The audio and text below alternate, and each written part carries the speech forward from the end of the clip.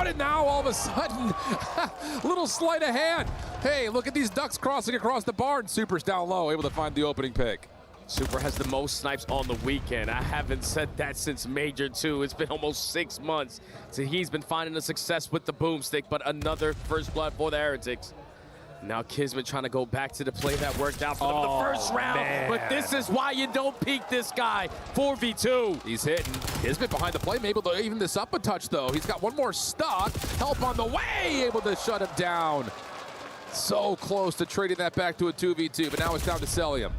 Forces one out of cover, and Super's right there to find another. He's feeling it. He's shaking his head. I don't know why they're challenging me. They must have not been watching us play this weekend. But X is sitting nice and tight in that top window in Grandma's. Rips his head off for the first kill. And then the quick scope across the map for another headshot. Luca's got to be a little bit devastated about that one. Yeah. I mean, that's just a really cool set play, though. Like, okay, X's been sniping on offense, top Grandma's. Let's send a couple people flying past. Super instead will be down low, looking for that counter pick. Works out perfectly. 3-1 the count, Super on 5. Couple rounds in a row now for the Heretics. Real gonna do one of his infamous island plays. Try to cause a distraction over at Train. Super doesn't spot anyone through the middle of the map. But on 5 in a row, he's not gonna commit with the sniper, whips out the M15. Yeah, this is just looking to see if they can catch Falcons. Trying to play with any sort of aggression right now. Falcons feel pretty sturdy in their setup, though. Kismet will get into Junkyard. There comes Real. Oh, you got to win that if you're Cell. Wow. Big win for Real. Cell had the first shots in. 4v3. Now the Heretics can move, but Luca gets a quick counter through the middle of the map. Yeah, it was an ego child there from Super. A heat check. Still a manageable situation. Metals is able to fly on in, catch that trade onto Lucas. Still the Big numbers pick. in favor of the Heretics, but Exton with a quick find. Yep. 2v2 with Kismet working the flank. Does he see the bomb? I think he does. Did now. He does, and he's able to find Metals on top of that. Exton seen in the corner down to the 1v1. Kismet is going to play deep. Surely he saw the bomb. Real's not going to have time for this. I don't think he will either. Only 15 seconds He's left. You have to get this bomb and go into bricks and instantly work this bomb plan and hope to God Kismet is not here. Kismet didn't see him. He spotted him. Maybe. Did he maybe just barely catch info? Yeah, sure did. Easy follow-up for the Bulldog. That or he just thought, well, no one's at B. Maybe he's got to be at A. Regardless of what info he had or not, it's the right play, and Kismet gets the win. Good morning, everyone. How y'all doing today? Today is the Champ Sunday of the Black Ops 7 Esports World Cup. And obviously, as y'all can see, it is right now. It is the first match of the day. Is the first match of the day with Team Heretics versus Team Falcons, and then after this matchup, it will be 100 Thieves versus Optic Gaming, and then the third match will be happening with the third place decider matchup, and finally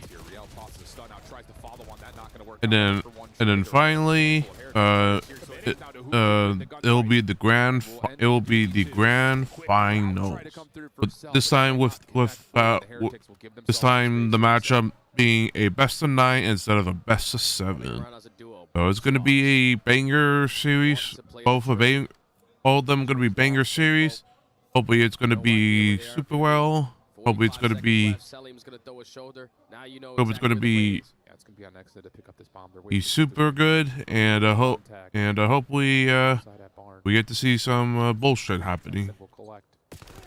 So hope you all enjoy the watch party, and let's get started. And also, chat, we'll also be doing a collab happening later today at 6 p.m. So hopefully onto it. Now it is down to 1v2 for him. He has no idea where Super's gone off to, so he's going to try to maybe reset this, and he's trying to bait, saying, hey, I've gone A, but Heretics are wiser to it. Doesn't give himself a chance. Doesn't give himself a chance. You're absolutely right. I thought he was going to hit the rotation. So right through fences. I will be doing a collab later today at 6 o'clock with a new game that just came out not too long ago. It is Shift at Midnight. So I never played the game before, so hopefully it's gonna go super well. Anyways, let's get back to the watch party. Picks up 3. And then Super, the finishing touches. Heretics have looked outstanding in this game mode this weekend. Yeah, that's just one of those blind rounds where both teams are hitting the same thing at the same time. Who wins the gunfights? Well, you can see for X and it's selling. They haven't won very many. Mine 2 and 10 feels like a little bit of the difference maker when we have moments like that come through. Kid's been able to get an opening set nade. It's been undeniable. Doing it all, bro. With his set nades. Super will be sniping this round.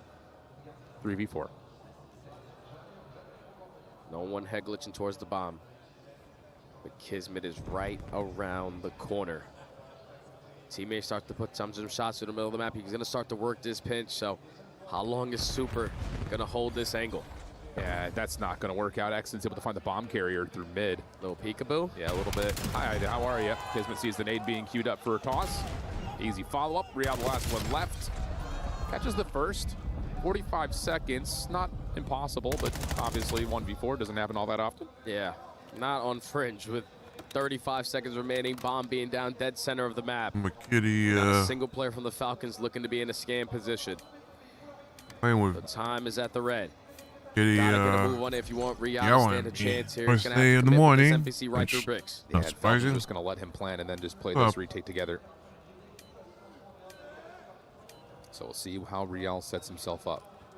Just do not scam here if you're a Luca. Don't scam if you're a Luca. Okay, they're going to try to bully him out through the alleyway. Real puts himself into a corner. Just doesn't get through the window, though. I was going to say, that's about how you would do it. Yeah. Just line him up through that back alley. Just rush the play right there if you are the young rookie in a Luca. But thankfully, Real's movement wasn't the best just to get out that window. Exton gets there just in the nick of time. Locates the final kill, secures the round, but the Bulldog is literally doing everything right now for the Falcons to just keep themselves in the fight in this S&D. Yeah, legitimately everything. First bloods, nades, clutch moments. Holy shit, bro. Yeah, I mean, Unreal. Yep. Okay. 3-4. Falcons back to the attack. I'm surprised Falcons are kind of playing like shit at the moment. Battle twice. Smoke blocks out the side alley. Like I saw a bit of the first match.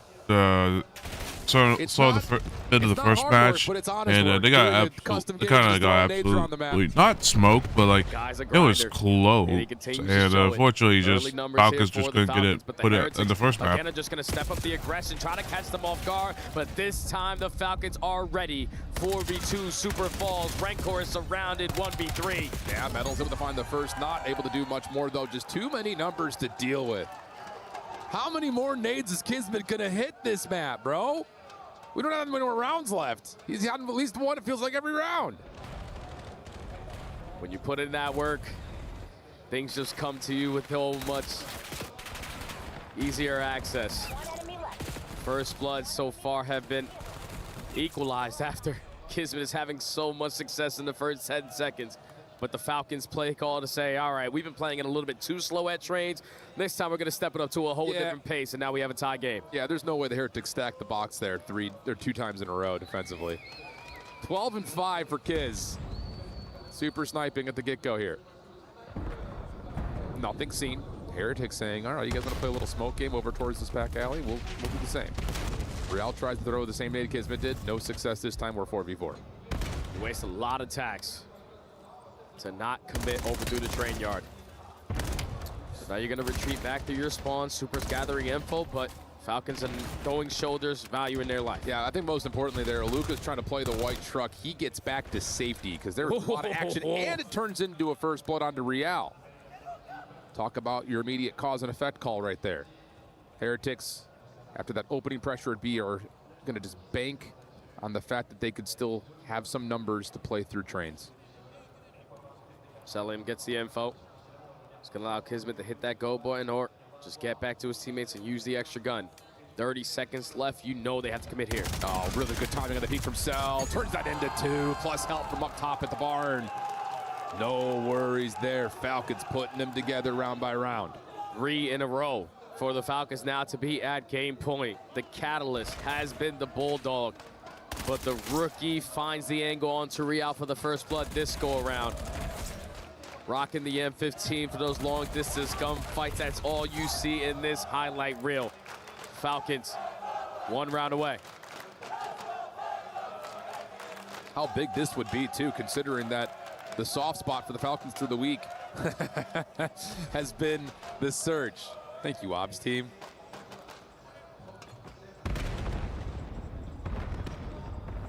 Going to be a little bit more of a patient approach here for the Falcons off the get-go. Can't say the same thing, though, for the Heretics. They've got Real up and on the corner. Yeah, hopefully he was not spotted in this position. It doesn't seem like he was, so we will be able to see the feet. Kismet is crawling.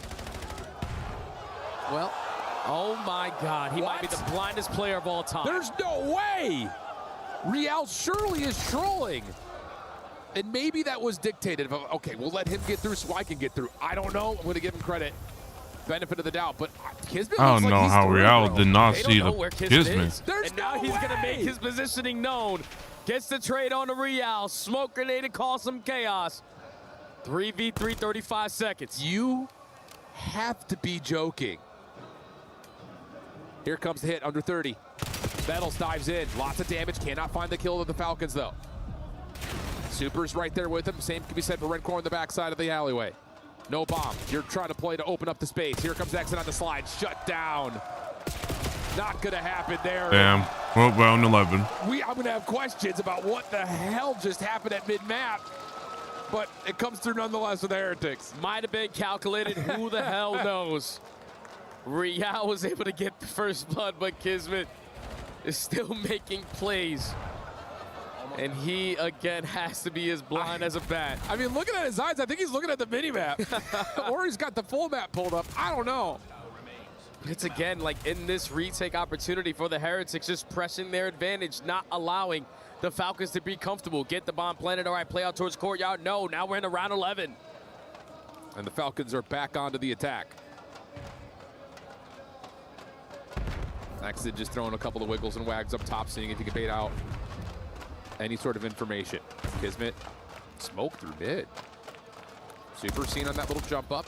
They toss Celium's direction. He'll eat up a stun, and instead, it'll be Kismet now trying to wiggle his way over towards B. Trying to throw a little curveball into this round. Smoke grenade to keep them consistently watching that angle. But Kismet and being on his stomach in that prone position has been very familiar all throughout Fringe. Just waiting to see what kind of info Heretics will be able to provide before he decides to strike. I'm wondering what the execute call is going to be here for the Falcons. Looks like it may just be Kismet taking a little bit of space. You got to clear this back position out. They don't see Redcore. It's a team nade. It's a team nade. He can shake this off and still hit this route, but we're running out of time. Aluka may have seen Redcore in the back, and now Kismet's position's known. 4v4 over the top of the B site. 20 seconds on the clock. Kismet, whoa, stuck. They're gonna try to rewrap the bomb to A. This is ludicrous. Why would you? You gotta go quick. Selwyn's a big 1v1. Exted. Metals. Delayed. Cell will drop. Bomb's being planted, but Exit falls. It's That all is to the new so. guy. Aluka in a That is- 1v3. This would be generational. He's able to pull this off for this Falcons lineup. He has to be able to check the bomb, though. Can he find Super? He pulled it. He's already past halfway. Not gonna happen. Heretics will take the back 2 rounds and go 2-0 up. Every single time the Falcons on their attacking rounds have tried this slow and steady wins the race, they just wasted too much time in that final round. They put themselves in good positionings, but it's 2-2 split. You can't commit on the bomb plan because Kismet is getting back down, and you know Celium is going to be overwhelmed in the final 25 seconds. The game plan for the Heretics is outstanding. They're up 2 in the series. Unbelievable things. Heretics feeling good. Den Overload will be the map 3, but we got to break down the first 2, and Enigma's got the desk ready to go. 2-0 up if you are Hey, the Nada. Heretics in the How you first doing? of our Welcome, welcome. semi-finals of the day. Ladies and gentlemen, we know we're in for a treat, but The emotional I don't know if we were damage expecting of the this deed off the start for- of the series here today. Rosalie, Emotional let's touch damage on some of the stuff indeed. that Miami are Like, doing right now. You know, to be leading, holy especially shit! the What SD. the hell? No, their What the SD hell looks great. Fringe has is? been a really comfortable What the map hell? for them this weekend and heading into this event. So the fact that they got it this early in the series is great for their confidence moving forward. And also, even with little Like, I don't mistakes know and little what- hiccups happening, I don't they're know dealing what- with the situationals what Falcons are incredibly doing. well. Nameless, obviously, you are tuning into that. A couple of moments that we're going to get to that you were losing your absolute marbles about. But of course, the S&D, a very close affair, very back and forth. Yeah. We expected Heretics coming into this to be pretty solid in their S&D, especially considering how good Falcons have been in their respawn. But what do you think was the difference maker in that and got them over the line? Yeah, well, you know, it was a long search and destroy, and off the rip, the Heretics had the massive edge. You saw super sniping. I think he was up to 6 kills about 5 rounds in. And, you know, their general plan was like, we'll send Real over towards Train, super find a couple picks towards mid, and there was no adjustment. 2-0 for Falcons Heritage. until That's later bad in the for game, Falcons. Kismet decided That to they could. pop takeover. Yeah. They That is a almost had the massive S&D. map win for the Heretics. They steal the map 1, which was the Falcons pick, and now they win their map pick as well. Up 2-0 in the series. They Like, have that's the a bad. advantage That's a going bad forward. pick. No, That's a certainly do, and bad. of You course, do not Kismet want to feels like lose. He's having an incredible tournament, but we are going to flick back to something inside of that map. Nameless, I'm going to come to you because importantly, Nameless has never seen anything like it. So walk me Never. through this one. All right, yeah, I mean, we all just watched it. Kismet making plays. He's on his belly, Dude. and Real is staring right at him. Now, listen, there's 2 ways to look at this. I think Shiv touched on it. If Real actually indeed did see him and let him go past, one of the best plays that I've ever Nah, seen. dude, yeah, you would have seen that on his face. I feel like just Yeah. a little bit. He would have been like a decision making. I think he was locked onto the mini map or something. Right, so like, let's just give Real credit for that. But if you didn't see him, we are truly watching blackouts on that stage, and it's great. It's fun to watch. Yeah, you guys obviously didn't get to see Hey, it. but trust Show me, Nameless was QTB, up how and you doing? down Welcome, about welcome. that one. We were very much so enjoying it. But of course, that's not only the things that have been going on inside this series. Let's go to map 1 and talk about the hard point, because up until now, Falcons, they've been unmovable when it comes to the yeah. respawns. Impressive stuff here from Miami. They've been perfect. This was their map pick and touched on it. This was kind of a must-win on the side of Falcons because their S&D hasn't been that strong over the course of the weekend. They've pulled out when they needed to, but to go out down 0-2 in the series, I was low this on the early, moment considering yesterday. your hard point's been I lights was, out. I mean, Kismet I and was Selma kinda were like- in the top I 5 saw that. heading into today. They had I like literally just saw that. I'm 1.3, like, so it's really? He did gotta not be see the. moving up if they want to He take did not something see back versus the Kiz? Heretics, Yeah, you stole the Falcons map pick, and you know, looking at this one, I had questions on who could match, you know, the 3rd SMG, and we saw Super Encore pulling them out, but really just the efficiency. Like, didn't have to massively outslay the Falcons to win this. You know, a couple team efforts on the breaks on the P4, and you know, it was really the swing moment. It was P3 second rotation where Real made a massive play. You know, this team finally coming together. As you see some of the people jumping off the map. Again, there's blackouts, but when they need the big plays, they were making them. That was hilarious when they just started falling off the roofs in this last 30 seconds. It is going to be Heretics that come out on top, though, but I love the point that you made about that second set of rotos because it was just they were too spread out. Like, nobody was played for a trade. Real found the hole, and I feel like we saw that in the S&D as well. Very in those early rounds, Super's getting those picks. You don't have anybody around for the trade, and it's also why we saw the adjustments that they started grouping up together, but the problem is Real is still putting up damage numbers like that. He has been the X factor for Heretics, I feel like, this weekend, and he's finally proven why they decided to make this decision to put him back into the roster. Feels like we're seeing a lot of nervy moments. When we came walking back in after our trip to the tower this morning, we kind of glanced up at the screens like, this is being played at a breakneck pace. My friend, obviously we've watched 2 maps now. Let's talk about who you're looking at or what you're looking for in these upcoming maps. Yeah, the Den Overload, I believe they played a close one the last time that they played. This is obviously a must-win for the Falcons after losing your map pick and that search and destroy. Sake is pretty strong for them as well, so if you win this Overload, you got a good chance of tying it up at 2-2. This map So they is just banned so important. If they lose Scar? this, it's going to be grim. And it's This even more important band the fact frequency? that Heretics, their path to victory was supposed to be Ding through dong. S&Ds and Hello, overloads. So Spookietta. this is How you also doing? a good Welcome, one for them. welcome. Then they'll will favor the Falcons. They gotta take this one I'm out. gonna. Take this I'll one. respond to Okay, you all the process right we now. know the pitch, we know the setup. And of I'll course, respond to your up 2-0 DM if you right now. are Just the give me Heretics, but 1 so much more second. to settle. So for that, let's send it over to Shift and Study in the booth. Clutch stuff in 2 straight maps with the Heretics. That is the difference maker right now. And we start to get into the teeth of this series where realistically, based on how both teams have looked this weekend, these are square up maps. It very well could go either way. Both teams are going to be happy to see both these maps coming up. Oh yeah, without a doubt. But I know if you are the Falcons, you heard Nameless say it, this is a must win. You need to have this one to get some kind of momentum because the last 2 maps you have lost in devastating fashion. Within 50 points on the hard point, a 1-round difference in the search and destroy. You just played this squad not so long ago on a very familiar map, and it came down to a 1-score difference. Falcons need to bring their slaying presence. Players like this who usually dominate versus this opposite lineup on the other side of the main stage. He's having a slow start, but Overload, he's been outstanding. Not really focused on getting those goals in, but he's gonna bring those kills without a doubt. Yeah, absolutely. Gosh, it's just, these first two maps are still living in my head. Just like, if you're a Falcons fan, you're looking at a couple of individual moments. That's the difference at this level, at this stage of the game, though. Always is, always has been, always will be. So we got just a little bit more comms going in before we lock into this then Overload. And I will say, kind of looking at just how the averages have pulled out, I mean, you're looking at some of the best overall Overload that both these two teams have played on the year, which is, I would say, a little surprising to say, because there was that stretch for the Falcons where they were top 2 in Overload through like stage 3 quals. Yeah, and then they go to Champs, and with a new player into the mix, the game mode that requires so much teamwork, that was their worst game mode that they needed to work on going into EWC. They've been able to win a couple so far throughout this weekend, but this is the most important one. Den Overload. Get your SMGs lost, and don't allow Metals to do what he did yesterday. Facts. Other side of it, players to kind of keep your eye on. Keep your eye on Celium. He, on that B point, the left side of the map, is a sentry turret. The best defender in the game. Unbelievable. But they'll start on the right side first, so we'll talk about that again when we get there. Here we go. 2-0 the count of the maps here for Team Heretics. Looking to take a commanding edge in this series by winning this Overload. But again, if there was ever a map mode combo the Falcons would want to see to get the momentum going, it'd be right here, right now.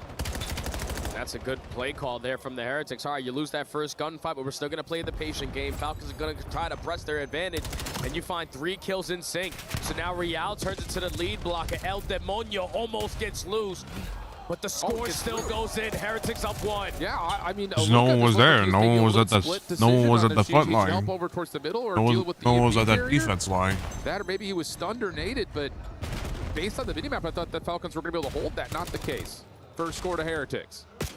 Dojo spawned now for the next DMP. First win comes through. Falcons, not the fastest team when it comes to trying to score, but they do own possession when they get it. Yeah, they play for the other team's mistakes first. If you're going to make the first move, that's where they're going to make you pay for it. But 2 kills in favor of the Heretics, now pressing their advantage on the opposite side. That's going to be 3 dead. Closest player is going to be Exit. He's able to catch 1, but it's still a chance here for Heretics to get score number 2. Okay, 1 more to grab. Real almost sneaks through. You still have to win this 1v1 if you are. Celium not quite able to. Super trying to get there, trying to grab. Slide through. Exit saves the day. Heretics will have to form up their defense. This mode is like kind of one of the weakest Team Heretics in this moment. Like this mode is like one of the weakest modes.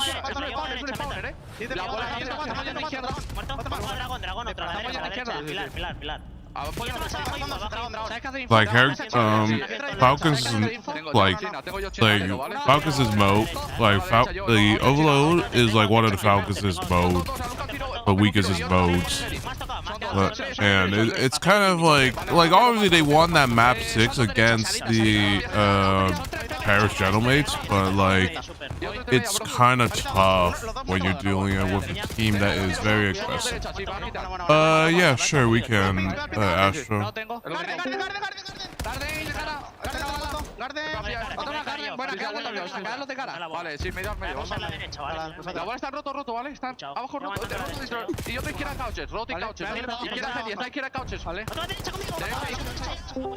Oh, here we go. This is what we're talking about. You can hear the comms scattered. It's frantic. There's a lot of hits coming off the map. And now all of a sudden that possession time is looking for a potential score. And Reluga will get in. And we find the pistol kill on the Real on top of that. Oh, here we go. 1-1 game. 2-12 to play. Absolutely. Even though there's some people that Yeah. probably were listening I'll to share my communication screen. points there from the Heretics, you don't understand Spanish. Okay. The way they were it's gonna keeping be track of the bomb players, knowing exactly where the pressure was coming in, that's all believe sounds like a it's team that's Yeah. well polished. Yeah, it's on Regardless, the Falcons were able to tie side the game. rooftop. Now with 2 minutes still on the half, reset Bombs over on towards the rooftop. rooftop. Good The cells on battle there. of the rooftops He's continues to definitely brew, holding. and Exton has another. Right now, gunfight. I don't know It's if Falcons are not awake yet, but what, like I didn't fully know what happened to them. I don't know what happened to the first hardcore.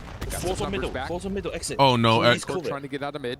For a X moment, is trying to smart. show if he can maybe We hold the haven't seen it. defense. And there's Xnid right there. Nice, nice. One more to get. Oh, we are. It's Real. Super trying Xnid, to keep just his why'd you teammate stop? alive. Just push Nice up. shots, but Real will still drop. Super now the next He one did push, but in the eyes of the Falcons. Well, no, I think he Same didn't way, want to but touch they're the looking for an device. opportunity to play with the offensive yeah, pressure for here sure. for the Falcons. Methods, hold They're in the defense. face of the Heretics in a position that they don't want to be, Ooh. but 2 kills. Oh, that's a already good gone in nade. favor of the Good. Falcons.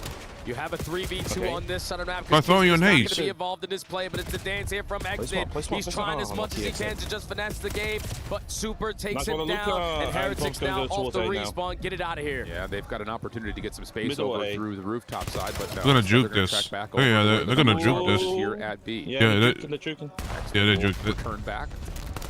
Luka spawning deep, has to make their way Nice. over. Good first Kismet gets kill. the first. Ooh, unlucky Kismet. Salim is not in his Good usual hold. position. He's now having to play over the staircase. It'll be a Luka to take the window spot. They go too slow. Yeah, they sure do. Luka's in the Nice, find Luka. a nice little shoulder to take care of Rencor. Metals is stunned. He's dealt with, and now okay. they can fly. Falcons are Super in woken some up. trouble here.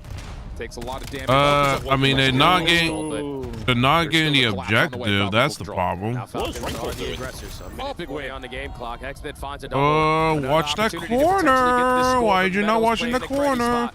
Catches you off guard. Super Oh my effective God, on the like- trade, and now MC Oh. just needs to win the Zell. gunfight just to keep his life. But nothing to Watch show for it. Another stop for the Heretics. Yeah, nothing really changing. wait It's for your just this little game team. inside the 30-yard lines for both teams right now. Like I said, we'll drop off of a Kismet. nade. Uh-oh. Kismet in some trouble. Trying to Uh-oh, over. Not going to dear. happen. So Uh-oh. also down. He That is will bad. fall. This No, is an that's opportunity done. to Yep, score. no, that's a score. Pitch finds the win off the Yep. spawn, and Heretics are up 1. And they have the reset as well over towards the Super's dojo on the side. fire. So you have the Falcons in a spawn trap. You need to wrap back as a collective unit, but that Zuka's already in favor of the Heretics. You're going to retrieve this EMP if you are Rencor. You need your SMGs to create the lane, and now it's a one-on-one. He's trying to slide it in, but the stop is there. Boom. Falcons still have a chance. Kismet barely They need gets that- back. they need that Barely overtime. gets back. Quick re-hit from X. Oh, they read it. They read it. No, he's. With the spawn. Look at Metals. Metals is all the way Oh out towards my- B, but no way, gunfight X, with there you from X. That don't put a look ton of like- pressure on these last 2 defenders at A. Instead, we're under 30 seconds Bro, to play. they You have to wait for all X to the come. objective. What are they Here comes holding? Metal Submit. They hold it. They wait for the last guy. They wait for the last teammate.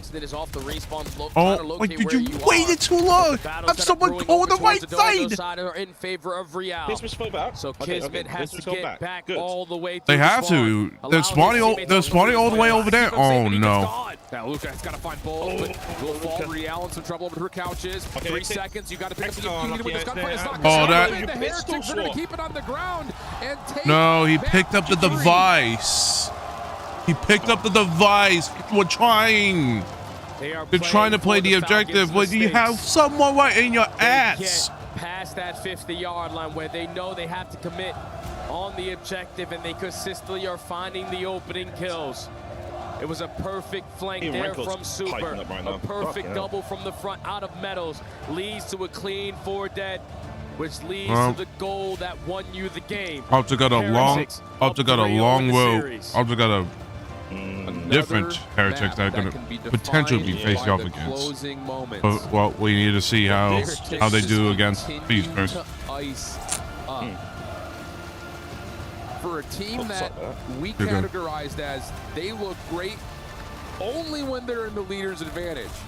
Now all of a sudden, they're hitting that special end of season form where every moment feels like there's a chance for a good moment. And it's another one where you look at Real's performance and you say, okay, here he is. This is why. You knew when this roster was This brought was back quick. in, Look at this. if they could potentially just show you a little piece of what they What were was that, last 3 season, seconds? then they could compete with some of Yeah. the best teams in the game. It Oh, took no, them this- some this is time to get disgusting. themselves into This was good. This was Finding good. that EWC, That was good search and actually. destroy. But like, Your hard I'm point just game is worried. 50-50, Now I'm sometimes worried for 60-40, Falcons because like but just the teamwork they aspect, look like they were what showing they are up putting on pretty display well for this everyone in the world to weekend. see. But for whatever why you reason, put they the band just back can't do it together. against Absolutely. heretics. What a finish. Well, the Heretics are up big. We've got our main man, Ian Chambers, down on the floor with the Heretics. Yeah, absolutely. I'm down here with some very happy Heretics fans.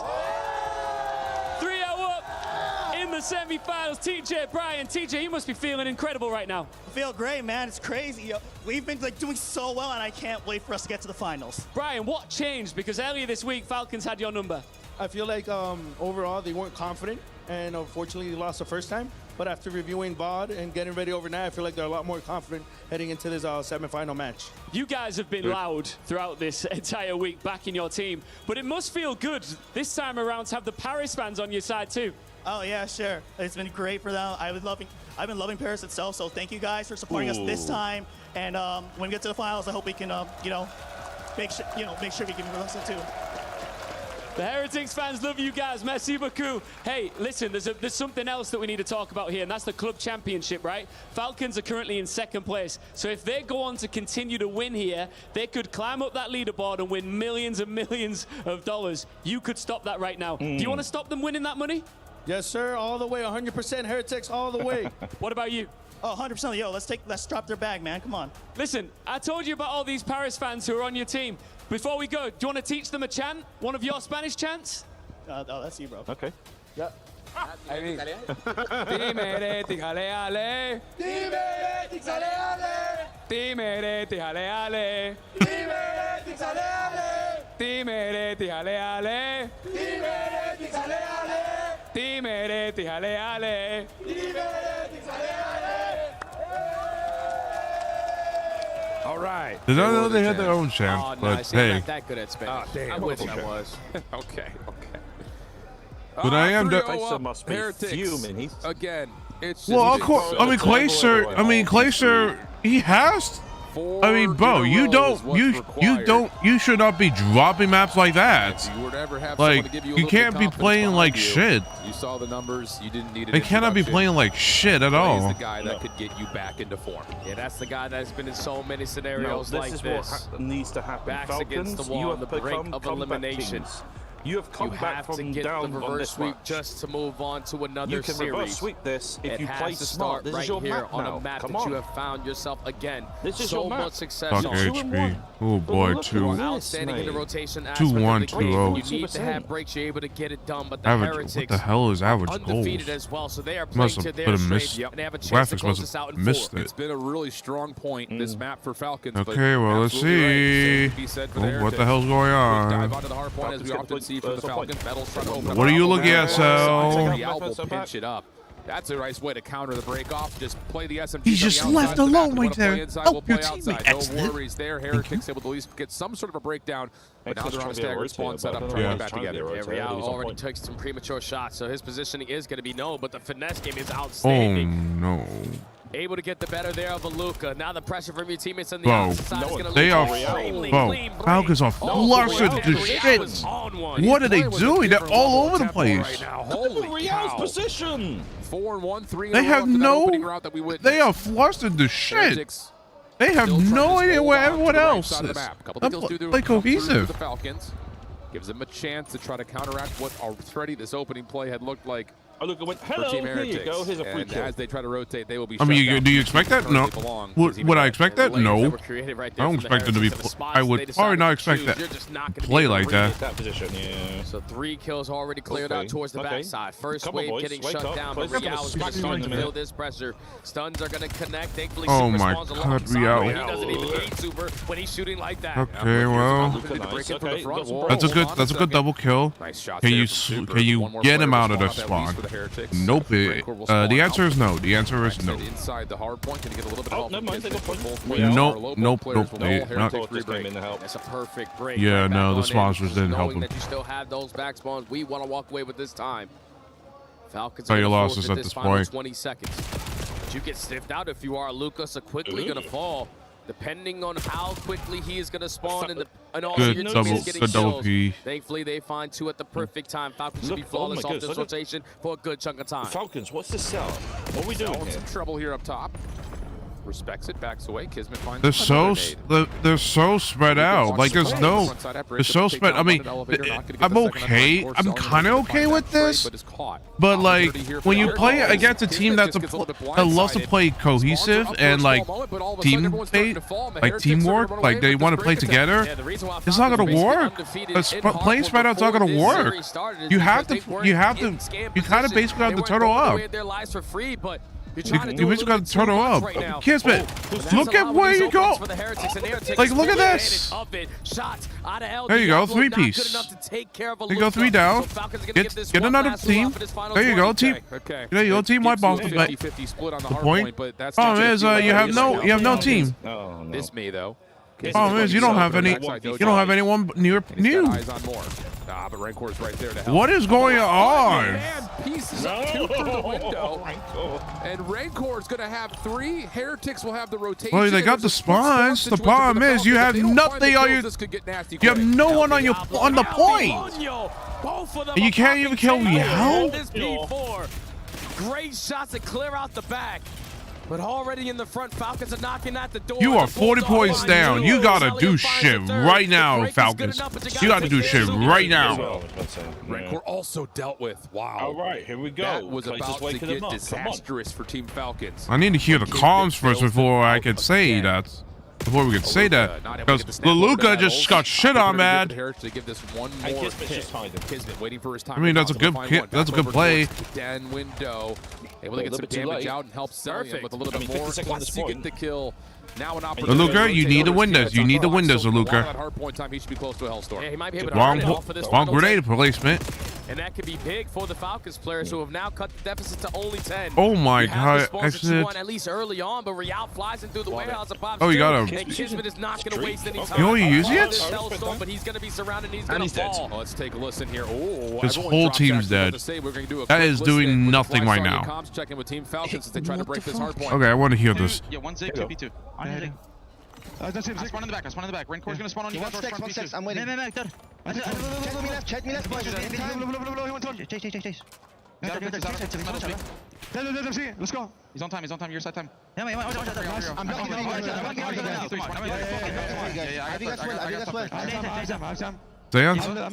Stay on time. I right here. Two low milk. They're out. Metals out. Right side. Left side dead. One guy's low milk. Good kills. Good kills.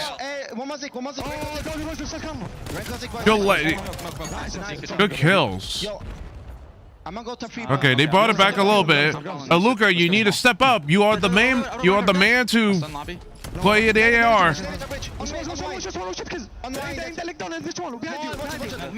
I don't know if Luca needs to use the SMG or he just needs to play smarter with the AR. He could be laying down right there. Laying down. There's 2 lobby, bro. 2 lobby. One more back lobby. Yeah, one on milk. Still milk. He wants milk. Milk on their side lobby. Milk on their side lobby. I need to pinch. I'm waiting. Nice one. No, 6. Okay. I'm in lobby. Elevator. Elevator, one shot. Low milk, one shot. Right. Well on third. Yeah, the turn is small. One shot lobby real. He's in lobby. He might go small. Small, I think. It's just another one of those moments where it just feels like this match has been in control for the Heretics, but you look up at the scoreboard, not only are Falcons keeping themselves in it, they're in the lead. Yeah, that was a flawless P1. Heretics, every time they try to approach to get them out of the time, it was effective trades and crossfires that were set up there from the Falcons that allowed them to walk away with a majority of that hard point. So now the race over towards P. No, he probably saw. He saw. No, where are you looking at? Dude. Now he's stalling out so much time to allow you have to know that someone's up your ass. He was trying to be a secret agent just sitting in the corner. How does that happen? Yeah, man, it just looked like Kismet was about to break things open, but you still get a couple of Falcons that can hold it in the back. They're desperately trying to win these spawns out. But at some point, you have to have both sides of this play meet together on top of the hard point. And as they do, the bunker from the Heretics is strong. A couple more members are still nearby. Just wait for your team. Why we do 1v3? Wait for your teammates. Wait for your teammates. Like this. You played like a team when you were P1. P5 and P1.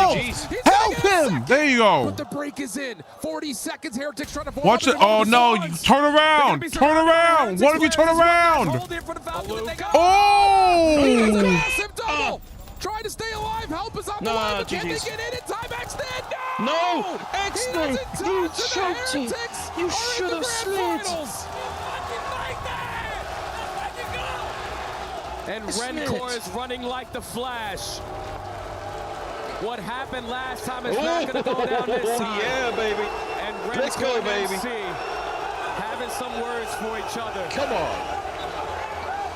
Was not expecting to see that after usually the sportsmanship that the Miami Heretics usually provide. But there's some bad blood between those guys. Regardless, Heretics move on. But X-Net, can we just have a word about? Can we just have one thing? Right? Bro, no, it's just like it's just in the icy moments. Every single match, you're a good player. Heretics come First through of all, and he make kept getting. what was the problem with you waiting for the last team? Like undeniable. Second point. But the problem is they had no where. Time to play. But the problem is where are the kills? They're not doing anything. They're doing nothing on the map. They barely did anything on the map. You bring Real back into the mix just to get the feeling that we could potentially Optic, do you got Optic Graphies, you got a long way. You gotta really look into what the hell. You gotta really look into what Miami are doing. For the Heretics, because there's no way that there's no way that there's no way that break it down. They did something that pissed off Cell. Is here with me on stage, Metals. Enhorabuena, bienvenido a la final. Y normalmente hay una gran rivalidad entre Francia y España, pero aquí no. Toda la gente quería ver perder a Falcons, entonces tenía toda la gente contigo. ¿Qué te ha parecido? ¿Te ha gustado? Enséñame sobre eso. Me ha encantado que los franceses nos estuvieran apoyando todo el evento. Bueno, el partido ya que ellos perdieron contra Falcons. Yo creo que es una rivalidad que siempre está bonita de ver y que fue una locura y fue una pasada, la verdad. Y una rivalidad sana también, creo también. Première question, first question, of course, there's a big rivalry usually between France and Spain, but not here. He had the entire stadium with him, so did he enjoy it? Of course, I think the French fans are insane. I am so happy also to have them behind me in that game against Falcons, and we just enjoy that rivalry, basically. On est très content d'avoir cette rivalité avec les Français, mais merci de nous avoir soutenus sur cette game face à Falcon. Y después, ha sido un año difícil para ti y para tus compañeros también, pero ya sabes, ahora estás logrando el mejor éxito de Heretics en la escena de COD, top 2 mínimo en la IWC. ¿Cuáles crees que fueron las llaves del suceso después de este año difícil? Pues sí, como tú bien dices, ha sido un año muy, muy difícil para nosotros, especial para mí mentalmente, pero después de todo esto ha merecido la pena. Hemos puesto lágrimas y sudor en hacerlo lo mejor posible tanto en el mundial como aquí, y se están notando los resultados. Y lo has mostrado aquí, ahora en París. So yeah, it has been a tough year for you guys and everyone is cheering, of course. It has been a tough year for you. What do you think were the keys for success? We have shed tears. We felt we're gonna map some modes for the next matchup. And we had, to get back to the track and get work on it. But I'm really proud of what we have reached now. Y Metals, has jugado increíble ese torneo, en serio. Y toda la gente está diciendo que estás el X Factor de tu equipo, pero yo creo que tú me explicas porque tú piensas que estás un gran jugador. We've seen fireworks today. Yo creo que soy el X Factor debido a que suelo hacer bastante el trabajo sucio. Y este torneo estoy jugando bastante mejor porque hablamos que nuestros AR se metieran más al punto y dejaran correr a los SMGs. Y yo creo que por eso tanto Real como yo estamos jugando de esta manera. Y más juntos también es lo que parece en esa escena. So yeah, everyone is saying that you are the X factor of the team. Can you tell me why do you think no, you're a great actually, player? they are. I have indeed been playing way better on this tournament. Yeah, no, I'm saying Optic is A team. As a team, we've I think FaZe wanted to give them. I am very proud of what we've done, and I think you are very right. Either it's a coin flip. It's probably a coin flip because there's no way FaZe allows that. There's no way that FaZe gives. You're gonna break the key of Falcons just here. How does that feel? It feels amazing, to be honest. And I think you've deserved it with that 4-0. After that beef with the Falcon boys, of course. Mesdames et messieurs, this is very meaningful. Falcons out here on COD with those championship points that would have mattered so much. But no, this is a Spanish win here in Paris to the finals.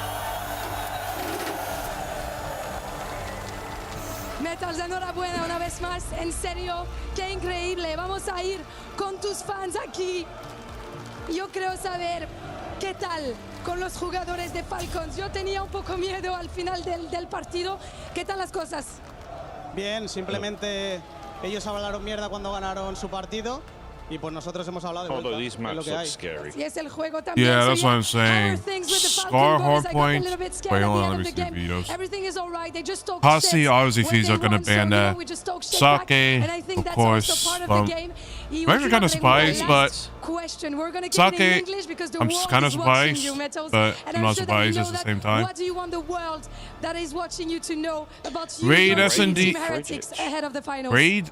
Wait, he's banned Raid? 5-2. I guess it's just not that good. I guess it's not that good, or they don't want to let Optic get them best S&D This time is gonna get be the in. right one. Vous l'avez compris. Cette année, on va pas de choc. On est là pour gagner. On va le faire 5-2, je pense. En finale, ça va être évidemment mémorable. Muchas gracias por esa entrevista una vez más. And don't go anywhere. Yeah, I'm wondering, like, about to start 100 Thieves versus Optic after a short break. Thank you so much. Dan is FaZe's map.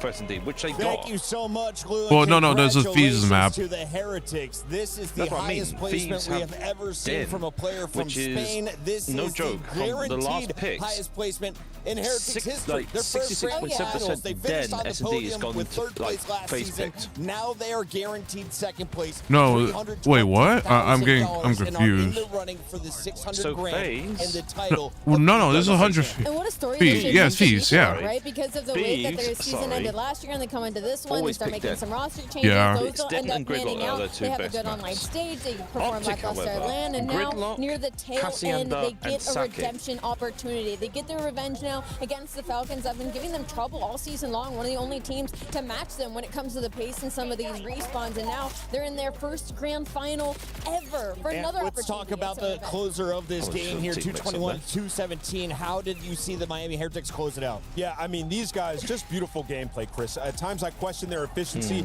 Multiple times, not having spawns inside of the P2, holding it from the front. Look at It this. required a break in the very end, and it's only right that it ends on this hill. It's quite poetic. Real coming in, making a huge play for the final cleanup. This Heretics team here to play. And then watch the reaction. What sparked the beef between MacArthur and Rancor?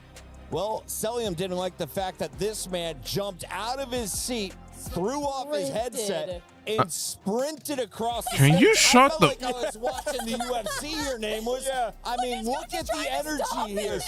Now, this all started when the Falcons beat the Heretics earlier in this tournament, and you just heard from Metals. Falcons let the Heretics know that they were on the losing end of that first fight. 100%, and they beat them at champs as well, Chris. So this was pent up. And if you saw before the match, and here's the push as you see. Get out of my face! I mean, Don't touch me, man. Getting spicy on that stage. Hey, brush your teeth. No, you brush your teeth. They had to Shut the show them fuck face-off up. before the Shut match the as well. fuck up, Rancor was Puckett. all Anyways, business. it's He had just something up his sleeve. something happened during that matchup, and Heretics said something to FaZe, obviously.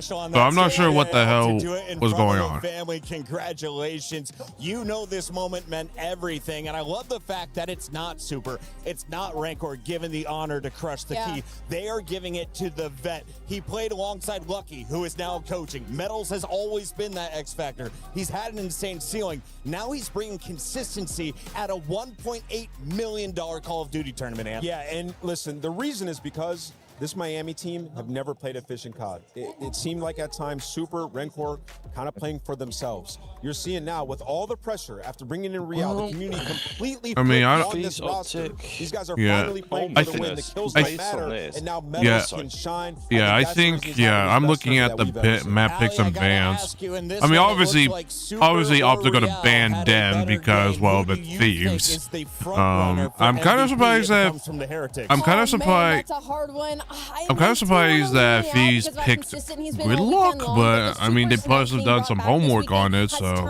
hey, why not? Around to what we saw at the beginning of the season. So I think it is neck and neck between these two. If I had to pick one right now, so that could be either good. That could be good for Optic because the way how they played, it yesterday. But that, you have to be knowing that Fees have done something.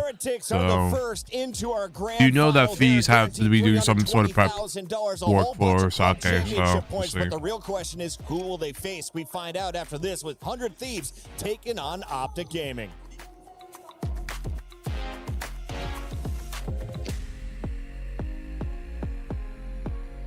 Well, the only thing Falcons could do right now is just redeem themselves on 3rd place.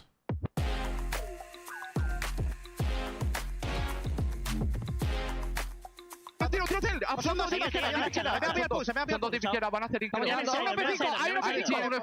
want to see this. Where was Xnid?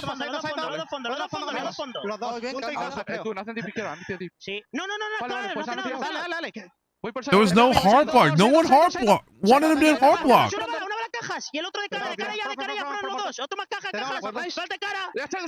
He tried to kill. He did. He tried to kill the person off the point. He tried to kill the person off the point. He needed to just rush in.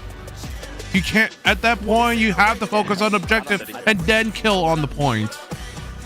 That's what I was saying, man. Excellent, just fucking stayed. Should have pushed and killed. Slid and killed. You got Omnimutant, for fuck's sake.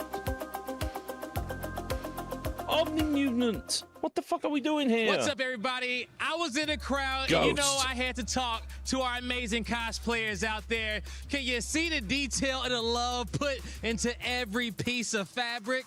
I mean, ladies, y'all look absolutely phenomenal. Maya, I mean, how long did it take to put this cosplay together?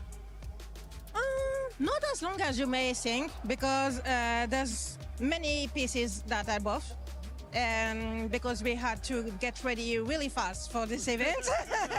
But it was really a good time making it, yeah. Even though you got ready fast, there's still a lot of detail in it. It looks amazing. I mean, Emily, how long have you been cosplaying, you know, and doing this? I've been cosplaying since 2013. Okay. And I did this costume only for the EWC. I did it in 5 days. So it was quite a rush. And we look at this one right here. I mean, who are you cosplaying as, Calix? I'm cosplaying Samantha Maxis, who's basically a very narrative character. I like her a lot because we can see her in a lot of different opus of the details on it is pretty damn good. With all zombie stories, and the details on it, the dust and such. Antagonist, and then she became an ally. That's quite blurry, but I really love that deepness of her personality. Oh my God, you can see it in the outfit too, her whole personality. Like you just got in a fight with some zombies just a few seconds ago. Now, we got some ghosts, a squad of ghosts, and I got to talk to the captain here. I mean, how long have you boys been trooping for? So, as ghosts, only for 2 weeks. So, let's say 2 or 3 weeks. We especially made those for the EWC, of course, to share it with the fans. So I mean, y'all look really seasoned. You could have told me 2 years and I would have believed you guys. I mean, have you got a chance to watch some of the Call of Duty action? I like how they have the same face mask. In specific? I know, right? Not any teams in specific. I think we think every team here deserves to be here, and everyone is really putting on a good show. So it's really a pleasure to see after this. I gotta say this though. Elites playing out these missions. So yeah, it's a great pleasure, and we are pushing for everyone. I mean, we love it, all right? You are a group of elites. We appreciate you holding it down in the crowd for us as we are watching all of these amazing matches. I mean, look at them right here. You guys gotta love this, right? The fact that, you know, Puck was like just I don't know, he was just probably trolling, but like trying to say, yeah, because there's no way he would have actually said that. He wanted to cosplay his caster, so it was like, we need to do do What our the fuck? pick'ems for the next series. I'm totally undecided on what's about to happen. It's Optic Gaming versus 100 Thieves, and make sure you download the EWC app and join us in our pick'ems. Now, I got a crowd expert here with me on this matchup. I mean, fella, 100 Thieves, Optic, we've seen this matchup before. Where do you think this is gonna go? I mean, at the start of the weekend, I'm an Optic fan myself, so at the start of the weekend, a bit shaky, but after yesterday's performance against FaZe, I mean, if we come out shooting like that today, I mean, it's a sweep. It's a sweep. It's like, who can stand in y'all way, you know?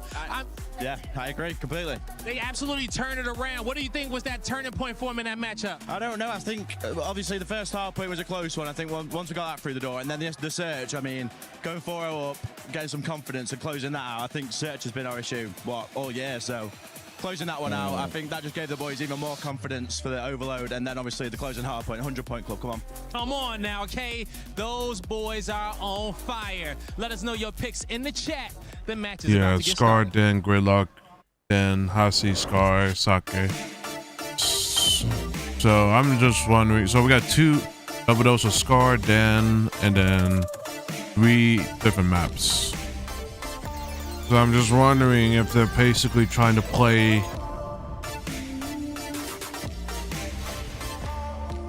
A bit different to normal. Yeah. But that Falcons team, I mean, I don't know what congrats on making this far. I don't know what Falcons were doing on the map. On that match. No. It's like they were kind of flustered in a way. Yeah. Welcome back, everybody, as we are gearing up for what is the most anticipated rematch of the tournament. 100 Thieves and Optic Gaming met up on day number 2. That was the matchup of the group stages. At the end, it was Optic having to fight for their lives through the elimination bracket. Thieves had an earlier seed into the playoffs. Now, they're fighting for a spot in the grand finals. This is between 2 tournament winners. They're huge juggernauts. How excited are you for this matchup? Can't wait. This is going to be a classic. Then again, we said that yesterday about Optic and FaZe, and they got belted. But I think that Thieves have something to offer on this one. Again, Scrap and Co looking great, bouncing back from champs. And Neum, boy, has been a superstar. We'll argue whether or not the right side of the stage is going to win this match in just a second. But first, Rosalie, some people out there are very excited about the club championship. Oh, yeah. One of them is my friend Fancy, as he knows the Falcons are out of his way. Twisted Minds have an opportunity to climb this podium. And more importantly, so do the Thieves. Currently, they're in 10th place. They're already tournament champions. They're eligible to win this club championship. They're chasing juggernauts, though, like AGAL, that had huge wins this week. Yeah, now with Falcons out on the COD side of things, that is great for AGIL. And on the other side, like you said, with Thieves, just some opportunity to place If for some Thieves more win points, this, they get could some more probably money for get their 3rd place organization right now, and they couldn't be in a better eventually. spot. Now the Team Falcons is out of the conversation. They are the best hardpoint team in the building right now. And we saw it versus Optic Texas on that game number 2, on that day number 2, where they were able to handle them in that game 5. I think on the club championship side as well, we've still got Heretics just creeping up the board a little bit off on that right-hand side. Little by little. So you never know. You never know. Could do something incredible for the Spanish organization. But yes, wonderful to see people taking it to the Falcons. Obviously, it was Team Liquid last year. AGAL leading the lot by the end of this week is insane stuff. We get a chance to see the rookie who is in the MVP conversation. Neum is going up against some of the other great ARs. You also have Scrap and Hydra in the building. Who's the biggest superstar on this stage right now, Allie, if you're looking at 100 Thieves? I'm looking at Hydra. I think if you're asking the crowd and from the number side of things, he's been playing electric all weekend long. He is in the top fire slayers of hardpoint right now, rocking with a 1.3. He has just been unbelievable all around. And even when we move over to the S&D, I would he's love to sitting see right next Optic Neum do as that. one of I'll the get best back-to-back opening duel winners in the EWC, building as well. So but if they get in those we'll early see. gunfights and those early rounds and search and destroy, you can expect them to win them. The Thieves throttled About to Koi. see. It was not pretty. Who was the shiniest player in that series, and who are you most excited to watch here on a championship Sunday, knowing we got another best of 7 between these juggernauts? Feel like I keep banging on about Neum. I think he's still the guy, and I'll come off the back of that series. But I will turn my attention to Scrap. I think that his bounce back has answered a lot of questions for the 100 Thieves. You were a little bit nervous. You're not worried about 0.6 Scrap? No, not on this one. Not on this one. I think he's proven that he is back with a bang. And yeah, he knew all the questions coming into this. He no doubt felt that pressure. Got the chance to interview him, talked about it a bit. But as always, he backed himself to deliver here in Paris. Scrap back to his winning ways. He's been dropping 1.3s, 1.2s. It doesn't matter his opponent. He's playing confident. On the other side of this stage, we have Optic Gaming that is looking the most confident I've seen them in a moment. Why? Well, they just rolled off a 4-0 over the team that won our World Championship a few weeks ago. That was a dominant performance. Who was leading the way there, and what have you seen in their win? And they needed it. For me, it was Mercules and Shotzi. I think overall, during the entirety of those series, they closed that out with 1.2s, but also you got incredible moments out of Dashy as well in that phase series. And so I think if you're an Optic fan, you needed this just because of the way that we that map. Well, obviously, I think you were losing a couple of HPs, so now you get an opportunity. I'm kind of surprised. Well, I mean, with Optic, you have to put Scar in. You have to put Scar in. There's definitely a couple of things to talk about on this roster. Dashy's rocking a 1.35 in the Overload. Merc has a 1.57 in the S&D. I knew he was performing well, but that is outrageous. And obviously, Optic came into this tournament with many questions about their search and destroys. Yes, we still need answers when it comes to their round 11s, but if you're putting up numbers like that, you don't need to worry too much about our round 11 because we ain't getting there. Major 4 champions, 100 Thieves doing work here in Paris in the past. Yeah, that's but a good going up map. against the EWC champions as Mercules has been putting up some ridiculous numbers, including that damage rating. 13,140 is going to lead the lobby. He's also been a monster in search and destroy. So you got a rookie on the right, second-year player on the left. Both ferocious, but I have a feeling this might Question come down is, to some can they veterans. do it? Let's take a look at the Can they whole do lineup. it in the Dashy on same? that far right Can they is do the same oldest performance player like they playing did alongside yesterday young against Merc, Fees? and then that guy on I the don't far know. left, well, he's And been can a they also do it pro since he was against about 14 years old. I've seen every phase of if they Tyler. do get to The it, skinny, can they do it through the Heretics? stud, I'm the not guy too who's sure been yet. thrown down to challengers and come back even stronger. Who do you think is going to be leading the way when it comes to the SMG? Does Shotzi have more work to do, or do you think it's up to Hook to have a better day against 100 Thieves? It's so hard to compare. It's such an apples and oranges conversation. Hook's going to be the selfless player, the man to glue this team in and put them in the spots that they want for victory. It's on Ant to obviously be the superstar in the impactful moments. He can't be predictable. He can't be the kind of player who gets lost in the map to little effect. He's got to be in the right time, right moment kind of situation if you want to be getting the best out of him and getting over the SMG duo in front of you. In the current meta of Black Ops 7, sometimes you need to put your AR away and pull out that third SMG. Well, Mercules, he's been very comfortable doing so, and we caught up with him behind the scenes with Guy Blaze. Just a year ago, we saw that banner hoisted for Optic Gaming here at EWC as they did something absolutely miraculous and won a second major championship in the same year. And I got two pivotal pieces to that victory. Mace, Karma. I mean, Mason, when you think about a year ago, just after winning the greatest trophy in Call of Duty, you came here, you won this for EWC. I mean, how was that feeling back then? Yeah, that feeling was insane. If you know, coming here right after Optics champs, in the mood when and they're taking that wearing one as well, two of the biggest white. tournaments. Well, I mean, it's Champ Sunday, so they have to. And I know it's super important, especially after the year in which But you the guys thing, have had. well, but the thing is, I do have confidence in them. It's just a matter of can they get it done this time. You know, throughout the entire season. But to end out on top, you guys came into this weekend kind of not looking like yourselves here, but you guys have found that pacing yet again, and you guys are looking like the defending EWC champions. How does it feel for you guys to finally be playing like yourselves? It feels good, you know, because we all know how good we are. So as long as we're just playing to our potential, it's going to be really hard to beat us. I think it's going to be real difficult, man. And Damon, you have seen some legacy teams in your past. You have seen banners go up. You have taken banners down. And when it comes down to what this team has went through the whole year and just trying to just stay consistent, stay on top, because once you do it, that's one thing, but to stay at the top level is hard. How proud of you are these boys to making it to a championship Sunday here at EWC? Oh, I couldn't be happier. I mean, we had a lot of seconds all year, but you know, you can look at it like it's a bad thing, and we obviously wish some of those went the other way. But I mean, you just got to be proud of it. It's hard to do. Not many teams come second at every tournament, let alone win some of them. So we're trying to make it a second one here, and yeah, I mean, it's been a great year. Champs would have been nice, but you know, hey, maybe we can change the story of how they think of us throughout the year with this this event. I mean, you guys definitely can. And then even next year with the new game, it'd be nice to get that 4th ring, some of those rings. I mean, some people, even yesterday, have the term. People still saying that, oh, they just played champs better. I mean, to be fair, they did. FaZe did play better in champs. But I feel like if Optic just clutched up those 3 S&Ds, it would have been a whole different story right there. So, like we said going into the event, I mean, you said, you know, we started off a little slow, and, you know, we might have, but the tourney started yesterday for us. It's the final day. It's the final day, and what matters is now. Greenwall, get ready, because Optic Gaming is ready to play.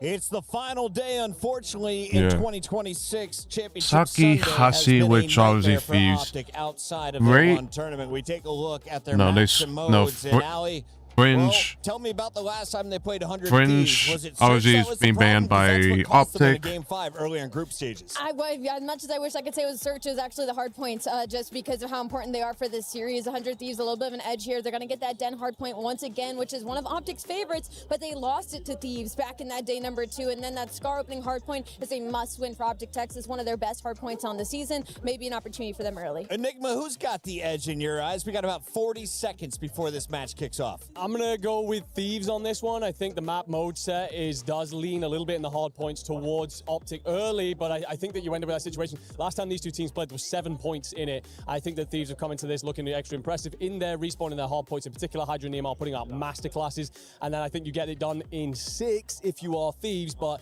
it's a tough prediction, if anything. Ali, 82% of the fans were wrong when they picked the Falcons last match. 72% of the fans are leaning with Optic this match. How do you feel they're going to play? I feel like they might get a little upset. I'm going to go with Thieves in this one. Game is ready. So are we. Let's set it down to the stage for the second semifinal.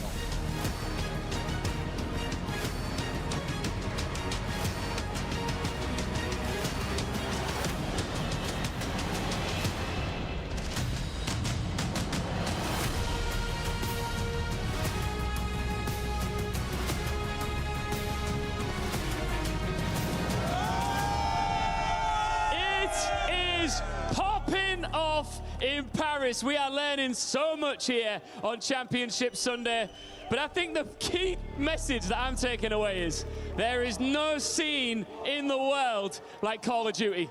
Non, les choses commencent à chauffer ici à Paris, vous l'avez vu. Heretics sont en grande finale, et pour moi, c'est largement grâce à vous. It was unexpected to see Heretics in the finals, but what is there to be expected is another banger, another rematch, another revenge here at the top of Call of Duty. Absolutely, you're about to witness the EWC defending champions step onto this stage, hopefully to continue their journey to reclaim what is theirs. Ian, aren't you gonna welcome the fucking, teams? can we not, can we not be super cringe like that? Say, let the players do that. Don't try to don't try to imitate what the fuck happened. By dinner, it was finished. The world champions who took their rings in Vegas, 4 maps, see you later. But there's still one blemish on Optic's week in Paris, 1 loss, and they're looking at avenging it here in the semis. And against them, les sans voleurs, 100 Thieves. 4-0 over Movistar Koi, clean, ruthless, exactly what a roster with superstars should look like when champs are so fresh and stings in the memories. With a fresh and a French prince, they are ready to hit the stage and to take that win and steal all of the crown's jewels. Big fight feel here in Paris. One team wants the double, the other wants the last word. 100 Thieves, Optic Gaming, let's run it back.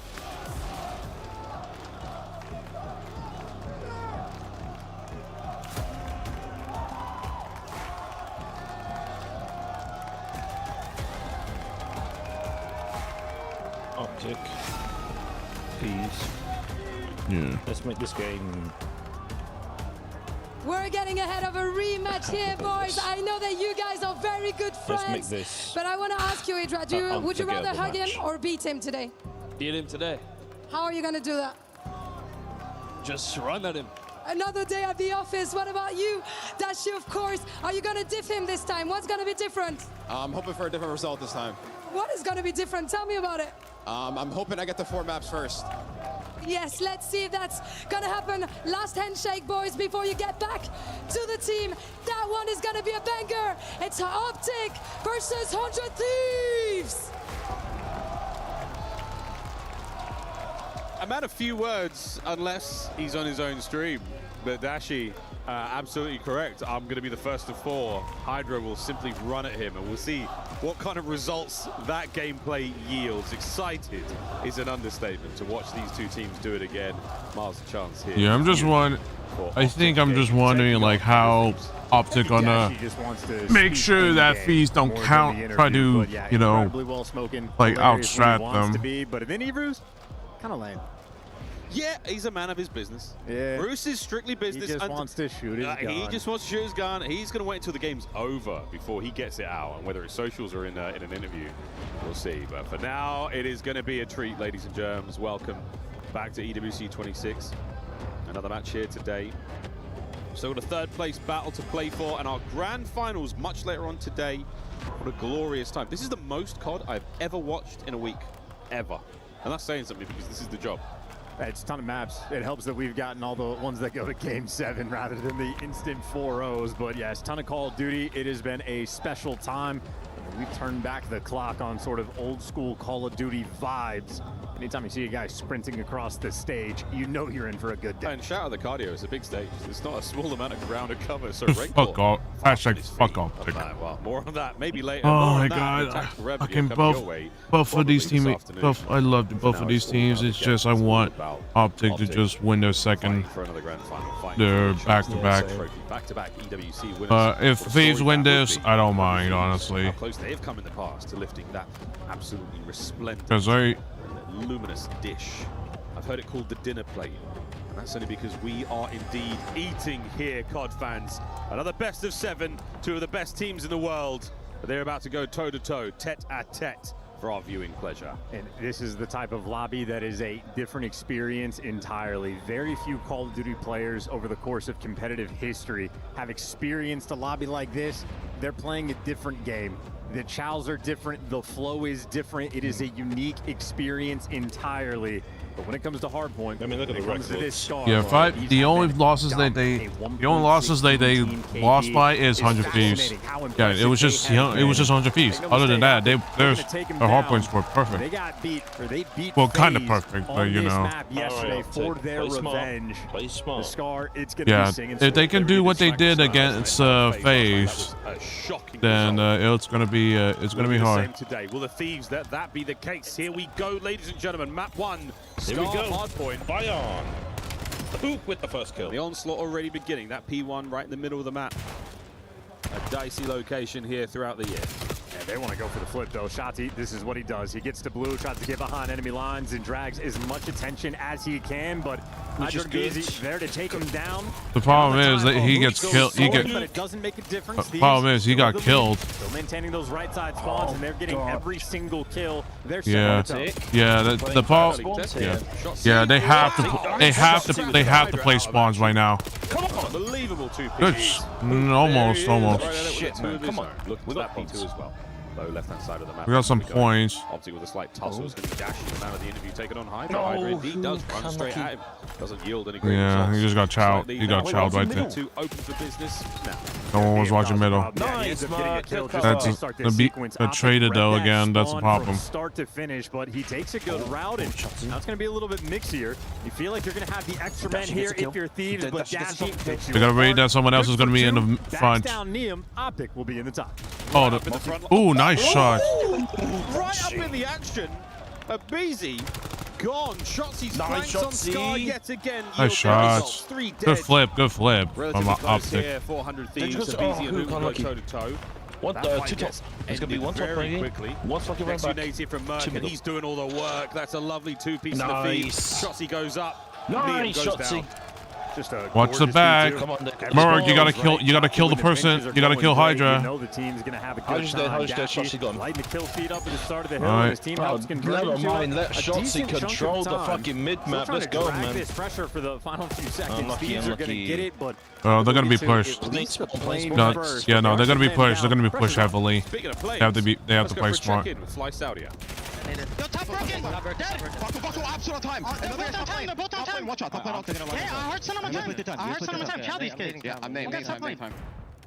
He's their side time. Good kill. Nice shot, Shotzi. Good call. Good call.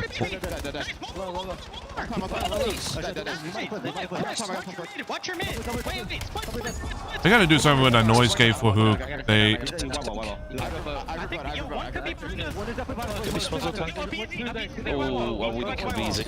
Yeah, that's all good. All good. Unlucky. Yeah, let's go mid. Let's go mid. I don't know about. I don't know if mid's a good idea. Where?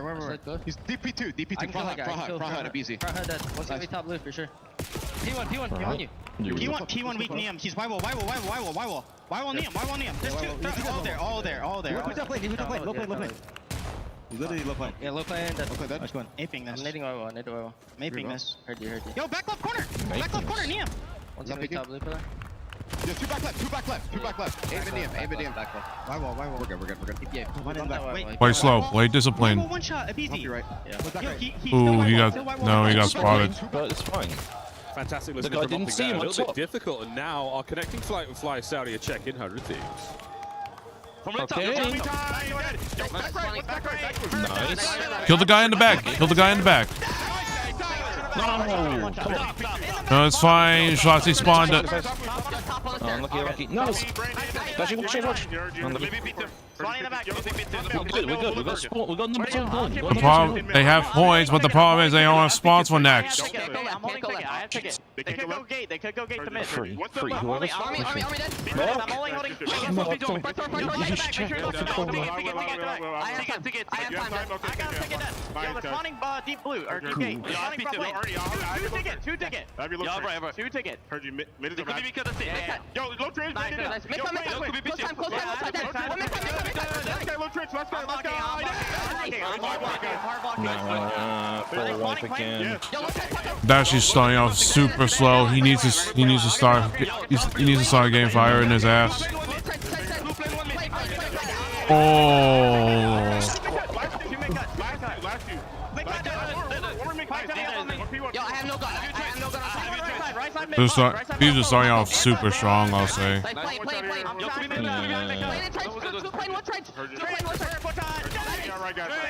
trying. I'm already out. Yo, I'm unblocking. We're playing heady. Brandon, back blue. Nice. What? How did Shotzi not hit him? Top lane weak. Still there. What an electric listening from 100 Thieves. The Deads were outrageous. Playing back. Even more so. And on the flip side, I would say Optics listening, not too great, a little bit disconnected, having a couple different ideas to bring into the table, and it is much flowier coming in for 100 Thieves. Neum starting off hot again. With an 5 SMG. spree, Hellstorm's geared, 20 kills, leading the lobby. Neum, frankly, in MVP form. What was the preparation for Optic? Like, bro, 100 Thieves was just running at them. Hellstorm, scrap with a Hellstorm as well. Hook is back. So the boys are loaded, the pockets are Hook's laden. never there. With more Why are we ordnance, putting you can Hook on the shake a stick out, rotation? whatever that Shotzi's means. the one doing Fantastic rotation. lead here from 100 Thieves in the He second needs set. to. Optic now on the attack forward. The problem is, Shotzi's like spawn. He tried to get spawns at front. They double chowed him. That's the problem. They double chowed him. They understand. The thing is, I think. That was great time on that. The thing is, like with Optic, is that sometimes they're pretty predictable by some teams. And Thieves, they're definitely. Oh, good double kill. Good double team. Kills, Optic, a little bit of a gift. Here's the trades. Neum putting the work in. Hydra finding a 2-piece down low. On a Neum, another wipe. Optic on the right-hand side of the map. Thieves, I mean, more than a front line right now. Scrap denying all presence. Here comes Neum. An attack now from Merc. Denied yet again. What a hold from the Thieves. And Neum gives you 2 from time. I mean, he's just on point right now. 25 kills, another 4 spree. He's about to earn his second Hellstorm, so if anything, you'd want him Optic are starting off really slow right now. Doing the job. Let's just lay down and call it, dude. Oh, there's another kill. Goodness, 5. Over the top. Wow, the damage. It's not championship. This is Major 3 all over again. When they needed it the most. And this is the moment, though, where Thieves can overcommit towards P2. Except that Caesar just has a hot start. They're gonna try to fight, and hey, they get those big 5 seconds, but it is just for the setup. You want to have this Hellstorm for the rotation. Number 8 on the minimap is going to be Neum. For the moment, he's chilling, not calling it just yet. He has so much space to work with. Please. It'll be scrapped. Scrap on Hellstorm. Perfect position to do so. Dash it. Scatter those players for the win, but it's the easier. He tried to do the aggressive play. Will connect on a hook unless his teammates get the kill. Changes course immediately in a shot. He gets it. Issue after issue for Optic to deal with here. No, this is, you know, if 100 Thieves have ever had the issues of a slow start for the map 1, that has not been the case here on this scar. This is sheer. The problem. This is the problem with Optic sometimes is that they push an instant store ticket. He might fall, but still good in the long term. They can't slow down. Pressure on Scrap. Why are we doing Major 3 again, boys? Come on. In the past. Can we stop being stupid? Okay. Oh my god. A slow start from the Thieves could spell doom. Look at Scrap. He's predicting all of the plays. He's predicting where every member is. And the Thieves are all over it. Easy though, he's going to be the man prowling. Going to be behind the entire time. Okay, 1, there's 2, 3 in front. You imagine the trade should be on point. Well, good for that one. Last man standing, Mercules, and Scrap there for the trade. A moment of Look at both shots in Merc. They are trying to do their fucking damnest. Neum, 2-piece. The front side of blue safe. This might be GG. Getting sneaky. We'll have to see how this map, we'll have to see how this second map goes, but this is not good for Optic if they're going to start off like this. You might be able to do something interesting. Still have to deal with another Hellstorm in the long term, but back-to-back kills, the potential. Jesus Christ. The P4, P5 rotation is the diabolical one on Scar, but Hydra makes the impact. Optic just falter off the map.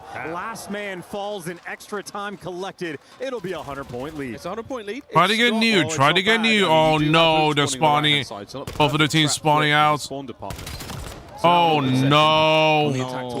They're spawning out. It's GG's. First, Abizi spawns close. An attack now for Optic over the plane. Once again, this is where we saw Scrap with a highlight moment. Can he do it yet again?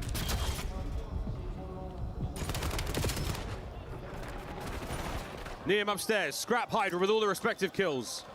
5 in a row now for Hydra. It is an absolute bloodbath. Map 1 Scar.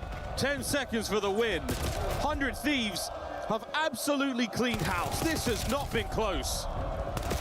That is a stamp on the game so far. Thieves take the first.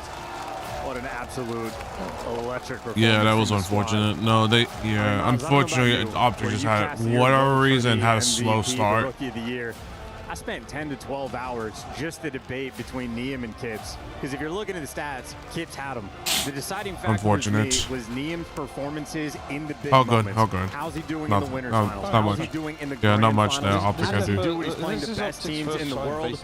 Well, this is him. That's why he got my vote. Neum against the very best. Levels his game up. He has been a special player in Black Ops 7. No, this is a different team that Optic are facing against, obviously, so. It's just the thing is, they just couldn't get a trade. They just couldn't get a trade at all. It's like, how can you do, what can you do at that point if you can't get trades? Look at that! Disgusting.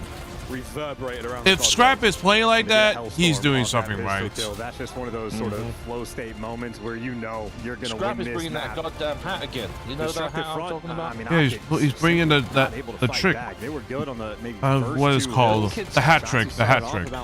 Not the kids one, but like the hat trick. He's pulling a hat trick at this point. He says, "Hey, I'm here, bitch." Territory. They could not keep up with the slag. Really couldn't keep up at all. Yeah. The scoreline in game. You kept them at bay. There's an incredibly confident start. And the first of 4 here. This best of 7, I am very, very impressed. Last night's display Optic put on against FaZe was really something of note. Thieves have already started it off strong. In those 5 clutches for Neum, that was the one sort of weakness he has had throughout this year. Often the player lasts alive for the team, and he had maybe a 7 to 8% clutch rate towards the bottom of the league. He has figured it out. He has fixed that issue, and he has had some monstrous clutches for his team. If you're looking at the course of the year, Hercules has been one of the best S&D players in the game. Now that his stats are there to match it, him and Neum going toe-to-toe. One of the most memorable clutches he's had in the match so far. Okay, I'm going to call it. This lad has nearly got, he's got every jersey.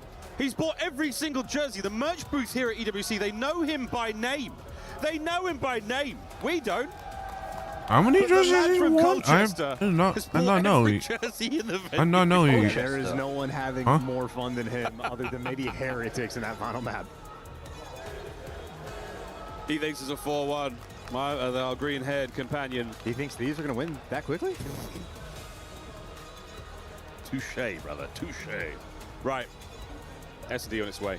God, we're having too much fun in Paris, aren't we? Like a little bit too much. It's the end of the year. It's a great way to finish the year. Yeah. It's such a great way to finish the year. Esports commentator It's just right now. Crazy chat.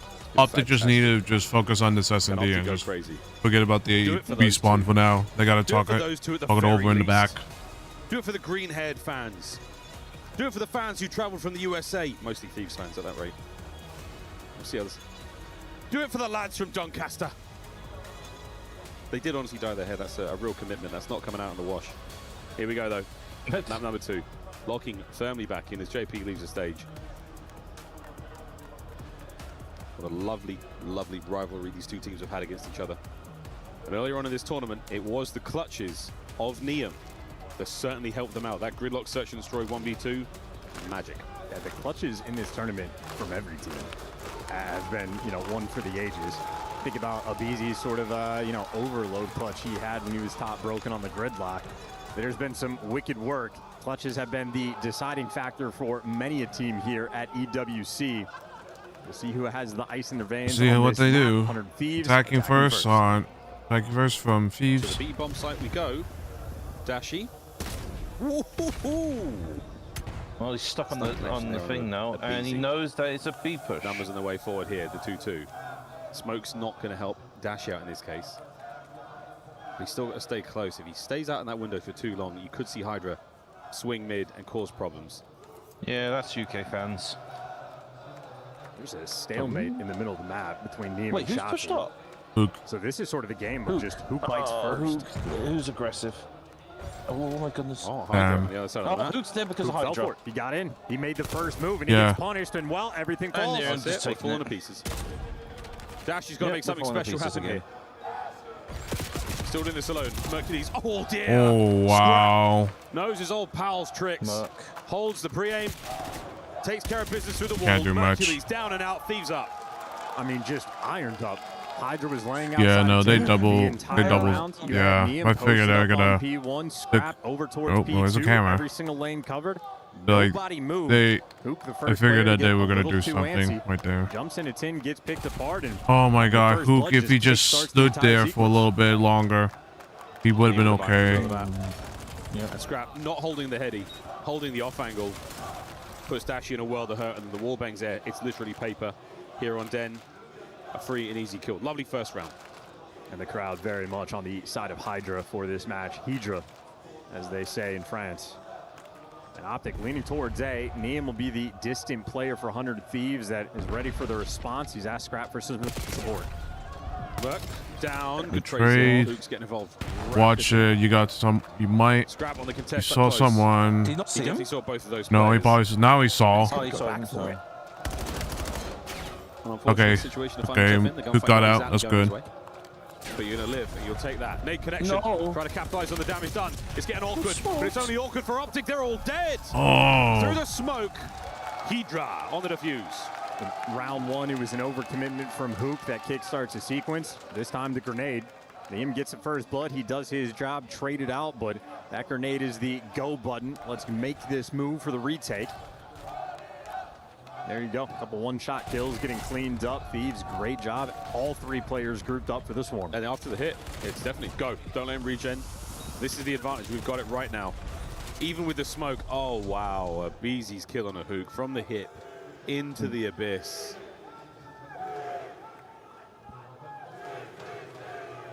The Gentlemates have repurposed their chants to suit the Thieves. That is a spectacular level of commitment from the French fan base. There was concerns that they wouldn't stick around. This place is standing room only from where I can see. I mean, what a Gentleman's going to cheer for? In competitive Call of Duty. Miami? No. Strike one with the snipe. Strike two. Well, actually, no. Okay, actually, no. Scratch stuff and snipe. Nah, that's not the Yep. rules. But we will enforce them. So, ooh, Merc, you got to get back. Again, maybe two he is not what shots. shots. Oh no. That's a naughty spot, Hook. That's Look disgusting. I think we actually kind of saw it before. Hook on a rock. Hook? What is this? And look at that. He tried it. I think some other challenger team or bracket play team tried it before. And Abizi has not checked it. Nice, it works. And he Bombs down, strikes. bombs down. Give him the Oscar. Hercules, what and the now fuck we're going to recover that bomb as well. Oh boy, timing. Superb. The gunny from wow. 2v2. What are you looking at, Dash? Now in an impossible situation, Hydra recovers. Neum and Hydra applying the pressure. Shotzi smoke. Can he find the legendary moment again? No! Thieves for 3. What an evil stun from Hydra. Oh, he stunned the SMG player? Dashy completely stuck in what? the mud. We're stuck in Hold the mud. on. We're stuck in the mud. is, what happened here? Really getting our workout outside. He got the kill. Shotzi got the kill. No, what happened here? Okay. It's about as good as it gets. Oh, yeah, he stunned him. At the timing of the stun. Concussion. Good shit, guys. It was indeed a good hit. He wasn't looking at it. Suffering so far. I hate when it's like somehow you're not looking at it and you're still stunned anyway. That's so bullshit. Fully streaked out. He is having himself a den. Here's the smoke over by B. And Optic are fully committing to this. And starting things off nicely. Trades on. Abizi with a smoke of his own on the inside of den. It is indeed a battle of the wits. Who can catch good timing? Who can get a little lucky? And Neum is about to make his own luck with a 2-piece. Thieves team are destroyed. They're getting outplayed. There's nothing they get. From there's last like night to today. This is outplaying them super bad. Are there more excuses we can work with? This is 2 different teams. Optic have yet to find their form. Oh wow. I mean, Hydra. I don't know where Hook was looking. This flank from Neum. Hey, it just doesn't get better than that. It cannot. Good round, indeed. I mean, Optic needed the previous one. They got the first bloods. Things were finally going right. Hydra fucking hell. The round 2 was their round, and they throw it away. This is going to be your Hellstorm The 2v was a 2v4. You fuck it up that bad. And here's a hell strike. Just get out of there. And Hydra also carrying the bomb. So interesting to see what Thieves can actually get off of this. Abizi's making the move, but there you go. Dashy's going to fall. There's the first blood. As good as you like. Somehow, I don't know where that. 0 and 5, man. And Neum doesn't hold firm against Shotzi. Now he's on the run. A fast attack here. If Hydra goes... Hydra's still holding it close. Reinforcements in the form of a That's unfortunate. No. The brave challenge forward. Hydra flies up Hercules. Shotzi staying alive now. They're trying to get dudes. They're trying to. It has got to be. They are reading something that we are not understanding. Don't give him a space. It's like all the plays I'm seeing is just either square up or they just or mainly they're just outplaying them simply. There's nothing. There's no other way I can explain it. Oh my God! Of course the explosion hits him. Nothing you could do at that point. Off the wall, right into the fight. And this was scrap. That was a ridiculous kill in its own right. Oh, that kills. Thieves. Well, okay. Well, Dashy was on the outer side. He thought that, oh, we could get away. Oh, wait, never mind. I got the Hellstorm hit me on the outside. Awesome. Hydra. This spot. He's not gonna read that. Oh my God! 9-0. Dashy finally adds a blemish to that nearly perfect record. Like, bro, are they not reading that? Do they not think that Hydros are going to be doing all this shit? Hello? Like, hello? We're not reading that Hydros are going to do bullshit like this. Getting closer and closer to it. Damage into 2 players. At least 1 kill. A fantastic nade from Abizi to stay alive. All now down to Abe, and he's gone. Optic. Okay. Finally, come on, Optic, wake the fuck up now. Well, they're not going to be able to do it in this S&D. They're going to have to do an overload. Able to catch Hydra through the wall. If they sort of wake up trades now, out that first blood, it would have spelled Just get something done. Just get something in this S&D. Get something done in S&D. Just try to do hit a few rounds. Look at that. How are you gonna read? How are you gonna read that? Finally gets him around. At least. Oh. How's it gonna wall bang? Looks very bad, and arguably as bad as it could possibly get right now. The Thieves fans, they are loving this so far. Hydra yet again with the bomb. 2-2 split here. Are they gonna? Thieves teamwork, their chemistry has been sublime. Just got oh no! And there goes Hook. Another first. And it's like they predicted it. Oh my god! Look at. I mean, fuck. Scrap just read, just went back and be like, hey, they might someone be flanking. Let's just get him. That is a 3-spree for Bruce. Don't scam this one. Not enough to stay alive. 2v1. Look at this Play camaraderie together. between Shotzi and Dashi. You have to go mid. Do not try to long flank him. And they have worked their way through the roster. It's the 9-1 Hydra, though. Here comes the check. 1 down, 1 to go. Shotzi knows he has to work the time. Nice. 2 rounds in a row for Optic. What a duo. What a round. That is unreal stuff. Shotzi has to sprint at him. Never a fun situation running straight into the clutches of Hydra, but Hydra less prepared than you would expect. And Shotzi moving around this map quicker. Thank God that Shotzi was with him, because whoever was flanking, yeah, it was who? Because like you knew that someone was gonna try to play the flank, was gonna try to predict the flank, so might as well just go behind him. Another clutch. Optic 2 rounds in a row. Starting to build it back. Okay. It's gonna be a long road, but let's see what happens. It's gonna be mid with Shotzi. Wait, and showing plenty of pressure towards yeah. Shotzi. I mean, this is so much pressure on him. This is but he's found the route. He's found the timing. He is behind everyone. Oh my goodness, this works. Oh my god. The third man's already gone as well. There's the plant. Scrap now alone. Scrap on his own 1v4. Here we go. Dashi has the coverage. Now to the inside of the site. Shotzi saw they know where he is now. Wow, the intel is there. We are looking at a 3rd round win. There's simply no hope here for Scrap. Calm down, boys. Slayed out. 3 rounds that was in a row. Well, yeah, that's a really good play. I mean, 0 time wasted. A solo mission to go through top window, and this is just, I mean, instantaneous on the play. This is calls. something. Right behind 2 of them. Gets the comms for the guy in the outer lane to clean up the kill. And of course, the 3 players that were not Shotzi, it is a good work towards the bomb site. I think that might be a little bit of that home cooking, the prep work. About the setups there for 100 Thieves. Question is, can they do that? Can they do that for the next 3 rounds? Starting off 9-1, Shotzi has somehow been able to or catch something, or 100 is going to pull a hat trick and do something insane. We've seen how effective they can be. Got Hydra 10-3. Connection now. Shotzi making things happen, but again the intel passed over. Now they're guessing game on the 2-2 really split. okay. Shotzi's actually playing better now. Yeah, they saw Shotzi towards P2. Thieves say don't want to deal with that. Let's hit the go button and B. Go together. Dashi was a big one. Got the first one. Blood. Oh, almost. Away from 2 more. Oh! And off the back of the intelligence given, you commit to B with the guns are at the ready and Optic are there lying in wait. Round by round, brick by brick. They have built this house again. It is 5-4. And Scrap stood tall and just gunned down. Great trades there from Hook. Wins the extra gunfight.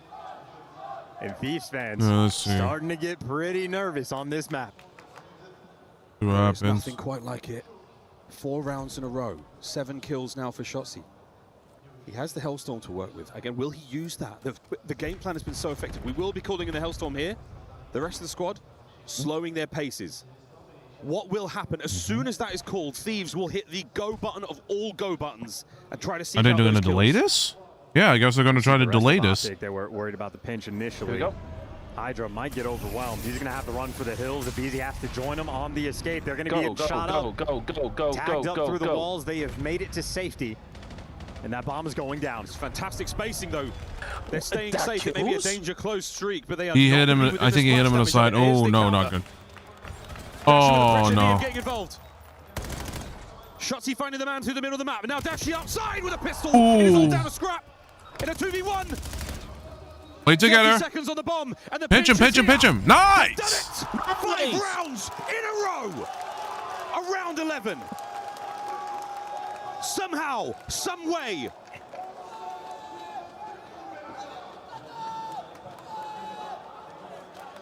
A final chance here on Den. That was a good play. Beautiful. And Shotzzy, I mean, just playing lights out Call of Duty at absolute light speed in this moment. They're honestly, if Shotzzy died there, they were down. I think Dashi would have easily flanked him. The final 10 S&D between these two teams. One more round. The middle of the map now populated strategy here. Mercury's on the push. He spotted him out. Knows he can't take the gunfight. Hydra with the first. Oh, Max. The trade. Good trade, good trade. No one there for the rebuttal. Come back, player for defense for 100 Thieves. Over towards this B site. Neem the lone defender towards A, and that is where the bomb. Play together. It's 3v3. Dashi leading the charge. 3v3. Out of lane. The bomb site wide open. Ooh, for the plant. They might read this. Okay, they're definitely going to read this. A huge amount of movement here from the Thieves. They are making their way over now. Will we see the bomb plant? Yes, indeed. Yes. Yes, we do. Lays the rock. Are they gonna read? Here we go. Oh, that's pushed. Through the site. So much damage on the Shotzzy, but no kills yet. That's unfortunate. Easy gets it done.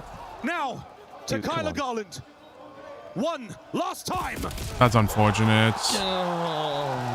That's unfortunate. They just got two. Their one guy died, so one of them got double teamed.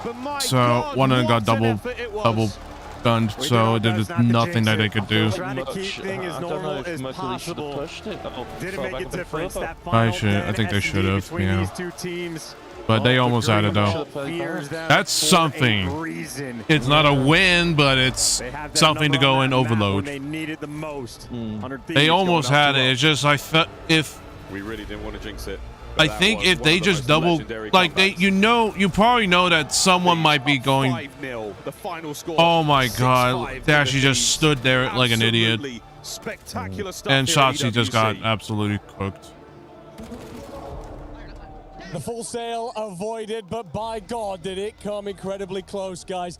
I tell you what, first two maps have delivered in very different ways. That second one, Demis, I'm going to ask you, how would it feel as a team to go up 5-0, staring down the barrel, walking into a round 11? Like, what is that? Yeah. It is a mental aspect. Yeah, I've never been full sailed completely, but it has gotten to that 5-5 mark. But it's crazy. You can feel the impending doom coming. Yeah. Or your strats, you're like, okay, they've adjusted. What do we need to switch? We just need a hero play, and that's what we saw. I think in that round 5, if in the 5-5, but man, what a treat that we got. I don't know who died first, but if that person didn't die first, I think it would have been a 4v3, like double challenge him such. And that's when Shotzzy kind of decided, like, okay, we're playing too safe. Like, we're playing too respectful. So he starts abusing some of these open lanes. He just starts full sending it and trusting his ability. And it works out. He goes on that 7 spree. He gets that streak that then is able to push them to that round 11. But Thieves, it was really good adjustment out of them. They decided, okay, if Shotzzy's going to keep trying to find the open lane, we're going to widespread the entirety of the map, make sure we have every lane covered. We got the info. And then it was Scrap the equalizer. Getting that first kill on that retake, that was huge considering they let the rock go down. Yeah, early in this map, the difference was just the 10 fights. I mean, every single time, it was either Hook or Shotzzy getting taken down, so need to slow it down a little bit, especially offensively. You saw when they all tried to rush over towards 10, just immediately shut down, so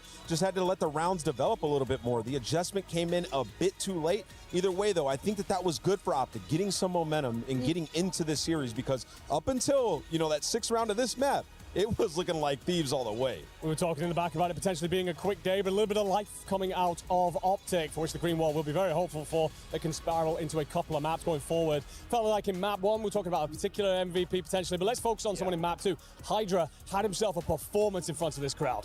Yeah, he did. He did. And I mean, we said that coming into this, he was kind of like the player to watch, right? Because now all the French fans are kind of behind him, being the last one left. And for Thieves, especially after that map number 1, their I mean, look at that. Incredible right now. I thought it was Respawn that was really going to push that was a through, good but play. if Hydra keeps playing like this and being a first I'm surprised that he did not get the we kill. I'm surprised that Dashi did not get the kill at that point. Oh yeah, this one. Going up against. And it's not just Yep, Hydra, Crasher on the side. Somehow that hits. Map 1, look. At this point, I don't know how many more times we've got to be saying this young man's name. Shout out Liam was delivering in spades. What a performance from him. Of course, we talked a lot about him in this tournament. All the build-up, everything about this side. But have you seen enough inside of this tournament to believe that he's got not only incredible power in the off-season this coming, but also a massive career ahead of him? Yeah, you know, as the dominoes begin to fall, you know, in the offseason, some super teams are created. And I think a lot of people could look at, you know, 100 Thieves and their champs placing. It's going to be interesting. Hey, maybe these guys are going to make some huge changes. It does bring in the I have to use if they bathroom were right to now. win this event with give me Niam's a little performance, bit. do you consider running it back? At least an option that's at the table. And what we've seen from Niam has been absolutely spectacular throughout this tournament. On that map number 1, to take over, set the tone in front of this crowd against Optic, who have been steamrolling, is so impressive as a rookie. I have nothing but great things to say You about literally just couldn't ask for anything more. I mean, he was brought in this team to just to be a little bit more of a role filler. They were kind of hop-tang, trying to figure out who was going to be that missing puzzle piece. And not only does Niam slot in, he does the dirty work. He fits in perfectly with the core 3, but then he finds his own play style. He becomes their best overload player. Now he's putting up 34 bombs in your map 1s to set the pace. I mean, you can ask more out of a rookie. No, he's been absolutely phenomenal. I'm sure we've got many things to say about him just yet. But also on that map 1, we talked about the kind of different things that went down and how it might play as a map into Optic's hands. When we take a look at this series, we kind of see where it has gone now. You've got ourselves, of course, 2 maps down. 2-0 Thieves. How are you feeling about this coming up? Yeah, so let's paint the story here for the Optic fans. Now listen, it is okay. You just have to steal one of these maps in 3 and 4 because you picked maps 5, 6, and 7 in this series. So as long as you get out of the first 4 with 1, you know, you steal one of their map picks because you lost that map number 1. You just have to steal. You can win 5, 6, 7 where you're comfortable on your map pick. So they're not out of this yet. They're not. Selling the other side of the story, though, that dead S&D, they won versus Thieves in that first matchup. So that is a painful map 2 loss for them. And that Scar was one of their best HP. So Optic's got to pull out something special here. Yeah, they lost their map pick, which is No, for sure, for sure. It's a difficult one for Optic, down 2-0 early, but signs of life towards the end of the S&D that maybe sends us into an incredible series ahead. Let's find out. Send it over to the boys in the booth. Thank you so much, team. Well, the magic is certainly there for Optic. We know they've got it. I mean, that comeback, we were nearly on for one of the greatest of all time. But hey, Thieves said nay. It's definitely in the air here in Paris. It's definitely here on this night in Paris. Absolutely. An incredibly confident gameplay rolling through for both of these teams. Multiple rounds, they're standing tall and challenging. I mean, Hydra sprinting through the middle of the map looking for it. Merc actually sort of runs away from the gunfight for the reposition, and a moment of hesitation at this level will absolutely get you killed. But Nameless, I think, touched on it. Optic have the map picks for 5, 6, 7, 8. So they just need one of the next ones. And hey, they're looking good for the latter half of the series. The dream is never dead. These, of course, though, don't want that green wall to get soaring. Once it gets rocking, it's difficult to stop it. Exciting prospect, though, for the Thieves. They really do have a crowd behind them. Celtic have had a rough year of that. Certainly European shows. Not to say that they're not Greenwall fans out here, but they are certainly not the majority at this point in time. Overload so far for Optic, perfect. Absolutely perfect. And I don't know if Nameless touched on this in the pre-show for this match, but when you're looking at the possession time between these two teams, 100 Thieves actually allow a ton of device possession to the other team. They produce very high scoring games. Optic are the opposite. They don't necessarily control the device too much, but the other team has a lot of difficulty touching it. And on Gridlock, that is absolutely a major theme. Yeah, terrifying prospect. Again, middle of the map, this is where the EMP will spawn after every single overload. So right now, worrying about this blue overturned van, we call it bus sometimes in the comms. This is an incredibly important part of the map. Eyes on this for the remainder of the first half. Second half when we get to it. That's right. 5 minutes of play.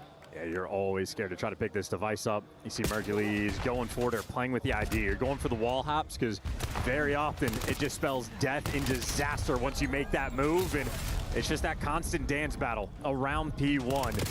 You're looking to see if you can get a 3 down, but it has been constant trades. The pinch, though, is good. If anyone's ball game now, that'll be okay. Yeah, Shotzzy's found the window and he's now pressing the advantage. Top left-hand side. Oh, word of the minimap.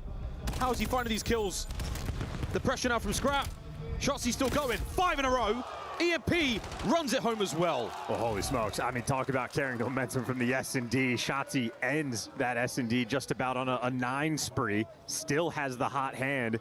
He's going to be on a 5. And, I mean, if you're looking at the minimap, you wouldn't know which team is on which side. Word. That is a front line and open goal. The rally is easy. Shotzzy has not stopped. And the spawns, still a dagger. Hook is blocking so hard. Those players didn't even fire their guns on the attempt to stop this capture.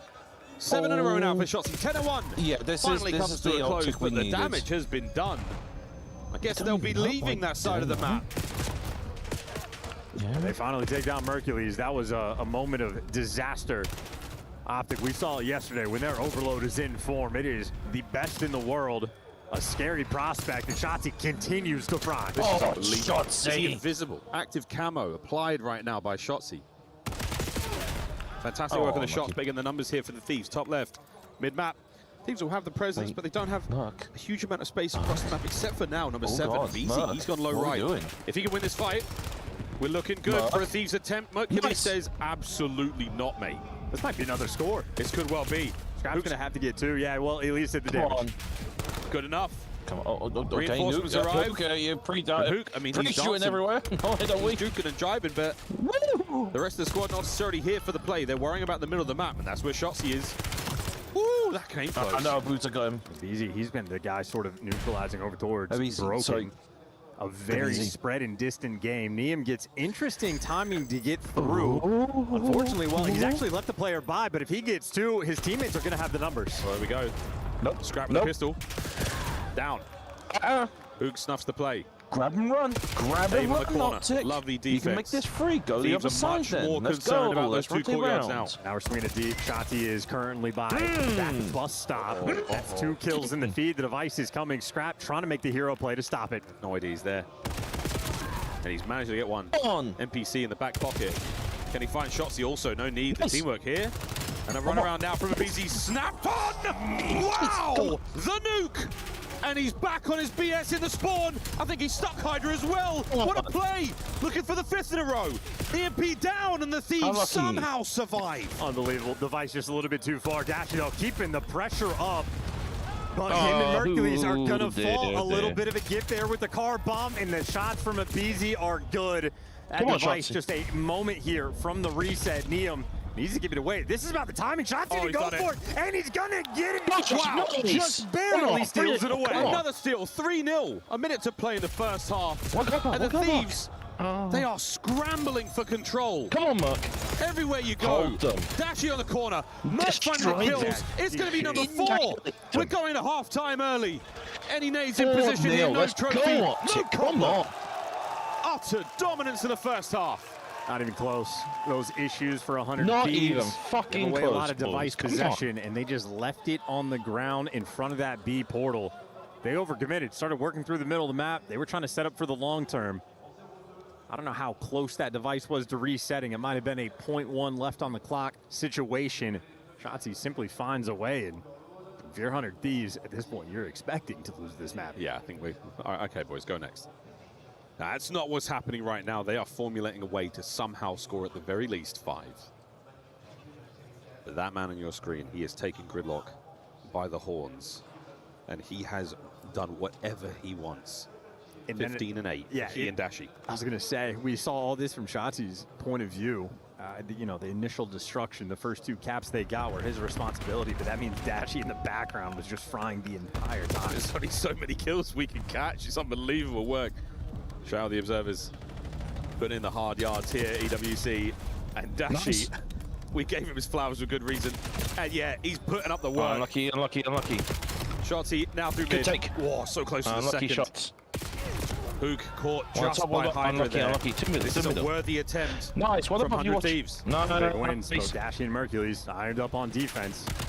Slowing this push down, and they're going to take this device away. This is actually a bit of a nervy moment for Mercules. Yeah, you just have the pistol. Now you lose the extra men. A ton of pressure on Shotzi. He's going to fall, and this is looking like it might be a 100 Thieves score. Scrap. Oh, no. EMP in hand. Neum on the charge. Can't catch Neum. Shotzi out. Dashy there to slow it all down. Nice. Optic holds for now. That's beautiful. That is time wasted. Now less than 4 minutes on Unlucky the clock. Merc, unlucky Merc. They're No, going to that's be one doing middle. the World Tour. Who covers the first lane and wins the Nice. gunfight. And this is all about time wasted. Optic are happy to take this slow. Not a problem in the slightest.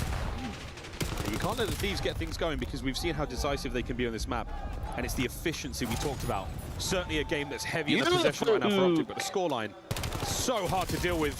Hook, airborne, Hook. Unlucky. Just showing mastery on the map. Wall hops most people don't even know about. Thieves finally clear space, but now just 3 minutes and 20 seconds left in the round. They're getting all the kills, but they're going to have to score very quickly, and they're going to need some change. They're going to go mid. They're going to go mid B. They're going to go mid B. Rotate round quick. Try to force the overtime. I mean, that is a distant dream. Shotzi's on a flank. He's causing nothing but issues. What a turn from Scrap. That helps. Can they get this going? So close, yet so far. Hook for 2. And the Miracle Maker on the last kill. Optic go forward. Number 6, maybe. Well, nope. Caught. Yeah, hyper aware is Hook. The human UAV making the good work. And we are nearly halfway done with this round. And Optic maintaining the device control. They got the pinches going. Shotzi, the rare time he doesn't take a victim. And that'll be a 4 down in LAP's favor. See if they can go for the, gas pedal down, looking to get to 100. And they're spreading the map. I mean, you don't have time to make these kinds of plays. No, this is a long-term play. No. Neum needs to get 2 kills here. Optic have played this defensively so well. In a position to wrap back towards mid if they have to, but here goes Scrap. Had to get 2. Nice. Middle of the map now, getting a bit dicey. Hydra. Slammed by Hook. The nuclear fallout now from this play. It might spell doom. You can go wherever you want, Optic. This is your map to win. 2 minutes to survive. Yeah, it's another multi-kill from Hook defensively to stop the device. And now it's him and Shotzi working together. Hook's gonna full send into his death, but the damage is done and the trades are good. Okay, let's do it. Optic just needs to continue to slow him down, and they will do exactly that. Merc drops the device guy. Hook there for the follow-up. Light speed off a respawn and another multi-kill collected. He's getting nades. Look at Hook flying. This is the devastating. I'm back. Sorry about that. Reset back to mid. Nobody home. Madness right now. Thieves with an advantage. Yeah, no, I've been watching it in the bathroom as well. To see a similar spawn trap situation. Holy shit, this is a slammage. In the first half to even get close. And right now, unlucky. This capture could work out. So and it's they still not spawned enough. they spawned in. Oh my goodness, they spawned a point. Of down device time to reset. Yeah, this game is done. Optic absolutely slaughtered them in the first half. And they have taken care of business defensively on this side. Nuke. That is clean gameplay. Optic, they finally are going to get involved in this series. I'm seeing a little bit of laughter, and I think we nearly got a Shotzi. We nearly got a Shotzi buddy shield there. That one capture. I mean, we're calling it over because that's what it is, ladies and gentlemen. This is done. It's all over. GG's. There's nothing.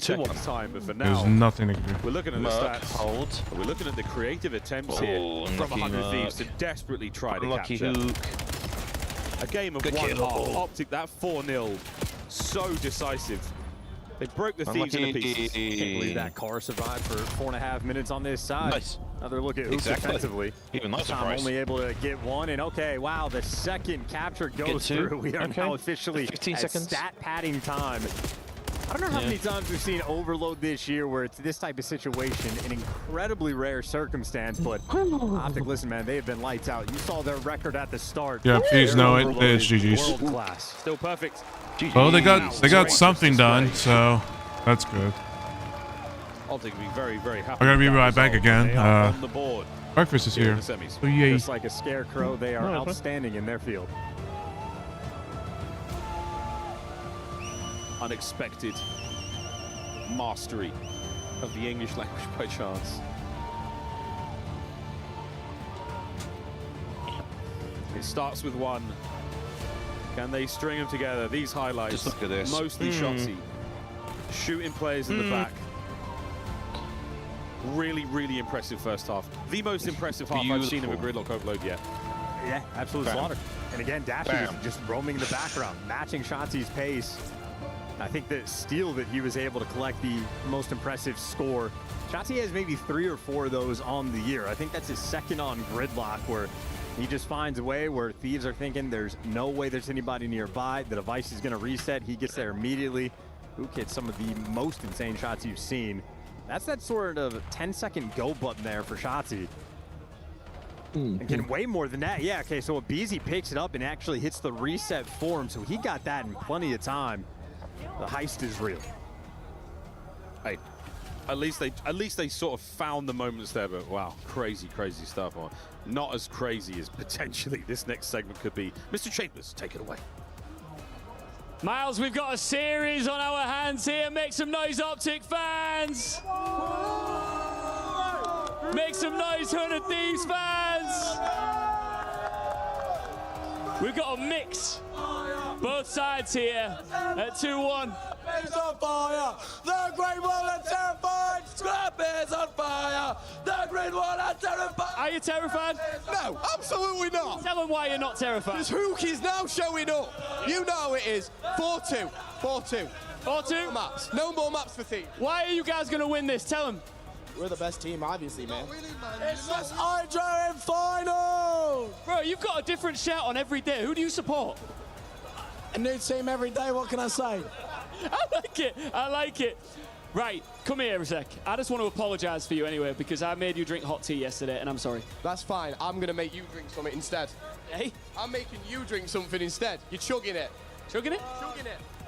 Come on!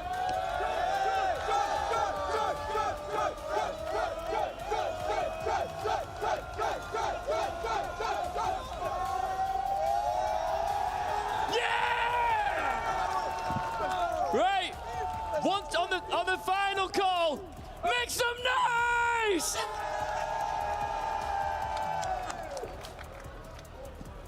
I thought we might get a belch there from Mr. Chambers. That was possibly a carbonated beverage chance. To have to scream after chugging something is a terrifying thing as a commentator. That is my nightmare. That could make some noise, Morty. No, not today.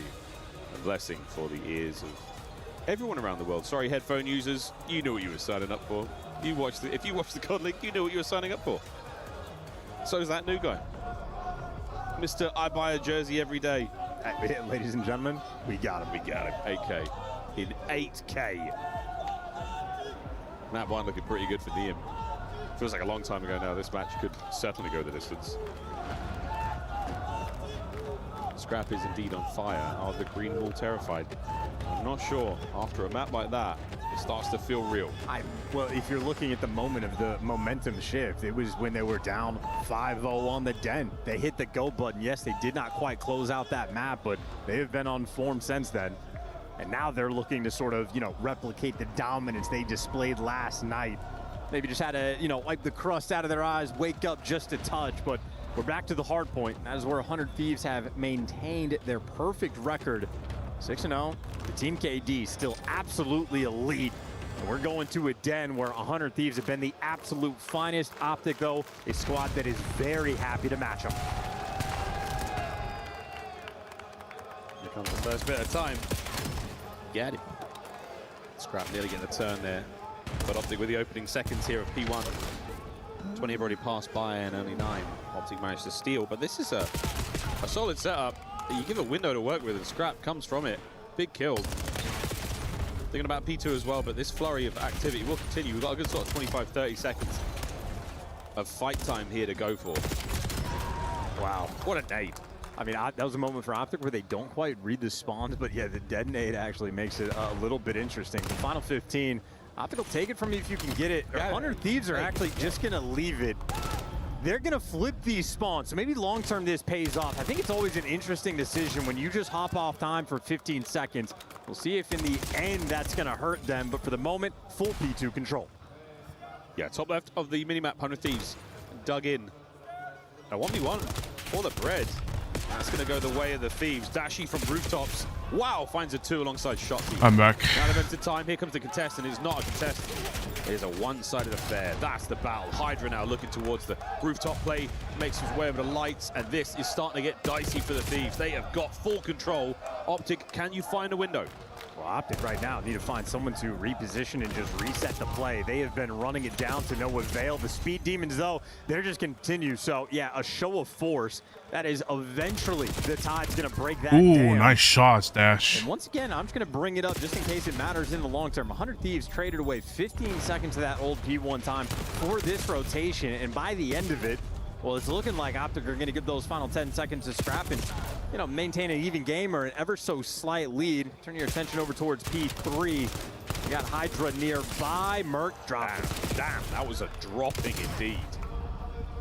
Dropped a ton on him. Merc still alive in time. Those 3 kills looking sweet. Makes it 4. Hellstorm knocking on the door. Are we going for it? Still finding the time. Here we go. Thieves, this is a quick contest. And Mercules still getting real tricky with his wall jumps. Down though. Thieves barge their way in. It's an eventuality of the break. That is smooth and efficient work and a 4-man wipe. The teamwork there on full display. Force 3 for Hydra, 2 for Neum, collecting some of this hard point time.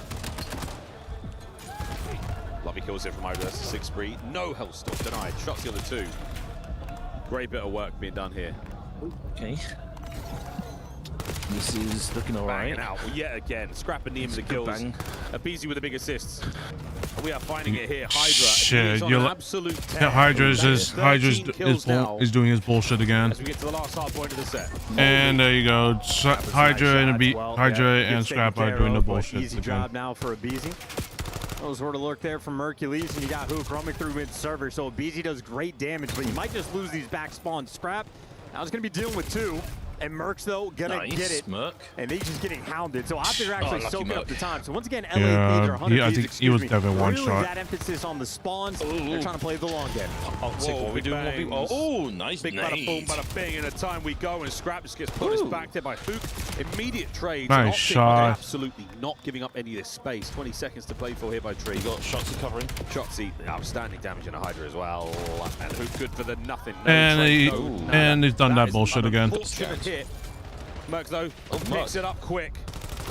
Nice shot. It's about dead, bang even between these two squads. We're coming back. Shotzi, you need to after the first set of rotations, and we're just having battles all over the map.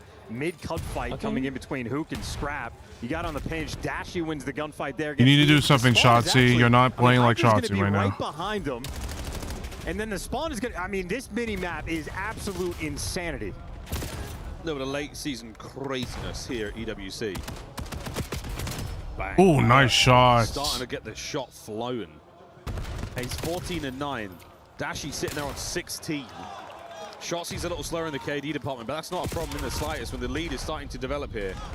Optic far from out of this series. That's unfortunate. Team kill. Hook trying to refill the exact It's same much closer than position. last game. Starting the sequence I can tell man you that. down, but Yeah, Hook might just way leave closer. you a man up. Dashi wins the gunfight. Question is, can they keep it up though? Expect the trades to roll through, and they're good. Even with the team kill, doesn't make a single bit of difference. Keep him on the piss. Keep him using them.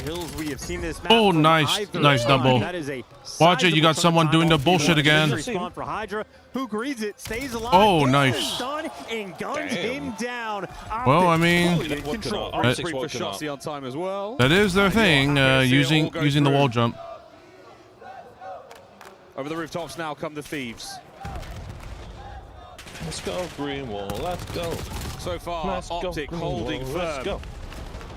Holy shit, a perfect wipe. And every single arrow just turned for the pinch spawn. They decided who was going to pick it up, and that's going to be Hook. He might was not ready fall, for but that. you still just have so much space on the map. Hydra, right now, just a nuisance, fairly far out of the No, I picture, just but don't think you end up expect losing the you don't gunfight expect them everywhere, and you don't Shotzi expect one player to overwhelmed spawn Hydra. in the Way back. to reset the situation. That's the other thing. Got 20 kills, and he makes the heads up play.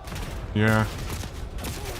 Yeah, I don't know how well Infinity Ward's gonna do their spawn logic in their games, but they'll be down by 3 first. well, they did Modern Warfare 2 and it was not great. 10 and 21 after the nade. Oh, whoa, look at this. Everywhere you go, there is an issue.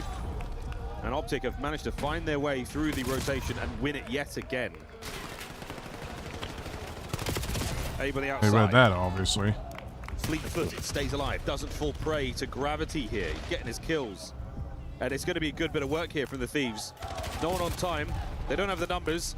Can they win the gunfights? And so far the answer is yes. Hydra finding a way onto 2. Shotzi still dancing, and that is a battle won by the Thieves. Hook left alone, but it might not matter. It took a long time to make it happen. That's a long sequence where 100 Thieves were getting the majority of the kills, but they weren't actually collecting a ton of the time. So all things considered, I think Optic pretty happy about how this hill ends up playing out. And they nice, give us the time, give us the time. So, yes, 3 of you start going new, 3 of you start going new. Nice first kill. Watch out for that corner. Scrap might be out of roofs, but Shanti and Hook there to keep him at bay. Oh, there's the bullshit. They are kept. All onto Shotzi here by the new time. He does have his teammates making their way through lobby. Ooh, nice try. That's another angle to worry about for Dashi. Oh, you're not gonna expect a double hit. The test is immediate. Hook with the pre-fire, gone, done, down. Shotzi brought to his knees as well. The break is clean for the Thieves. And they need all of this time to feel like you can get back in the game, and you need a BZ to start to heat up very quickly. And well, gets the first kill. There's the 2-piece he is looking for. Honest Abe is on a 4. Honest Abe. Fuck no. Tell no lies, kicking ass. Let's just rotate to new. Let's just rotate to new right now. You're in the lead, you've got time. He wants to see the whites of their eyes before he guns them down. And here we go. 5, 6. Yeah, no way. Looking for the next victim. From 12 and 24 with that .5 to lighting the kill feed up. That's a great play by Shanti, though. That takes that Hellstorm away in the long term. So I think I have a 50-point lead and no extra tools for the Thieves. Ooh. Another set. Thieves nice kill. Just get him off point. Just play white time. Play white time. You have time. Now to cause an issue. Shotzi on the contest. Goes high. Connects with a pistol. Nice Shotzi. Nice 3-piece. Watch the middle. Watch middle.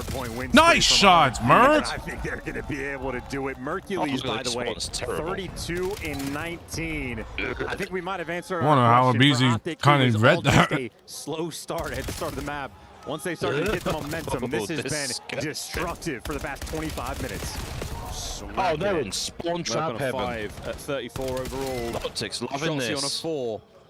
Watch the back. Hands of Optics so happily right now. And 1 at 10 from Hydra. He's having himself an incredibly impressive individual map. Not necessarily in the stats department, but always there. Always an issue. Oh, that's a good push. The breaking. Unfortunately, still has a 2-piece probably, but the effect is felt. I mean, he is the pistol god for a reason. He's really good with his pistol shots. Nice thing to see in the feed. Oh! How are Optic turning it on like this? Unlucky. Oh, you're not. Oh, you're gonna double team. You're not gonna. Going through the back spawns. Mercules on the outer rim, and he gets taken care of. And if you kill Mercules right now, you're feeling a lot better about your chances. Nice. Nice trying to value your life. Next man in line. Just somehow strips away your watch. With the 2-piece like Keep him focusing on the back. Keep him focusing on the back. Nice.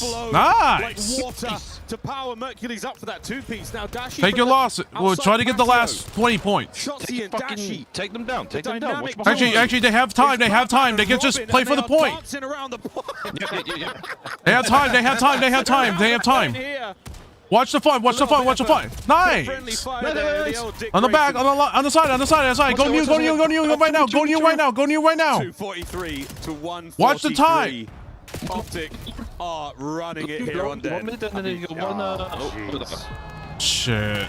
Team Mercury, sorry about that, brother. 243 though to 150. Optic a single break on any of the next 3 hills, and they'll win the game. Get a kill at least. Get a kill. Nice. You get him out of the. You get 1 out of the points. Nice. Hydra, nice. Play discipline. Play discipline. Wait for your teammate. And Neum just staying alive, keeping the play going.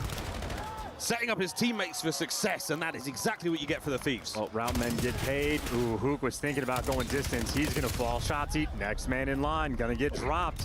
Look at the spawn, though. Number 1, Hook gonna spawn on the right side of the map. Hydra halfway reading this, but Optic in the long term now. Rotation's a little bit easier, putting the pressure on the old time, and 1 good break is all they need, and there you go. Optic finally able to call it. Nice. They just wanted Merc to get to 40. All tied up 2-2. Come on. After a masterclass beat down there on Den, Optic riding the gridlock wave. The energy is absolutely there for them. Some form of a bit of discordance there on the stage for the Thieves. 100 Thieves with an opportunity here to find themselves at, again, a very, very difficult spot. Down 2. Everything was going great for them. Now Optic are up. It's a momentum shift. Again, down 5-0 in that search and destroy. And since that moment, yes, they did not get the round 11, but it has just been an ass whooping. We love a whooping here in the COD League, don't we, Chris? You know I do. Well done by Optic to bounce back. I thought they were going to get smoked until the second half of that search and destroy. They came alive, and now they've run it up to a split halftime. Welcome in, everybody. We got Rosalie and Enigma in the studio with me. I'm Chris Puckett. To break things down, I want to start with you, Rosalie. Yeah? What did you see from the green wall? It looks like other than Mace, everyone else is waking up, but that 40 bomb is impactful. I mean, you needed it. I mean, we know what Mace is capable of doing, especially on weekends like this, and I feel like it was kind of just, we were waiting for it to happen, and this is when they needed it on this Den hardpoint, because it hasn't been looking that strong so far this weekend, and for Optic, this is a huge momentum shift, because once they get going, that's when we see the best of them, when they are confident, when they are flying out. The breaks throughout the entirety of that map were perfection from the side of Optic. Yeah, so efficient as well, especially that second set of rotations. Felt like they were very much locked in, clean out of P1, P2, and particularly that P3, when it looked like Thieves were starting to build their way back into it. Chance called it during the cast. A lot of kills that went Thieves' way, but you continue to make it scrappy. If you were Optic, continue to just flood nades, bang out trades, and do your best to avoid Thieves getting any route back into the match. Speaking of scrap, I love to see the man when he's super confident, but when he's playing from behind, that's when I start to worry about him. He's been on teams that have been kind of just rolled over in the past. So, Allie, what do you need to see from him in particular in 100 Thieves moving into a game number 5? I think they just need to take a beat. I think when they came out in the series and they kind of handled them that opening hardpoint the way they did, they kind of got a little confident and ahead of themselves. And then you go into that search and destroy, Optic come back with 5 in a row. You close out that round 11, but then you get handed to you in the gridlock overload. So I think maybe just caught off guard a little bit. They need to just take a beat here in this break and come back out swinging. Let's take a look at that overload, because as you mentioned, Optic came out rolling. They score 4 quick. And who is leading the way? This was disgusting. It's the old men on the squad. Oh, yeah. Shotzi up the gut, Hook on the sides, and then, of course, Dashy over the shoulder. They were able to roll one after the other. Enigma, how are they so successful on the offensive pushes? I think that you have that element of Shotzi where he is able to get lost and break the lines. You have the way we play Overload, it's very much so setting yourselves up in formations essentially and playing around one another.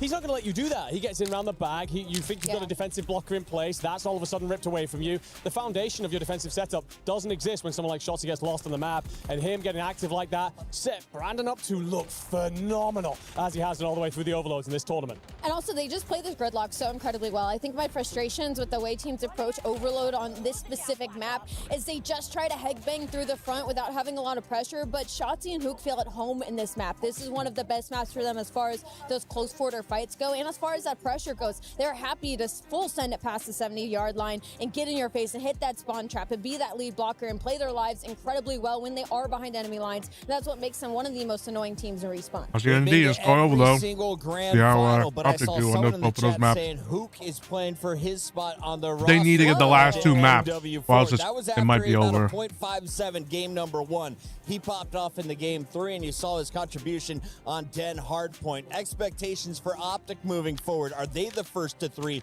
or is Hacienda going to belong to the 100 Thieves? Well, that's the thing. So this is definitely a head-on-head battle for both these teams. They both love Hacienda Search and Destroy. You lean a little bit towards Optic because of their comfortability there in the past couple weeks of the regular season, but Thieves don't mind it either. No, definitely not. I mean, it's weird looking at this map set as well. When they last played in Paris, there's only one change from the map set, and it is going to be this. We're going to get a good look at them here on this S&D coming up, and I think it's a must-win for Optic. You take this if you're Thieves. The last 2 maps in this series, they were both played in Paris. They both went to Thieves. They'll be confident if they can get a hold of that pendulum momentum yet again. We've got plenty more Call of Duty still to come here on this stage. And in the meantime, let's check in with Ginny because I hear more birds are falling out of the sky. What's going on out there?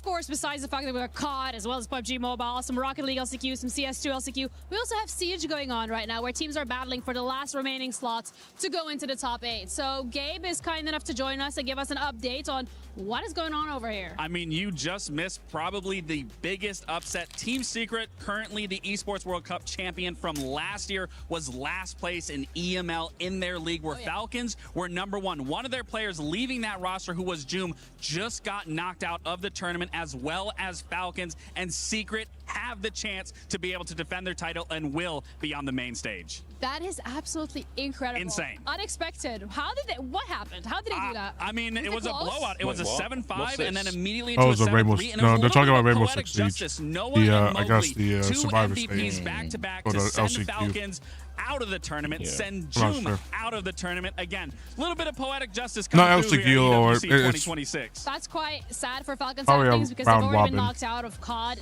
yesterday, which means a couple of points for them for the top 8, but that's about it. No points that are going to be gathered here over for Siege, so they're going to be relying on the next few titles. I do see the two teams setting up behind us, and in the corner of my eye, I spotted Liquid. What are we expecting here? Because I know it's Liquid. Yeah, I mean, Liquid, you know, they're no stranger to this competition. They're world champions in their own right. They did switch from that Furia roster into Liquid now, but they are going against Keg Barrel, which is the current Japanese roster representation here. But if you look there's a back all the way Japanese to roster? Reload, you pay attention to Siege, they I were didn't the know. ones I didn't know that the knocked them Japanese. out of the tournament, I didn't know there's Japanese players. to be able to knock them out of a very, That's what I saw. I didn't see a lot of Japanese players, Storylines but I keep guess writing themselves, and of course, we're going to keep you updated on those as his well. roster I just didn't look a lot. Thank you very much, team. Gosh, a lot happened here at EWC I'll go get going 26, because my tournament's about to these start. two Okay. absolutely Alright. smashed. Good luck in it. I'll be on right later. next to each other. All right. I mean, So, yeah. almost dead See you even later, in man. every single Yeah. category. Jeez. Except for Jeez. yes, indeed. Make no mistake, though, Mercury's fully capable to bounce back in that game mode. He has been lights out, and obviously, Perk 40 just made the guest appearance on that den. Ever since he is back, I think we are looking at a spicy position in the search and destroy. We'll find out how that goes. All right, chat. momentarily, chaps. Gonna be Yes, we will. Yes, gonna be we interesting. indeed shall. We intend to, together. As always. As always. Looking forward to it. I also am looking forward to it. It's going to be a good one. It's going to be a fantastic game. Hydra shooting his gun. Hydra has done what he's done every year, which is now the story. Late season, search and destroy prowess. He only gets better. I don't remember when you first brought it up. I think it might have been around MW2. The year before last, because I remember talking about it on a red card. Whatever Black game that Ops was. 6. Was that last year? No. Well, yes, it was. That was Black Ops 6 last year. Red card was Black Ops 6? Yes, it was.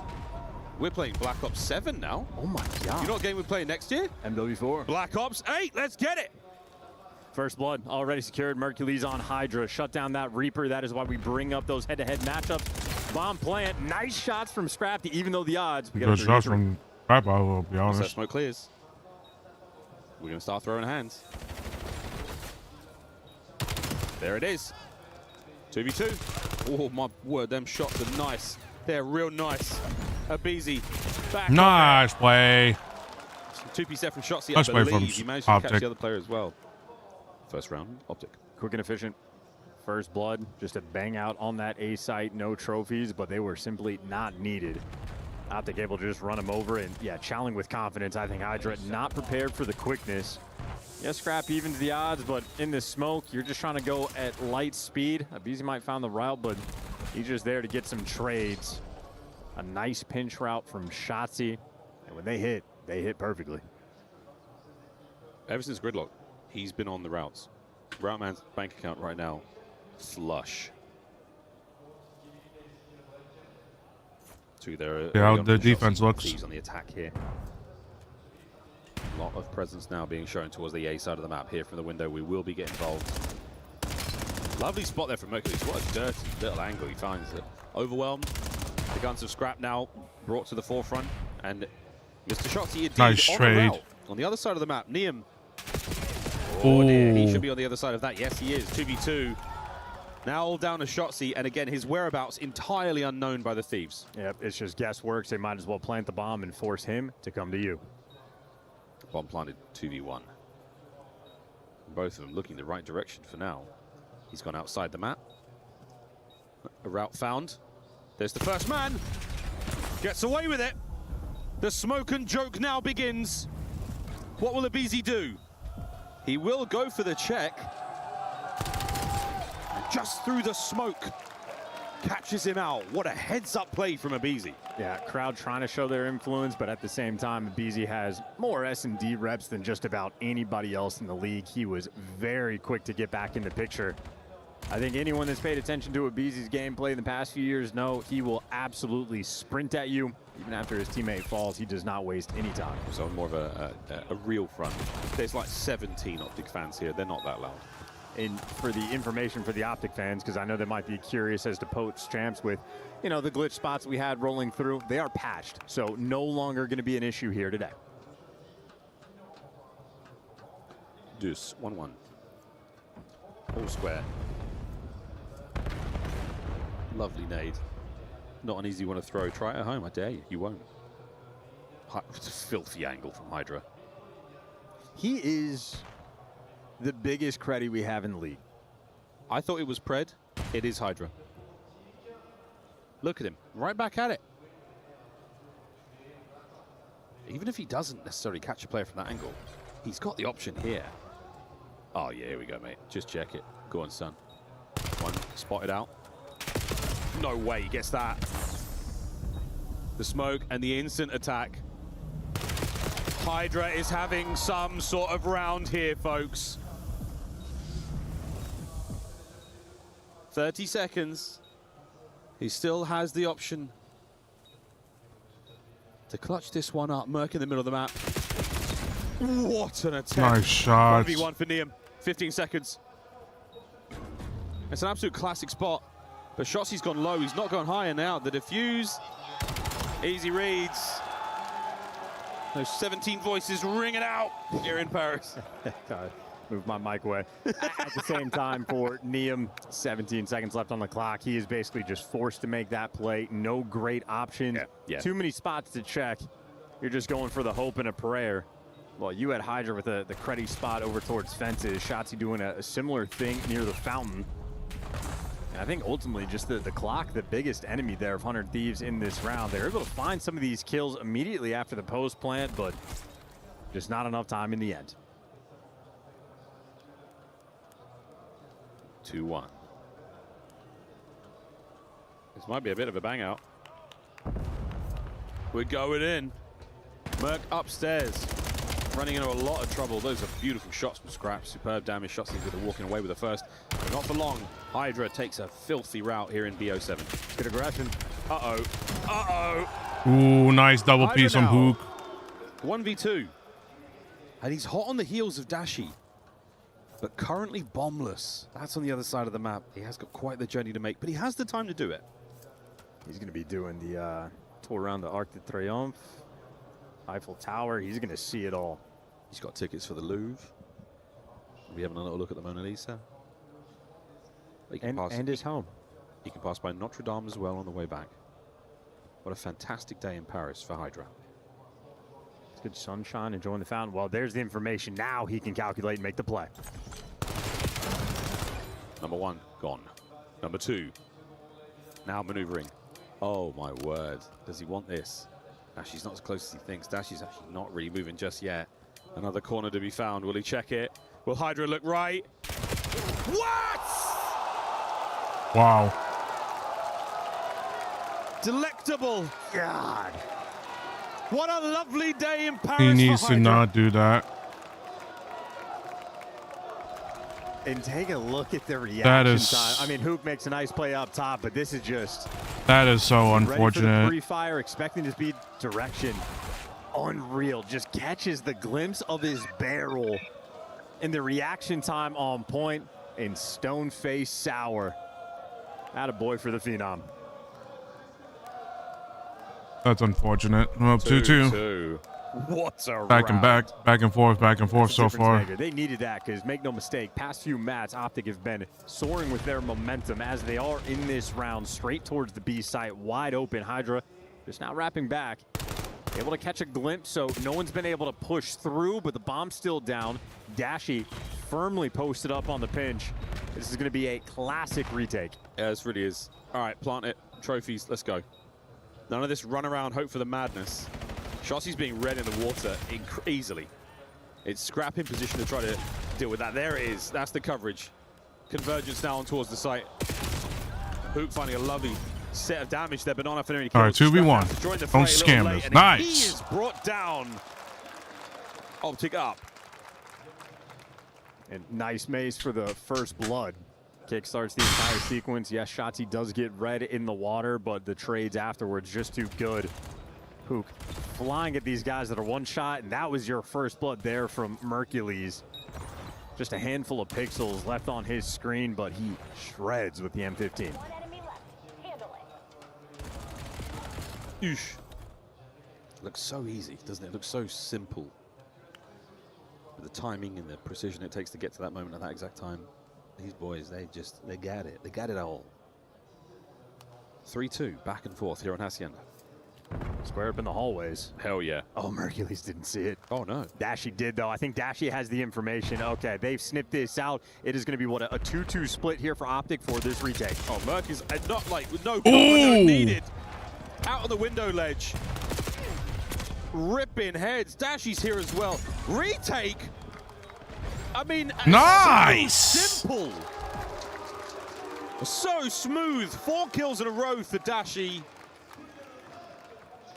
An unbelievably effective retake. It might be the cleanest retake that site has ever seen in any lobby. Starts with Mercules. The top windowsill. Over to Dashy. Instant attack. Providing coverage in all its forms. And the last kill goes his way as absolute. It's a penmanship there. We're talking about back and forth it's been. Not anymore. 4-2. Also great decision making from Dashy on like which order to go for those gunfights. Helping out the Lambo guy the first. That might have been the only possibility for 100 Thieves to recollect on that round. And well, Optic went towards B last time, so 2 players for 100 Thieves go that direction. They have, though, cleared this out. Scrap's playing distant, defensively towards A. In the meantime, Abizi. First Blood King collects. Damn. Back at it. It's Merc and Dashy on the streets. Wow. Immediately put down. And this is going to be the battle in the top corridor. Barely a battle. Good trade again. Takes a bullet. 2v2. Marches on in this 2v2. Could have been a confident 100 Thieves round. Hydra just throws his life away. Now it's going to be interesting. And Dashy, for the moment, reading this. I mean, both players, him and Shotzi, watching each other's backs. Perfect. Information gained. You drop them, but they did not see Scrap. They're expecting them to be together. Oh, they are indeed. Now a 1v1. 30 seconds to play with. Shotzi has bomb. We could plant A. We could let the guessing games roll on. And Scrap, a blessing in his pocket, a stun grenade to play with. What does Shotzi have? A slow and steady check. Shotzi's on the plat above him. Scrap must check every angle. These dreaded fences. Nobody home. Shotzi with a smoke still. And there's the check. Scumbags. The Optic fans, yes, indeed. Oh, watch out. 20 seconds. They're doing their best to play that information. And there it is. What an unsightly thing to see and hear. It's so toxic. Here at EWC. Okay. He's like, come on, guys. You can do better than that. You can do a little more. They feel like they contributed to that one, you know. Bro's not on the team. Dude, yeah. I have 2 minds I want to about hear it. Like, the way it played out at Champs, I think, makes it really fun. Like, the idea of sort of, like, playing with the idea, being able to play off the crowd, but just the crowd just leaning into it like that. Okay, that's. They don't I necessarily. mean, I don't know how those. I mean, those microphones should be a little better in terms of crowd noise, but I don't know.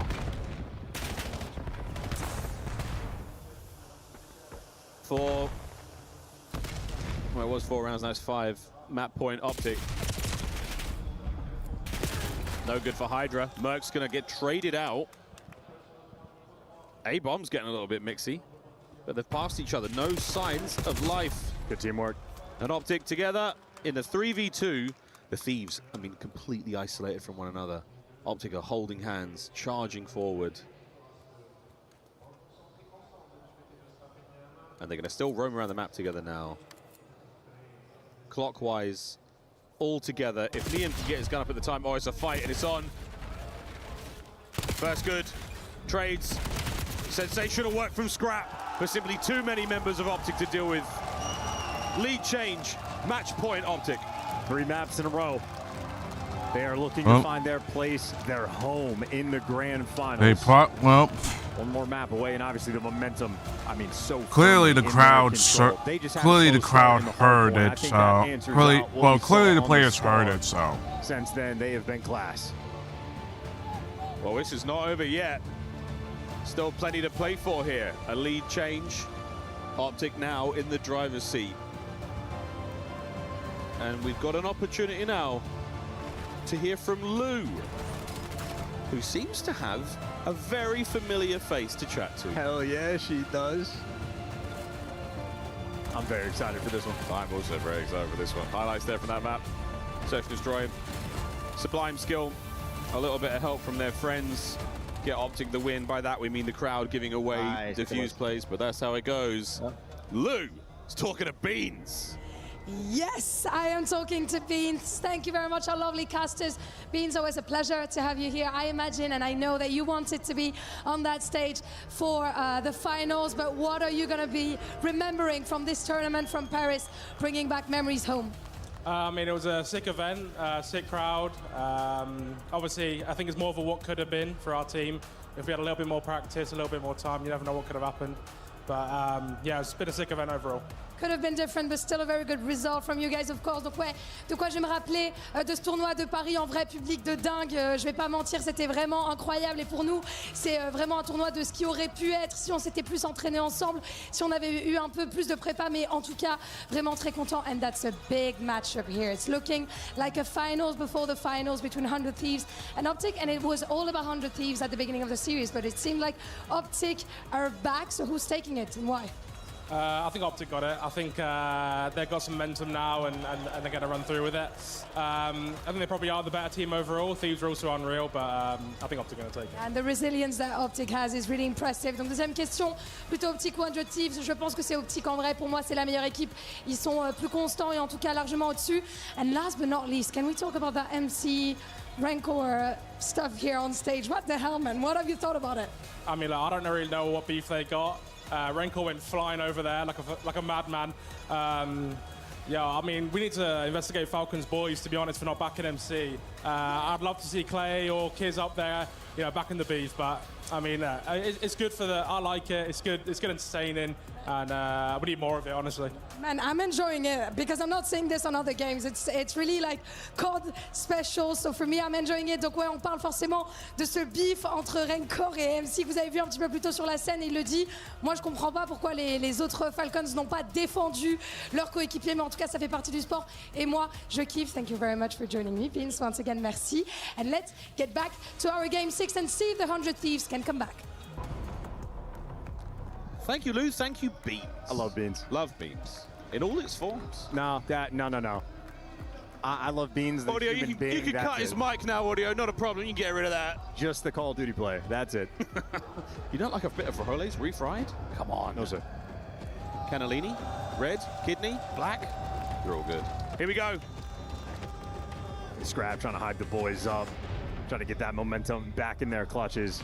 Optic, though, again, they have lived in the grand finals. They are another map away. This is an extremely confident team.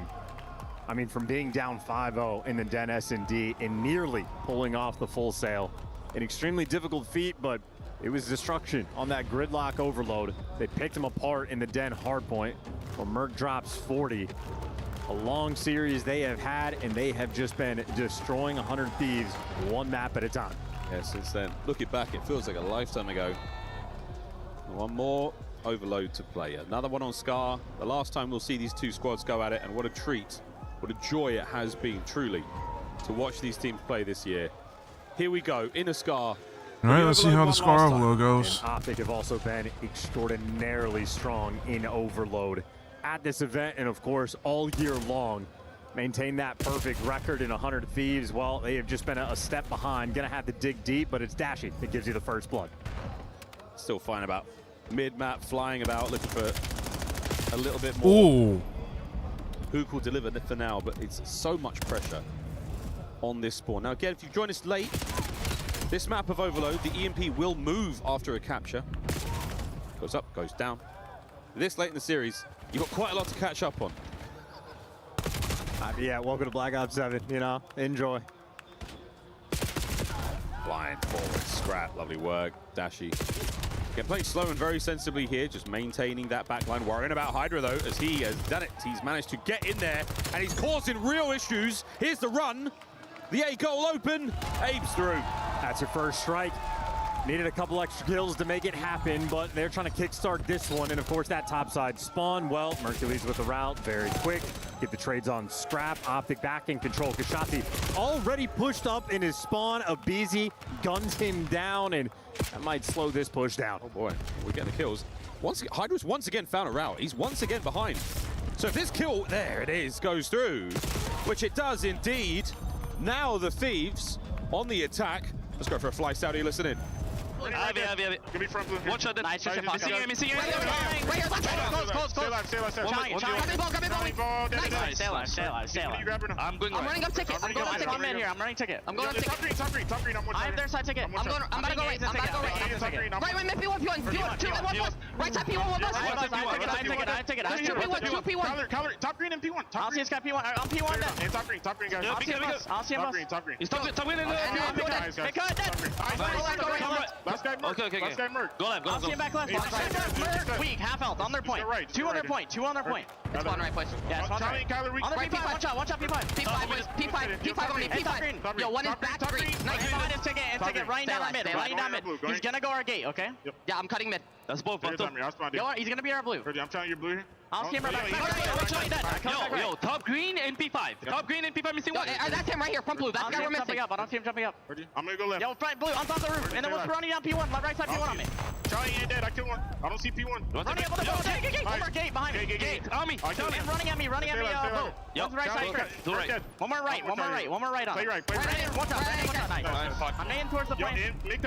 Nice. Good shit. Stay up mid. Here. P2 in. Nice. I'll see him in cut. I'm right. Watch out. Take your time. Right. On me. Yo, last guy Merc. Right. Shit. Yeah, push forward. I'm going to cut fast. Top guy, he in. Watch out. I'm good. Just take your time. Hold for a second. I'll see him low. Top gun heady just ironing. One shot top gun heady. Dead. Nice. Low P2. Top blue Brandon. Low P2 on top blue. Top blue Brandon. Go. That two spawned out. Yeah, two spawned out. I spawned back blue. This is night ball. I spawn in mid, guys. Spawn in mid. On our back point. Half health on our back spawn. Our back spawn. Out of the play. Out of the play. Deep left. One dead.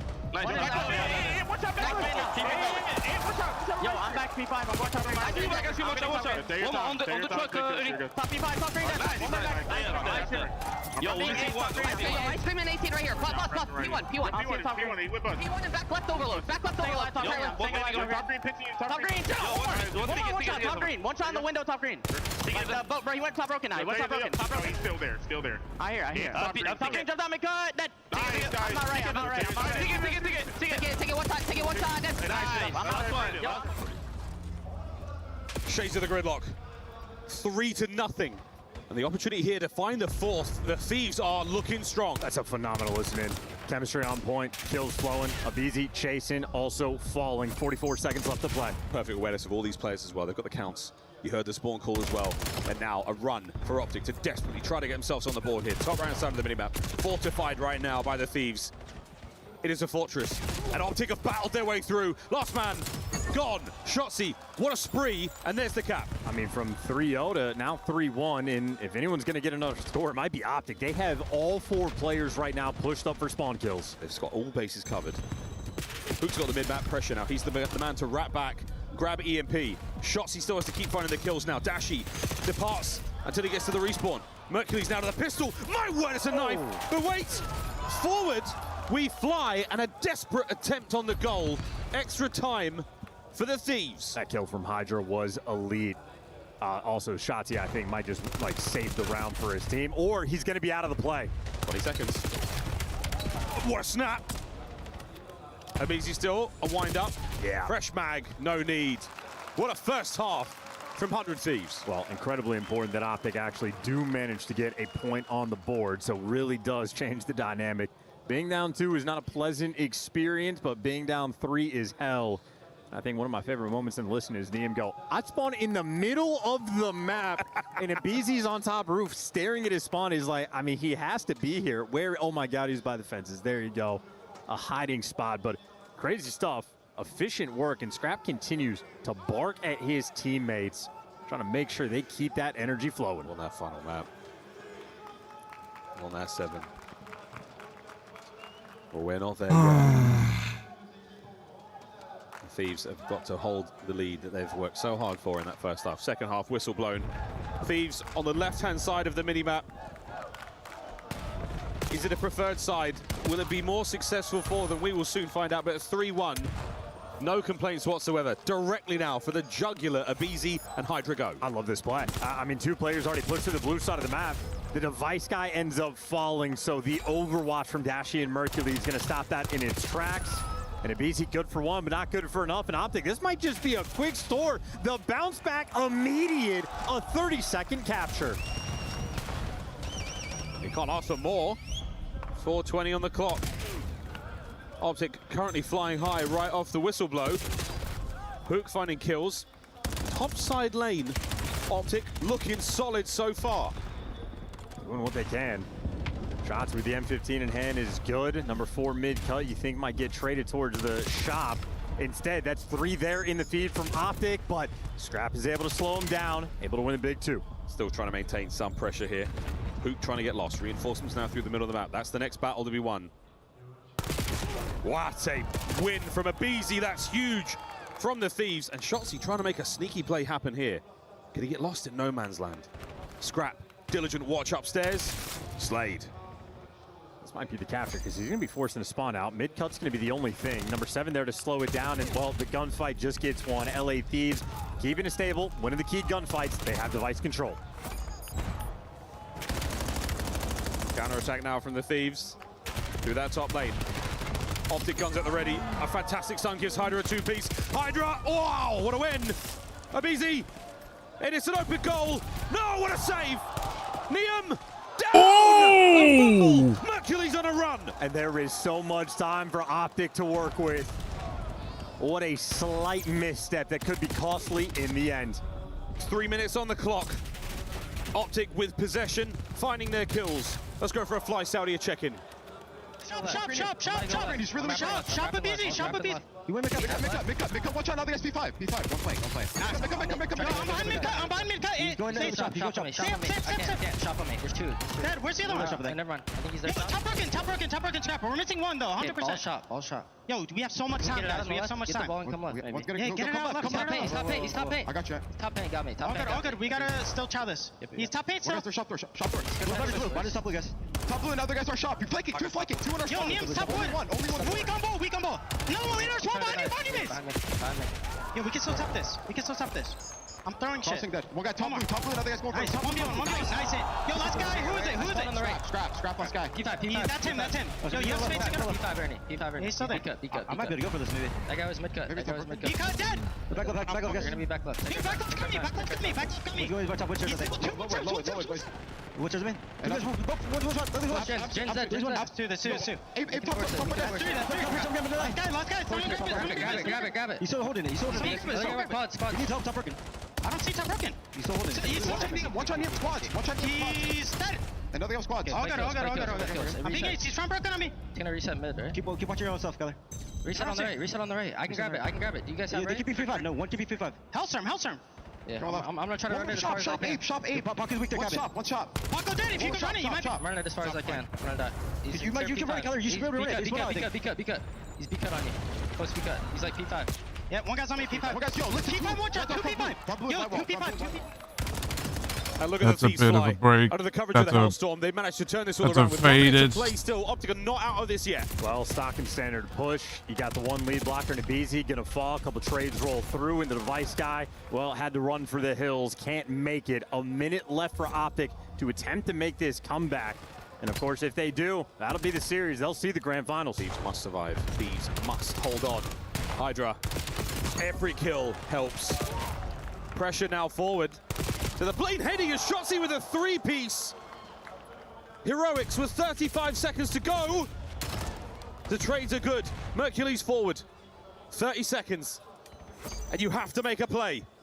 It might be Hook in position to desperately try to stop this. EMP dropped in the middle of the map. Hook will not be able to hold on here by the goal line. Shotzi, will he maintain? Extra time if they hold on to the EMP. Oh yeah, he's swinging it all the way around. He's got plenty of teammates here, and that is a good nade to land up top. I think that baited out Mercury's probably got the comm, and now you're a man down. And Liam, though, he's made the sneaky play on his belly, and now Hydra moving in a position. The final 30 seconds here of the map. 100 Thieves, they must survive this. Otherwise, it's over. Optic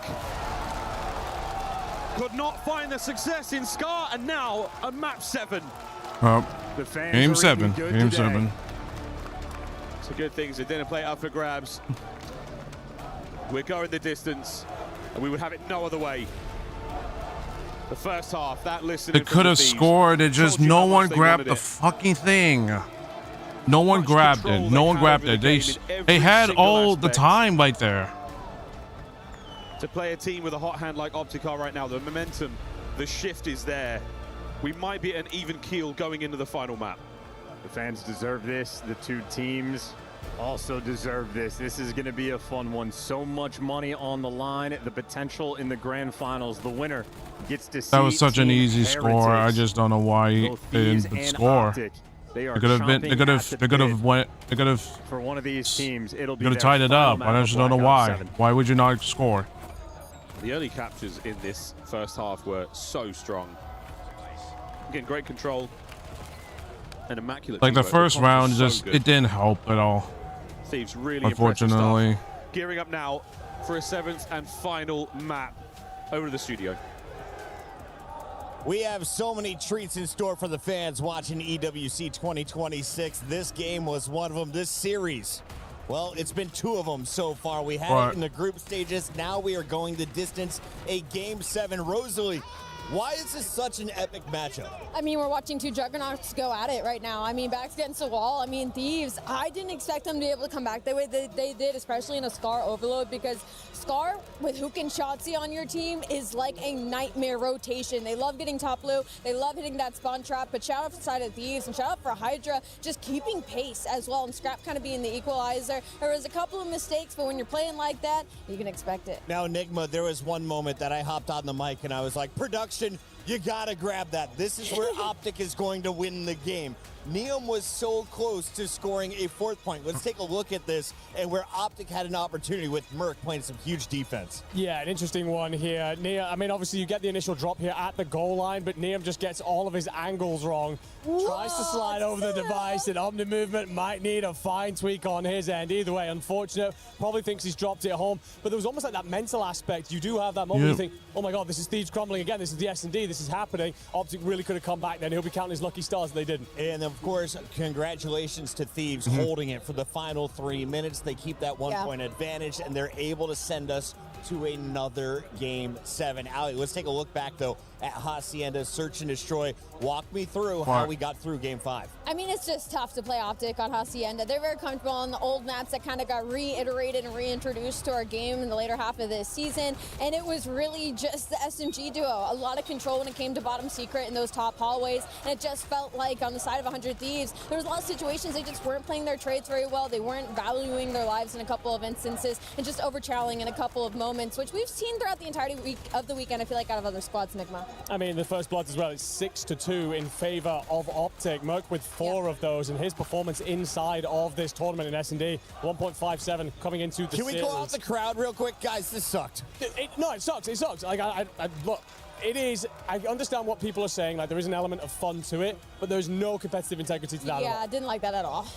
Yeah, so if you watch Counter-Strike Week 7 here at EWC, you'll see a sport that's been around for 20 years, and they've kind of figured it out. Call of Duty, we used to have it figured out until we stopped shaming you. I will bring shame back to esports, one fan at a time. In the meantime, S&D series stats between two ghosts that will never be shamed anytime soon. Who's been shining brighter here on the biggest stage, Allie? Oh, man. I mean, even looking at the numbers across, look how neck and neck they are. I think maybe I'm leaning Shotzi just because of the way that he started the weekend and the way that he's able to turn it around the way that he has. But what's funny is on the other side of this for Hydra, he's probably like one of the only SMGs in the league that when Shotzi is playing at his peak that he can match him. And that's what makes this such an interesting matchup and why we do go to the distance is because of how close the skill level is between these two teams. No, it certainly feels like it. You called it a clash of two titans earlier on. It feels that way. The ebb and the flow, every mistake is being punished and they're going on sprees at will. I will say it feels like Hydra himself has had fantastic performances on some of the hard points, but the overloads, they belong to Shotzi. It's all now, though, about that S&D, and the last big takeover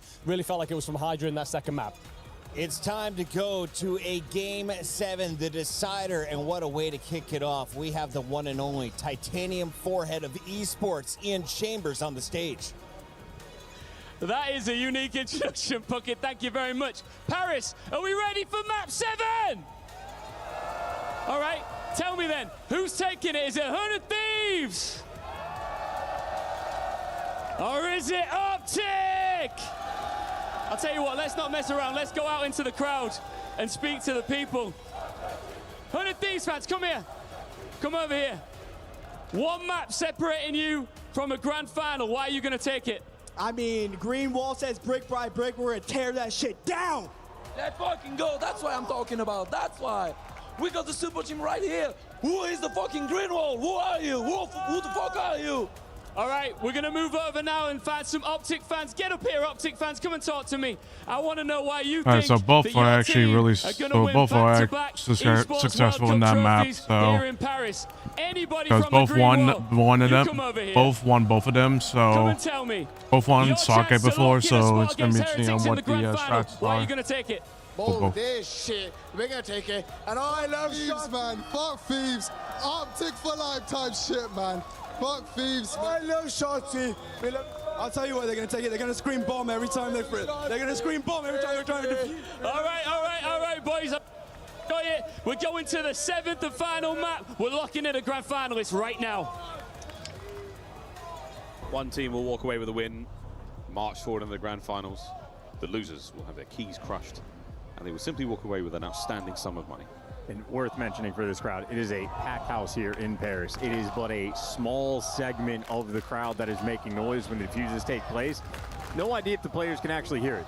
Very different when it's 4,000 fans or 16,000 fans versus the small number here.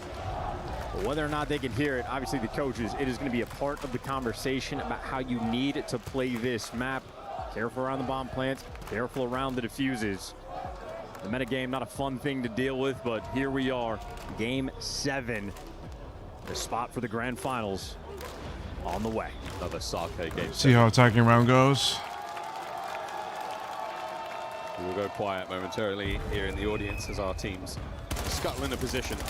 Liam's sniper has taken his fair share of rounds there, backed up, taken out of the play for now. Optic's man advantages will be put to good use, hopefully in a moment. The Thieves, can you steal a kill and even it up? Well, Optic are really hoping someone overcommits. If you're a man down on 100 Thieves, especially on defense on Sake, there's extra pressure, and we got a standoff between Hook and Neum. Neum has a snipe as well. Unless he picked up an NPC off of Abizi's corpse, he did indeed. That certainly makes this a little bit of an easier fight, but back over to the Godheady now. So Neum on the defense. Oh, a bullet would have made all the difference. He's now battling the entire Optic roster. Here they come. Gets away with his life. Scrap tries to reinforce. What a shot! Neum only good for one, and Scrap's life has flashed before his eyes. Here comes Hydra on the pinch. Red dealt with, and simply too many members of Optic to find. Good Lord, Neum so close yet so far. An awkward round with the sniper. Never fun where the direction you're looking, a player just jumps up in the window in between. You don't want to collat your own teammate. So Optic, they get the first round, and there's the look at it. Can't pull the trigger with BZ in the window. So final moments here, the pinch being read. Perfect timing from Shotzzy. Just watch how he rotates through the map. Truly wonderful, precise work. As soon as there's space to play with, he immediately takes it. Round 2, Thieves on attack. And Optic are heavily stacking this on defense. Maybe 2 low, 2 through mid. And I have no idea where you could possibly throw that stun from to hit a BZ. Oh boy. Protect. Oh boy, that's damage. Stun's gonna stop the regen. Nade might finish the job. Just dodges that some way. Merc's alive. Well, they have the space through the B site, yet to commit on the plant. It's in a similar situation. Defensively, often Onsake has been running the show. So it's the offensive team almost spreading the map, playing for picks, but they found the time to get the bomb plant. A pure retake. Scrap just trying to find some damage to the middle of the map, but BZ with a diabolical corner upstairs. Right, the driveway down low, that's going to be Neum, and he probably does not see too many players making their way forward now, and it's going to be all action behind the bar. Hydra somehow getting away with his life. After the first kill, the clock turns red. Optic have taken a lot of space. They found a kill, but they don't have an opportunity to hit the defuse as of yet. Oh my. Neum on the hit and run. Buying time. Optic have got to jump the bomb. They have to get on top of it. There's simply too much to deal with, and it's over. Thieves tied up. So tough on the retake. Hydra so slippery on the map. Able to get away, nice shots to find the kill. And a solid round there for 100 Thieves. That's an unfortunate round. They had 2v1. Use the stuns, use the nades, open up the site. It's a free bomb plan and just a full map spread. And with all the corners, all the lanes, low, up, top, back P3. For Optic, that is extremely difficult to go for the retake. Did a great job at getting the kills, but time was not their friend. It's amazing to see the way that Sarke's designed. You've got so many options to run around that bar building, that distillery. So many windows and angles to play from to just get a little bit of tap and angle onto that the players trying to hit the defuse. Thieves play it very well. Shotzzy's finding this should work out. There it is, Scrap down. First blood. Hydra picks up immediately into the action, and another for Shotzzy through the smoke. He lives for it. Massive advantage here for Optic. Third, and there's no chance. He's gonna fly for the ace. And Shotzzy hot on Neum's trail. Can he find the kill? Has his teammates to back this one up, and he's not gonna overcommit. Neum now, a nearly impossible 1v3. Yeah, they fed it to him. That's great plays out of Optic. They fed it to Shotzzy. He repositioned both of his teammates, making sure they get Shotzzy that kill. Optic right now bringing a little bit extra. That's just, I think, now the long game. Trying to get that Hellstorm. Completely eviscerates both the bomb sites of 50. There's so many holes in the roof of the distillery. That Hellstorm will be very effective indeed. Can they make it? Yes,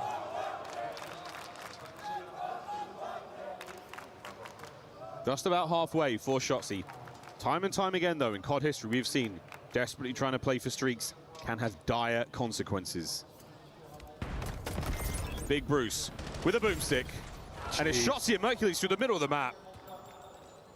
Another decisive round here for Optic. Dashi puts it away, and his M15 strikes.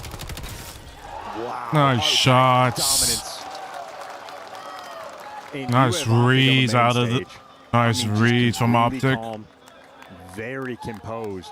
I mean, this is how you scrim. You practice how you play. They right now have brought a scrim environment into this map. And they're playing just extraordinarily efficient Call of Duty. Closer and closer to the 6th round. Closer and closer to the Hellstorm. There's 6 in a row now here for sure. Very, very impressive work. Hook with the bomb. Optic on the attack. Thieves starting to sting here. What a nade. Thieves muscling up there on the inside by B. They've gone low. And looks like they're trying to take some of this space over. Scrap, what a start. A BZ on the hop check there might have seen Shotzzy through the window. Just over a minute to do this. And it's starting to get a little bit tougher. Man advantage. Oh! I knew he was going to do that. Thieves are up. Mercury's in a 1 versus 3. This is a man you cannot count out. He's getting sneaky with it, so, you know, going for the cross with no information gained. An NPC in hand. And he is indeed going for the bomb plant. You can spot this from the back, and maybe I gave too much credit to the crowd. Yeah, that was way more people being. Don't worry about it, crowd. Like, he's gonna find out real quick, but here come the thieves. Merc's not getting out with his life. Not a chance. Simply too much space. Too many thieves. Yeah, they just had too many eyes. Well, it's Scrap. Yeah, at least in that round. Unfortunately, Shotzi, I think he played a little too. And then the shank there. I think he played a little too clean. The shank was legendary. That's an unfortunate with Shotzi. He should have just pulled back for now. Played for it as well. So that. Yeah, they probably read that Shotzi was there, so he probably was still there. So they just 3 kills figured that okay, stay there and get the knife. That's unfortunate. We just watched him get the ace. Oh well, just know. That was almost exactly how it played out for Shotzi a few rounds prior. So that is, hey, anything you can do, I can do better. I got one of us paying attention. 3-2. Trophies here for him and Dashi. Oh, sniping the other side of the map. Time to get in the mix. NPCs at the ready. Hydra's this corner. Absolutely disgusting work, but that's the bomb dropped. I wonder if Hook passed that information over, if he even saw it. And Liam trying to work forward for a bit of positional advantage here, try to get the recovery also. Merc. Oh, he's going to leave a mark with that stun. Optic, clean round. Dashi Snipe makes the guest appearance. Take down Abizi. Then you got the man advantage. Good on Hook and Shotzi for roaming together. Make sure you at least trade out that kill from Hydra, playing the cheeky spot. Optic right now in good position. Yeah, Merc doesn't have to do a whole lot there. Good shots right there from Merc. Just mag dump the doorway. Not a whole lot you can do from that angle. 4-2 here in the 7th map. And Abizi yet to get involved. 0 and 5 thus far. Sweet child of mine. Dashi with a first. You heard Hydra in the interview talk about sprinting at Dashi. Got to be careful with that one. Scrap trades. Dashi finds his 2nd kill. Can Abizi join the score sheet? No, he cannot. Ooh. Dashi finds a 3rd. Ooh. And suffocate the thieves.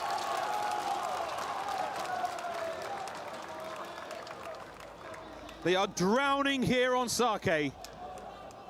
Not a sign of life yet. And Optic, so close to the win, they can taste it. A takeover from Dashi, match point. Nice shot with the sniper. And how confident you get to play when you got a pistol shot like he does. Optic Gaming able to do whatever they want. The first blood was something. The next 2 kills, even better. 5-2, match point. Optic Gaming looking to end it all here. Play discipline. Thieves with a B-bomb site pressure. Successful previous rounds. Shotzi will deny the plant. And Scrap finding the first as well alongside. 3v3. They know the bomb's down on B, and they're going to be making moves potentially. Nade down low. A stairwell fight. Abizi currently sitting on a donut. Shotzi checks the corner and guns him down. Gets out, no. 2v2, out to 1. Nice! Nice! And it's Big Bruce's Jaeger. Come on! Hunter to close it out. Optic go to the grand finals. Heretics await. The last we will see of Come on, baby! In Black Ops 7. And something we will Come on, always Optic. remember about this year in Black Ops 7. Optic Come on, Gaming in come the on, grand Optic. finals is a guarantee. You can do this back to back. It was always going to be the way. Back to back EWC. Come on. The tone of the year, the story of the whole season. Why would it be any different? A top 2 finish guaranteed. The green wall the few warriors who turned up elated at their team's performance. The Thieves, you gave us everything. You showed us so much. We were with you every step of the way, but it all ends here. They will play for the third place matchup. But what a tough series. Dashi taking over Sake. The unbelievable performance on Gridlock just to turn the series around and give them a fighting chance. And it was more than a fighting chance, it was a lifeline, which turned into magic. And the man on stage with Ian Chambers, the young magician, Shotzi. An absolute magician, you're right. Shotzi standing by. Optic locking in the grand final spot at EWC once again, back-to-back years. Shotzi, the expression on your face tells me that you expected this. Yeah, I mean, obviously they're, you know, a top 13, so we expected a grueler series. I'm glad that we came out on top. Do you enjoy these grueler series? Because look, you have to have long stamina, especially when you got to go into another long one later on today. I enjoy it if we win. If we lose, it's demoralizing, but yeah, I mean, honestly, GG to those guys. Yeah. What did you learn from them after the loss to them earlier this week? I learned that I just got to play my game, honestly. I feel like sometimes we, you know, don't play our game, we get out of the moment, and I feel like today it was pretty sloppy, but I mean, we got with the dub, so that's all that matters. For sure, and you got the dub yesterday over FaZe. Do you feel like this is starting to, I guess, feel like some kind of a Optic revenge tour? I mean, if that's how you want to put it, yeah. I'm down, fuck it. Hey, are you down to crush a key? Of course, let's get it. We said on the first interview that we had to get the Shotzi that you wanted to crush the FaZe key. You guys did exactly that. It's 100 Thieves' turn as you join our key master here as we commence our traditional ceremony, the brutal part of the Esports World Cup where we punish the losers. As the man himself, Shotzi, hits the lever that came to Paris as title defenders. And now they are crushing a key before getting into another grand final. 100 Thieves are out of here.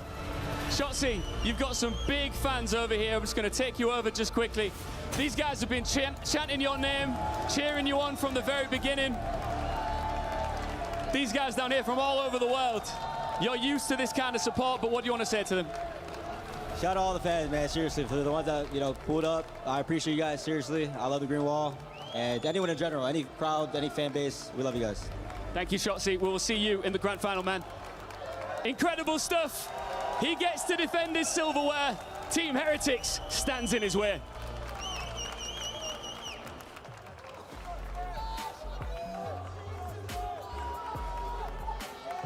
And we are back to another Grand Finals featuring Optic Gaming. They have done it every single tournament this year, something I don't think we've ever said in a Call of Duty title. What an incredible accomplishment, especially considering they were down 0-2 to start this series. They were down 5 rounds to 0 in that search and destroy before gaining any momentum. Talk me through this search and destroy, though. You saw Bruce with the Jaeger at the very end. How fitting it is that the pistol finishes the game. You could just tell that Optic was way more comfortable on Sake than on the flip side for Thieves. I mean, unfortunately, you have to look at Abe. He just could not get anything going in that map number 7. We're on the flip side. When we were watching Shotzi's point of view, it just felt like he had his timings down. He was incredibly comfortable moving around mid-map and just kind of abusing a couple of lanes and a couple of corners. And also on top of that, you get 2 rounds back-to-back and opening snipe out of Dashi. We know how impactful his shots have been all season long. When he hits those, Enigma, this room goes on fire. When you think about the way in well that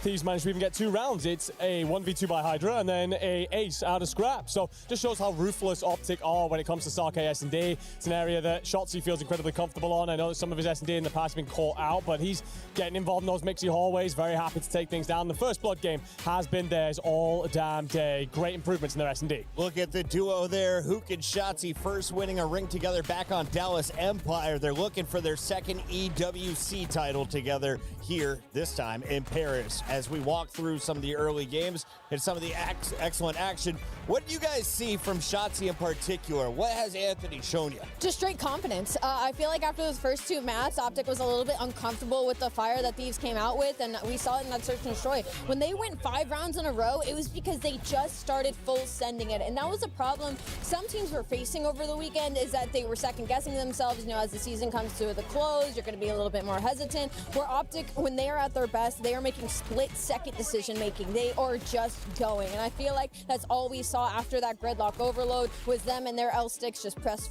perma-forward. Yeah, it felt like they just got themselves, I mean, we obviously talked about it off the back of that map too. It's kind of like, okay, Thieves take the map, but the momentum is truly with them. And then they had to steal away map 3 or map 4. They take both, and all of a sudden that series hung in the balance. And while you do, of course, get that little bit of pushback out of Thieves, I think that Optic were very much so in the driving seat from that point on, especially moving to a Osaka S&D where they've been so good all week long. Just how good was Shotzi? Well, the man was able to crush the key. He's given that honor by his team. And of course, for good reason. He has been leading the squad. He's been leading the league for years now. 135 kills across the 7 games. That's a 1.14. He drops a 2.13 in Search and Destroy. Most importantly, he shows up when you need him most. Yeah, and I think the biggest point here to make is that his S&D is on point right now, which usually it's going to be Ant in the respawn, and then you're looking at maybe like more Merc and Dashy when you talk about the Search and Destroy. So obviously playing above their ceiling today might be some of the best we've seen out of Optic. Enigma, can we say goodbye, though, to 100 Thieves the proper way? Because this was a squad that, going into the second half of the year, I felt were considered the top dogs. They had dethroned Optic as the best team in the game. They fell short at Champs. They fall short at here at EWC. Is this the end of the foursome, the super team that was put together to run this league? Unfortunately, I think so, and I think it will be off the back of a season that really didn't deliver on the super team title and tag that we all gave them. I will say, though, you haven't covered a diamond in the rough there in Neum, a superstar that will have an incredible future impact, but I have a feeling that the roster mania that's about to go down, while incredible, I unfortunately think it's going to pull that entire team apart. I think you might see Hydra on the Gentlemates. That's the vibe we're getting here in Paris. You may know something I don't, but Ali just smiled so big. Maybe it's the idea. Maybe it's her inside sources. Either way, 100 Thieves have a lot to think about. They had one of the biggest rosters when you look at salaries. Optic Gaming, of course, known for always supporting their players and getting what they want out of them, including championships. Optic versus Heretics. This is David versus Goliath. Heretics never finishing higher than 6th place, I feel like, this year, Ali. It is David versus Goliath, but there is a little bit of history here between these two organizations. The Spanish teams have been giving Optic trouble in the past couple of years. There's a couple of elimination rounds that they've knocked them out of, the ghost of Dave Patty. So a couple of things we can touch on as we head into this final. They've never played a best of 9 before, never needed to. Optic, they haven't had many, but they've had success in the few that they have. We'll get to that match in a little bit. Coming up, though, we will have our 3rd place matchup, and the Falcons are going to be back in action. I was running around behind the scenes, and Exnid, I could see him through the glass. On top of his feet, I thought he's yelling at the rest of the squad. And then everyone starts erupting laughing. It looks like they have bounced back after the loss. They've recovered, they're reset, and they're refocused because, Andy, there is some serious money up for grabs between 3rd and 4th place, not to mention the club championship points. Oh, no, of course, yeah, we've got to continue to harp on this. This 3rd, 4th, sometimes they can feel a bit drab, and those of you who are World Cup fans coming, especially from England, all of a sudden we love them. But it is a case for both of those teams now where it's like, yes, a hell of a lot of extra money swinging hands and exchanging pockets, but the club championship points, both Falcons and Thieves looking for yet more, which could dictate hundreds of thousands of dollars for either of those clubs. And of course, if you're 100 Thieves, you're looking to silence all the haters who are demanding that you break up or restock up on the roster, because a 4-0 is going to silence everybody here, Ali. Oh, absolutely, especially with the way that Falcons have been playing, too. It's not like one of those ones that you could sneeze at if it was earlier on in the season. And talking about 100 Thieves specifically,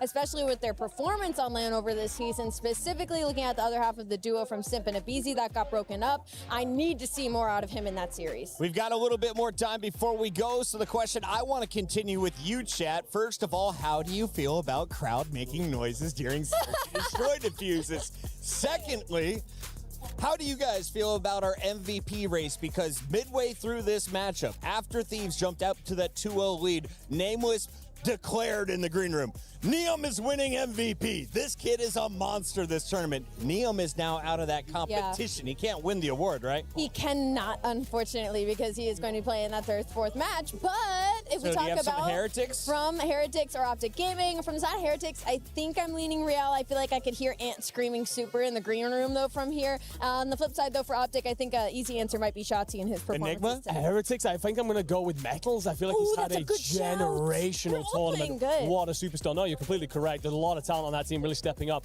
If I go with Optic, maybe Dashi. I feel like the amount of times we've been counting, oh, this might be his last hurrah. He's the old man in the club. That boy's shooting like he's 21 again, having himself a great tournament. The Thieves just played an epic 7-game battle against Optic. Unfortunately, they are now battling for bronze. When we come back, we'll see the Thieves. Between now and then, though, we have a very special announcement from our friends over at IW. Modern Warfare 4 is in the building here at EWC. We get a first look at some new things, I hope. I don't know.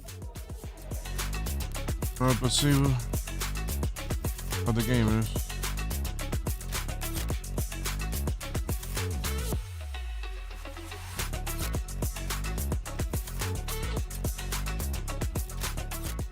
Count on me.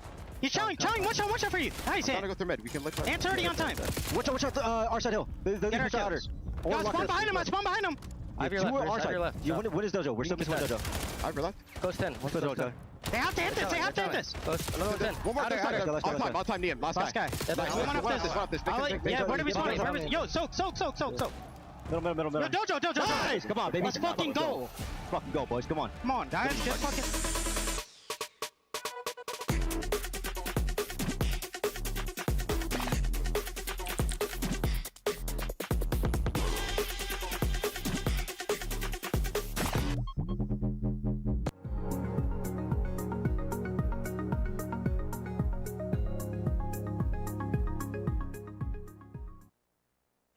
I'm supposed to meet with the big producer, but I don't see her anywhere. Kitty, you made it! Oh wow, I made it to what?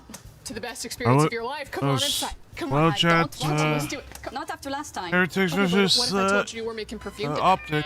See how it's gonna go. Come on, it's gonna smell so good. It's gonna be so pretty. But it's gonna be first Team Falcons versus 100 Thieves. Like ketchup, but that's okay. That is gonna be interesting. Kitty, what That makes one me is gonna so be sad probably a good one. is that the EWC is eventually going to end. I don't understand why they're showing sad this. about you going home. But cringe I ass do fucking want shit. something to bring home with me to kind of remember our time together and all the fun things that we got to do. Oh yeah, we had so much fun. I want to create a scent that truly captures esports. What do you think of when you smell esports? Nothing really good, to be honest, like people sweating, being focused, keyboards that are not really clean. So yeah, that's what I think about. And that's exactly the scent that I want to capture. Why? Esports. Okay. Esports. I'm gonna start with the lavender one. Let's start with the base, okay? Lavender, what is that? Are you kidding? Is that an NPC? It's not an NPC.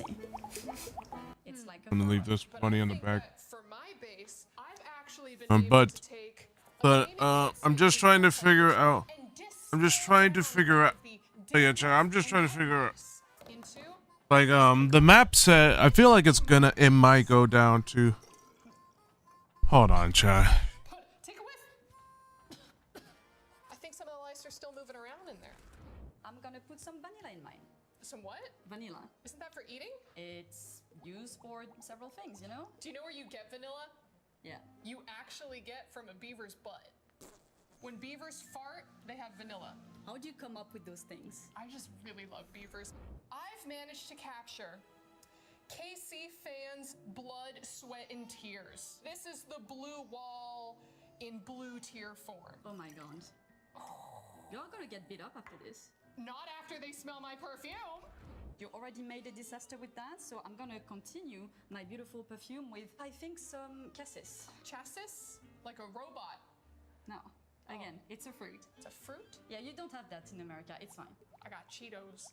Yeah, I know. But for my next part, I actually got the finger gloves of players, and we're just gonna go ahead and add a little bit of sweat. There's some.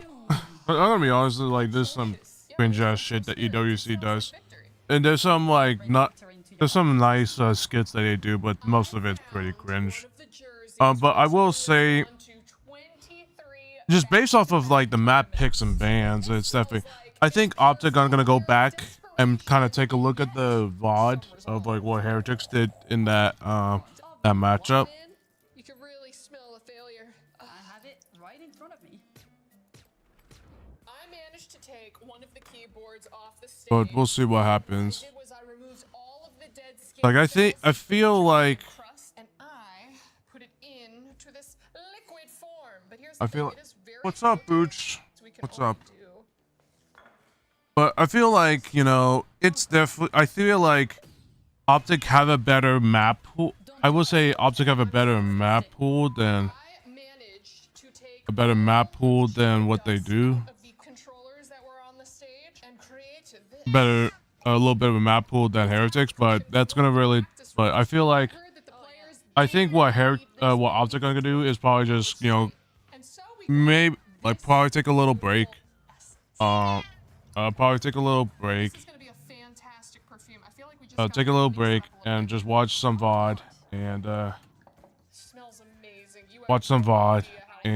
just go back and watch some VOD and just, you know, go based off of do map picks based off of like what Heretics are good at. Like what Optic what pair.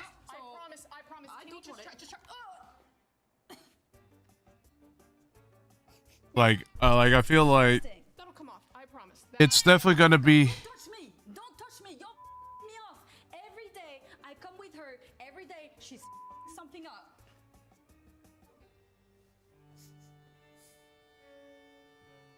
Esports.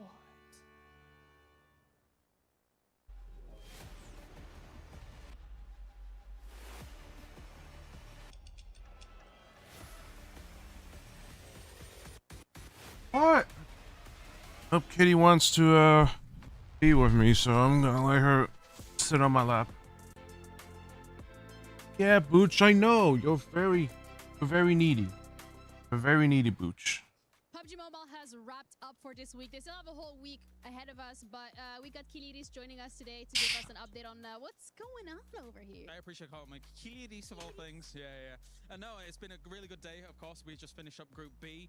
One thing that was really standout was the fact that Vitality at #1 looked unbelievable throughout the 2 days of their group stage, finishing off at what was probably a point record of all time in the group stage at the international stage. Wow. Not that really people put them at the #1 spot in this group as a whole, because there were some really big contenders, but they looked absolutely fantastic getting #1. And it was, of course, top 5 that were able to qualify on through here. So we've got some other really big names that have been able to move through.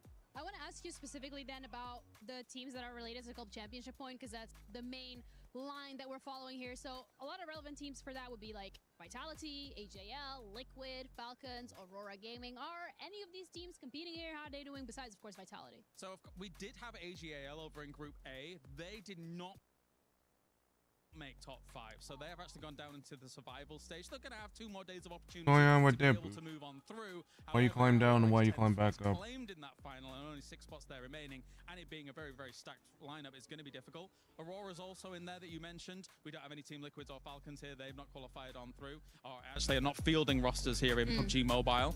But Aurora is considered one of the best rosters of all time in PUBG Mobile, but again is now back into that situation where it's not looking as easy for them as some of the other teams. Some things that have really kind of stood out beyond the club championships, I just want to kind of get this in there, is the fact that we don't have India that much in PUBG Mobile international kind of play, but this time around we've got 2 Indian teams getting into the final directly in Orangutan, as well as the team here, Godlike. So that has been really exciting to watch and very exciting for the fans out there, of which there are a lot of. Yeah, I can absolutely imagine that, but I'm also gonna have to put you on the spot here because you're talking about Aurora and AJL having to go through that survival stage. In your humble, personal, professional, maybe opinion, okay, what are we thinking? Are they gonna make it out? I think AGAL should be able to make it through into the grand final. I think that what they've shown over in their region, over in China, has been fantastic from them. They go up against what is a very stacked region, because you've got teams like Tiamba over there. Thundertalk didn't look that great so far, but AGL was definitely sat at the very top of the pack when it came to their region and their representation here so far. So I do think AGAL will be going through to the final, and there's a world where they could challenge for a very high top spot. All right. Well, that's very great to hear. Thank you so much for that. I appreciate it, Kalaris. That's it from us. Back to you guys.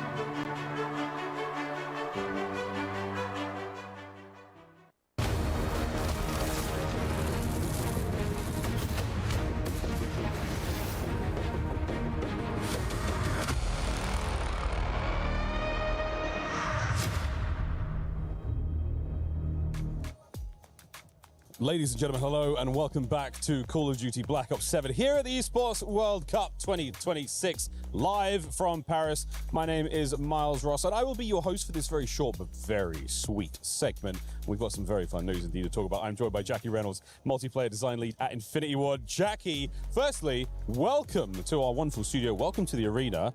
How's EWC treating you so far, mate? Oh man, it's been a pleasure, honestly.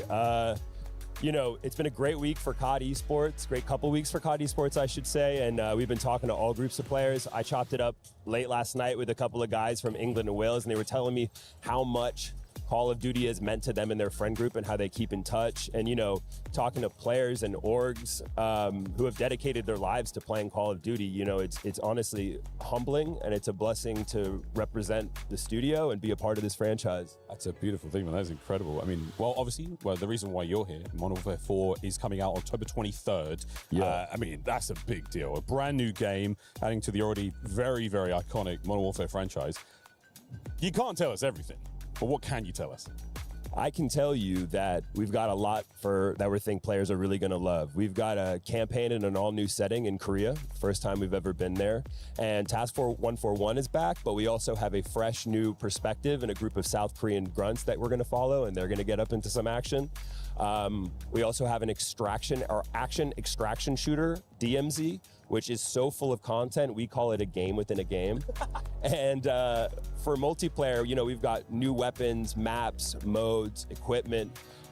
We also have a new movement system that's based around player fluidity. And we have a dynamic player fluidity, we'll see what happens. That's we're super excited about. Now, Killblock was available to play in New York. It's available to play here in Paris. Killblock, I mean, it's been so much fun. We got a couple of rounds in. It's an incredible experience, dude. I mean, what is Killblock all about? Yeah, one of our creative directors, Jeff Smith, he's made so many maps. He's made stuff like Vacant and Crash and Shoot House and Shipment. And he was feeling like, you know, once we finish these maps and they go out, there's not a great opportunity to revisit them. And he was also really inspired by the Real Madrid football stadium and saw how the grass would split and contract underneath the earth, and then these concrete slabs would rise up for, you know, concerts and things like that. And so these kind of two ideas together, he came up with this idea called Killblock. And it is a dynamic multiplayer map where no two rounds are going to be the same.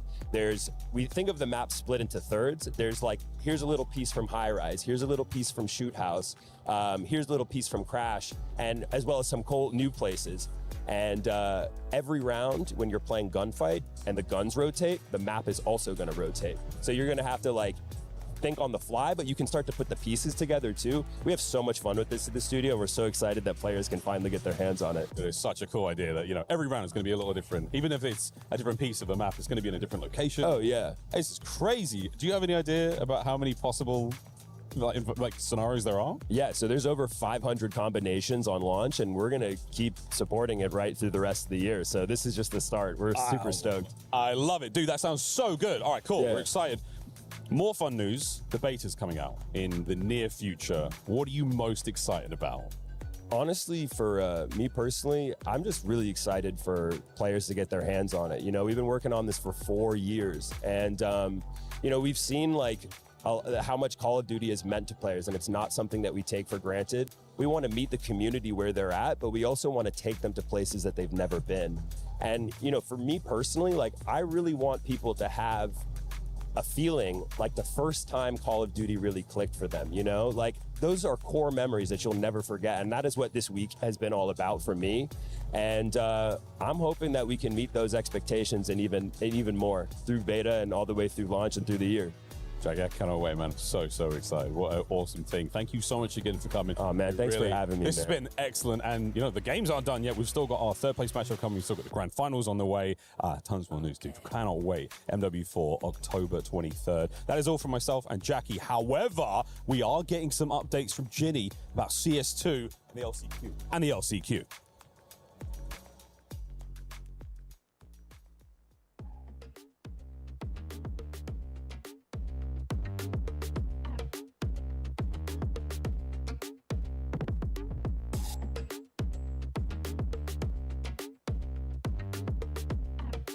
I'm gonna give away a little bit of some insider information here, and that is the fact that I've only been doing esports for 4 years, and this is my first time experiencing a LAN of this magnitude. It is a throwback to nostalgia. It is absolutely incredible to see what everybody used to talk about when they used to say the good old days. So for me, this is a great experience, but for the players, it must also just be absolutely incredible. Not only are 64 teams in the LCQ competing for a grand total of 4 slots, making this so much more complicated, there is so much going on at the same damn time, because we got the players competing here on stage. You can see your enemy, you can hear it, you can even see other teams that are playing at the same time. On top of that, we have stage 2 that is currently live with PUBG Mobile, where you can hear the shouting from the fans, especially the Brazilian ones, who are having the time of their lives. This is such a fun environment, and it really is putting these players to the test in regards of how much can they lock in when everything around them is not up to scratch. That's it for now, but I just want to reiterate this. 64 teams, 4 slots.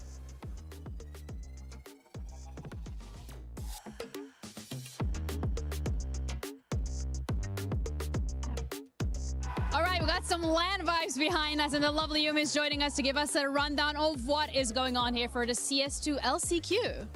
Yeah, I mean, Counter-Strike is one of the greatest esports that I've ever watched, and to have it go back to kind of its roots in a way, but also scaled up to such significant prize pools, but also just flying and having so many teams out in this type of environment of a high quality. I'm astounded it's gone as smoothly as it has so far. Okay, then I want to ask you specifically about the scale of it, because there's a lot of teams competing for a very few amount of slots here. It's one of those things that because of VRS, we have a lot of smaller tier LANs, so this is kind of a mix between those in some ways. It's a great chance for teams to actually get those types of opportunities, but yeah, we had 64 teams, 16 groups of 4, only to get into a 32-team single elimination bracket where only 4 teams get slots. It's a very hectic journey. That is kind of rough. I'm not gonna lie. That sounds horrible, especially for the teams. I mean, you got to compete, you got to get in there. But there are 3 teams specifically that I'd like to have a conversation about, because they're very relevant to the club championship discussion. It's Liquid, it is VP, as well as 100 Thieves. How are these teams doing right now? Well, 100 Thieves are the only ones that are still in it to get a qualifying position. They just won their game against BCG. It was very, very close. They probably shouldn't have made it. Whereas for Liquid, they're probably the biggest disappointment. They're a team with high expectations, an organization with so much tenure, so much prestige, and for them to fall short and just didn't even really look like they gelled well together today. It was, I think, it's a sad realization that there's still more work to do, but that is the kind of the constant narrative for them. And Virtus Pro, unfortunately, they're not really a team that I'm too interested in, because it's basically an academy team that they've been trying to make work, and they've had mixed results online. Well, it looks like that's it for us in terms of the club championship update, CS2 side. Thank you so much for joining me. Yeah, no Very problem. informative. That's it for us, and we'll get back to you guys.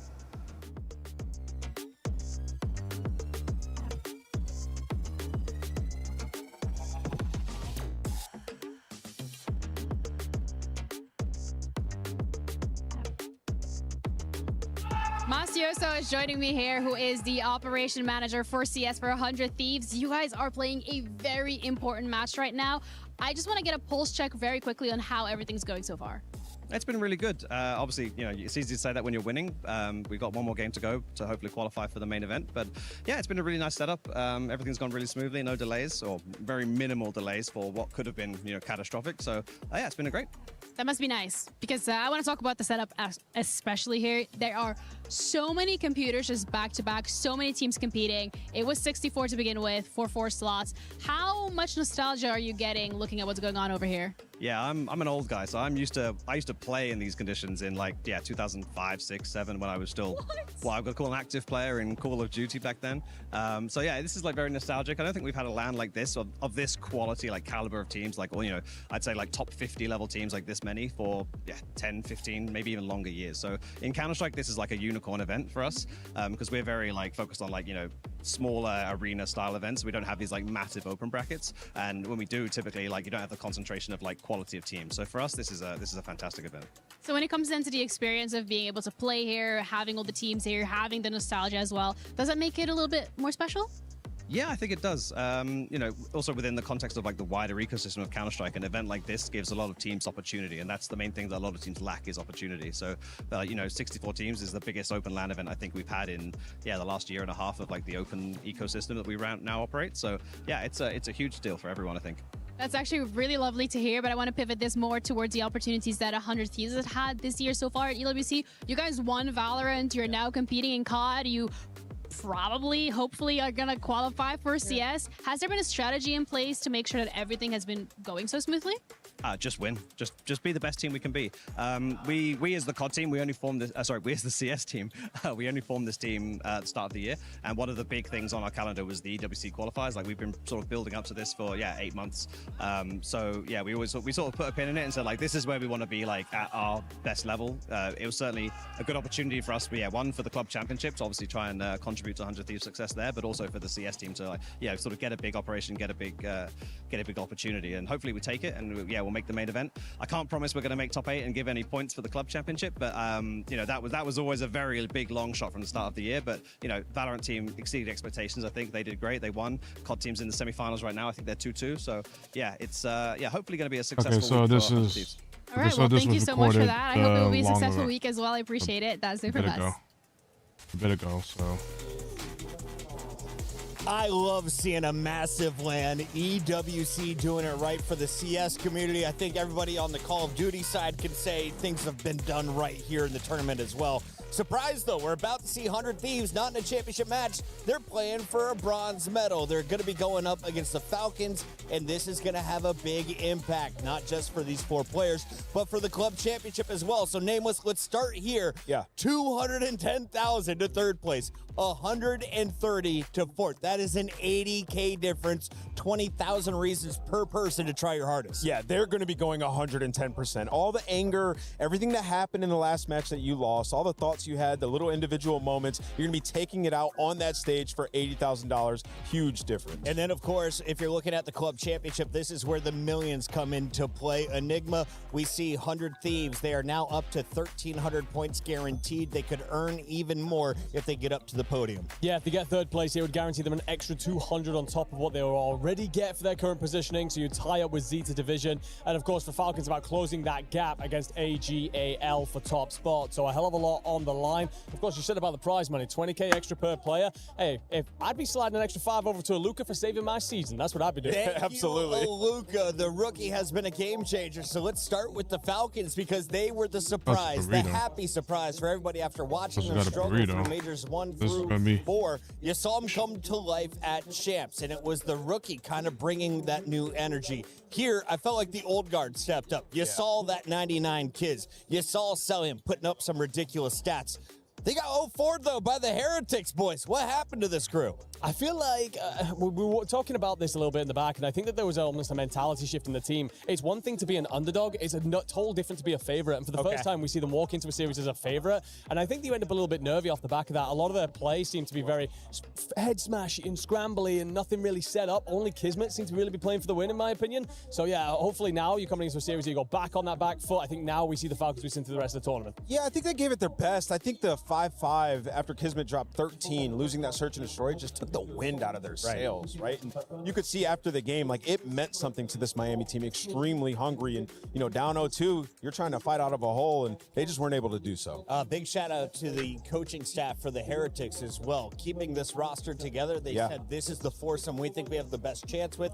They were able to make the run through the Falcons. They'll be playing for that championship a little bit later. For the 100 Thieves coaching staff, you went out and gathered the best players possible. You dropped the bag on this roster. How did they perform across the season? Did you get what you wanted? You got an MVP for the regular season in Scrap. Yep. You raised a trophy. You got Rookie of the Year in Neum. What more did you really need when it comes to accolades? Yeah, I mean, the icing on the cake would have been, winning champs or winning this event. But all in all, it's a fantastic season.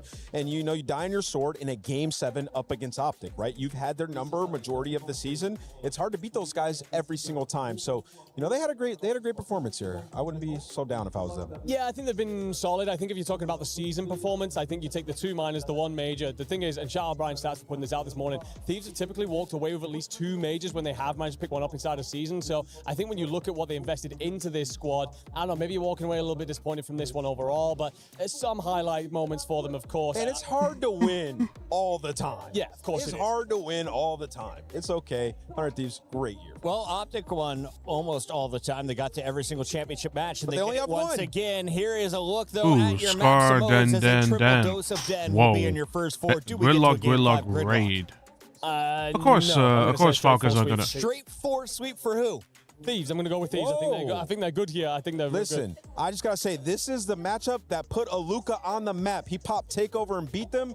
I think he could do it again. I got Falcons. You got Falcons in how many maps, though? Game 6. Game 6 Falcons. Chat, let us know. Are you thinking Thieves or are you feeling Falcons? It's time to find out who moves onto the podium and who finishes in 4th as we head to the stage.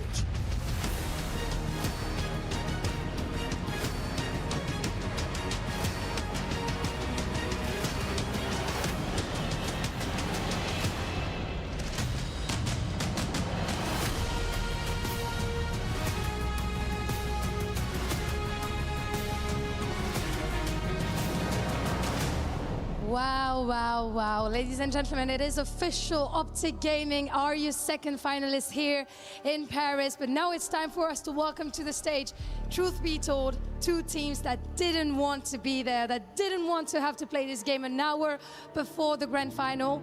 But it is what it is, and EWC is cruel. Yeah, I mean, let's be honest, neither of these 2 teams wanted to compete for a 3rd place finish, bronze. They wanted to be in that grand final competing for this. But let's not get it twisted. There's still a lot on the line here for 3rd place, especially for Team Falcons, who are deep into their club championship run. They need the extra points that come with finishing 3rd, and there's a lot of extra money up for grabs here too, Lou. Vous l'avez compris, forcément, on n'a pas forcément envie de jouer ce match pour la 3e place, mais il y a des points de championnat à aller chercher, notamment pour Falcons. And it's also on about winning, ending and leaving Paris on a win, and also having the last word, Ian. Absolutely. Let's welcome our 2 teams onto the stage, starting with Team Falcons! For weeks, Falcons just kept on climbing. 3rd at champs, unbeaten through the groups. 7 maps survived against Gentlemates. Then today, Heretics finally stopped them. For the first time in Paris, Falcons have to respond to a loss. And they don't get too bothered about it, to be honest. They're ready to step up. They don't want to feel sorry for themselves. This is one last series and a chance to climb the club championship. And against them once again, 100 Thieves! This is definitely not the series 100 Thieves expected to be playing. They came into Sunday unbeaten. They'd already beaten Optic once this week, but when it mattered most, they couldn't do it twice. Now, after a tournament where they looked like champions for so long, there's one last chance to leave Paris with something. No trophy, no grand final, but still something worth bringing home. Yep, a reminder. There's a lot on the line here, club championship points and a big bag of money. The atmosphere is somber, but we're going back into the server for our third place matchup at EWC. Lots on the line, but I'll tell you, watching the walkouts right there, I hate to try to assign things without knowing the nitty-gritty details. This matchup matters a lot for the Falcons, and knowing that Xnit's in that camp, Clayster's in that camp, and what that organization means for these 4 players, they're playing with their heart. Hydra looks dejected. Yeah, it's not looking good on the walkouts there. Obviously, you're just coming off of a very tough loss if you are 100 Thieves. You can just tell by the facial expressions they don't want to be on that stage right now, but they be at home sometimes playing for $100, $200 in an S&D Facts, bro. This one's for $80,000. You better lock in. I'm saying, and don't get me wrong, I think as soon as we see the countdown come through, everyone's going to get into their normal form, but just based on the energy off that walkout, Falcons look like they're ready to take this matchup on. They want to exceed expectations again. They beat this team at Champs round 1. It was a surprise, and that guy on your screen was a lot of the reason why. You know that he wants it bad. You know that Xnit wants it bad. Kismet and Celium have always been consistent when it comes to trying to place the best they possibly can. I hate to sit here and harp on it, but you can see a very visible difference between both teams right now. Oh, yeah, without a doubt, man. If you are the Falcons, you just could not get one of those maps to go your way to pull the momentum onto your side. Every single one throughout that 4-game series was tight all the way down to the very end. They just didn't have that clutch factor, so you cannot afford to come out flat here because you know Thieves are hot. They just went to a Game 7. They just played potentially the best team in the world. And now they got to come in, reset. Thankfully, the Bulldog is smiling cheek to cheek. He has one of the best mentals in Call of Duty. Without question. It's always been that way since Enigma 6, Black Ops 4. You want to talk about a surprise run then? Yeesh, that was a throwback. Shout out Jordan General. Where are you now? Miss you, brother. Let's get into this one, though. Again, Scar Hardpoint, a great place for Thieves to start this series off, considering how the last series had gone.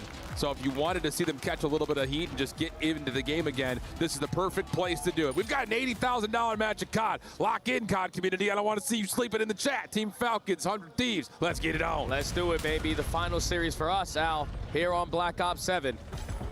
Beezy's the guy that I instantly want to hop on board with, though, because he just went 007 in that Game 7, and you know he's got to be foaming out the mouth to get his hands now onto the Falcons, but Xnit is doing the same exact thing. All 4 dead. Falcons flip the spawns. Yeah, big wipe right there. Luca going to watch the cross. Very good prediction on where exactly this hit's going to come from.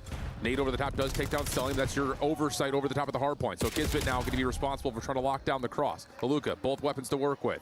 Has Neum in his sights. Wrong weapon for the job. Backs away. Has another in front, but it's scrapped for the win, and Thieves are back in the hard point. Yeah, with only 15 seconds left, you got to start thinking about that next HP if you are the Falcons. Transition yourself over towards the motel side because you're going to get overwhelmed with pressure through White Wall. Hydra hitting a route, Hydra flipping the spawns, and now you're just begging your teammates to at least cause a distraction on the opposite side, but at least the spawns flip. Oh, big wins from Kiz. Celium gets 2 of his own. Spawns will stabilize. Aluka now the forward line.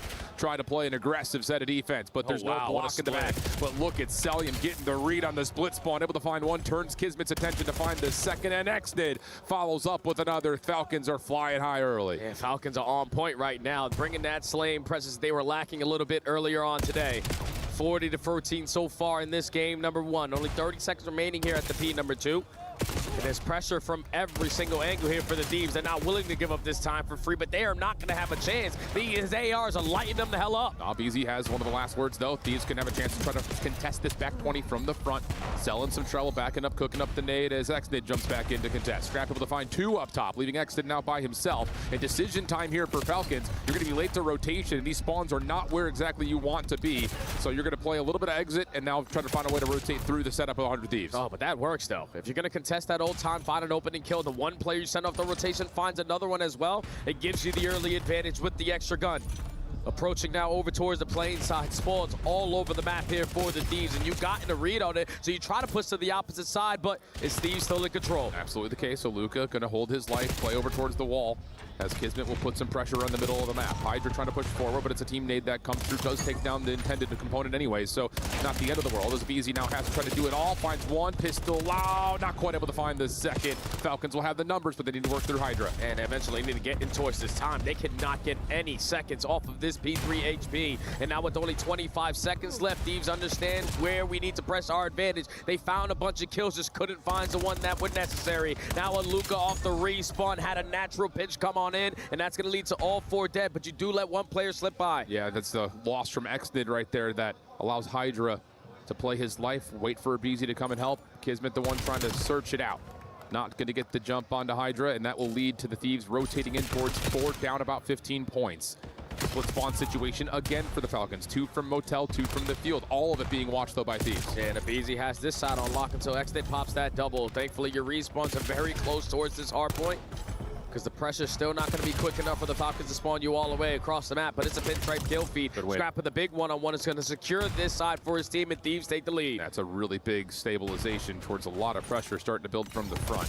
We're not done yet, though, with all these SMGs out and in play.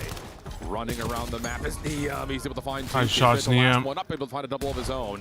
Help going to be here by Oluka, just trying to stretch his way in, but Kismet may not need the help. He's found 3. A BZ will eventually drop, and that'll be a flip for the scrap time. Yeah, you would gladly take this 20 if you are the Falcons, because now you have so much time to work with off this rotation, and every single kill you get will spawn them behind you. You have Kismet hitting the route through Motel. Big one-on-one there versus the Rookie of the Year. He's going to spawn behind that P3 HP, because look at what Celium is doing. Already at the 18-wheeler, hitting a hard block. Oh, you can see Scrap nearby, but Cell pops up, finds the win. Kismet into the hard point off of 4 in a row. That's number 5. Number 6 would be up top, and he's going to get information on that.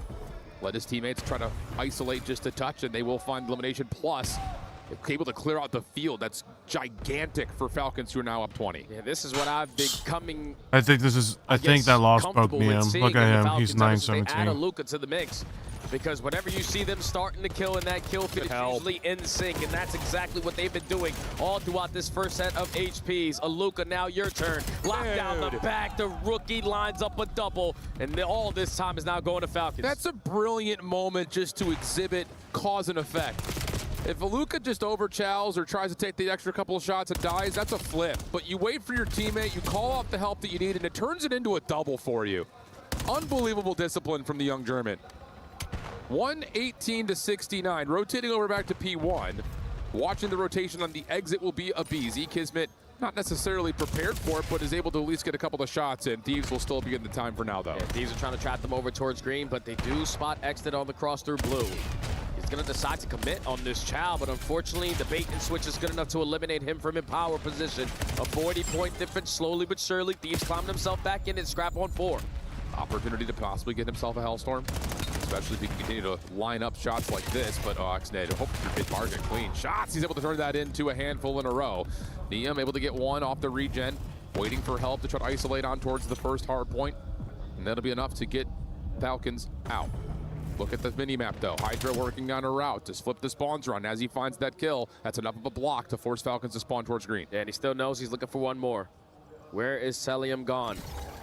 He's going to be able to push his way out of blue, and the headshots are good enough to eliminate him from that spot.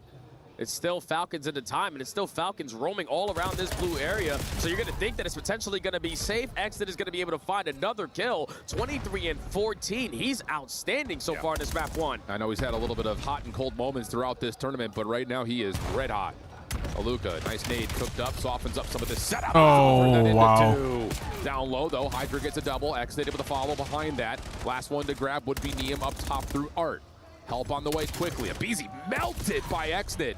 But Scrap has got his trade. Kismet now with an M15 in hand. He's going to be working with Celium, but watch the long pinch. Celium is currently watching it. He's able to see Hydra, and now it's down to just trying to isolate him out. But with the pistol, you're not going to beat Hydra with an SMG, but the trade is there, and the Falcons are still in. They're still in the time, and there's still 20 seconds remaining here.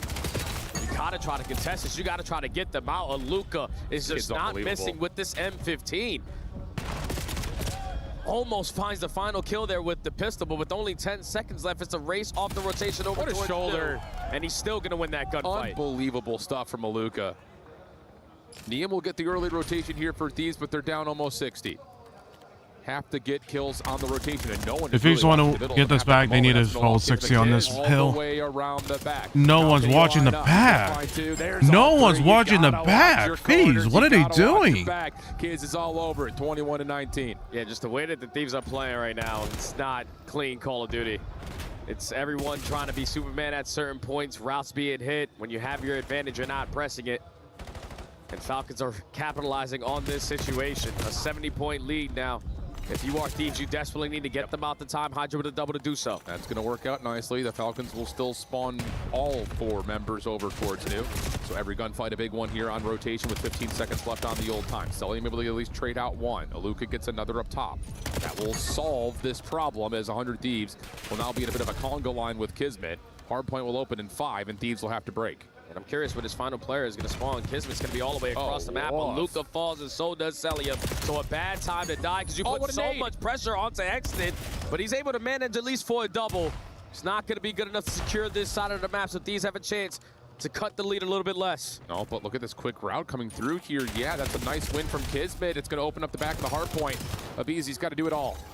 Able to find the first, good information on the second, wants it, gets it, slips away. Can he keep his life? Yeah, absolutely. Now help is here. Really well done by Abizi. He sets his team up. Now it just comes down to finding the final punches, but Exton again takes down 3. Unreal out of Exton. Up to 32-22. The break is good for Falcons. 25 seconds remaining here. Thieves cannot allow them to get this time, so they're going to give it one last hoorah. Abizi from top blue is able to pop a double, but you got the read where the pressure is going to come on in. He gets the third, but a great nade out of Exton. He's making every play that he wants. Falcons going to be able to breach that 200-point mark. Just need one more hard point to call game. Yeah, they're up big. They're up big. Play developing here for Falcons on their break attempt, rotating through Motel. 100 Thieves have the full setup that they need. Just need to make sure that they're fully blocking in the back. Scrap will get a couple of shots and say, I'm out of here. Hydra able to find 1. Neum able to push off the play towards the bottom side of the minimap. That's a big win, able to turn that possibly into another, and that's absolutely perfect right there from Thieves. It might have been the first time I've seen a kill feed in favor of the Thieves, 3 for none, without Exton finding a kill. But it's still going to be the Falcons on their second attempt, just putting themselves in a position to influence the map. The hard blocks coming in from Kismet, the pressure is from the front, and Falcons get the break. Yeah, they're just so clean in these halfway points of the hard points to break. They're our best breaking team at hard point throughout the weekend, and they're showing you exactly why. Moment of contest trying to come through. Scrap able to come back to the hard point, and they will make sure that they were able to get this scrap time. At least that should be the case, only 13 remaining. You would gladly give it up, though, if you are the Falcons. We want to make sure that we have blue side at the ending of this P5, so we can potentially put them in the best trap possible for a P1 setup, but Hydra just trying to cause chaos. Only able to take down 1, but he causes so much of a distraction that now Abizi has a lane open. Kismet able to cook up a nice nade again to keep that tally of how many nades he's hit so far today, and then the beamer over to Abizi. 219 to 175. Numbers still flying forward for Falcons, getting more time here on P1, and they're still finding kills, and Thieves are scattered in the wind right now. Neum is trying to get up top to green. Hydra and Abizi are working on the pinch. Both are pushed off by Kismet. And this is just so much time on the first hard point for Falcons. Just not doing anything together if you are the Thieves. And now it's only 13 seconds before you fall short here in map number 1. You still have win condition right in front of you, and you just can't win a damn gunfight if you are any of these Thieves players. Another 3 dead, make it all 4. Man. This is game. Yeah, sure feels that way. There's just no way that Thieves can clear out all 3 of these members that are near the hard point in time, you would think at least. Nice shots from Exton. He's trying to get to 40. One more contest, not going to happen. Falcons, casual, map number 1. It's good to see that the Falcons, you know, with a little bit of time between the loss that they took earlier versus the Heretics, still come with the mindset, we want to get this one done. You know, Exton wears his heart on his sleeve. Of outstanding map number 1 performance with the AR, with the SMG. It didn't matter what he wanted to use as the weapon of choice. Falcons come out the gate swinging and start up the series up 1. Unbelievable stuff. And again, like, look, I'm going to talk directly to you now, YouTube and Twitch chat. I don't want to hear any nonsense about, oh, Thieves just kind of came out and didn't care about it. This is an $80,000 match of Call of Duty. Yeah. I already know how much passion that the other watch parties are going to have, how you and Ant are going to have. You guys are playing in ballrooms for hundreds of dollars, not hundreds of thousands of dollars. Yeah. There's no excuse. You got to come out and play hard. And I'm not going to sit there and say that Thieves didn't play hard, but it did not look the same way that they just played Optic, tell you that much. Yeah, it just doesn't feel like it's a teamwork game. It doesn't feel like, you know, they're willing to do everything that they possibly can just to go out there and get this map #1 win. Facts. I don't like the numbers that I saw. I didn't like the routes. I didn't like the teamwork aspect. I didn't like the efficiency.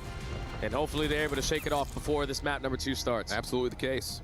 We've got a lot of Den coming up, but again, this is a very important match for Team Falcons. It's not about the name on the back. It's about the name on the front. We've got a club championship update for you.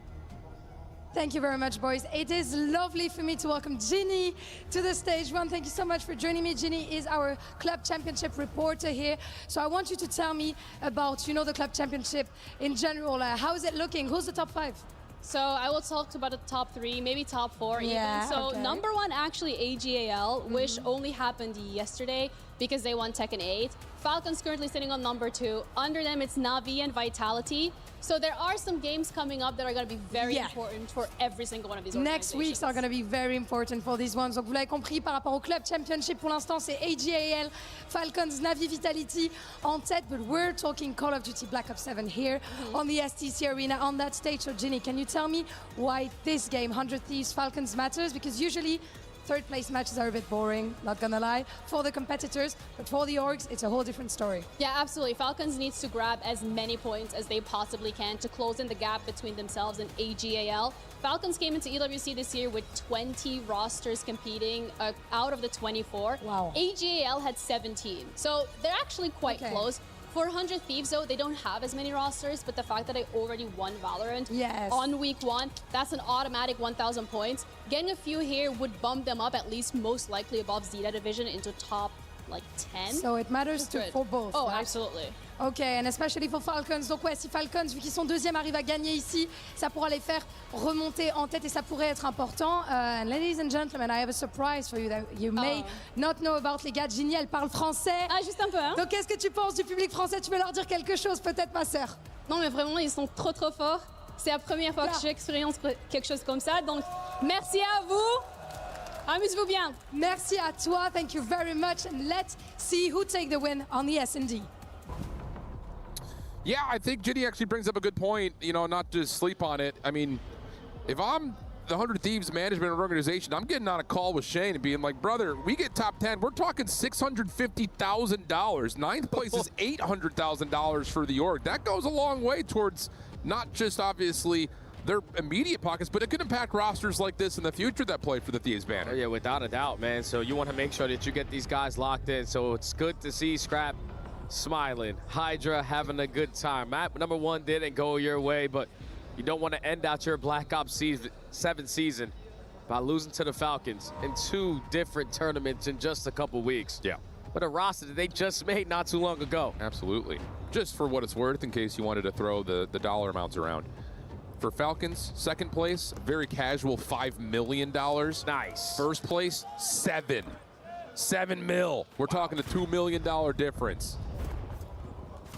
Here we go. Into the search and destroy. Thieves are going quickly to A. Late on the rotation is Xnid. He's going to get the heck out of there because Kismet's already on the pinch. Oh, he's so fast on the pinch, too. That's a free first blood for Xnid. And now Kismet, the Bulldog, is going to take his bite. 4v2. Hydra is able to find a trade, but it's the Bulldog still getting loose. Kismet is just having himself a hell of a tournament. Scrap giving it his best go. Able to find pretty much a kill and a half right now, but Aluka will back up, get the regen, and now it's just about guarding the bomb 1v2. And I don't know if they spotted Scrap, so thankfully you had the 2v1 buddy system as the play call. And it's the Bulldog pointing some fingers, letting them know, having a good time. Falcons take the opening round. Kismet's having an unreal 2 tournaments. Him and Cell both. It's unbelievable how much one change, one rookie from Germany can unlock in these 2 guys. Yeah, just allowing these guys to run their actual roles that they've been doing all throughout their careers. He's calling out his team scam. It's just not necessary. Falcons is still having fun. Oh my gosh, that's hilarious. Exit was thinking about sniping. Smoke will deter him from holding it out. Aluka looking for something over the top of the embellishment of that smoke. And Aluka will find first blood as he pushes out. Trade comes through. Easy playing frontside dojo. And keep your eye on number 6 in red. Hydra could be a big playmaker. Yeah, they knew that Hydra was close, and now he's going to put down shots, but MC's going to get the better of him. Exton also with the headshot. 1v3 for the rookie now. Back down, no chance. Falcons. That is such a gunfight you do not want to lose. Shots through the hole. At that hole. Oh, man. That is crazy. So here's first blood from Aluka. I want to see this one against himself. Wow, how the hell, Hydra? And then I'll tell you, those shots from Exit just as clean at long range over a heady, and he will get both. Falcons looking efficient right now.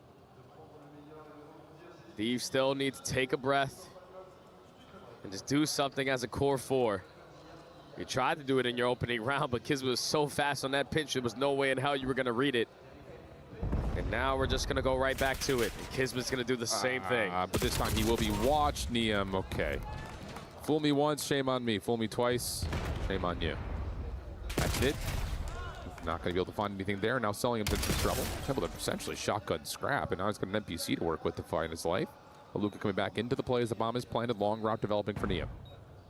The longer you take for this retake opportunity, the quicker Neum is going to be impactful on this round. But now it's all left up to the rookie. He puts down shots, doesn't finish the kill, and now you're in a tough spot.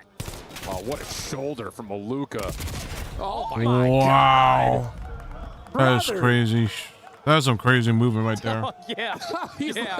He's the last airbender up there, dude. Oh my goodness. They're having fun, man.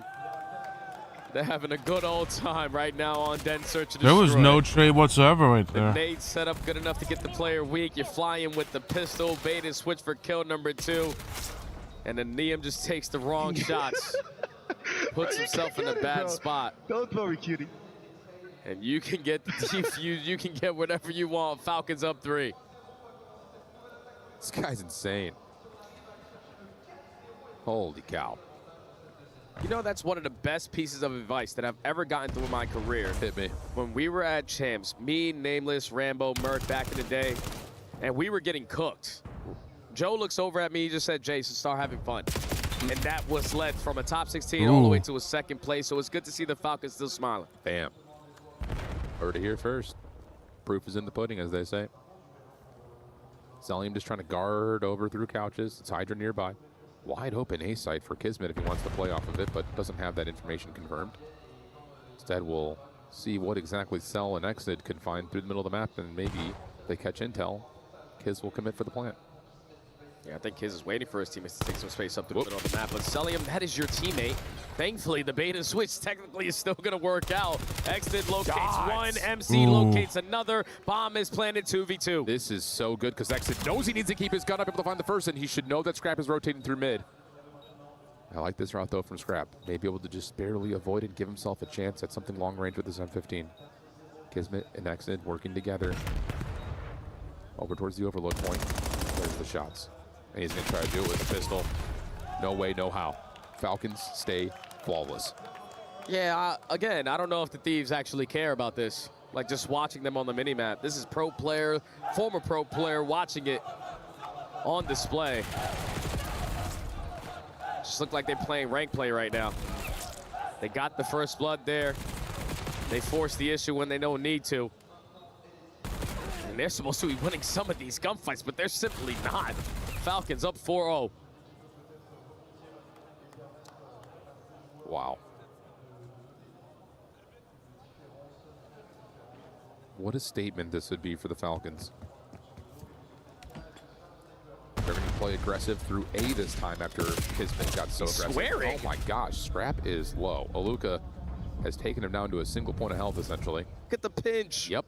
And you're going to be able to get a win from Exnid. So now all of a sudden you have to have your head in a swivel. Scrap at least gives you some space through B, but that may have been maybe not a blessing in disguise because now Kismet's behind you as he collapses. He finds two. Goodness. Neum gets one through mid. Oh, we're trying to world star. You saw that, didn't you? He's trying to wall bounce for a scope shot. I'll take that. Look up in the sky. It's a bird. It's a plane. No, it's not. It's Exton just flying out and basically calling game. It's unreal the way that they are playing right now. This is what we saw from the Falcons all the way up until that series versus the Heretics. Doing whatever the hell they want, playing as confident as ever. And now they're 1 round away from a flawless victory. Yeah, man. Wow. 5-0. In round number 6, BZ still having himself a really tough time in 2 straight search and destroys. Snipe out for Exit, comes a little bit wide.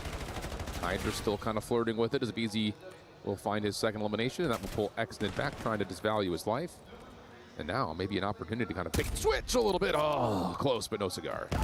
No, good nade. But there it is, over the top for BZ. Finds his second kill on the round. There's no way in hell the Thieves throw away this one. No, surely not. 4v2, 55 seconds. Kismet has yet to budge. And Thieves actually are not going to put themselves in a position to scam, but here comes the pinch out of a BZ. He's looking for the ace. Yep. Gets one, not quite the second, but no throwaway there. Thieves on the board. And, okay. Crowd's giving them a little bit of love. See if they can spark maybe a little bit of energy. Hey, they just played then Search and Destroy in their last series. They were up 5-0. Optic came back 5 rounds straight, so can you do the same thing? 1 round at a time if you are the Thieves. Needs to be a better game plan. Do something collective. Don't allow the Falcons to just continue to run through you. Facts. In the first 10 seconds. Absolutely. They've done it in a variety of ways now, too. Accident going to snipe. Freeze Kismet up through the left side of mid. First blood. Smoked out. Aluka feeling a little bit of pressure here, but steps up into mid-cut. You just wouldn't anticipate the timing of that route. They know Scrap's somewhere up top. Pistol through. Aluka's got him in the corner. Scrap's got the knife, says, come get me. Yeah, this is a troll, bro. Simple as that, but he still gets a kill on Kismet. So now Hydra on the pinch finds a second onto Aluka. 2v2 now. He knows that the pressure's going to be on him, but Call of Duty timing is not your best friend. Yeah, it's workable. It's workable. They will team up for 1. Cell, clean on the first. That's going to be a 1v1 with Hydra. Oh, gosh. Again, COD timing. Someone needs to write their doctoral thesis on why it is and how it happens. 40 seconds. Celium v Hydra. Both players are so far away from this bomb site. But MC's thinking, who am I going up against? Hydra, he loves to hit these routes, but Hydra's just playing his side of the spawn. And I don't even know if he has a check spot on this or anything. I think it's planted on the outside towards mid-connector, yeah. Look at how back he is. He's at the overload point. Oh. You see Hydra's already laughing about it. He's got the knife. Is there enough time to sprint back and defuse? Oh, we need to see the game. Does he get back in time? He I don't know. I think he got did. it. Yeah, he got it. I think he did. I could just tell. All right. I could just tell, you know, it's like, it's a memory thing. Falcons take the map. Well, yeah. This is it. Yeah. It's not like we're playing for $80,000 or anything, you know? Chump change. Yeah. That doesn't make or break people's years. Look at Clay clapping behind them. Good job, guys. Yeah, facts. That was easy. Taking care of business. I want to change the narrative here.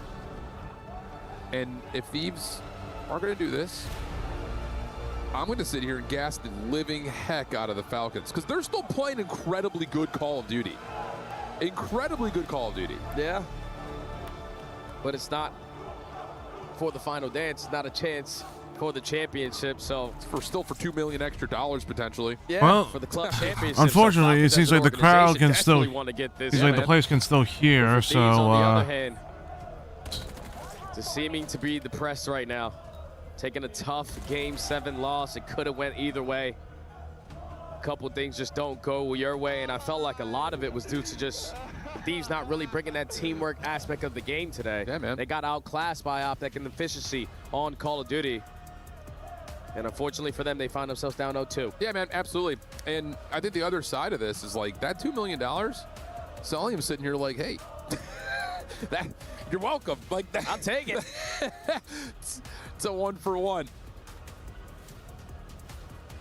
Okay, well, with that in mind, the desk is ready to break down what we've seen so far. Desk? Desk, this is a little bit different than what you're normally used to. Paris, comment ça va tout le monde? How's everybody doing? We've got a live desk down here. We've got Enigma. We've swapped out the trophy for Miles. He's just stood perfectly in front of it. How are you doing, boys? Enigma, how are you? Yeah, great. Obviously, it feels like we're still in for a hell of a day. Yeah, we've got that incredible final coming up later just to settle that bronze place so far, but an amazing 5 days here in Paris. Job's not done. Job's not done. COD's still to play, and this is a lot of money on the line, COD championship points. Yep. Exciting time ahead. It's never easy, is it, to, you know, dust yourself off, go again in a third place matchup, but ultimately, like you mentioned there, club championship points, the prize pool in the club championship is astronomical, and every single position you can move up that ranking, Enigma, gives you some serious chunk of change. Well, Schiff called it on the cast. He said someone needs to go and shake some life into the Thieves boys because there's hundreds of thousands of dollars potentially on the line for the extra 200 points that's available here for third. So, yeah, man, I mean, it's tough coming off the back of a loss, but you've got to figure it out and quickly. Miles, you've been doing Call of Duty for a long time. How long? I'm coming up on 10 years. 10 years? A decade I think I of might Miles. be past it. I might be coming up past it, yeah. So when you come into a tournament like this at EWC and you imagine what that grand final looks like, did you picture Optic versus Heretic? Absolutely not. No. I certainly didn't. No, this is a really interesting surprise. Heretics as well, the first grand final I've ever seen. Yeah. Maybe ever, which is exciting for their own. It's really, really exciting for them. For Optic, though, this is the whole year. This is the way it's looked. It's absolutely the start. So again, for them, it's very familiar territory. For the Heretics, though, this is a scary place to be. And that team is dangerous, but I can't wait to see what they do. Could we see an upset, Enigma? What do you think? You'd be a brave man to bet against Optic with the way they're looking in this tournament. But then we never expected Heretics to get to this point. Yeah. Obviously, a bit bracket blessed, right, in the way it plays out. But if you were to take all the teams on that side, a little bit, if you would take all the teams on that side of the bracket, you ain't pulling Heretics out of that to make it to grand finals. So you never know. It's Call of Duty. It's on the day. Also, I've got to say as well, you know, you've been in this game for 10 years. For me, every single time I get to experience live Call of Duty fans, just blows my mind. Does it ever get old for you? Some of the stuff, the antics you've seen out here. I've seen so many dirty signs. I've heard so many swear words, but I will say everyone's been really creative and really fun, and you've all brought so much energy. So thank you all. Thank you all for coming. Merci beaucoup for all you've done this week, and it's been so much fun. I never normally like to boss our cameraman around, but can we just get a close-up of this right here? These are official EWC trousers that this man is wearing, and I'm going to put them out there as the greatest pair of trousers I've ever seen. That's an insane thing to claim. We're missing some important context here. These two have been jostling over the one size that was actually left that would fit the pair of them. So that's the whole context in this. And Miles came out on top and showed them off in the city of Paris. I'm going to give it, after I've soiled them, I'm going to give them to Ian. Yeah, thank you very much. I'm going to look after them for the rest of my life. Thank you very much, Miles and Enigma. We're going to get right back into this third place match. Bang! Bingo! They're having too much fun. Too much fun. Just the way the Falcons are on that main stage right now. Correct. All right. One Den down, two to go. Den Overload coming out next. Den Hardpoint to follow. That's the way it works. You guys already knew that. Let's see. Has there been any jostling of energy for this 100 Thieves team to lock it up and get back involved? One can only hope. Hey, maybe the CEO gave a phone call to Shane or to Troy Highcal Michael, said, nah, we need this third place. Facts, dude. We need these championship club points. We still have teams competing in other titles, and it will do us wonders if we're able to get this extra 200 here. So hopefully the Thieves can show a sign of life. Clayster on the opposite side for the Falcons. You have a chance to get back-to-back third placings with a kid on short notice all the way from Germany. But here we go. Yep. Den Overload. Let's get it on. Absolutely. This has been a really good map mode combination for 100 Thieves. 4-1 on the weekend on it. They have been winning by an average margin of almost 3. They have been very good. But Kismet once again, quick route, scrap to drop, Hydra to fall. Kismet just wants it more. Abizi on the other side, though, does get 2, so no immediate pull or cap. But if the spawns will move around, and Kismet is in your gills. And so is Aluka. So this duo with NPCs in hand, finding every single kill. Just on the opposite side, Abizi single-handedly keeping the EMP safe. Finessing in towards bottom server. Not going to show face. Still alive and still finding ones. Exton wins this. There's an opportunity to pull and go and possibly score behind it. Kismet going to step up towards the tank. He's got a couple of crossers. Lots of damage, able to find 1 kill. Should soften up enough for the pistol to come through. And yes, Aluka's not able to fully slide through. Exton to follow. No! And that might be a little bit of a spark there. Neum able to get a double and hold the line. Yeah, but it's Celium now, still trying to finesse, still dancing with this NPC, only able to take down 2. And now you're gonna run into the jaws of the Bulldog. First score goes in for the Falcons. Dude, Kismet's doing everywhere. Everything, man. Holy Man, cow, Hydra he's has in just your been put to backside of your sleep base by towards the being the whole next week. thing you know, he's in garage at A. Hydra got a kill, but Unreal. He is flying 8 and 3. Thieves able to clear the ground over towards Dojo. unforgettable. EMP should like get into the hands of the gunfight. Thieves here, but they're going to instead take 2 forward That should have been blockers. an unlosable Neum pick it up, gunfight but right a there, good set but nade they from lost Exton it. slows down and reduces the play, but the same can be said for Abizi. Wants more, has the pistol out, but not much there. Neum will back it up. They gotta retract back through the middle of the map, hit the rotation, play a little bit of finesse game. Hydra finds himself in a good position. He's waiting for the action to start to brew before he's gonna strike, but Exton is the first one to get the opening kill. He's also finessing, but the capture's still gonna go on in tie game. Really well done right there by Thieves, specifically being able to kind of maybe call out that route of, okay, we've got them split spawning. No one over towards B except for the 1 player. And now Neum's doing a little bit more. He's got a Hellstorm earned with all of that play that he was able to put together with the EMP in hand. And a chance with this setup to possibly get a double score coming through. Neum is trying to be the electricity here for Thieves. Abizi able to slide through and score, and Thieves have gotten their second. That's exactly what you want to see. Usually you expect the veterans to provide that spark, but it's the rookie who continuously has been doing it ever since he joined alongside this core 3. Now Thieves have a 1-score lead, and Thieves are starting to bring that slaying presence, but Scrap is not able to get out. Aluka's just got to keep this at mid-cut. This is a little more like it now all of a sudden for Thieves. Hydra finds 1, cook nade by Neum, doesn't get out of his hand, and Hydra will be shut down up top. EMP still down, could be grabbed, does reset back over to mid. Oh, and Scrap thought he grabbed it, not the case. Exit takes him down as Abizi would have been able to provide maybe an opportunity to score, but now he's got to finesse his life. That's an accident. It's definitely an accident. But still, the Falcons are able to manage it. Regardless, Thieves are going to be working their way over towards the B point, already cutting through bottom servers. But again, you fall into the hands of a unfortunately, they're kind of tweaking. I mean, shit. Out with a clean, 4 deads are working through Dojo side. I mean, that's like kind of like one-on-one. You can't throw smokes. No. Problem is, there's 2 defenders here, and now you have a chance to just grab it and possibly score if you're Scrap. Does he have the legs to get there? Semtex changes the route, and that's enough. He just wasted like a second to try to score. Also getting cut down as Aluka gets to 4 in a row before being shut down. What are we This doing? is defense now turning into offense. Only 2 players from the Thieves standing in front of you from tying up this game. The pinch, though, is going to be here from Abizi. Thankfully, you quickly take care of him. Last one standing in front of you is going to be Hydra, Mr. Paco Taco, but all he is doing is stalling out time. Teammates are back into play. Both trophy systems are deleted. Zell taken down, EMP carrier. Aluka trying to hold. Kismet looking for routes. Neum, who's watching it, doesn't win the gunfight. And now the pressure is on. Big wins. Now an opportunity to grab this and go. Kismet trying to find the last defenders in the corner. Oh, wow. What a little setup right there as Kismet slides in, pirouetting to find the kill. We're tied at 2. That's a tie game now. These are forced to hit some of these long routes. Can you get to that position that you want to be if you are Abizi? Over at the Heglitz, that's going to be all 4 dead. An instant offense opportunity here for the Thieves. Should be able to take the lead before the halftime unless you have a Semtex that can stop them. No. 20 seconds remaining. Thieves up by 1. It's gonna be 1-4 right now. If the Scrap just didn't choke, if Scrap just didn't choke on that, getting that point, I'm trying to dunk it in or the A side. A negotiation of who can win out these gunfights rooftops to get the extra time before the half expires. Scrap will grab it, pull it back. Exodus double, you would think, would have the Thieves backing away, but instead, they're still committed, they're still forcing, and in that moment, the EMP will drop. Okay, at least Thieves go into the half up by 1. Abizi was the reasoning why it wasn't a lot of early scores there from the Falcons. And he also was the catalyst to why you were getting scores on the side of the Thieves. SMG sometimes too much. Couldn't find trades if you were Team Falcons. But now going into the second half, just step up the pace maybe a little bit. Yeah.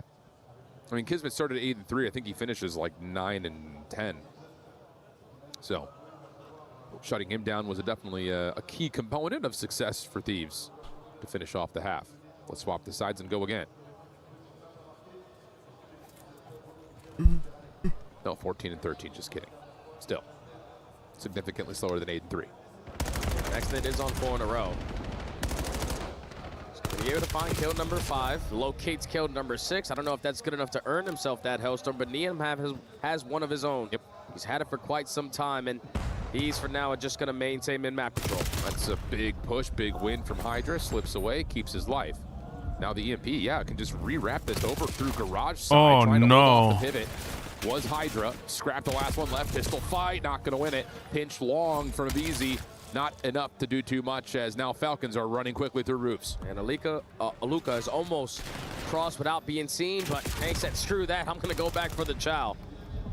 Scrap is able to find a double, though. Slow down this push. You still haven't located where Scrap is because he's already behind you, just trying to keep this EMP safe, and he does just that. Okay. Celium keeps the roof clean. Exdid able to win a gunfight over through the middle of the map. And now with 100 Thieves, we're just going to try to re-wrap this over towards the B side to get some sort of an attack set up. Exdid going quickly. Catches Neum off guard. Doesn't expect that Scrap was playing that close and nearly finds the double. Kismet will finish where he started. Aluk able to find one more. Now you've got 2 forward blockers again. Nades coming through. No trophy system immediately, but Celium doesn't care. Slides out, finds the win, plus the pistol kill. And we're going to be tied at 3. Yeah, now you got to wrap back over to Dojo, at least fight through mid-cut instantly. And the first person that takes that step was Scrap, and you fall into the hands of an Exnid. Double kill already in their favor. 3 go down in the feed. This is looking like another score for the Falcons. They take the lead. Really, really well done on the exit from the previous score to set up the current one. 4-3 the count. Still top of the second here. 3:13 on the clock. But as we rotate over to rooftops, a couple of more gunfight kills do come through for the Falcons. Exdid looking for more. Off the regen. Maybe the one to grab, and yeah, but does get a little bit caught mid-jump. Follow-up from Kismet.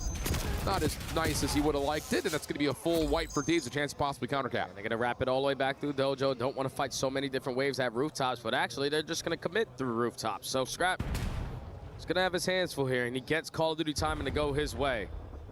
There's no way in hell you're going to be able to spot him in this position, but timing is not his best friend either. 11 HP in the dream. He falls to the hands of Aluka, and now you're man down on this push. Yeah, and look at Kismet. He already knows that BZ is through. Pops up. Hello, how are you? Seeing if maybe he can run it. Instead, tracks back, and that's exactly where the rest of the Thieves defense is. So that'll be a full clear. Okay, a couple of spawners will be right in position at B. Celium not being one of them, though. He's that sentry turret that loves to sit inside the window, but 100 Thieves are more interested in putting pressure on the middle of the map. This is why they're putting pressure on the middle of the map, because the Hellstorm is being called in from Neum, so you're going to try to back them down in that spot, but Kismet holding the power angle. Finds a double, gets the goal line, stops. Celium now with the NPC is just trying to create some kind of space. But now offense here for Falcons. Nice shots from Cell. 24 and 15. Luke able to find one more, and then the pistol of Exdid will connect. A couple of spawners will be close. DM gives you 1. Exdid follows. Pinch from Kismet shut down. It's just down to what Aluka can do by himself. And in a 1 versus 3, he is just going to respect that he's not going to win that battle and backs up to play his life. Yeah, just no need to force anything. Out here in life is way better than the shot hit fire. And that's why, because he still is able to find the kill once that health regen comes on in. You're going to turn it into 3, make it all 4 dead. EMP in the possession of the Falcons once again. 1:20 left on the game clock, and they're going to rotate it through B. Oh, that's a nice little hop up from Kismet. He's able to see the defender spawning over towards Dojo. Now you're re-wrapping back over towards the B point. But Neum's able to find a good Semtex and a follow. Baluka giving them a double. Semtex through it. Selim tries to finish off the last player. Pistol will work, but now from behind. It's can you find Scrap? And yes, you can. Still not guaranteed to score. And he gets stuck on the box. Almost had the 5th. But I don't think that little backward slide allowed him to get all the way towards the goal. Wow. Steal the EMP away. And now Falcons are up by 2. Come on, Thieves, just give me something. Just give me a little bit of try hard. Give me 40%, 60%, something. This is an $80,000 match. I don't know, Jay. I feel like they're not off the gas that much. Nah, they trolling, bro. I'm telling you. Damn. I was hopeful. Well, mathematically, it's about to become impossible unless there's a grab and go right here. Not going to happen. It's going to be 3-0 Falcons.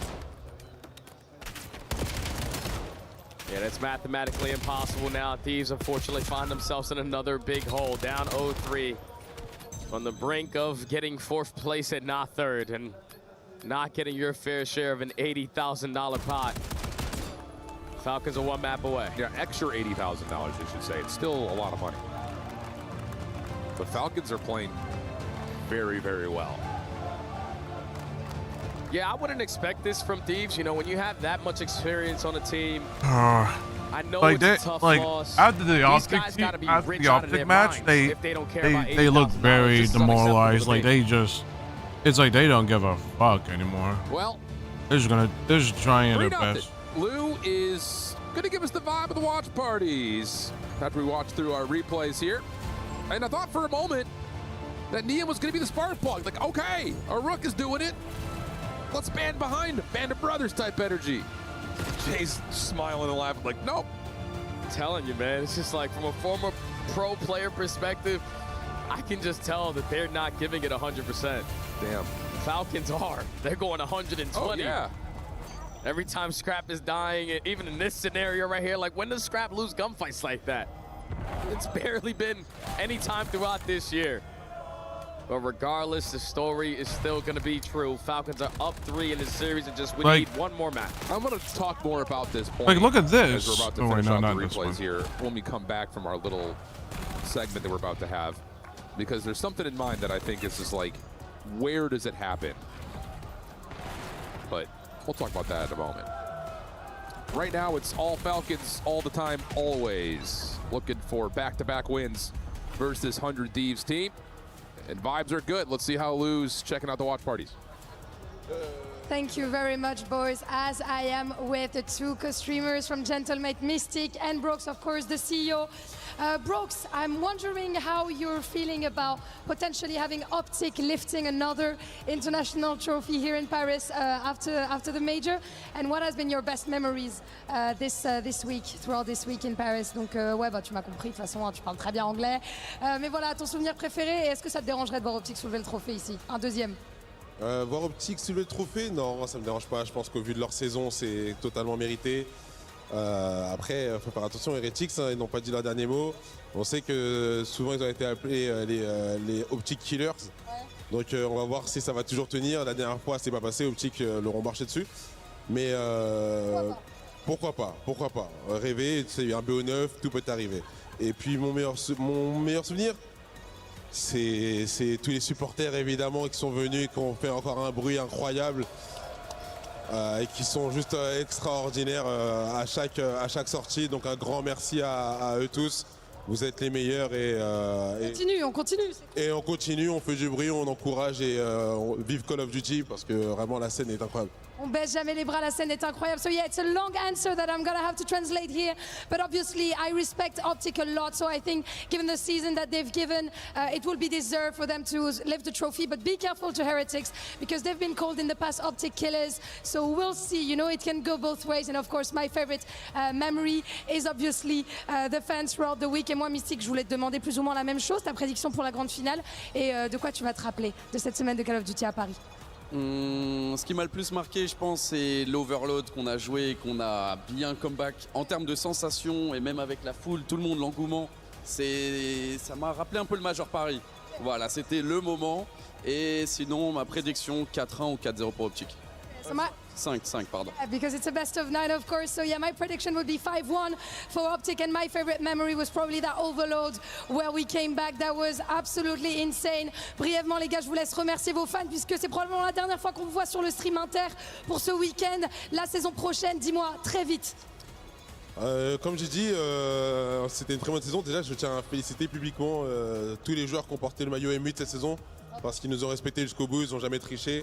Donc un grand merci à tous les joueurs. Big thanks to all the players, of course, who have worn our jersey. Tu veux dire merci aux fans rapidement, Mystique? Merci à tous pour votre soutien. L'année prochaine, ça sera encore meilleur. Et puis, juste adieu déjà. Next year is going to be even better. Thank you so much for the support, and let's get back to the game. The map picks are in, chat, for best of 9.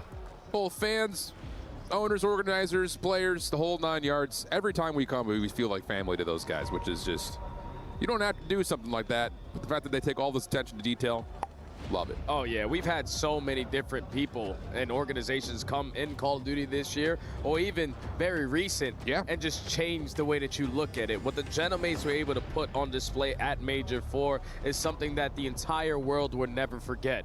And you already heard Mythic say, we're gonna be doing it a little bit better next year, so I can't wait for that. Can't wait, can't wait. All right, we got Dan Hardpoint coming up next year. And I want to get to that question that I was alluding towards.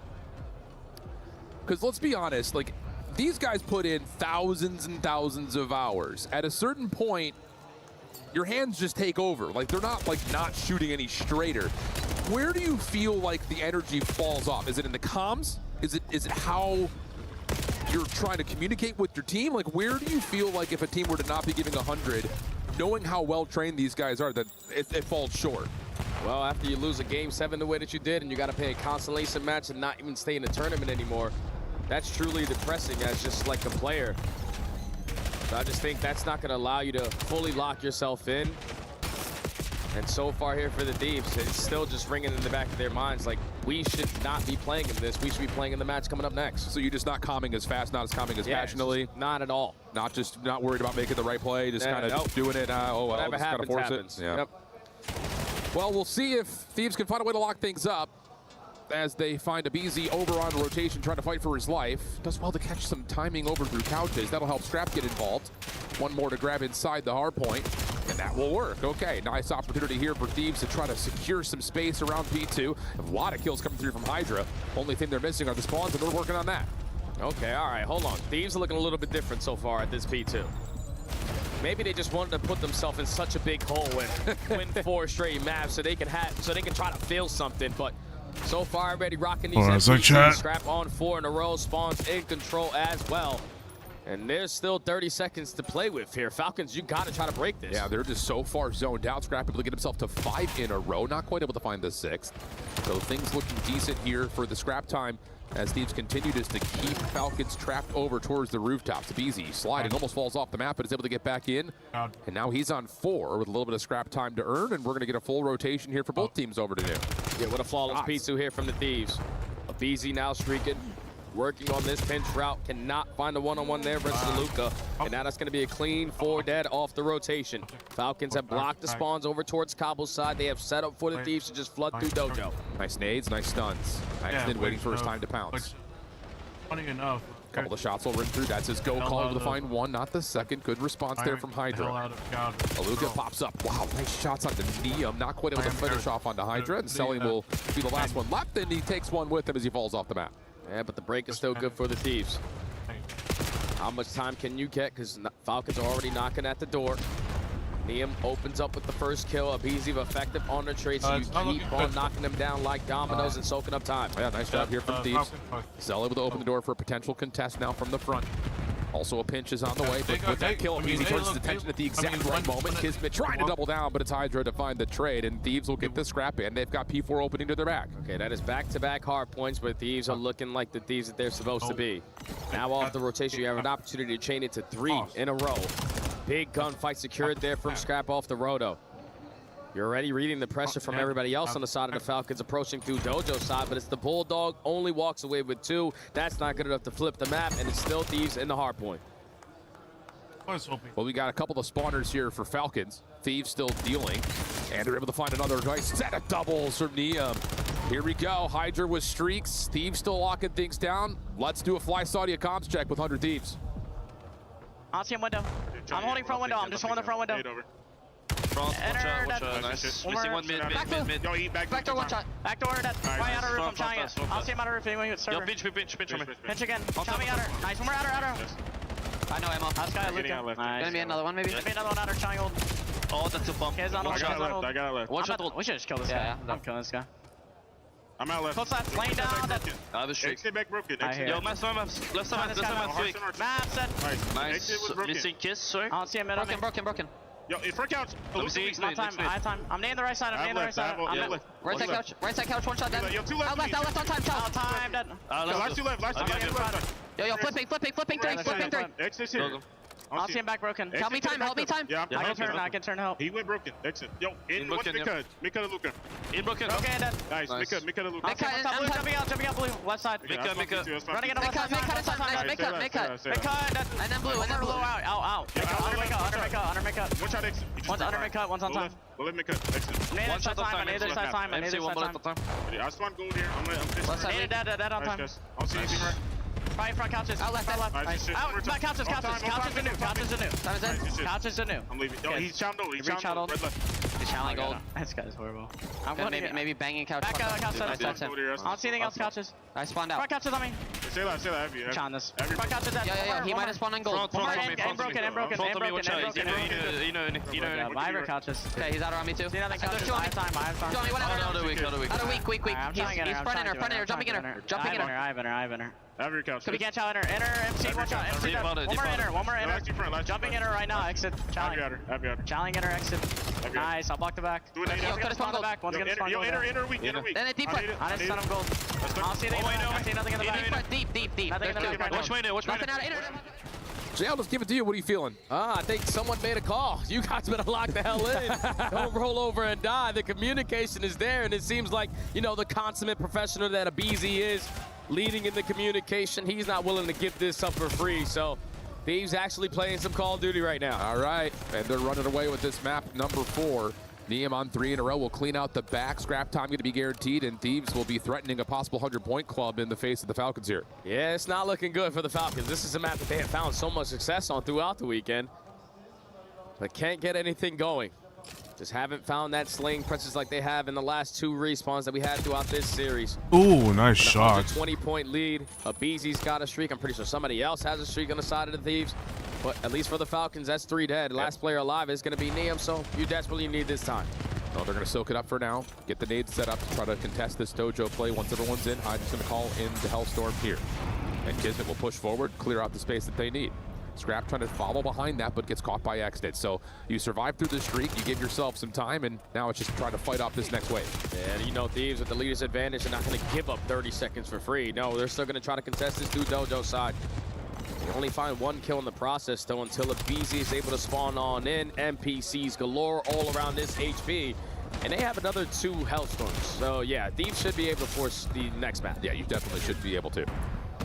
Looking at rotation, Aluka with the first one to try to contest through mid, but he gets shut down. Abeezy watching that very avidly. So it'll be about a 100-point game as he rotate over to 4. Falcons trying to work their way again. Back through mid, also 1v1 over towards the outside at dojo. How do you try to work these spawns back is the question, and they're not going to be able to. Nice follow-up from Thieves, everyone spawns back up. And now they just lock this down, breach the 200-point mark, secure the backside, and get ready for the push through the front. Aluka and Sulliam are going to make this a little bit more difficult. Aluka finds a double. That's going to be 3 dead. Hydra on the pinch. Almost 3 of his own. But Falcons are in. How the hell did he lose that? Outright and finds himself the double. 30 seconds with the fight for. A couple of members of the Falcons still threatening from the front. Cell, Aluka able to find a couple, but Hydra and Scrap respond with the number of their own. And that will mean that this back 20 once again starts to favor Thief, trying to close this map out quickly. Yeah, and Falcons are in such a deep hole. They can't give up any ounce of junk time. You gotta force yourself to commit here for only 10 seconds. Forfeit the rotation over towards New. Hydra finds another one. 31 and 19. Abeezy alongside him. That SMG duo is taking over here on dead. Yeah, they're just running it down. Neum, quick route, big win on the Kiz. Abeezy now trying to set up a pinch from the other side as Neum Semtex also lands. And that will completely clear out the hard point. And Neum will get one more up top. Still holding on to that Hellstorm, and Thieves are in over the 230 mark. And they should be able to close it out here. One more push coming in from the Falcons. Aluka trying to do it through mid-cut. He gets cut down. Hydra got everything covered if they try to exit through the mid-side couches, and that should be good enough to call game. Sure feels that way. Whether it's here or the next hard point, both are looking pretty good. And okay, there we go. That's what the people want to see. Some Call of Duty. Big win for Thieves. Some applause in the crowd. There's a lot of Thieves fans that are here to support them, and also a lot of French fans who are here to support Hydra. You didn't want to see them get 4-0'd here in this matchup, but it's good to see one go through the hoop. Without question, it's good to see one go through the hoop. Excuse me. Dominant display. start to finish. I want more of it. It's the final day of Black Ops 7. It didn't even feel like they were 100% all in. It was like 60, 75. It was good enough. Oh, goodness. Well, we're through 4, and Thieves are on the board. Let's start setting up the dream. They just wanted to lose the first 3 for dramatic effect. That's all it was. We'll see how it goes. We've got gridlock possibly to come as we go back to Bucket at the desk. I love the strategy we're seeing from 100 Thieves. Let's big brain the rookie. Let's give him all kinds of gas. Let Aluka burn himself out and then carry on the second half of this series. 100 Thieves showing life after 3 beatdowns in our first 3 games. We welcome Enigma and Nameless back into the booth. Gentlemen, are we going to a map 6? No. You know We're why? not going to a map 6? No. For Thieves, maps 2, 3, 4 were their map pick, right? So the strength in the series was, quite frankly, the beginning, and they got clapped. Showing some life there, BZ and Hydra popping off, but these last few maps, Falcons are happy to go there. Enigma, are you depressed by the 100 Thieves and their performance so far? I think in the first 3 maps, absolutely. That was awful stuff. I think there was a couple of comms thrown out there about potentially rank type plays, and it did feel like Abizi didn't spawn in for 3 maps. That is one of the worst series I think I've ever seen him have. There's all this talk, though, Andrew. I know you heard it. We were talking about back there of them not trying. We go to that listening. What did it sound like to you? They were going hard. Yeah, no, for sure.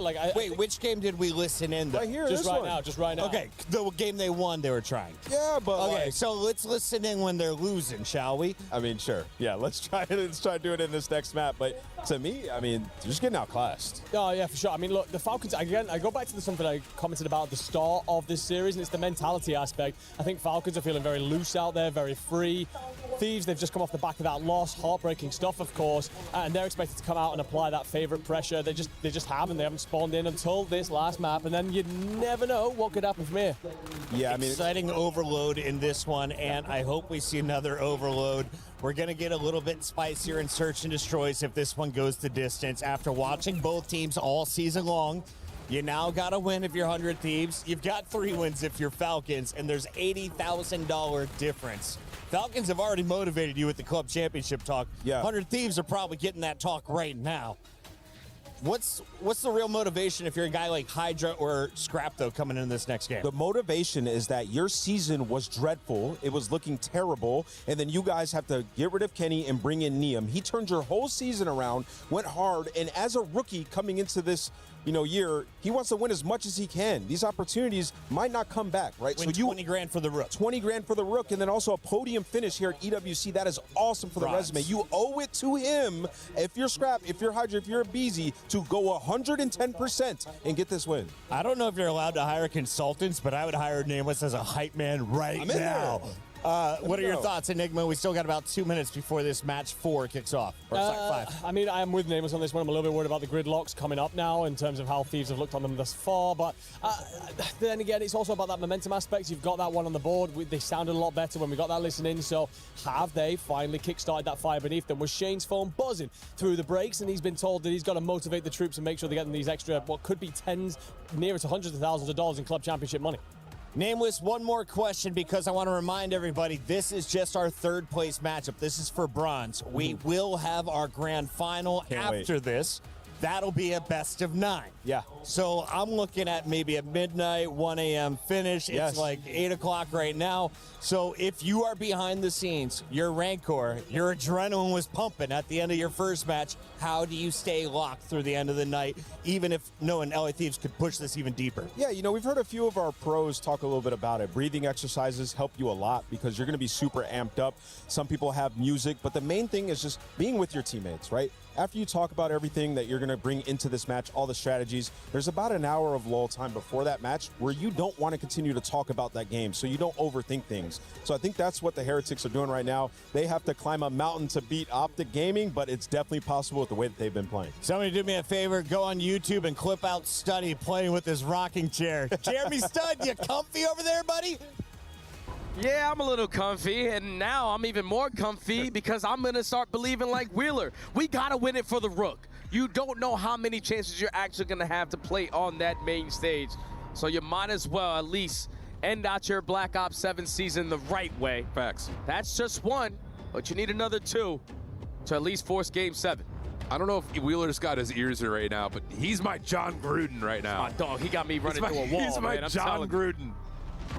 We're doing this for Quan. If you caught that reference out there, you guys are, yes. Jay's got no idea. He doesn't watch golf YouTube. It's fine. It's a golf YouTube reference. Shout out Barstool. All right, come on. Let's get this thing going. Gridlock. I want to see bloodshed. It's a good map for the Thieves. I know that if you are the Falcons, you've been looking forward to playing a lot of gridlocks all throughout this weekend. But this has been one of their go-tos ever since it was added into the map pool. So let's see some teamwork making the dream work to try to force Game 6. Let's get some action. I want to see something hard and heavy, and that might be what we get because we don't have the bomb. Abizi going to work out with Scrap. Axnit sniping round 1 in the face of nades. Bold. Kismet gets pushed off the angle through mid. And now it's just down to, is there going to be contact here? Yeah, Axnit's going to take a shot. I don't know if anyone's able to hear game sound because I sure as hell don't, but Scrap is going to be able to find that first blood. There we go. Bomb is not going to be in their possession, so they're trying to get this done with strictly Gunny, and it's a 4v2 now. That'll work. Hydra also able to find a 1v1 through the middle of the map. Aluka, he's got info. Do you anticipate Scrap holding the corner? Oh, you don't, but Scrap, what? Aluka! He's having fun. Brother, stop that. There are ladies present. Up and over. He's got a little ISO ball back if he wants to try to fight up against Hydra. Hasn't seen him initially. Hydra shots are good. Yeah, everyone in the crowd was happy to see that, I think. Yeah, Luke was in a 1v4, you know, at least got the better of Scrap's going to let him got know our first time seeing it in this tournament. Always seems to be impossible. So even I've seen body shots so far. Play, first time seeing a teabag. bailed themselves out with the gun. I think actually over the season, there wasn't a lot of teabag. Player camera after he sees himself getting... Probably smiling, you know, laugh it off. Good personality out of the Rook. You love to see that. First offensive look now for Falcons. 4-man stack to B. What year is it? 2019? Oh, and Hydra sniping. Oh, he gets the first blood, but it's a 3v3. Yeah. Trade's still going down, 2v2. Semtex will at least get the self-trade for Neum. Aluka cutting it off through mid. Tough fight here. Ooh, stuns Nate. What a stun. All coming through. Everyone's locked, but Kismet gets a really well-cooked Nate off, but not going to make a difference. Flying out of ice cream. Easy second kill. Stun grenade is what a BZ likes to have when he's going to be the aggressor. Connects onto both players, but his Hydra with the boomstick finds that opening blood. BZ just walked right through the hell of fire and somehow, someway walked away unscathed. A nice double, deserves a good reaction. Thieves up 2. All right. Good to see everyone having a little bit of fun at least. Bang! I love it. 3 for BZ in the round, though. Thieves up 2-0. Jay, maybe they heard you on broadcast of, let's just go out and have a little bit of fun. All of a sudden, the mojo clicks a little different. I'm telling you, it just allows you to play free. And that's what it's looking like the Thieves are doing. Smoke grenade right dead center of the map. Everyone going to bombard their way up through ice cream. And Scrap's going to say, I'm just going to push up to the middle of the map. Wow. These guys are winning gunfights. You're not supposed to. Already a 1v4 again for Luka. Yep. All right, Aluka. Who's getting the bag this time? Man, what the hell's going on? Based on the routing. Oh, I want to see it. That's going to cut it through small.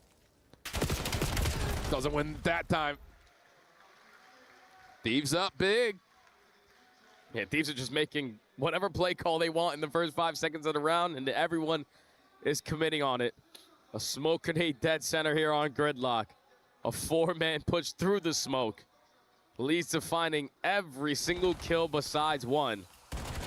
Ben J. Nassim is standing right in front of me with his eyes wide open. Thieves are doing what they need to do. He looks like a deer in headlights right now. Take a picture of this and post it to Twitter. Hey, Ben.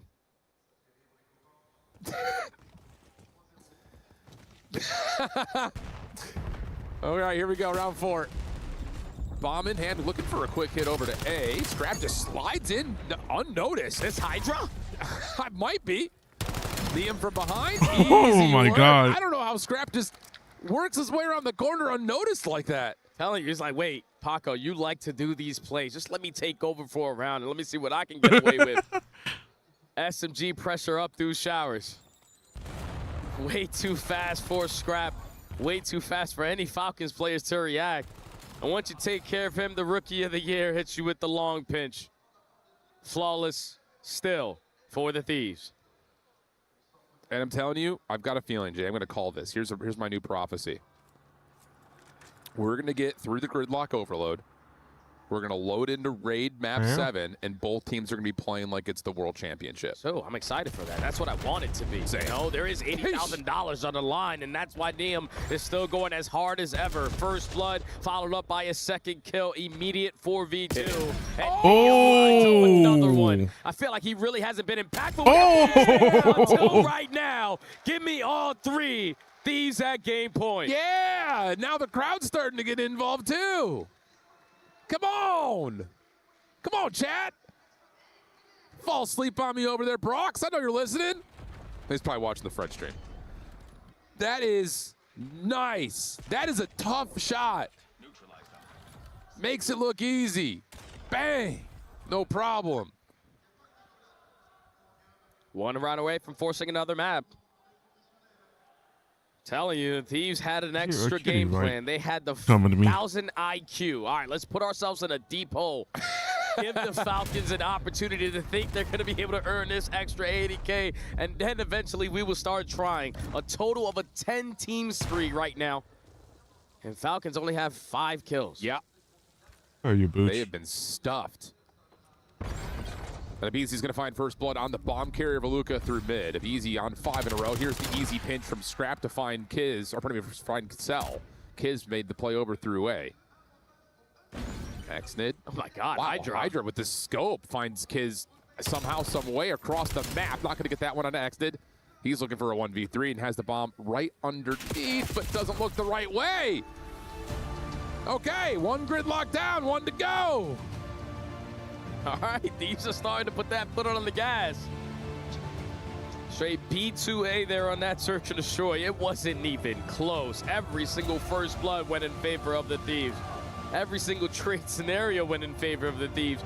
You don't give the Falcons a round, and okay, now they're playing ball. First I get in your head, then it's all action. Bro, what are we casting right now? Third place match EWC, that's what. Oi. Jeez, damn. I'm going to be dreaming of that Neum one, the little 3-piece right there at the scope. That was sick. It's great shots from Neum. It's a great search and destroy from the Thieves overall. It's been one of their go-tos ever since it was added into the map pool. And with Scrap going 12 and 2 EKIA, that's a 6.0 KD. What's up, Booch? Okay. So 3 convincing maps for the Falcons, matched by 2 convincing maps for the Thieves. With gridlock hardpoint to come. I feel like we've just been reinvigorated. Is Larry? Yes, sir. Her face is did I like. say hardpoint? Yeah, you said hardpoint. She's like climbing on me right now, and like the overload should be fun. Right now. Obviously, what happened earlier versus Optic when you got put in such a trap that you couldn't get out of. Yeah, you probably don't want that to happen again, but. The Falcons, who have been outstanding in overload, especially on the defensive side, just need to make sure that they're matching the aggression from the defense. It seems like everybody's just rocking an NPC and getting loose. Yeah, absolutely. And one of the most dangerous things in COD is 100 Thieves laughing. I wonder if Scrap brought his Worley top hat. Probably not. Probably not. You know, he used that, when he was playing against Cloud9? Yeah. That was probably, that may have been, I know we had our little segment of like favorite memories from the year. Yeah. That holds a special place in some way. Yeah, we got characters in the CDL, man. A lot of personalities. Everybody brings out the best when they need to have it.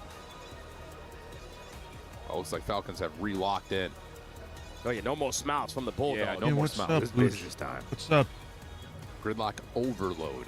Why did I say hardpoint? Jay doesn't know. Yeah, no, I don't. It's fine. It's overload, though. It's a respawn. It's true. Close. Like, not really. And then it would be raid for map number 7 if we get there. Somber music echoes across Paris. Lock back in. Yeah, everyone's going to go a little bit harder now in this map for sure. It. Feels like it. No more having fun in 1v4s for Luka anymore. You're starting to understand Thieves came to play. Fist swamps going out.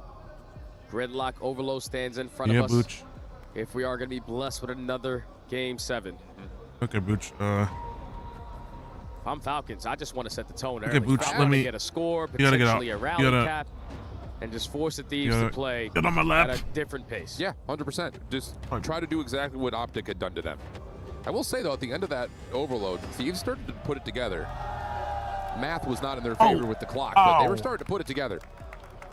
So with something unlocked in them to try to go 3 in a row here and get us to that map number 7. Again, this is still an $80,000 Magic COD. That's the difference between 3rd and 4th. That's not the total. It's a lot of money. And we already talked about the organizations. It's like another $150,000 at least for Thieves. Possible $2 million more on the line for Falcons as Orcs. Scrap is able to kick us off for the first blood. Hydra around the back of the bus, like shots on Decelium.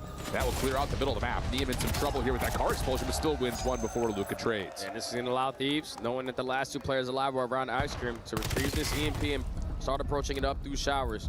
But it's a juke move. They're trying to cut it right back through the middle of the map, but Kismet is not going to be fooled. He finds a double and slows down the play. Neem trying to get up, and he actually will be able to get the EMP. If Easy not able to win his gunfight, though, over towards A, has Neem now scrambling to find something to work with.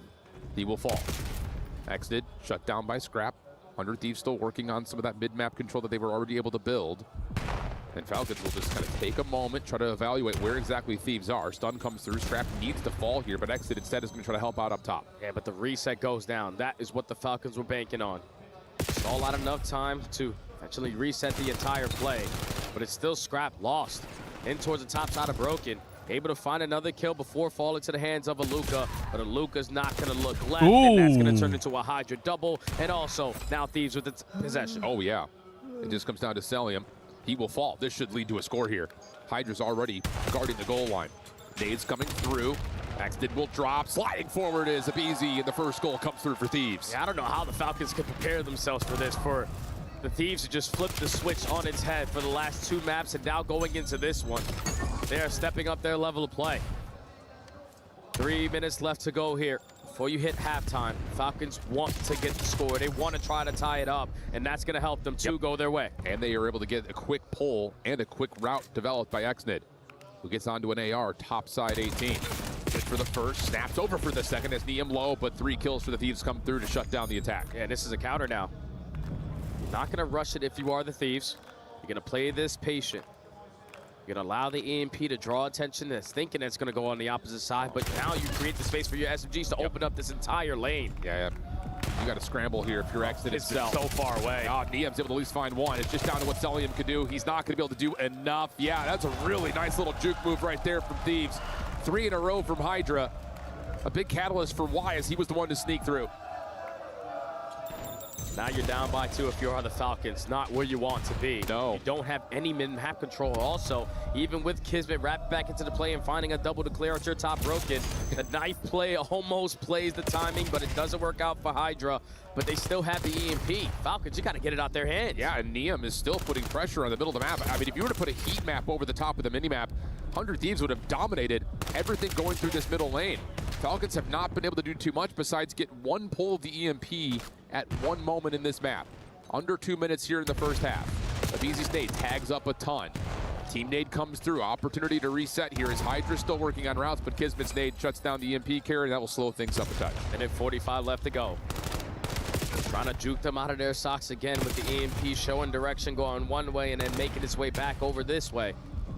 Scrap is still finding kills. Headshots onto Exton, even better. Looking for kill number 3 onto Luka or Celium and cannot find it, but it still potentially leads to a score. It does not. MC gets Not the stop. done yet. We're not done yet. Neem's got a 1v1. If he wins it, he can grab it and go, but he's going to wait, try to help out his team to come back into the play, and Kismet will be able to secure the elimination.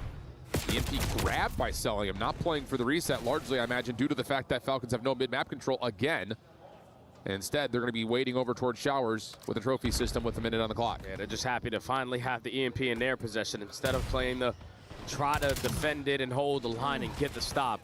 Hasn't really worked out, but this is their best chance of getting a score. You just got to get past Scrap, and that's never going to be easy. Ooh. 3, Scrappy do have yourself a moment. And he's out of there, but Kismet is chasing. Problem is, he doesn't have the angle initially. Able to find one through bottom underpass. If he finds this window, there could be a chance just to grab it, pull it back. Is there going to be an angle for Neum to stop him? He's got tack mask on. He doesn't quite get there. The dive, not fully over the line. And now all of a sudden you have a chance to get a last-second capture for Thebes. Neum's got 3. Space to maybe get another. Oh, it's just down to exit, and as he drops, it's going to be a 3-0 half for 100 Thieves with maybe one more chance to extend. Potentially one more chance to grab this EMP. You have found every single kill on their side of the map, but the 2 players who were creating that space do fall. So now you got to retreat. You got to work your way back over towards Scrap. Unfortunately, he does not pop a multi-kill, and you got to reset the play. You've got time. Abizi wants to still keep the effort alive here at B. Oh, and another fake through mid. Has Falcons out of this shower position, but Kismet gets 2, bounces up, has damage onto Neum, and will clean up the half, but it's still a 3-0 lead for Thieves. Yeah, just too fast. Efficient. Right now in their overload game plan. Now we see the smiles. Now we see the deep breaths. Thieves not messing around anymore.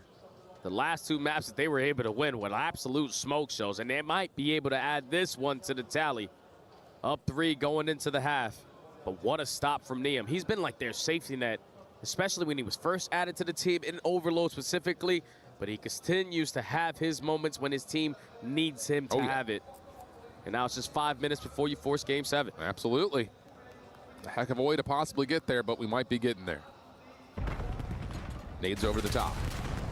Beezy just going to grab it, pull it back. Thank you very much. And Neum, I was going to say, if he finds a win right there, he's going to have this defense scrambling. May not make a difference, though, because here comes the quick hit over towards 18.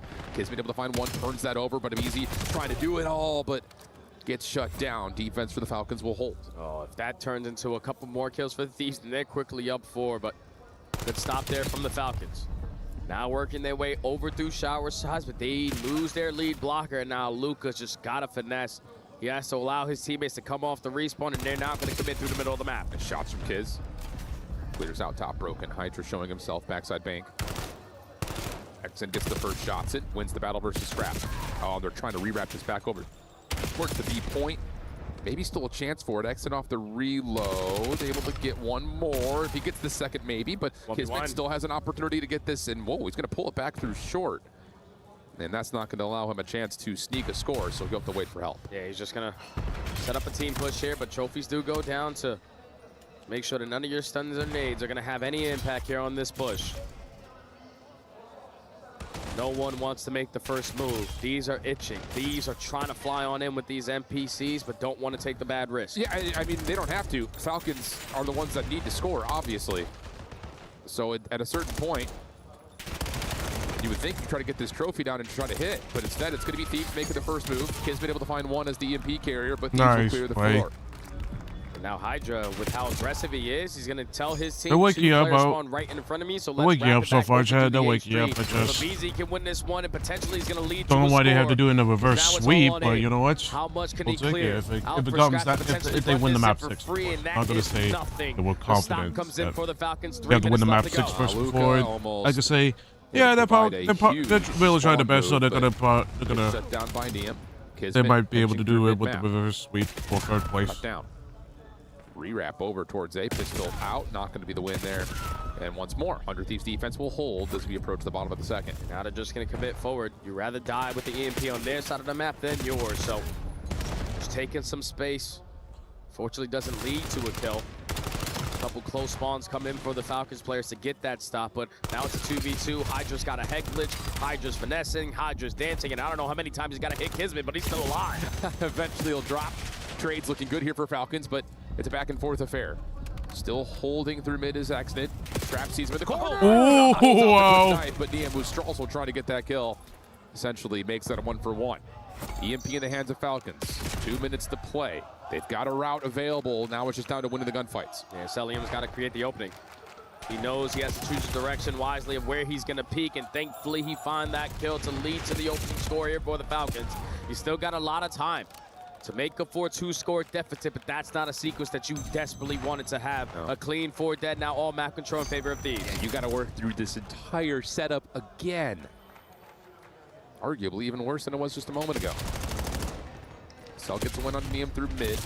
Thieves looking to put this one on a question by finding a score right here. Hydra trying to give it a go. Does he get there in time? Yes, he does. Aluka can't find the kill in time. And we're back to a 3-score game. Game is just becoming more and more out of reach now for the Falcons. We need to have a couple sequences of kills where it's a clean 4 dead without any of your teammates dropping. And it's always been a pinstripe kill feed. Scrap gets 1, Exton gets the trade. Now Celium, your turn to get kill number 2, so you can have yourself the advantage, but Hydra isn't going to give it to you. He's just going to get lost. Yep. Isolation towards Hydra is the attempt, but easier said than done. Cell's lost him. Back over the middle of the map. Able to get 1. Knows that Neem's playing whole, but there's help behind by Scrap. And with only 50 seconds on the clock here, it's not looking good for Falcons, which means we may get that fiery raid search for an extra 80 grand. Yeah, I think we're definitely going there. They only have 10 seconds to basically play perfect Call of Duty, and a double team kill is going to kill all the chances that you had. Scrap's going to retrieve the EMP. That's going to be good enough with the game clock now no longer being needed. Thieves have bounced back 3 straight maps in a row in dominant fashion to add to that. And now we're forcing the game 7. All right. Who knows, Jay? Maybe it was just like reset. Let's have a little bit of fun, all right? It's working. It's working in a major way. Wow. Okay. Peasy wants a knife fight. How dare you bring a gun to a knife fight? 4-1 the count. 3 straight dominant maps for Thieves. Couldn't we just have loaded up a best-of-1 raid search? If we would have known about the future, potentially, this is must-see TV right here. I hear you, brother. Falcons thought that this one was going to be free. An extra $80,000 for our organization in the back pocket. But Thieves said, nah, we're not going to go out like this. We're not going to end out Black Ops 7 like this. And we're not going to allow the rookie to get some extra chicken in his pocket. 3 straight maps that go to the Game 7. Thieves came to play. Extra chicken? Come on, man. Got the lingo sometimes. I thought it was extra bones. That's chicken. All right, the chicken. That's one of these guys. Okay, after everything is said and done, we've had some fun. We've had a lot of fun. I think it came with the backside of just some unbelievable disappointment, but we're having fun. And we've got 1 more map. Yeah, good slow motion there. Kismet nearly able to get through the threshold. Not quite able to. And I think you hit it on the head though, Al. Yep. Like if they were able to force it to a Game 7, this is where everybody's going to give it 150%. Yeah. Because you play one-and-done tournaments all throughout the year. You play S&D Childs versus each other, maybe for $50, $100. This is an $80,000 S&D map that is coming up for the final for both of these teams to end out your Black Ops 7 the way that you potentially want to. Obviously, you don't get to the final dance, but at least you end on a W with some extra money in your pocket. Game 7. Can't wait. All right. Wow. We took quite the journey to get here. But our 3rd place match gets to a map 7. And I think the whole community can be happy about that. We've got our analyst desk, I believe, on the stage. Analyst stage? Question mark? Yes, thank you very much, boys. We have women of many talents here with me on stage, besides, of course, being very good-looking. Oh, okay. yeah. I'm very glad to welcome you girls to the main stage. And we have our COD specialist, Rosalie. So can you tell me and tell us about what has just happened? 100 Thieves waking up, resilient, bringing it to Game 7. Is it the ego that got stung? Yeah, I think their egos woke up just a little bit. And I also think their coach, Sender Troy, I know he was wasn't letting those first couple of maps pass. I'm sure he had some words for the boys in between some of these matches.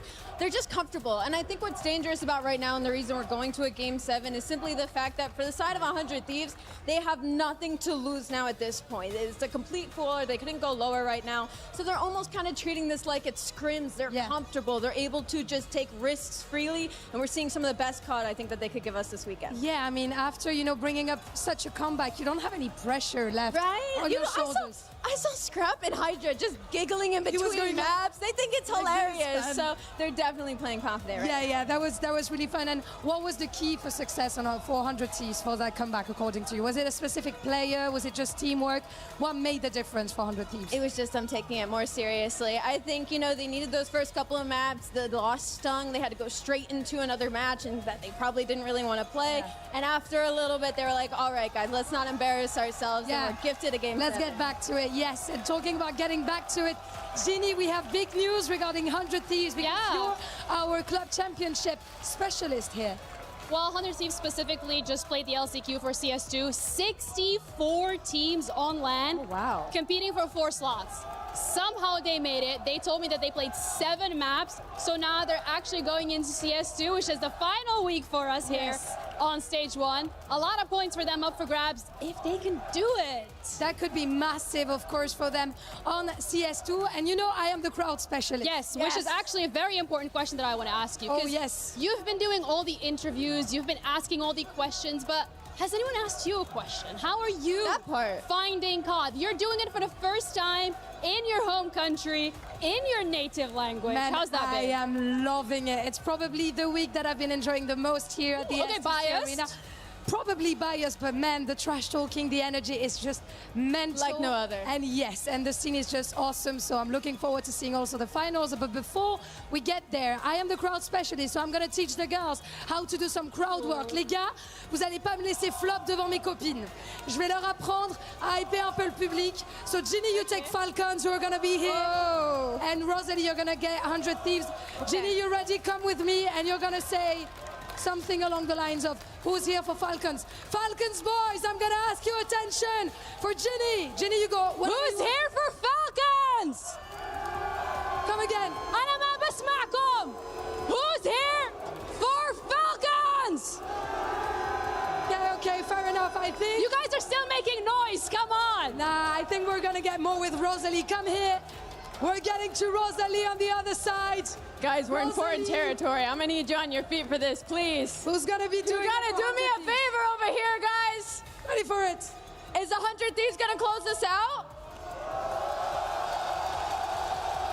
Come on! Don't let the gentleman's fans be louder than you. I see you over here. Come on, guys.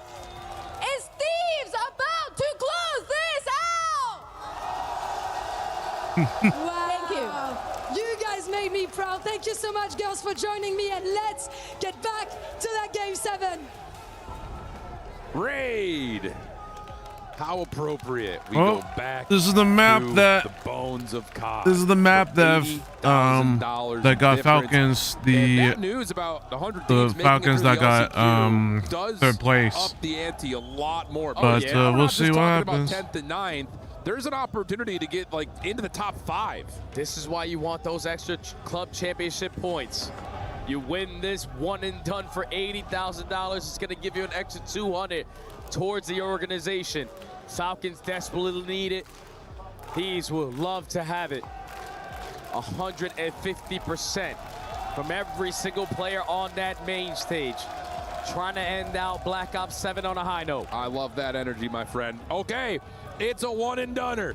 Team Falcons, 100 Thieves, 3rd place match for the final time. Let's get it on.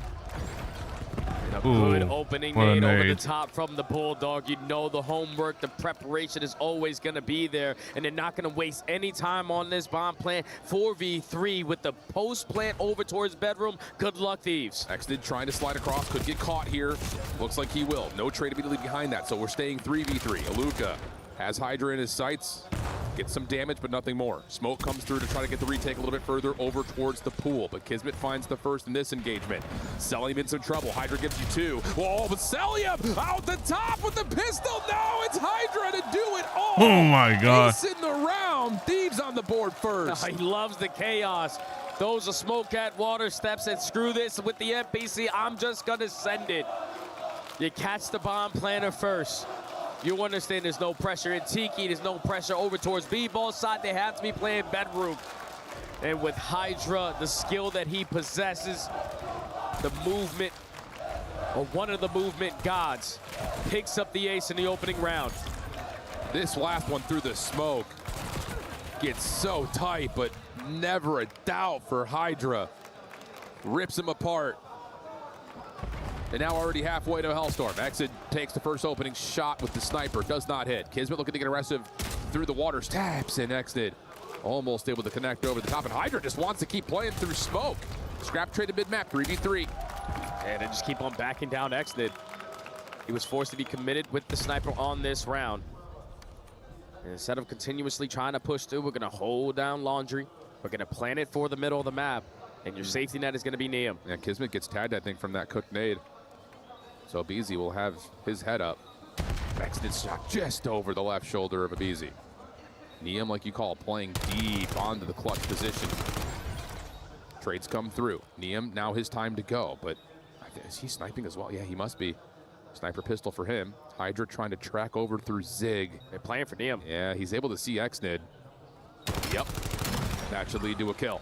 Now just down to Kiz. Not a lot of time remaining here. Catches Neum.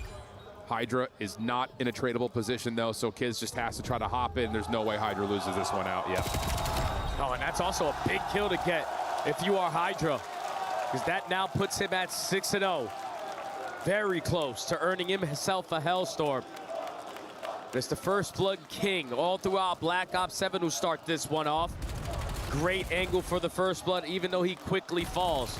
It just starts the domino effect. And then your counterpart, your duo for the last couple of years in Hydra, who tends to be the closer a lot for this team. Be louder! Gets the closing moment, 2-0 Thieves. Huge. Okay, yeah, he is very, very close. Nades over towards Zig. The offense is going that direction. No tag from Hydra though. Stun to counter as the offense will get some information underneath him, trying to isolate on him, but he gets out towards money window and is actually baited Exit it almost into the trap. He sneaks away and is able to find Abizi, who was trying to follow through pillars, but it'll spot him in water. Yeah, Kismet right behind this play. But can he get there in time? There's so much smoke. Cat and mouse game. Doesn't want to take premature shots. He wants to guarantee the kill. But I think with Hydra earning that kill before falling, he has a Hellstorm now in the back pocket. So in a 2v2, 50 seconds, you're going to be able to spot them if you are Neum, and look at the positioning of Scrap. Perfectly prepared for it, but it's a one-on-one. Yep, Kismet knows exactly where Scrap is playing from. Oh, what a matchup here. Yeah, he tries to bait the kill cam. Scrap will wrap into Tiki. How does Kiz choose to play this? He wants to go water. Not gonna happen. Scrap's got it locked down. Thieves up 3. Way too easy. Consistently finding first bloods. When those fights are going down, you have more numbers in the fight to walk away with it at the end. And just a perfect read there from Scrap. Puts himself in position, plays the 50-50, chooses right. Kismet walks right into the pre-aim. 3-0, Thieves. Nicely done. I love that play from Hydra, too, just to burst on in after knowing there was aggression at mid, smoke the back, make a mess of it all. He's done that. He's pretty much in all 3 rounds to this point. Stuns and nades over through mid and to B. Hellstorm ready. Is it going to be called in to get the free Planet A? Well, Hydra is the bomb carrier, so he's probably thinking I should get this down instead of just playing in the back of the spawn with it, but he's there for the trade. Still going to be outnumbered, though, with a Luca finding 1. They're still going to try to be the aggressive with Falcons. We're prepared for the push.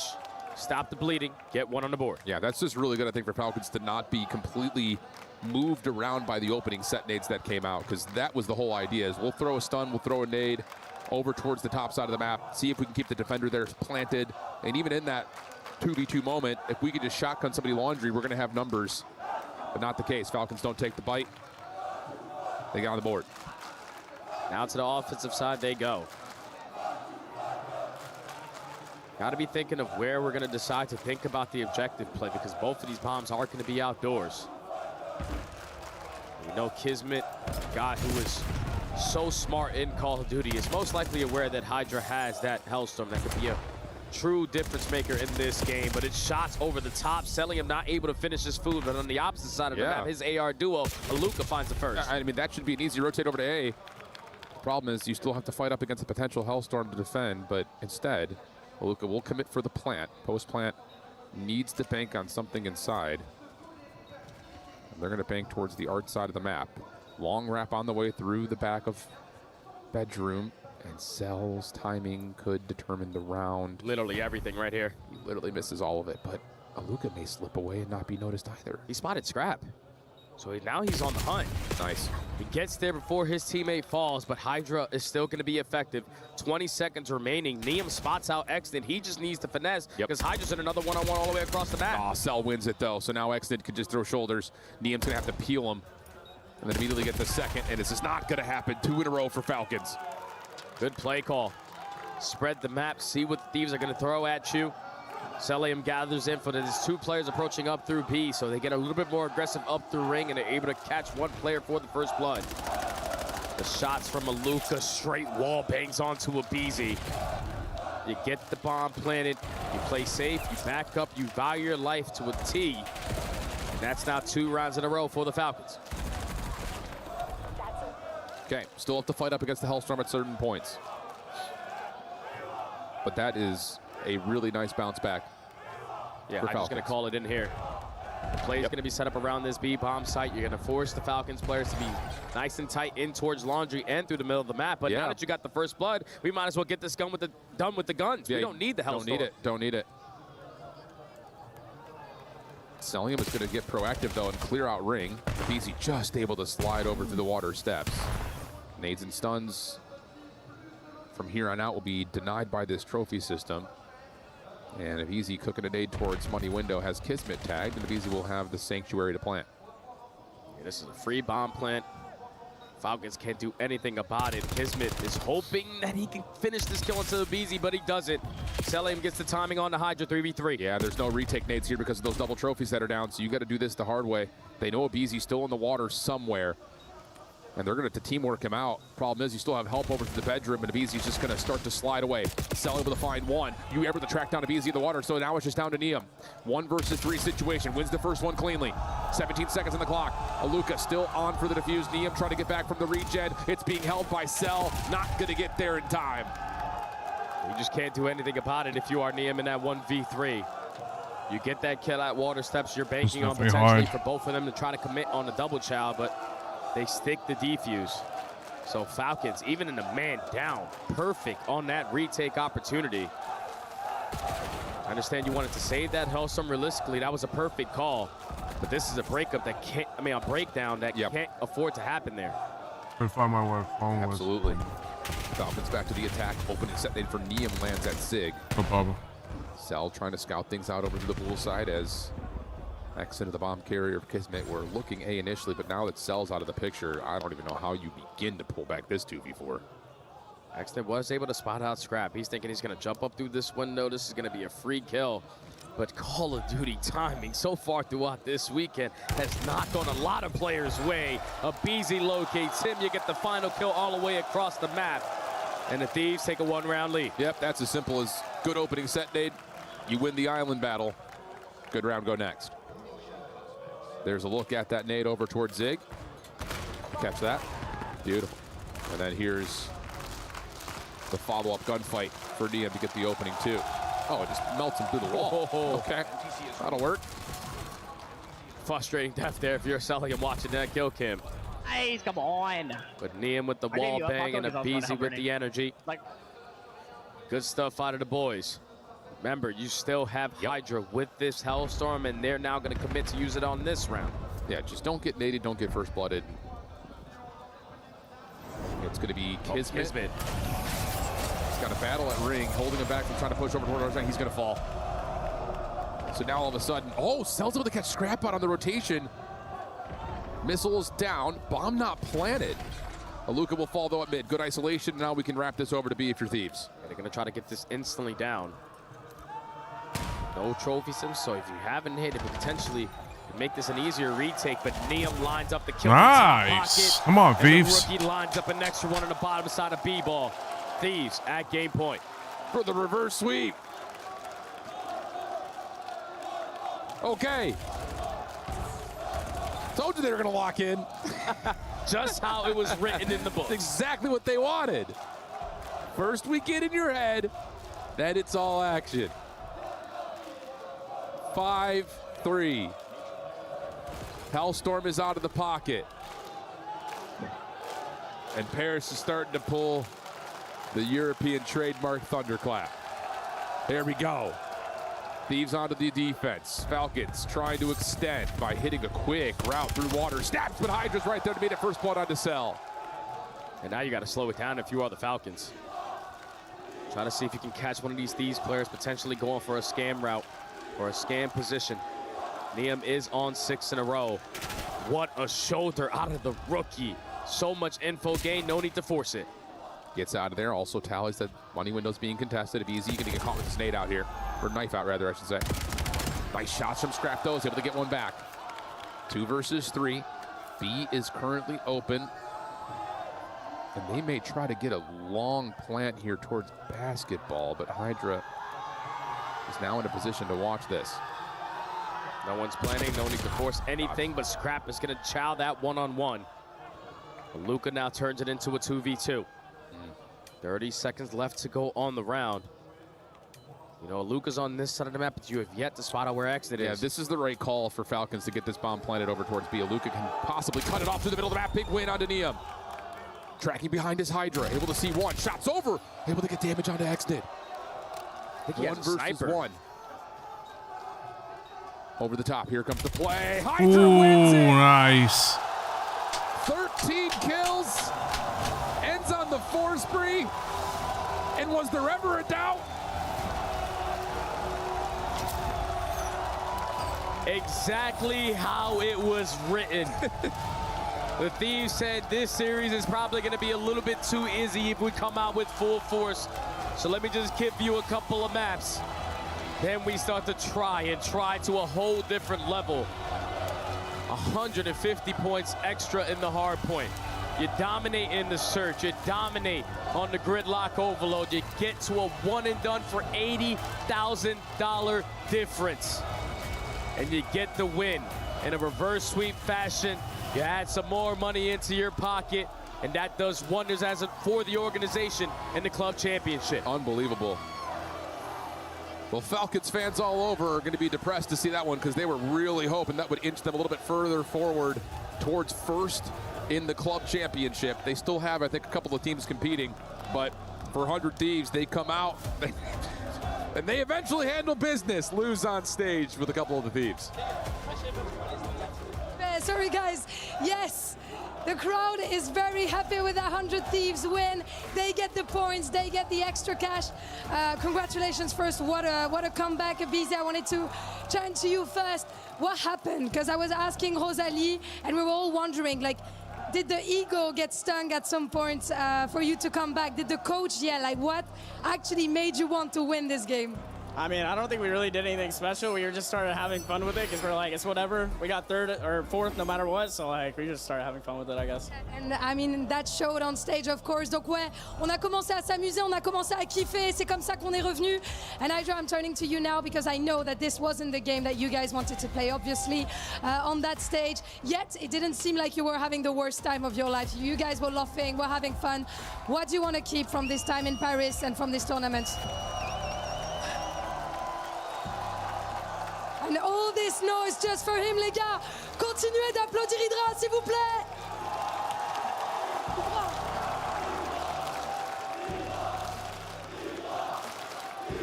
Merci les gars.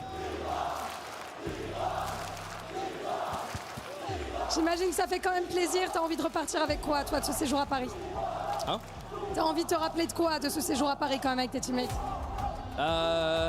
J'aimerais me rappeler...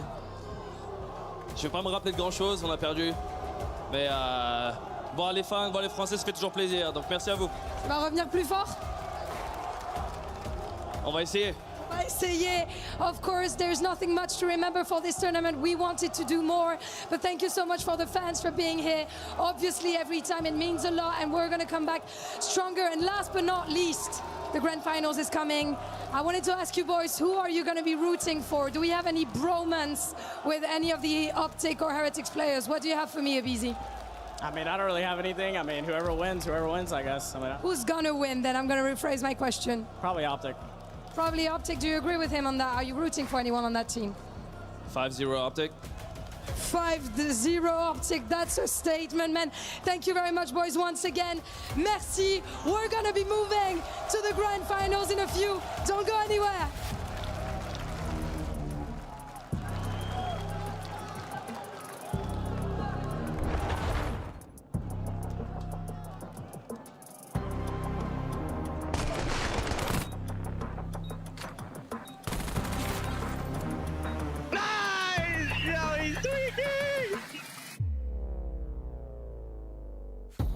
Well, that's third match. That's third place for my hometown boys.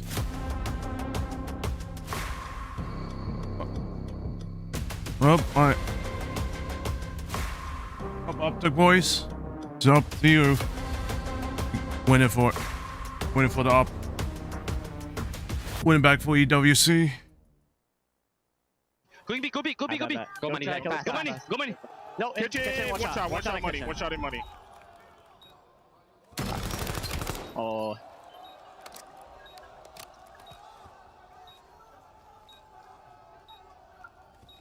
Nice! Yo, he's tweaking! What a way to end it. That's it, boys. For every click. Alright, I'll be right back. Every respawn. We were there for the years of grind, and we're here. Now, the proud founding partner of EWC, powering the biggest event in gaming, shoulder to shoulder with the world's best, making history. Greatness deserves a stage. Lenovo Legion, reach your impossible.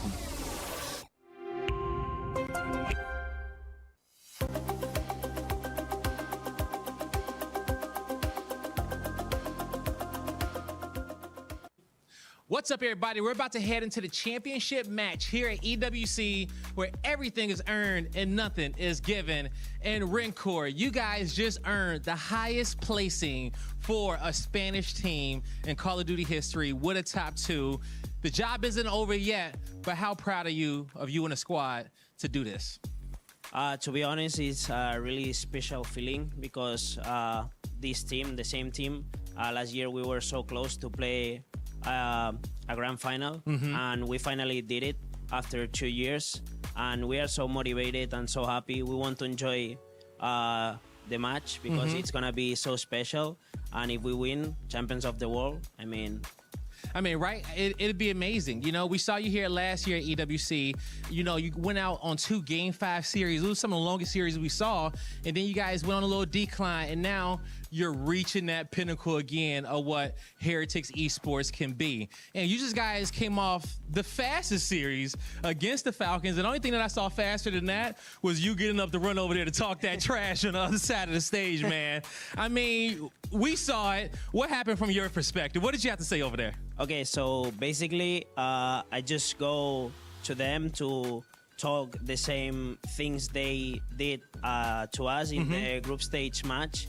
Basically, when they came in the group stage match, we were waiting for the GG with the fifth, and they were saying some shit words and some bad words, let's say that. Yeah, we'll leave it at that. So the only difference is I did the same as them, but they react different. Oh, okay. And they get like, it was really spicy, but I was calm, to be honest. I don't want to like fight or something like that. Their emotions got to them. Yeah, it's just the nerves of the moment, the tension of the moment, and that's it. I mean, GG's to them. 4-0, easy, and go home. And go home, man. And you guys are still here. And now you're going to be playing up against a team who back in the day you had their number a little bit as an organization. You done won some big matches out there against Optic Gaming. Talk to me about how does it feel to go play against them now? To be honest, for us, it's really special, like I said, because last year they beat us in the semifinals in Map 5. I think we were, and probably now we are the only team that can beat them, because we have a really similar roles and matchup. We have a good matchup against them. We are really similar in terms of playing the game, how to approach the game, how to think about the game, and it's really, really, really, really special to play against them, because they are obviously our idols from when we were a child. So when we were young, sorry. So it's gonna be a really special match. It is gonna be a special match, man. One more game left, and you can hoist that trophy here at EWC. Best of luck to you. Anything you want to say to the fans in Spanish? Give you the opportunity. Ok. Muchas gracias a todos los fans que habéis venido. Disfrutar de la final, que esto es para vosotros. Espero que podamos llevarnos el trofeo a casa. Va a ser un partido súper emocionante y súper divertido y súper intenso. Y nada, un abrazo a todos. Okay, I'll be right back again. A mi padre, a mi novia y I'll be a right mi back hermana again. que están I'll be aquí right para back again. I just apoyarme gotta throw some stuff y away. nada, vamos Heretics. All right, guys, it's time to get And, to the match. use bathroom.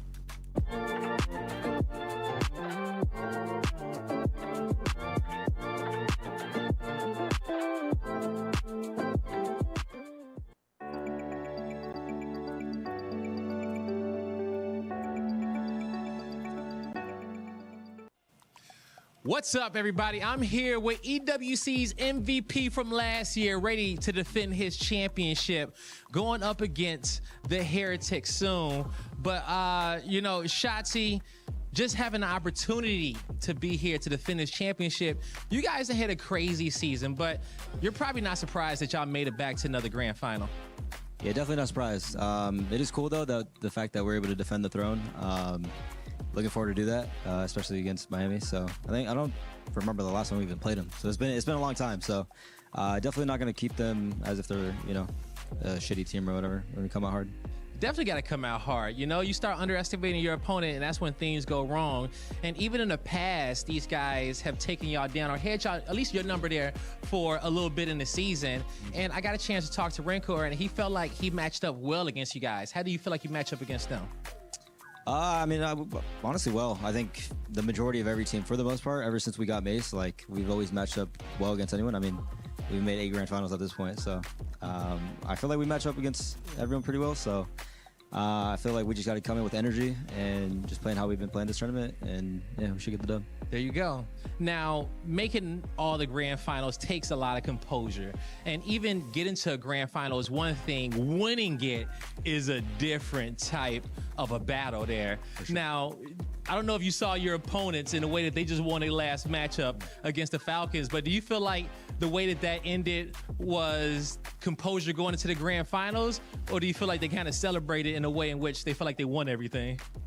I feel like a lot of teams do that. There's been, you know, it's not only them, but there's been different teams with that, like, the way they celebrate was as if they won the tournament, which is like either a good thing or a bad thing. I don't really know, depending on like how you look at it, but yeah, there's still a lot of tournament to play. I mean, it's literally a best of 9, right? So like we had to lock in. It's gonna be a long day. I mean, how do you gear up for a best of 9 there?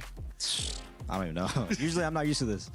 Cause yeah, lately we've been playing at like 10 p.m. right? So then adjusting to now playing at like, well, I think we played like 4:35. So it's been a challenge, but I mean, honestly, the boys have been on board and just shooting bots, listening to music, and just making sure we're not, you know, sleepy. Okay, my last question for you, man. In order to really win these best of 9 series, I feel like it's the S&Ds, and you guys got to be solid. Do you feel like even going into this best of 9 series, there's another level in which you guys can hit in your gameplay, or do you feel like the S&D is where you want it to be? There's always room for improvement. I've always thought that, no matter how good you are. So yeah, like you said, S&D wins championships, so I think that's like our big focus in this best of 9. Okay. Just winning, you know, winning and not getting clutched on. For sure. I'm gonna give you one last opportunity before you get ready to go prepare to just talk to the Green Wall. You know, a lot of them are in the States, but you even got a good amount of fans out here. A good amount going up against the Gentlemates and everyone that's been really booing you guys. Because coming to this event, it felt like Optic against the world, man. And everyone from the Green Wall is trying to will you guys over. Yeah, shout out the fans, man. Honestly, regardless, I said it in the interview, like on stage, like wherever fan base you have, whether that's Gentlemates, Falcons, Optic, or like literally whoever, we seriously appreciate you guys. If it wasn't for you guys, we wouldn't be here. So, and then obviously, shout out to Green Wall. We love you guys. Best fan base. You heard it here from Shotzi, everybody. Get ready, because they about to set the stage ablaze. We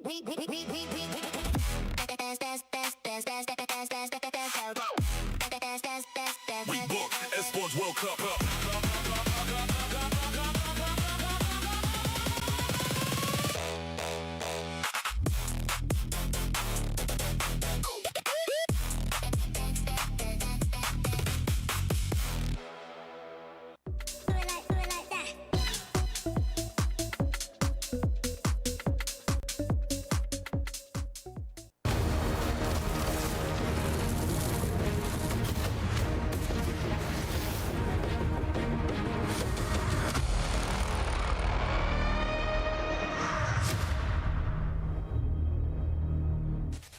Ladies and gentlemen, one and all, welcome to the City of Love. We are in downtown Paris as we conclude the Black Ops 7 tournament at the Esports World Cup 2026. There is one more final to go, one more match that could go 9 maps. And if you've been tuning in all day, there's a good chance we go the distance. We welcome in the whole team for this final. I'm your host, Chris Puckett, alongside Enigma. We've got Rosalie and, of course, Nameless. And I want to start with you, Rosalie. It's a best of 9 with a huge surprise in the grand final. How did the Heretics get here tonight? I mean, they've just been playing to their ceiling. You know, it's one of those underdog teams that we know how low their floor can be, but when they're all on their A game, they can run through some of our top teams. They were able to put it on this weekend, and now they can see if they can close it out versus Optic. They lost Real at the end of last season. He went over to Koi. Koi let him go. He finds himself back on the Heretics, and we always wondered, why do you replace Trakes after he had a Rookie of the Year like season? Well, Real has shown us that, but he's not really been the star. You said it's the old man on the squad, Metals, that's been stepping up so far. Yeah, I think they've just completely revamped their game. Everybody playing for the win. I had so many questions, and I had watched so much VOD on this Heretics team. You knew it was always in there if you could get them to think as one, be one organism. And Metals was the one guy who was always the objective player, playing desperately for that win. And now that they are that one organism, you're seeing him absolutely fry, having takeover moments, huge swing plays. Metals is the guy to watch for me in the grand final. No, fully agree. I think that the thing is as well, Super and Renkov have quite often been the players that they've lent on to really bring the superstar firepower to this team. If anything, Renkov's having a little bit of an underwhelming event. Super's kind of been solid. What do you mean? Renkov's all over my timeline. Well, yeah, you're going to find out why. Goes over and starts getting right up in the grills of Celium. A little bit of fisticuffs there. Handbags, gentlemen. Real obviously getting stepped in between. But I agree with the call on Metals. He's been stunning. A couple of other people contributing to that. But if somehow Heretics win this, he's taking MVP home. You know, when Real's the biggest guy to fight, it's a lose-lose effort. Real, let's talk a little bit about what we expect to see, though, in this grand finals from the old man. Metals doesn't have to drop above a 1.0 to get the win. He does the hard fights. It's a long time coming. I mean, this is a player that whenever this roster is struggling, he's the first one that people start signaling online. Shout out Patty P, but he is the glue for this roster. 100%. When they put up runs like this and he puts up damage and numbers like this is when you get not only the best of this teams, but the best of Metals. You forget the kind of role they has to play when he has these 3 young slayers around him. He is here for the win, playing for the win at all times. Now, Heretics are in their first ever grand final as an organization. This thing has been around for 10 years. It was kind of community funded and driven at the start. It has grown over time.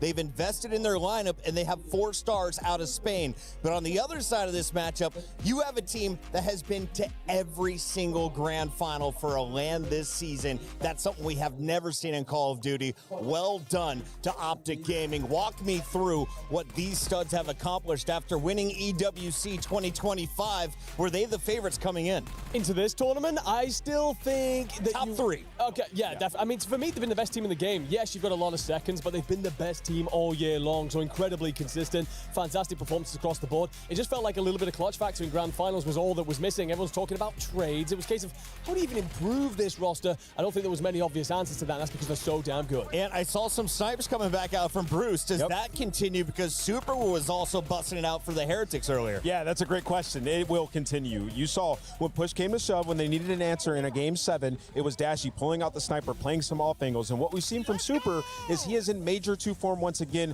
Around that time when he was taking over, playing aggressive with the sniper, he was finding success in Search and Destroy. They're 6-1 in S&D at this event, and he has the most snipes in the tournament. Hold on a so sec, Dashy needs to be the answer to what Super's been doing. Now, at the start of last year's EWC, everyone was giving us crap about coaches being mic'd up. It was something I fought for.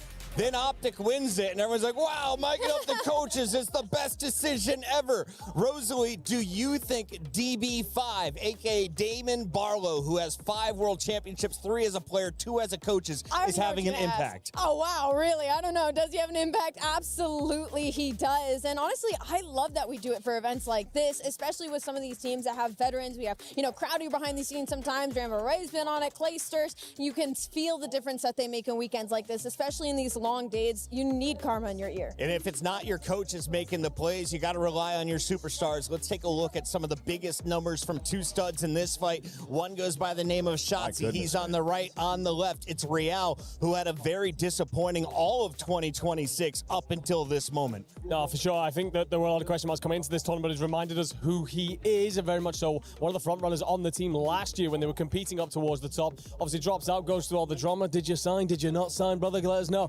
However, what it is, you come in, you dominate in this tournament, and again, it puts him back in that front spot to be on this team again next year. But of course, for Shotzi, Rosalie, do you think Real is most dangerous on a big map or kind of like in a small elevator-sized box? Small elevator-sized box, for sure. Sometimes he can be the route man, but I think Too Real aggressive. thrives the most when he's just up front, in your face, and playing around his team as well. They're one of the best bait-and-switch teams that we have so far in the league. The only issue is when they match up versus Optic, they get edged out in that category. And let's take a look at his maps and modes. If you're looking for Real to drop a triple or a quad kill, where does he get it? Is it Frequency, Sake, or Scar? We get a double dose of Scar for Overload and Hardpoint, games 3 and 4. Yeah, for him, Frequency out the gates. We've seen Optic already on that map. They faced a tough loss when we watched it versus 100T the first time around, but then bounced back. So I think for Heretics and their play style, this map could be great for them. And then just taking a look at the Search and Destroys, which I think are the most important in this series, that raid could be massive. I think there's a relatively good start here for Heretics in terms of the map pool. We've obviously not got much tape, Frequency and Sake, and Scar Overload's a mixed bag for both teams. So an opportunity if they can get out the gates hot. Rosalie, 88% of the fans over at esportsworldcup.com have picked Optic in this fight. 12% of the Spaniards are siding with Spain's Heretics. Where are you going? I'm going to have to go with Optic here, rightfully so. Throughout the season, they've dominated this matchup. It's first to 5, best of 9. Name was how many maps? 7 maps. Optic Gaming take it again, back to back, baby. Also going 7. I think you're absolutely spot on. You maybe nick 1 or 2, but that's about it. I saw another shiny plate headed to the Optic Gaming dinner table. They are ready to crush some keys, and one might be from Spain. Let's get into the final games.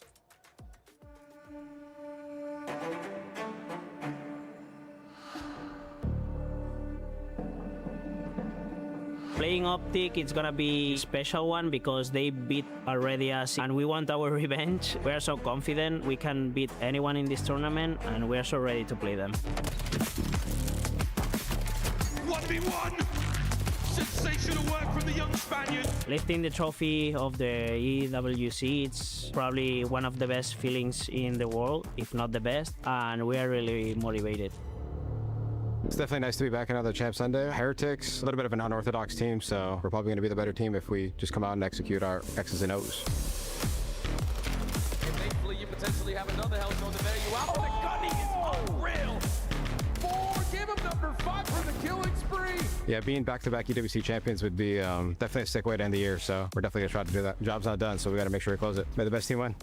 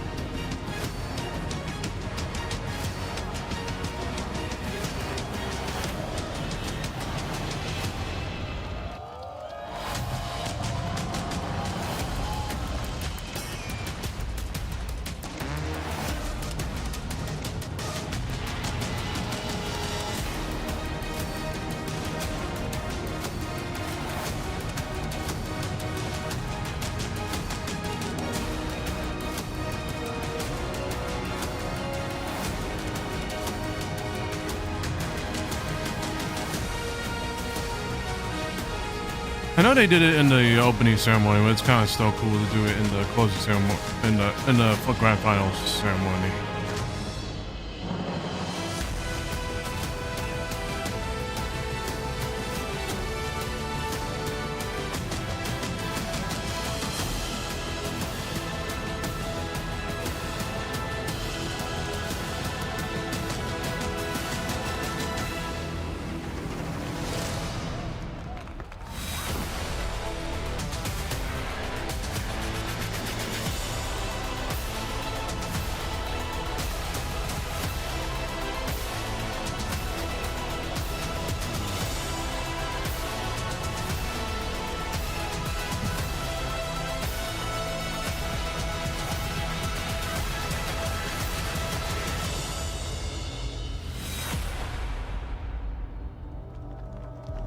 Now there are some grand finals that you can predict way before a tournament has even begun.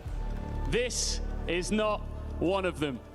The defending EWC champions are here for the back-to-back, but standing in their way is Team Heretics. On savait tous qu'Optic Gaming serait au sommet du monde ici à Paris, mais on a été surpris d'apprendre qu'Heretics les rejoindrait. A Spanish team that came to Paris with no expectations of them, but that could leave the City of Love with everything. One of these teams know exactly what this feels like. They've been here many times before, but the other, they've never experienced anything quite like it. Il y a une équipe qui connaît très bien ces scènes et cette pression, et l'autre qui va devoir la découvrir. Ladies and gentlemen, it's best of 9. First to 5 for the Esports World Cup trophy. Paris, the time has come.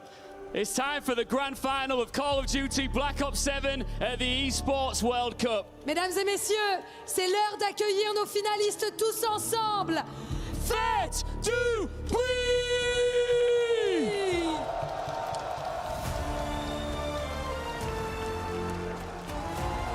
Here they come. Optic knows this walk. They know the pressure. They know how this ends when they get it right. Heretics do not. But all week, the bigger the moment has become, the better they have looked. Optic, c'est 4 joueurs d'élite. 4 elite players trying to keep their hands on the crown. Heretics are 4 hungry players trying to rip it away. It is the defending champions. The ultimate outsiders. It's Optic Gaming! It is Team Heretics! And Paris, it's time to settle it. One more time. Faites du bruit!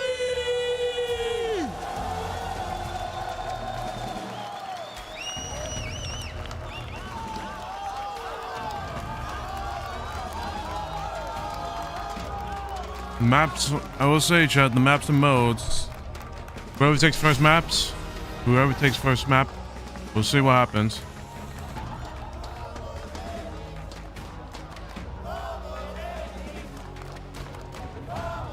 Shotzi, Renko, you've been here before. There's a lot of people saying that Optic are going to stomp you out of this grand final. What's your message? Let's see. They know we are a really hard team. They know in their mind, so we'll see. What do you think, Shotzi? Yeah, I mean, we're super confident. Obviously, we got second the whole year, so looking to change out this event. Any more shoving? Are we all good? No, all good. He's a really good boy. All right, any final words, Shotzi? Just good luck and yeah, have some fun. Good stuff. Handshake. This is it, the grand final of the Esports World Cup. It's Call of Duty Black Ops 7. It's Team Heretics versus Optic Gaming for all the marbles. Let's do it. Thank you, Ian. Thank you, Lou. All the marbles indeed, and quite a lot of marbles, not only here, but the Club Championship as well. What a year for Optic Gaming. Second place all year long. They managed to win Major 4. They find themselves here. This is the 9th Grand Finals appearance in a row for this team. That is unbelievable scenes across all Call of Duty history. Incredible work. Death taxes Optic Gaming in a final. On the flip side for Team Heretics, their first appearance, and it is a special one. Rancor spoke about it in his interview with Blaze, and these guys are laser locked, looking to become champions for the first time. A novel experience for them, and a novel experience here in the EWC format. They're after that golden plate. We have absolutely no data on the Heretics in a grand final situation, how this will affect them. I mean, all they know is they fought incredibly hard to get here. Talk to you, Will, about the brackets, the route they had to take to get to this moment, but they are here now. Brand new Optic fan there in this audience. How many jerseys have changed hands over the course of this weekend? God only knows. One last time here in Black Ops 7. These squads will go toe-to-toe. And on this map, Frequency, the overall hardpoint record's good for either side. I just know that that map that Optic had against FaZe on Frequency set fear in my heart. Miles, we have a unique view. We're actually sitting behind Optic on the stage, or at least they are in our line of sight. They were warming up on this map, watching Dashy shoot bots, laser lock, Shotzi working on his movement. For Optic Gaming, the opening break, they can set the tone. Here we go. Into the elevator. And the kills for Hook and Shotzi there on the Optic side. Metals on the dance, and he has been the X Factor. He's been a hero for the Heretics. And the Mercules, brought down immediately. Metals with the big 2 in the Heretics on time. Metals, no stranger to this map. He was on the original Spanish roster the first time Spaniards went pro in the Call of Duty scene back in Black Ops 4. One of the original players of Take My Vamos. Well, he's trying to take it all now. 4 spree, make it 5, great shots, and a team kill rolling through from Optic. Still gonna bang out the time, but they get wiped away. That is a hellstorm. Metals starting off his first Grand Finals appearance with perfection. All those many years ago, he'd be closer and closer to his war machine as well. Rolling back the years here for Metals. What a run. 6-0 so far. That's going to be streaks, and that's going to be a healthy lead right now for the Heretics. P2 open for business. Optic Gaming nowhere near it. They are the red arrows on the minimap. The blue ones are the Heretics. They are soaking now in this new time. Optic on a breadstick collectively as a team. Brother, this guy would get a gunship if we had it available. This is the perfect start. Optic only a single second. They're getting shot in the back, picked up hard, and Metals is good for 10. We're looking for the next pistol kill, but Dashy. Big iron on his hip now, the attack towards time. That's the perfect break, and the wipe indeed. Heretics down. And make note of that time. It was 54-1 when they got that 4-man wipe. Let's see how Optic can handle when they're in control. This is not an easy hard point to hold on to. No trophy systems here. You are going to eat every single tactical and lethal thrown through that doorway. Mercules, though, he is the nice flame wipe. Come on. Rinse and repeat. Put him back in spawn. This is the blunder. This is the spin cycle. So far, a healthy hold. And you're keeping the Heretics trapped right now if you're Optic. They will look happily towards that new hard point. In fact, Mercules basically spawns it. Left-hand side, that's where we go now. And this is an awkward turn. Unable to get a man on the backhand side, so now Heretics, they will be flooding in from the left. That is the spawns flipped. And what a time to do it. Can Shotzi stay alive here, alone? Waiting for the reinforcements. There's the contest. I feel like these teams are still learning how to properly block these spawns. You have to go way deeper than I would expect. Still, though, the battle on the time, you can spawn trap from either direction. It was 54-1 when Optic got that first 4-man wipe. They have been firmly in control of this game. They're about to take the lead. So hard point goes. They got the Heretics 3 out. Over the top with Super, joining him in the fight. Shotzi in the close quarters battle. That NPC submachine gun putting in the work in a big way. Shotzi with a detonade. Leaves a little gift for any members of the Heretics willing to push forward, but right now it is a lovely hold. Heretics on a late break, and Metals has slowed down. 11-6 in the kills department. Yeah, from the first perfect 10-0 start, things have been a little bit different, but the tides have turned.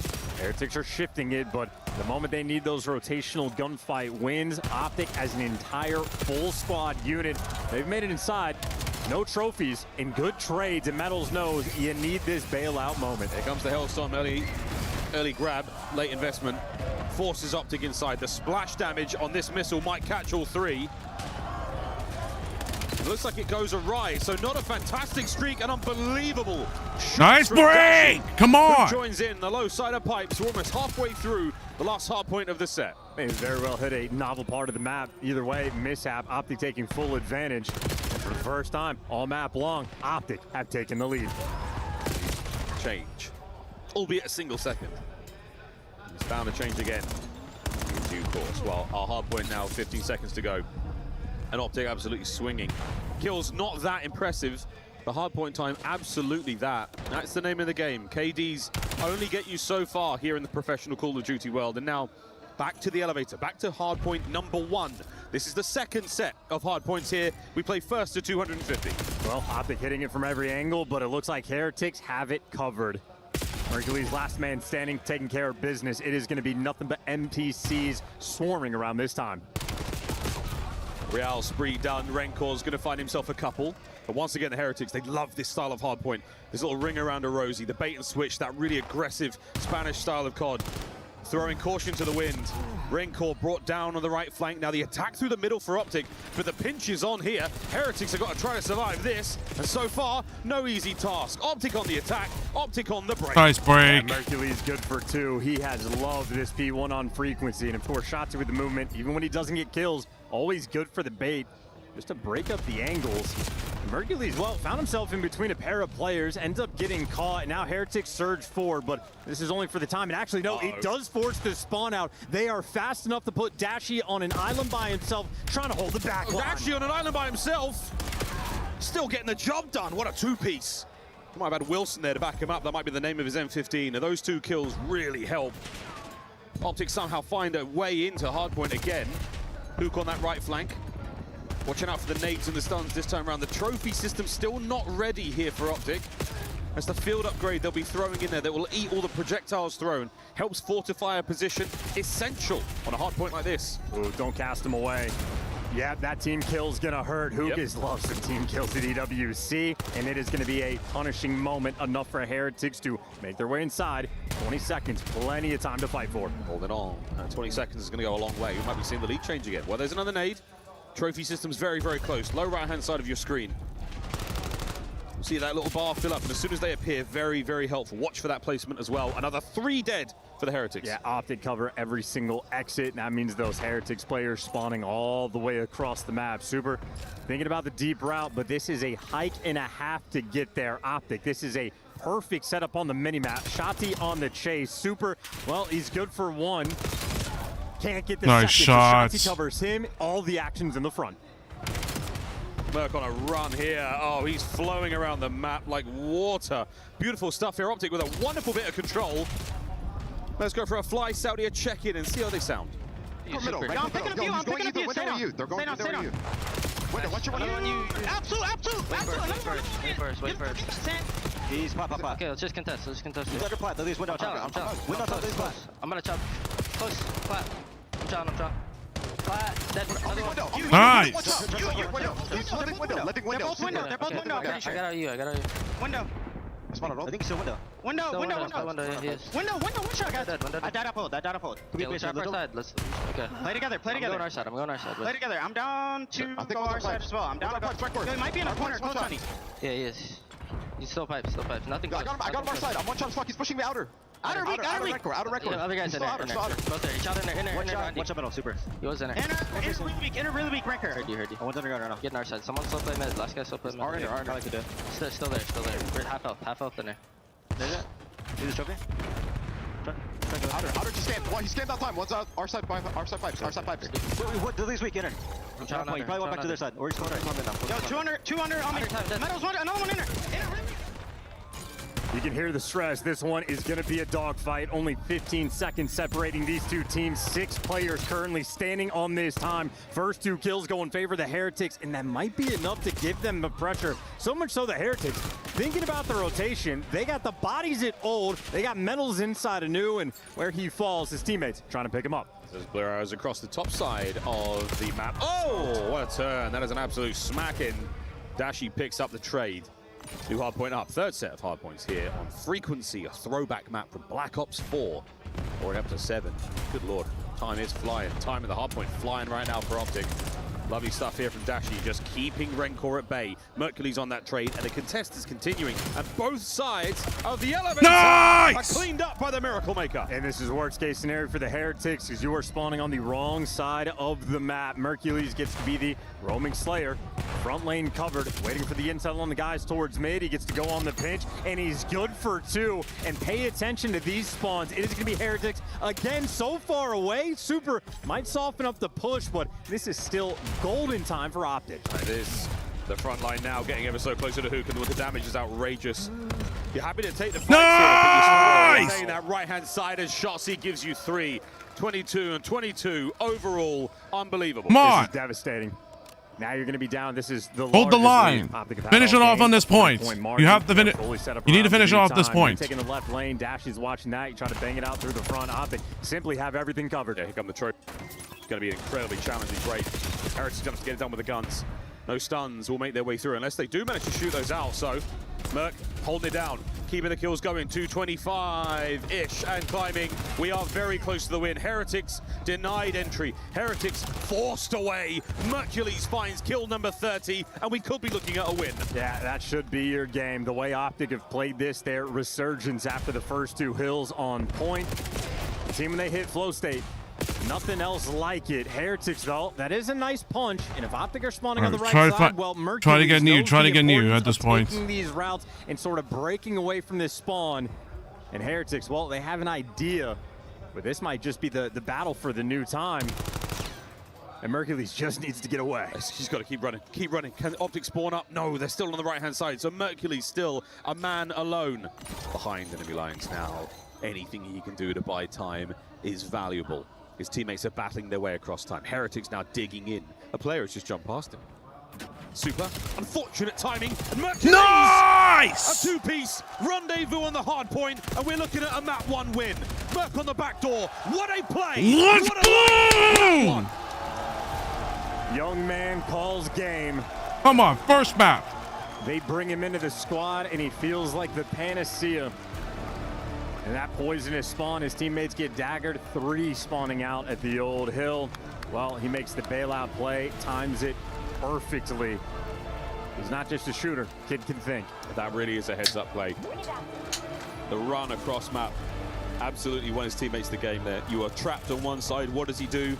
Evades, infiltrates the lines of the Heretics, managing to get there without alerting anyone whatsoever. Under the radar the whole journey. And just when you need him the most to give you 2 kills, outrageous work. Mercules, he's given Optic so much over the last few years. An unbelievable addition to the squad. And on the flip side for Metals, that scorching hot 10-0 start, Hellstorm earned. I don't know what the stats are for the finality of it, but I think he might have gone on about a 9-25 run through the stretch. The Hellstorm whiffs, doesn't connect on anybody.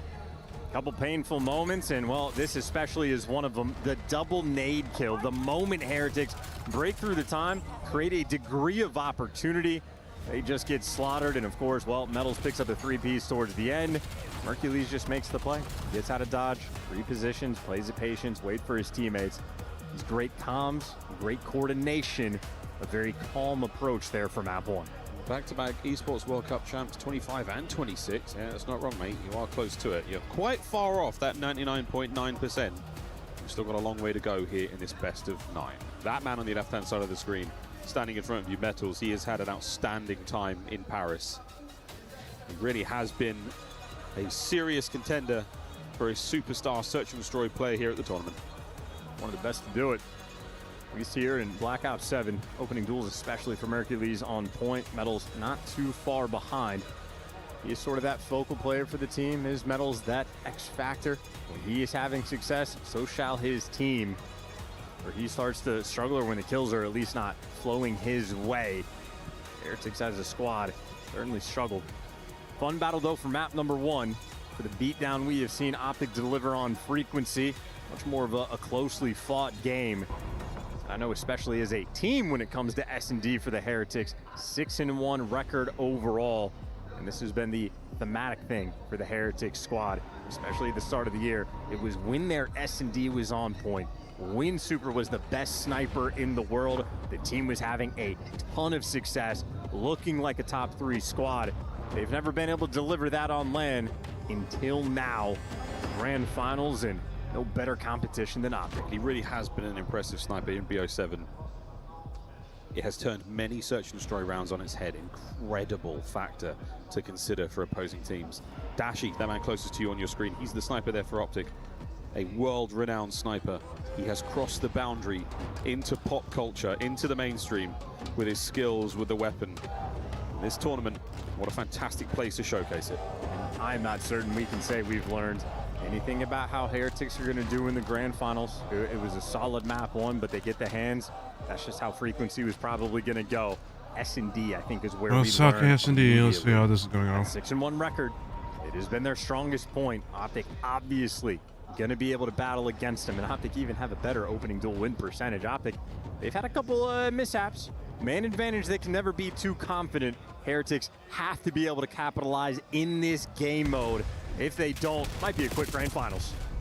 Real saw plenty there with that opening break. Oh, and Metal's taking the tags as well. Still no casualties either side. We're seeing a lot of damage being dealt, but no actual finishes. Real spots out a little bit here. This is a very close range engagement. Hoop on the other side of that threshold. The hops through elevator. You can see how mobile these players are in Black Ops 7. Able to traverse a map like Sake incredibly quickly. Well, Shotzi's in position. He's going to be lying in wait just for the go button. Once the noise is there, he's going to get active. Real's good for 2. Shotzi's getting active, and the cleanup man dead. Now it's going to be Rancor left in a 1 versus 2. Good news, he has bomb. And 40 seconds to work with. It's feasible. He has a frag grenade too. I mean, those players are now crossed out into the wide open. They're right behind him. There they are. Can't tag one. A shoulder showing for a second, but this nade, oh, this could sting. This could level the playing field. What bit of damage. 20 seconds. Still chasing ghosts out here in the garden. And to his pistol he goes. Nice. A trusty sidearm in any other situation, but that 2v1. Crushing. And what a lovely look without the X-ray of how difficult it is to track those players. A shoulder gets thrown, it's only a pixel. The reposition behind the rock, even when the nade connects, it's just the bait. Rancor's doing the right thing, playing for the second guy, expecting the protection. But as quick as Hoop hops in the window, hops back out, whether it's him or Shotzi, the BO7 Demons movement, so difficult to track. I love that you brought that up, how hard it is to follow those players. We'll do a lot more of that here in this grand finals, turning off the Codcaster feature to see through walls. And that is outrageous. Unbelievable. What could he have hit if not a man's head or upper body? Unreal. Super. Sorry, mate. Great shot. Confirmed, brainless. Nothing going on up there. Nothing going on up there. Went in and out, no questions asked. Close right. Metal's down. Nice Dashing, pick. lovely first blood. A gift, if anything. Nice. Wow, they line Nice. up together. Nice double. 4v2. The roaming wolf back, all these bricks flying around towards P3. We're flying. There's another. No way you can kill them all, Rancor. I don't think you have enough rounds in the magazine. Gets away with his life for now, and here come Optic. Nice. When you have the numbers, you can absolutely throw caution to the wind and really comfortably get the job done. 2 rounds to nothing. Great first blood from Dashi. Real tries to make the play, but just slides into a pre-aim. Effectively a free round. I mean, that's a single gunfight won by Dashi, and then it just collapses seconds later. No stranger to the grand finals. No nerves on that side of the stage. Lovely little sprees developing here. Shotzi 2-0. Mercury's on a 2-kill spree also. Fantastic nades over the top. We have seen some unbelievable mastery of the lethal. The frag grenade play here in BO7. Everyone healed up, damage dealt. Oh no, not everyone healed up. Hoop brought down by Super. And now Shotzi trying to level the playing field. A sneaky spot here in the top window of the distillery. And this is where we get to learn, can they convert the 4 versus 3? Heretics need this round. Sadly, you've given them the advantage. How far will it get them? And they are roaming this together. They're running a Mercules. And Mercules, wow, he made a meal of it. They brought down as much as he could. And the damage here from Shotzi also. Back to the top window we fly. Shotzi, a ghost here on Sake. Super finds a corner, begging for a player to turn his way. And Real to Dashi. Spots the next man in the 1v1. Round and round we go. Super. Nice! In the back. Come on. In any other situation, it might be considered bad manners. Dashi wins the duel. It's also a round for Heretics. They get the first blood and cannot convert. The system just not good enough. The trades not quick enough. Shotzi gets the kill, disappears uncontested. And Dashy, I mean, they ran away from him. Super doesn't go for the immediate trade. He's trying to take a route and catch him off guard. And he simply gets juked. The timing, not on his side. Timing an incredibly important factor here in Search and Destroy. So many ifs, buts, maybe. Shoulda, coulda, woulda, would have missed the snipe. If not for a touch of flinch. Got lovely work from Rancor. Maintaining position by the stairs. Real now by the bomb site. Oh, for the love of all things sacred. A team nade. Not here, not now, B-bomb plant. It was first blood number 2. Now Rancor is going to get caught reloading. They simply do not have it. They are not shooting back. The last man, Metals. Here he is. Not a soul on his screen. He can see nothing. He's surrounded. Optic converge. Let's go. Another round goes their way. So far, perfect on Sake. Yeah, Super loves those nades. He has had success in this tournament, hitting that exact same spot. Now your teammate's standing there. I mean, back-to-back rounds, Heretics get the first blood, and this one just painful. And just chucks it directly at him. This is Merc harvesting those members of the Heretics in the outer Zen Garden. A frustrating round there for the Heretics. And again, this is going to start to test the resolve. You're only 2 maps in. You start making mistakes like this. They do form a little nest egg in the back of their head. And you get that spot check in the interview with Rancor where he understands how serious this is, how tough of a task. They want to have self-belief. Ooh, almost. But every round that goes by, it is just going to drain from their eyes. Knife out and gunned down.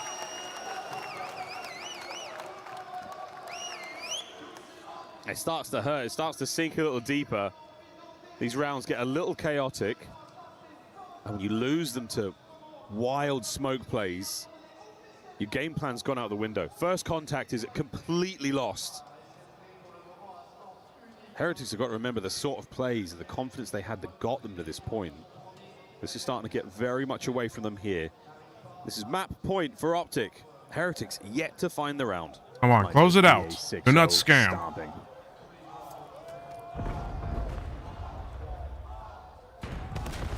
See what we can find here. Heretics, watch those blue arrows. They're trying to take something, but Shotzi is reading this patiently, slowly. Not a whole lot happening here elsewise. They've gone down low. Optic, the second floor. We're hoping for someone to get a little bit curious. Try to find something down low. There we go with Real, the first blood. Bomb plant, down a man in the post-plant position. Metals, his corner pays off, but it's Real again in the feed. Real down, trades good. This is exactly what you wanted for the Heretics. Hercules in a 1v3, bomb down though. A near impossible task. Ooh, almost. And that was the missed opportunity. Had to basically get that one to have any hope. And the route is just too distant. Heretics on the board. The fans tried. Try as they might. Heretics too confident there. Bomb successfully defused, the 3v1. As you said, a nearly impossible task. Let's face it, at EWC we have seen many 3v1s. Our pros making the impossible possible, but the odds are still astronomically low. Very true. Well, credit to Real in this round. Gets the first blood. There for the trades for the second guy, but just wins the gunfight clean. That is the efficiency from the Heretics we are accustomed to expect. And a first blood that Metals is going to have to fight for. Dashy has stood his ground and escaped with his life, but the trap is going to be set, but not good enough. The smoke causes you problems. And finally, Dashy falls. That's not ideal. Metals nice! Only to an early grave, and this is it. This is the final chance, Super. You have to win the 1v3. If you can recover the bomb and get a plant, that might help you out here, but Optic all over it, all around it. They might give some space here as Super. At this point in time, he is praying for an Optic member to wander into his sights, and it is not going to happen. Here comes the check. They're inside the bottom of the bar. Might be able to grab bomb. The clock's starting to tick here. Can't get it done. Heretics down Let's go. 2 here in the grand finals. Great start. Search and destroy, the necessity, the open lane for Heretics to find a victory. Our first test here in the grand finals to see how they were going to look, and it was not pretty. Optic Gaming in flow state. Not that this is a team that lacks any confidence, but they're going to be feeling good now. Rightfully so. That's a very confident dispatch from 6-1, an ideal score to be found in the grand finals. That sets the tone for the rest of the search and destroys that we might be seeing here. Heretics not looking like themselves. That efficient style, that confident play, that blistering pace. They've been stopped dead in their tracks by an Optic team that have already checked the confidence. A sign of things to come, or is it just a bump in the road? We'll find out a little bit later. For now, it's to the desk. You know, when I first saw the championship whites with the gold accents, I was questioning it. I was like, is that really Optic's colors? They're normally white, black, green for me. The gold seems to be fitting on a championship Sunday, up 2-0 and looking like the returning champs they are here at EWC. We welcome in the whole team here at the analyst desk. And I want to start with you, Enigma. Did you wear green today on purpose? I think I joined Nameless on this one. I'm thinking it might be a Falcons and Optic ending. So we very much so tried to fit the vibe, but my God, we're going to be glowing in green very soon, I think. We heard Hydra call a 5-0 Rosalie at the end of the 100 Thieves He third might have place been onto win. something. It's kind of looking like that if it goes to all search and destroy. So let's start there, Nameless, and walk me through the highlights because most of them belong to Optic. A 6-1 finish in game 2. Yeah, Optic are playing phenomenal. And on the map 1, obviously we saw Mercury's pop off, but in this game 2, Heretics made it extremely easy for Optic. They're falling into old bad habits. You see them just a little disjointed. First Blood's obviously heavily on the side of Optic. And, you know, when we saw this, Sake, and we saw it up against 100 Thieves, we knew that Optic have just gotten to another level on this map. 100%. And what's crazy about this map number 2 as well is it's like, yes, Den S&D is strong for Optic, but they felt this earlier in the weekend. So, like, there was VOD review for Heretics to go and do some brushing up on, but What's going on? I think you touched on it. I think they just lost a lot of gas under the tank, and you saw the small mistakes like a teammate coming through. They're not getting their opening picks. They're not playing for each other's trade, which just doesn't feel like the Heretics that we saw earlier this weekend. Optic doing a great job of trading out every kill possible. My question is, what is more impressive, Mercury's getting these kills in front of people or Dashy pistoling them in the back? I think every time I tune into the Dashy pistol, I just lose my mind. That guy may as well just run that as a primary. Obviously, Mercury's looks great. Yeah, Dashy's absolutely standing out here in a map that you said earlier they look best when they swing and hit pretty much every single wall. Feels like they feel great on Sake right in the middle of it. All smiles for Shotzi. He knows how close they are. This is a best of 9. It's going to take 3 more wins, but with 2 in the book, all things are pointing to another Optic repeat here at EWC. Allie, let's take a look, though, at our first game because this was our respawn, and if you're a Heretics fan, you're hoping you can keep pace with Optic Gaming. Did they do that here on the newest map, and can they as we go to some familiar faces moving forward? Well, it's painful because the start of this map obviously was Metals going on a 10 spree, right? And so, like, already we thought, okay, Heretics are warm off the gate. Like, this could be a map they steal away, and that would have been huge because Frequency was looking like a good map for Optic Texas, and fortunately so, that's how the cookie crumbles. Mercules picks up the NPC and just starts frying the Heretics hand. It was the second rotation P1. You saw Mercules, for this guy to be so young, I don't think he played any Frequency way back in the day. Pushes all the way out, goes on like a 4 or 5 streak, and they just extended their lead by so much. And you see 40 already in the series. Mercules, man, this guy is an absolute beast. Frequency, a great map back in Black Ops 4, added for EWC, the first time we've seen it at professional competition. 40 kills on the map. He drops a 174 with over 5,000 damage, and this was a blowout win in Hardpoint. It wasn't even close. You got to think he could have passed the 6K mark. Honestly, he was just absolutely tearing the opponents apart here, but it's the way in which he plays it as well. That late stage slows things down. Scar, raid. Then grid. Things out with a 3.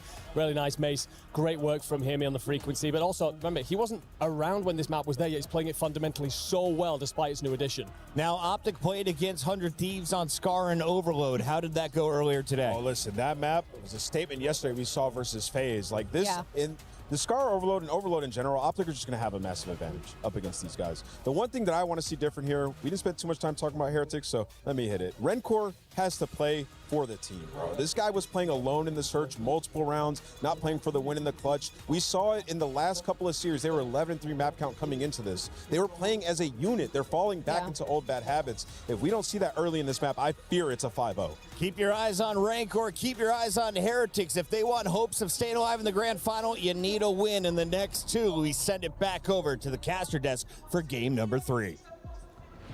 Thank you very much, team. Almost ready to run to our third map of this Grand Finals, Overload. Brand new mode here in Black Ops 7, and it has treated us very well. We have had a ton of fun with this one. Thanks to our friends at Treyarch for putting it all together and supporting it throughout the year. So now, Optic, really good at it, Charts. Pretty good indeed. Yep, Optic pretty damn good with the Overload. Why? For the Heretics. Yeah, why? I'm not scared for the Hate Watchers. Oh. The Hate Watchers are going to be having a fantastic time. Yeah? Enjoy. It's decent hours over in the States. It really is, actually. 10 p.m. here in Paris. This late night in Paris. Treating Optic Gaming well so far. That doesn't mean it can't change. We saw a reverse sweep in the third place matchup between the Falcons and 100 Thieves. Now for Team Heretics. Time to dig deep, fellas. Your Overload game has not been bad at all. Optics statistically better, but Heretics statistically better at Search and Destroy. And how did that go, Chance? Yeah. Yeah, 6-1 if you've just joined us. And that's what we're playing for, a mountain of money.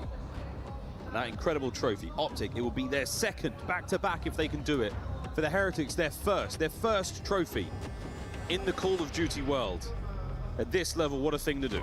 Yeah, we're going for Ghostals here. Keep in mind for Optic, they're actually one of the better teams at denying the device control for the other squad. So even though they have lower scoring games, it's really about their opponent scoring much, much less. And of course, Optic on this map, when they hit the flow state, I mean, clearly they are perfect at this map. Scar Overload, here we go. 2 5-minute halves. Oh! To score as many Overloads as possible. That EMP. It's in the middle of the map, that's what we're fighting over. We're going to grab that. Nice! Through to one of 2 goals, and right now, one of those goals has a Shotzi in it.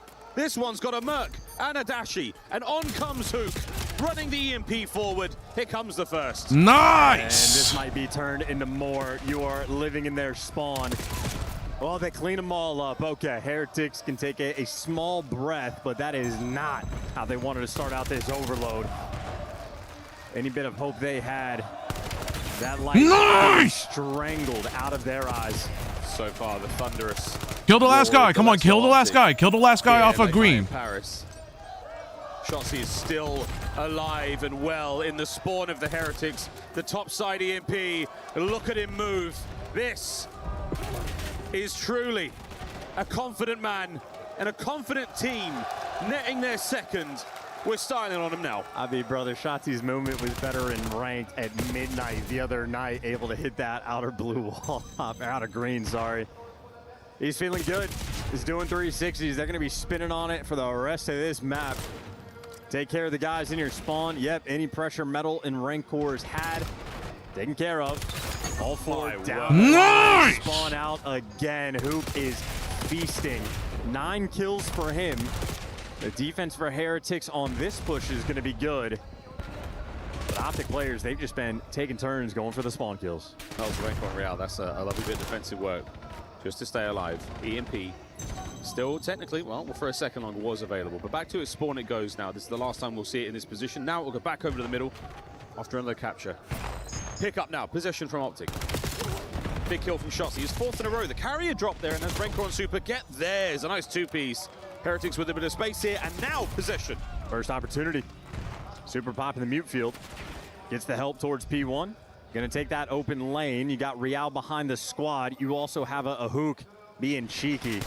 Hook just stops this entire play. So Optic now have a little bit of time to deal with Real in the spawn because device, Optic have it completely under control. They haven't dealt with him. Wow, Real, this is outstanding damage onto many players. Here comes Merc. Oh, finally brings him down. EMP reset, bottom side of the map. And Heretics have got to find their way across. Shotzi lying in wait. Ooh, baby. That hurts a lot. Just over 2 minutes to play in the first half. Yeah, welcome back to your spawn. Real starting to fight back, but Merc gets the trade, and yep, you are tucked in the top right section. Optic don't need to touch the device just yet. They can wait for the next wave of kills. Yeah, 2 goals is not a huge lead in Overload. The rallies, I mean, they get very dangerous.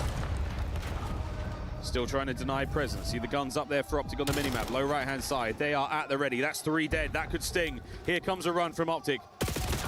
Looking for the last man alive on the defensive side. It's going to be Rancor, and he's managed to walk away with a pair. A brace of kills. Mercules trying to make a sneak play, and he was close, but no cigar. It's a great play from Rancor. There to give you 3. That's going to be the sort of pressure gates opening. But you are feeling that suffocation. I mean, Shotzi is already going to be dancing top green on the pinch, applying that pressure. You're having to have the guy with the device be the frontline blocker. You're getting caught with your knife out, and you are dying one by one. The head snap in the player cam tells you a lot. Again, it's frustration here for the Heretics. They know what they want to do, but they've just been denying every single possible corner. So many roadblocks, so many bumps. They are struggling to make any kind of ground here. Metals, just a lovely kill. Now you've got the setup here. Rancor making it to the low right-hand side of the map. You need to take care of Dashi. Find the kill here, press forward. Looking at a potential run. Great work from Rancor on the damage. Here comes the pinch. Shotzi could stop the play right here and now. Metals, he's going for goal, and he's in. 2-1. There you go. Rancor gives you the positioning, gets that spawn out, and they are indeed on the board. But if you're looking at that mini-map, I mean, Hook is in Narnia. Rancor just trying to survive in the spawn, and a nice gunfight win on Mercules. That's 3 in the feed. Here we go, Dashi, the last man up. That could be a possible goal as well. And we found the equalizer we have with 20 seconds on the half. Unbelievable work from the Heretics. They're alive and well. It's a 5 spree for Rancor inside spawn. Real now with the damage way downtown. Rancor finds his 6th, looking for number 7. And the EMP now making its way forward again. Extra time if the Heretics can hold. Well, they're going to be the final try. Currently running that device backwards just for the extra protection, but Metal's on the front line. Well, hey, there's 3 in the feed. There's number 4 right in front of you. You're going to get it. You just need to stay alive. Here comes the gunfights. Super off the backboard. No, he goes low. What a steal. And a lead change at the whistle blow. And those are truly that's all good. Bumps coming through for Heretics after that. I'm saving my for carrots and I'm assuming. That's cool, Jago. It was Real initially that was on point, trying to pull off the heroics, leading the charge, and well, he breathed in that breath of life for the squad. Rancor absolutely follows up, and then the team follows in kind. It's a great sequence there in the first half for Team Heretics. That's a lot you had to get right. You had to maintain the kills, the pressure on the inside of their spawn, goal hanging, if you will. And Rancor did that for a long time, a 6 spree in the enemy side of the map. Very impressive work. Not to mention the we're playing nervous. Like right now, we're playing nervous. We gotta make sure that we kill the carrier. 30 seconds of extra time if someone has possession, and if we're all tied up, overtime. More on that later. For now, we battle for the first EMP. Pretty high pace in this overload. Yeah, Hook has 21 kills, so he is on pace to drop 40. Yeah, Optic are just flying forward, but they're going to get punished for it. A couple trades roll through. Device making it out, but Rancor tries to take the gunfight, trading out the one-shot kills is Super. He's hitting the go button. He's hitting the go button. Real with fantastic shots for the NPC, and there we go. Number 4 is in. The game will end at 8. So whatever happens, Optic have got to get this figured out real quick. Rancor, what a 3-piece. 20 and 14 overall. Top lane of the map. That's where we go to now. Pick the right gun. Yep, got the M15 out. Super does indeed have that Hellstorm now in the back pocket. And they're trying to play for control. They need the kills. You had Metals trying to take a route. Dashy's going to back them down. Heretics, they're going to have to play this through the front. Kills are what you want. You've still got that Hellstorm to play with for Super. And it takes quite a lot of time to get this one done. 6 seconds to call it in. Heretics trying to hold on for dear life, and what do you know? There it goes. Optic get it across the line. It's 4-3. That's a miss. Shotzi in your spawn. Gonna be around blue. Able to get the first. It's gonna be number 4 on the chase, and well, the movement, he tries to disappear. There's everybody there to try to slow him down. Heretics now on the fan out across the map. Full wind in their sails, desperately now, trying not to lose the lead. Let's go for a fly Saudi listening. tuyo. Está en marque. Estoy mirando el pinch. El otro se pone y está en marque. Muy tocado en antena. Muy tocado.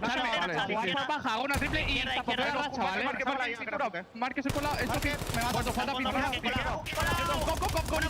Buena. Pintura está, vas a posar la tuya. Hay uno medio. Ve con la dipi. Vale, veo racha. Juega el pinche y la bola. Está la bola conmigo, miente. Dipi izquierda, tengo dos. Tres verdes. Me estaba para el liner, bro. Vale, aguantar. Voy a pichar otra, Dipi izquierda y uno. Dipi izquierda para puro. Te gustan todas las marques. Vale, si quieras. Verde, muerto. Bueno, he metido otra Dipi izquierda. Falta otra. Me puse a la izquierda. Derecha a lo mejor en con. Corre. Es bola. Dos info.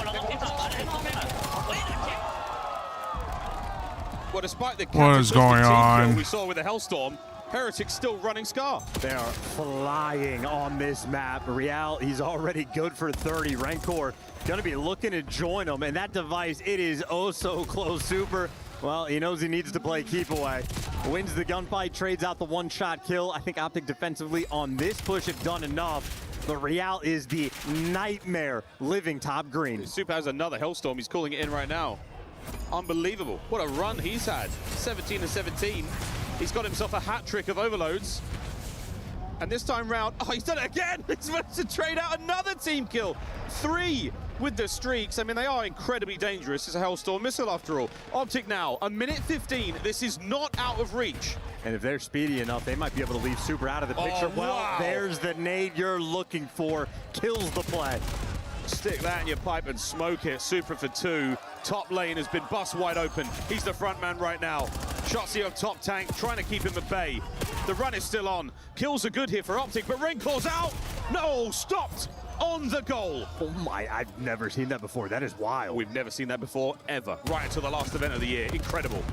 Mercules now trying to find this something, and it's gone through. No kill. It's 5-4. 40 seconds to play. This is still doable. Oh no, this would be a tragedy. You have 3 players on Optic in the spawn. The device gets reset inside of the portal, and now in the span of 20 seconds, Optic looking like they're gonna pull this off. This is the rally. This is the rally, and it's Hook. Kyler Garland can't get any further. Optic still with the numbers. Dashy's desperately trying to keep the run going. A pickup and a run now from the Heretics, dropped immediately to their knees. Dashy now on the fight forward. 15 seconds to go. Rainclaw! Nice! Tie game, 10 seconds to play. Well, one more device pick. Yeah, Murky, he does not have his teammates. Wants to hide, the stun is gonna miss. They are gonna check it. They have the device. Heretics get the regulation draw. Maybe a nade came from over top. Unreal that it ends like that. And you go from the reset. Rancor was inside of the portal. Now, there's a verticality to it. You can be above the portal, but there's a certain threshold, maybe 6-7 feet off the ground. Either way, for the reset, we've never seen it in Optic. They were able to turn that into 2. I want to see that because holy shit, that was super close. Brought together that quickly. What a war. Now, we go to overtime. We'll swap sides once again. It's not quite a golden goal. You capture your first point. You set the time that the team has to beat in the next half. 5 minutes to get something done. Dashy's Hellstorm could prove essential. I believe Super's called in his as well, so we don't have any more for the Heretics. Here we go, though. Quite the onslaught already. Heretics have taken a huge amount of space. Who has to stay alive? He's down. This is massive. Vamos the Heretics. They have the space to work with. At an early time, it's been set. Heretics have set the time that Optic now have to beat. That's a near record. That is a massive kill on Hook inside a shop. He was absolutely playing to wait for the device to get picked up, swing out, and stop it. That is heads-up gameplay in OT. Now that is exactly the style of play we expect from the Heretics. Ruthlessly efficient. That was so precise, so fast. This is really tough. This is going to be really tough. And made the most of it. Optic now have to do the near impossible. And of course, for unless if they get like some sort of god nade, so that's going to be difficult. difficult. Make sure the nade 20 is just landing on the seconds, device. 23 seconds. That is That's your going to be super entire tough. Focus point. Just do not let them touch. 23 seconds. The clock is already ticking. Can you even get near it? A grab down from Shotzi.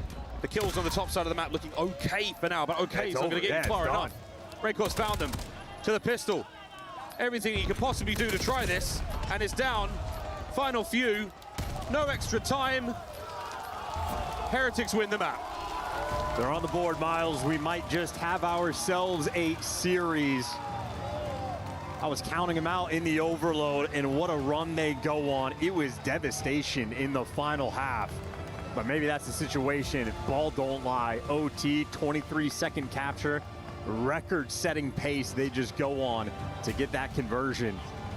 The final score overload we see, and we're still learning new things. What a mode.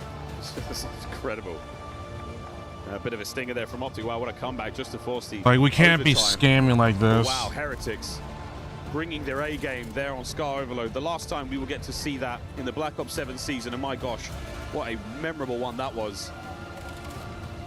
23 seconds, really. We will be looking back at that as the time to be.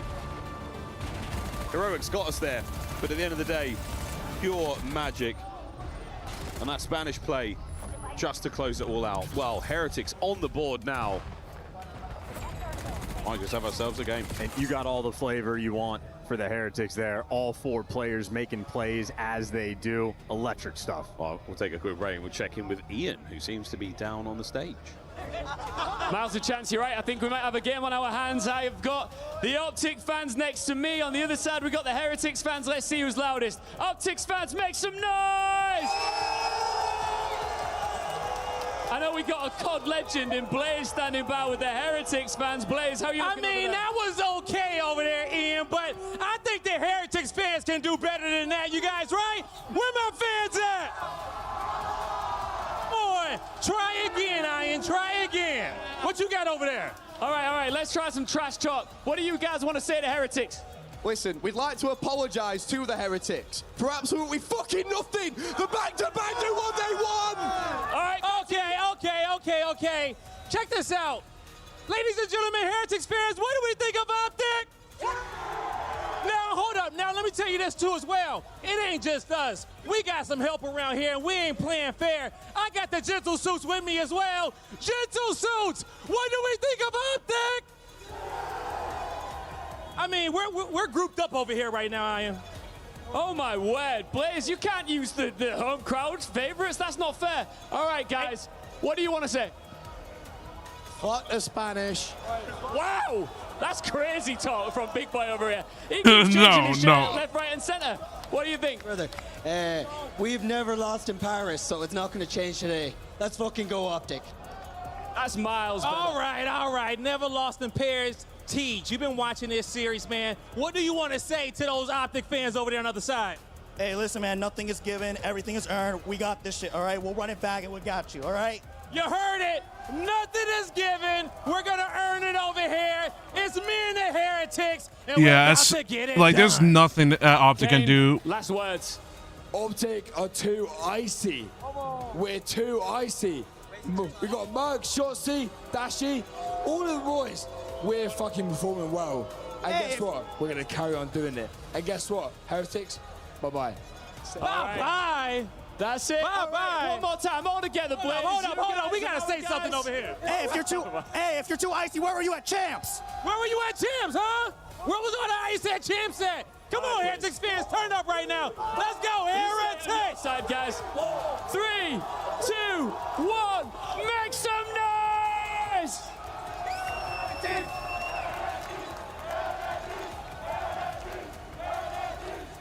I'm impressed. I am very impressed by the amount of energy that everyone's got this late into the night. Terribly impressed.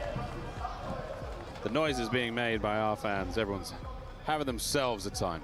I was impressed by Heretics gameplay. I mean, you had him down 2-0 on the map, down 2-0 in the series. Real starts popping off, making the kills, dragging his team to it. Hold on a second. Rancor then picks it up for the follow-up sequence. Super then goes on to get not 1 but 2 Hellstorms. Now he's got some practice in. Maybe we'll team kill a little bit less if he gets any more in the future. And then, of course, that final play in the OT. Metal's doing what he does best, making the heads-up play. Hook was there like a funnel web spider, setting the trap to play off the device. He reads them inside of the shop. All 4 players shooting on all cylinders now. We got ourselves a game. Don't put your shoes on just yet, folks. We're staying on Scar for the next map. Back over to Hardpoint we go in our grand finals here at the Esports World Cup 2026. Still on a run here tonight. Optic have shown more than their worth here on this map. Heretics not too far behind them. Let's see what they're made of now. Opening salvo, Dashy, first blood. He's had quite a few first bloods in the respawns in this series. Good for it on Scar, the ARs. Love this map. Certainly one of my favorites. This and then the absolute golden maps. Love it. BO7 treated some fantastic additions to the Call of Duty competitive map pool that we will look fondly back on through the years to come. Rancor and Metals that find their kills. Real yet to get himself on the board, but at this point in time, the dance is on. That's an unfortunate 3 down incredibly quickly together. Final 15 seconds of this first hard point of P1, and we will see how this one ticks over. Right now, Optic soaking as much as they possibly can. See how pruny they can get on the approach towards the second. That's the low left-hand side of the minimap. That was a strong start for Mercules, and so it shall be a strong start for Optic. 20-second lead in towards the new time. There's no trophies on this hill just yet. Rancor, you see him getting stunned, you see him getting tattered and tagged up and traded. A pinch here from Real, cleans up the one-shot kill, and Merc up top is gonna do the little dance, and he cannot survive. Real was good for 2. Heretics are in. And look at this, Real, super. He dancing around, staying alive as long as he possibly can. The M15 back at it. Assault rifle here in BO7. Ideal damage dealer at range here in the respawn modes. And this is the setup. The coverage from Metals over the left-hand shoulder there of Real. You see how important it is for him to stay alive. Make sure that the hard point time's still ticking away in favor of the Heretics. And now the lead is theirs. Oh, they're losing bodies though. Super's hit good for 1, but yeah, if you lose it on the pinch, Real versus the world, and he gets overwhelmed. Optic, it took a little bit of time to orchestrate. They get the break, and that'll be all tied up going to the new time. And on the sequence, Mercules gets the first blood on Super, who I think has time to respawn and be back in the fight. And it looks like Heretics doing a good job playing keep away. Here on Scar, this next hard point, the 3rd here in our set. This one always seems to be a long run. Want to get there first, you want to set up early. That playing a really powerful piece of cover to work with. As long as you can identify the spawns and where the attack's coming from, you can absolutely milk this hard point for everything it's worth. Playing heady, under control by Metals. Super soaking up the time. You got Shotzi taking the route, looking for the pinch. Look at this. Al's going to be picking it up. The Metals in the meantime has just made the play. And these Optic members might start to spawn now, but no, as Metals falls, they're secure on the spawns, but still it is Heretics secure on the time. Heretics left-hand side spawns, those blue arrows much closer to the hard point. Optic a little further away, but this is still an absolute melee. The little wall of death we run into. Mercules, the pistol. Nice. Wow, cut Super right down the middle. 13 Come on, and 6 get some time overall. at least. And my goodness, right-hand side of the map again. Optic now. To the next hard point we go. To the mailroom to blue. And they're already in position. And just like the frequency, this will be the first time in the game. Optic are under control, but they get 3-man wiped, and I think they're going to be spawning out. 1 is going to be nearby. The other 2 are going to be far away. It's Mercules and Hook trying to hold the line. Find anything you possibly get here. Lovely work there from Rancor. Finds one on the outside. Now goes upstairs. Oh, my word. And it was a knife fight in the stairwell. Hook comes up on top. Dancing around the APC. Too much to handle. Metals, though, sweating for it. Back over the time we go. Mercules finds his 15th kill of the map. Currently leading the lobby by quite something. This is a speedy lobby. We're trying to keep up with the pace, and well, the Nice. pace shall be kept. Good Optic, break. 4-man wipe.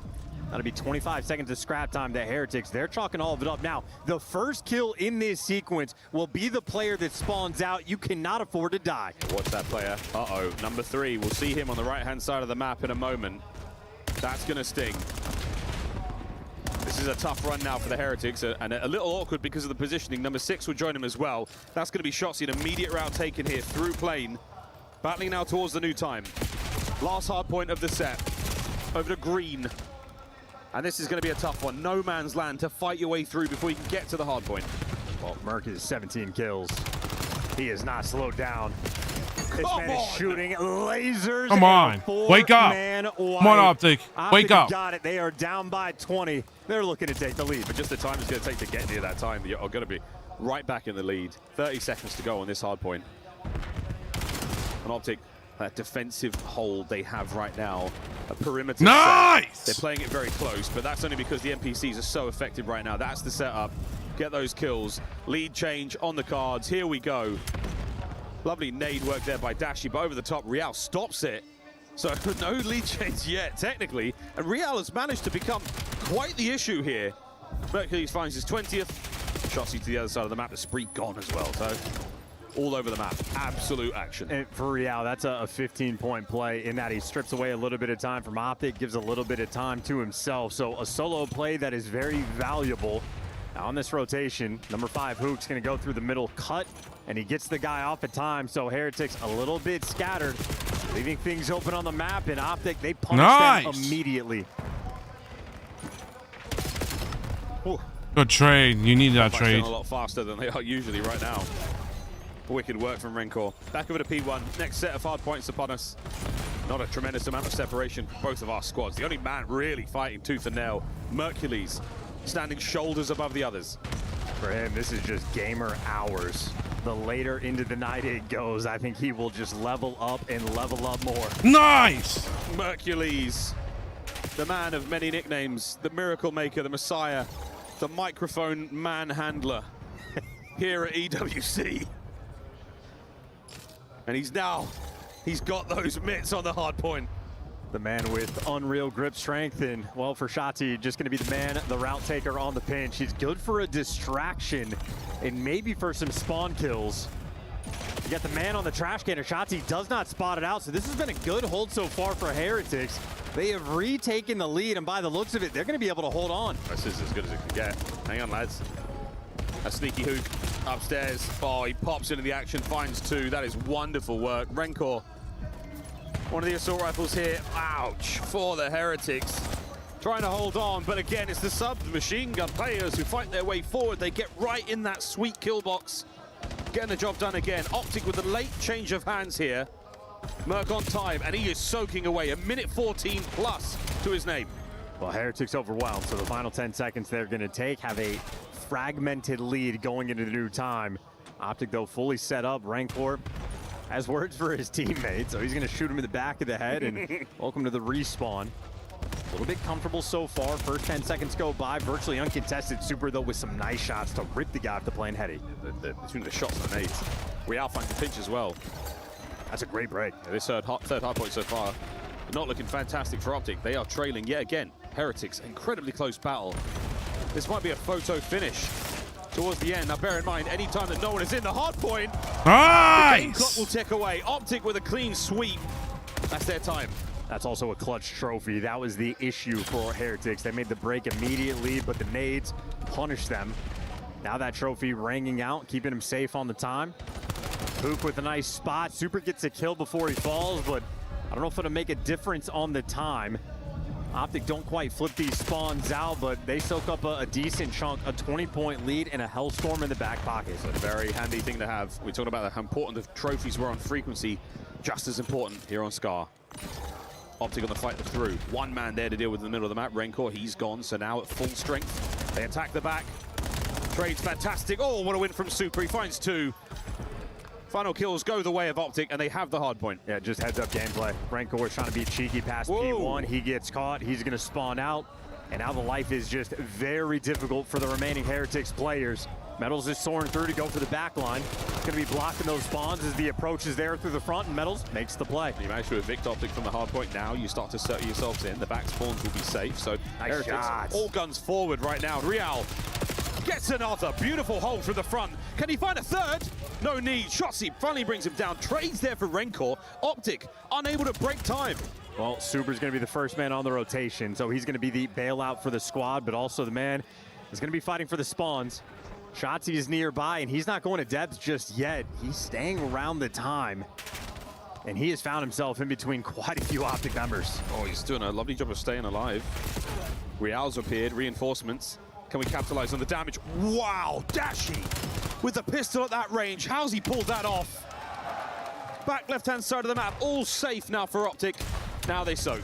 These guys have achieved separation on P5. They earned a great chunk of time the first go around, and they have covered every single lane. A 3-man wipe. Heretics, their entire experience on this hill is spawning far away. Now Hook loves a good team kill at EWC, so that'll be the window of opportunity, and Real has made it to the time. Real's having himself a fine final so far. He's bringing the A game. Raincore joining him, and now the battle on. Nice! Unfortunately, can't get any more done, but Mercules cleans the entire hard point of players.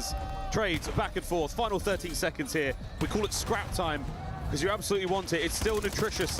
It might not keep you well fed in the race towards 250, and for now, Optic, they are still in the lead. And I think you want to invest the Hellstorm on this hill. I mean, typically for P3, but with the scores this high for both of these squads, I don't know if we make it that far, and Dashy has the vision. He's calling it in. That's the eye in the sky. Takes 6 seconds after the button press to get this done, so you must be certain. Here come the Sidewinders, the heat-seeking missiles. No good on the splash, but you forced all of the Heretics inside the deli. Now the push out. You know where they are. Can you contain? Oh, this is huge spawn awareness. Mercules is just going to track it. And number 3 is going to be on the hunt. But number 6, everybody's tracking everyone. That's the gunfight for the spawns. In the long term, Optic will have the edge. Now the attention diverted towards the hard point. Battle 1. Number 1. Number 2. Hold the time. 2:23. And climbing. Optic holding on for dear life here. The Heretics have fanned out both flanks now in an attempt to break time and get themselves onto P2, the second hard point, and potentially the final of the map. That's a great pinch from Rancor. He gets him off of Old Optic. Tried to do just a little bit too much. Kills flowing the way of Heretics. It'll be super on the time. They need a trophy in this moment. But Optic are just spawning so far away. Nothing yet. Onto the hard point we go. Super with a close corner. Trophy systems now depleted. Rancor, what a 2-piece. Mercus Shotzi in the fight forward. It's a 1v1 on the hard point. Super, what a 2-piece. He finds the pair. A 4 spree, and he's dug in. It's the battle for survival. The next wave is coming. Here we go. Optic. Surely we said 1 up high, 1 down low. They have got to break this. Rancor in the feed. Super's pistol down.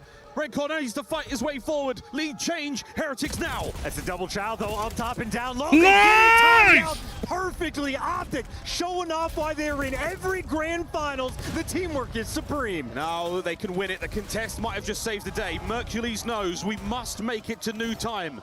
You have to set yourself up for the win here. It will be a photo finish by P3. Mercules in first. A 2-piece, no. Another win from Real. A trades out. Medals for 2. They made the game-winning play. That is it right there. It is Hook versus the world, and he's going to get dropped. Heretics, the Vamos is good. They have tied this series up. We've got a good one. Medals, what a play. A game-winning moment towards the end. 2 kills strung together when you needed them more than anything that map. They should have pinched. They needed a pinch, but for whatever reason, they just didn't. Grand finals, all squared up. That kill on P2 was very important, and they fucked it up. Always in a spot where he is finding the game-winning plays. It is the heads-up awareness in the overload that allowed them to get that 23-second capture. And it is that big 2-piece towards the end that just plays keep away for the squad. And obviously, again, I mean, it's grand finals. Everybody's having to shoot their guns. Rancor on the pinch on P1 just to sort of kickstart the sequence. They were down, 230 to 205. A very tough-fought battle. And sort of an interesting moment on the Hellstorm call. I agree with Dashy doing it from P5. It's a sort of tough sequence, but it is funny for Scar. It always ends on P3. It always ends on P3. Well, so much to cover there, but for now, it's over to the studio. Thank you very much, gentlemen. As we watch the highlights, it reminds me why I hung up the controller 21 years ago, man. Wow, these guys are frying. Mercules looking stronger as the night goes on, but what a rebound from the Heretics. They had the lead. They lost the lead about 7 times around the 140 They needed mark. a weight at that point. Where did they close this one out? You said you're looking at the mini-map. You were worried for them. Yeah, well, Optic started to black out. We're sitting here up on this in the studio. We're watching this game, and we're like, okay, Optic surely have this. Yeah. And you see it's on the P2, all of Optic, while Shotzi's hitting this wide pinch, making a fantastic play. They're just iron, not hitting through the P2. Could have closed out the game and got a bunch of time, but hey, I could sit here and yap about it, or we could talk to the man himself, Joe DeCease. Welcome into the studio. We just had to bring in 3 beefy security guards to force all of your fans away. Joe, what is it like being here in Paris? Call of Duty in France seems to be hitting a whole nother gear. Yeah, I mean, it's insane. Obviously, you know, you go from our Major 4 to, I mean, that was probably the biggest event, at least in CDL history, maybe in COD history. Yes. COD history. COD history. Yeah, it was, I mean, upstairs, going up the elevator, seeing all the fans every day just grows more and more. It's just, it's insane. You know, COD in France is definitely alive and well, and I'm excited to be a part of it for Were sure. you surprised to see that the Spanish fans have something to cheer about in this grand final? Because we were kind of talking about a 5-0 finish at the first halftime. Now we're 4 games deep, and it's split 2-2. Yeah, I'm definitely like a little bit surprised. Like I knew Miami would make it like a little competitive, but that Scar, the hard point right there that we just watched was super tippable. I mean, the comeback they made, closing it out, you know, it was super icy. That's something you need to, you know, win a finals. And yeah, they're showing it. So. Joe, I want to ask you, we're in a best of 9 right now, right? So now we're all tied up. You've had to play a couple of best of 7s this weekend. Talk to me from the player's perspective. Of course, you know, during our regular season, it's best of 5s. Typically, we start earlier in the day. Talk about just like the jet lag. Talk about the length of the series, the pros and cons. How do you survive it? We're struggling to do it just as broadcasters. Yeah, I mean, it's definitely obviously hard and long, but it's also exciting, you know, like, especially for me, you know, I love playing Call of Duty. So playing as many maps as possible is obviously enjoyable. I mean, every map is fun. I mean, you know, you just enjoy the experience, you know? Like I said, playing tournament COD is so fun, and having a best of 7 and just like prolonging that experience is just great. So. Yeah, Joe, you've played so many matches against the Heretics guys, and they're putting up a great That fight was here, a tying it up at Optic needed that map to just bring out the momentum because they just I don't know why they blacked. I don't know that again P2 that pinch they had it. I don't know why they didn't do it though. Kind of like keeps them all in check. Yeah, with 2v1, you had the pinch. And continue to go, and you know he's a great teammate. I mean that's the best thing about him. He's a great teammate. He's obviously performing, especially like.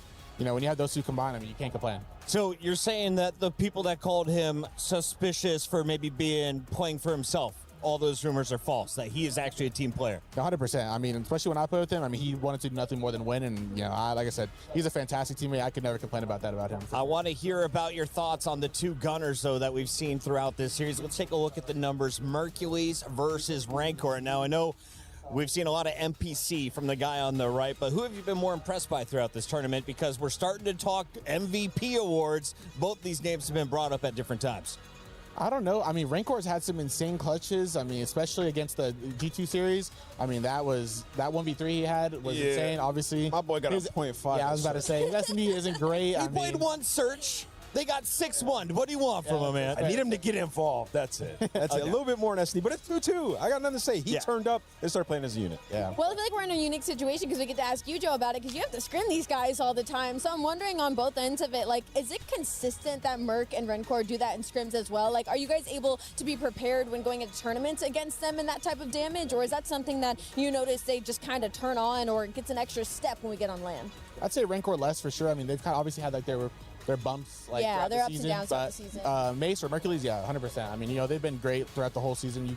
They've been the most consistent team. I mean, by far the best team all year. And I mean, it scrims is the same thing. That's crazy. He's doing that every day. It's so different. I mean, he's a great player. You know, I know him very well, so I'm just happy to see him perform. We got about 1 bonus minute with you. I just asked production for it. Can we take a look at our maps and modes moving forward? Because we are 4 deep. This is the first best of 9 you are seeing here at EWC, and this is going to be the second search and destroy. How do the Heretics avoid what happened on Sake? Oh, I'm not gonna lie. I'm not too sure. I mean, I like Optics. This event, especially, their S&E has been fantastic. I think that was something they struggled, especially at Champs. I mean, obviously they lost Champs. Put a lot of work in there for sure. I mean, and you know they're adding Sake into the bag, which I'm pretty sure they didn't really play that much before. And I mean, their S&E this event has been insane. So can I ask you a quick question, because we're not going to have you for the rest of the show, so I want to ask you about Overload a little bit. We're seeing a lot of high-scoring overloads in this tournament. I feel like it's changed so much. Teams just getting the ball and instantly trying to go score. What's changed with Overload? Why is it like that here at EWC? A lot different from the rest of the year. I think people are just faster now. Like they kind of, I've seen a lot of caps where people are just like running it even past just like the defense. No matter how the kills are. I mean, you know, being aggressive with the ball makes the defense tweak. They have to now worry about the ball and worry less about the, you know, his teammates around them. So it kind of just, I don't know. People are just like better at being aggressive with it. I feel like this event. Joe, we got to get it back over to the casters before you go. Damn Don't it, Mike. smile Hold on, if chat. you don't want to play with Hydra as a teammate next year on Gentlemates. That's impossible. I thought that's just impossible. That show deceives. He's always smiling. Trick question. Suck it. Let's send it back over to the casters for game number 5. Chris, unconvicted felon Puckett. That's Criminal. Like it's the Criminal double work. negative of doom. Don't smile if you don't want this. You got to do mental gymnastics to crack that code. Truly criminal work out of him, but lovely work there from Joe Deceives. Fantastic insight from a high what's level. going on? No, he's on Koi. You're absolutely right. Sorry, late hours here. Late hours. Hold on. Dad jokes. Dad jokes have been on point. Indeed, well, from a father and a Okay, daddy we said now to everything. another map in this series. Mercury's has been great. Metals has been great. Yes. All the criticism you may have had through the season of Team Heretics, now they find themselves in a grand final by their own merit. They have fought their way through, and they are here now. Super and they're tied up. snipes. Super snipes, I believe in here for the S&D. The Sake absolute schmengle-dangle beatdown. Wow, it's too late. This is the French I've learned.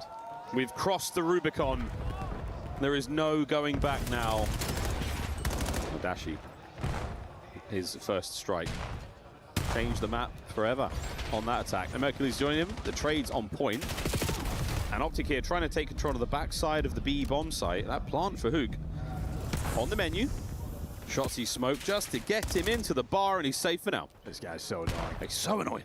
I can't. If you ever I didn't put realize. him and Sorry him about on that, the chat. I same didn't. team, Sorry I about would just- my I would face forfeit being a that bit match. frozen. I would didn't never play realize against What a wonderly frustrating all-star it was game gonna that be. would I didn't realize my Time. thing was frozen. Super through the middle of the map. Renkor's going to be taking the route on the right. And again, not enough numbers here to effectively make this retake happen. You're going to have to find some extremely clean kills.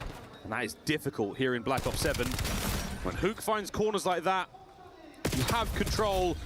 And that's not a bad situation to be in. But 20 seconds. Another corner found. Renkor's not going to check it. And there's the shot in the back. Optic, strike first. Thought for a second Hook was going to take a victim. Just take the time, clean the glasses. We've done that a few times this series. Take his glass. In the room. Yeah, take his glass off and clean them. I mean, wants to maintain perfect vision. As a glasses-wearing fella as well, I can tell you, it certainly helps. And this is the position he finds himself in, top bedroom. Great spot. Clean round there from Optic. The first search and destroy, 6-1. So aggressive in the comms. Makes it calm down. He's so loud. Nice place. Zero chill. Zero chill.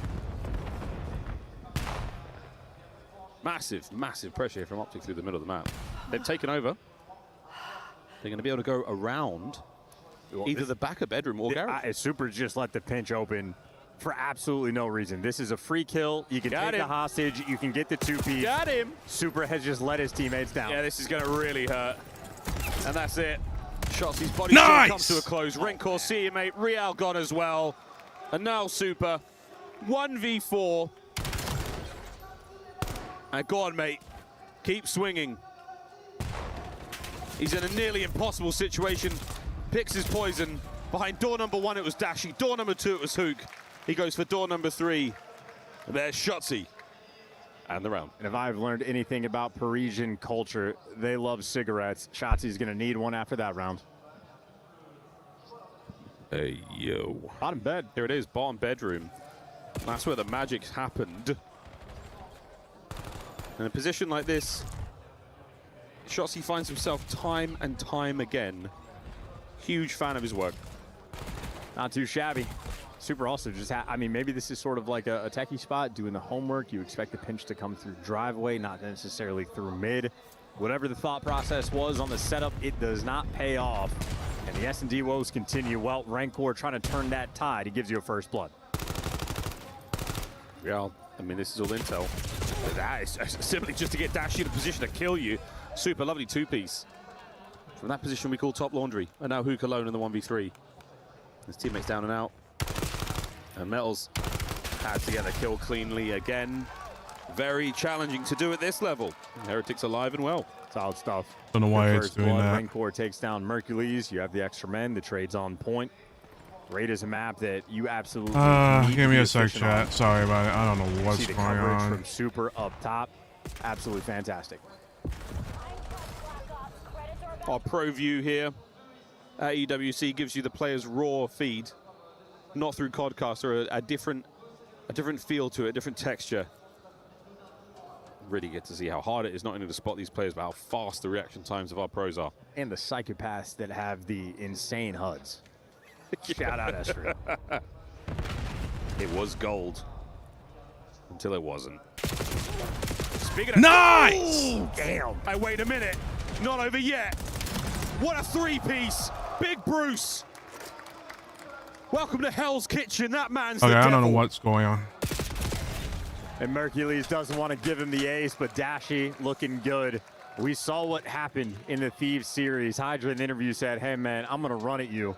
Didn't work out. That's the Irons. Have I told you that story? No. I bumped into a kid, this is rank play some number of months ago. And it just every kill he got, he's parroting Dashy. The Irons! And he hard carried me. One of the best players I played with all year. Absolute delight, great vibes. I appreciate the culture Dashy has built. Shout out that guy.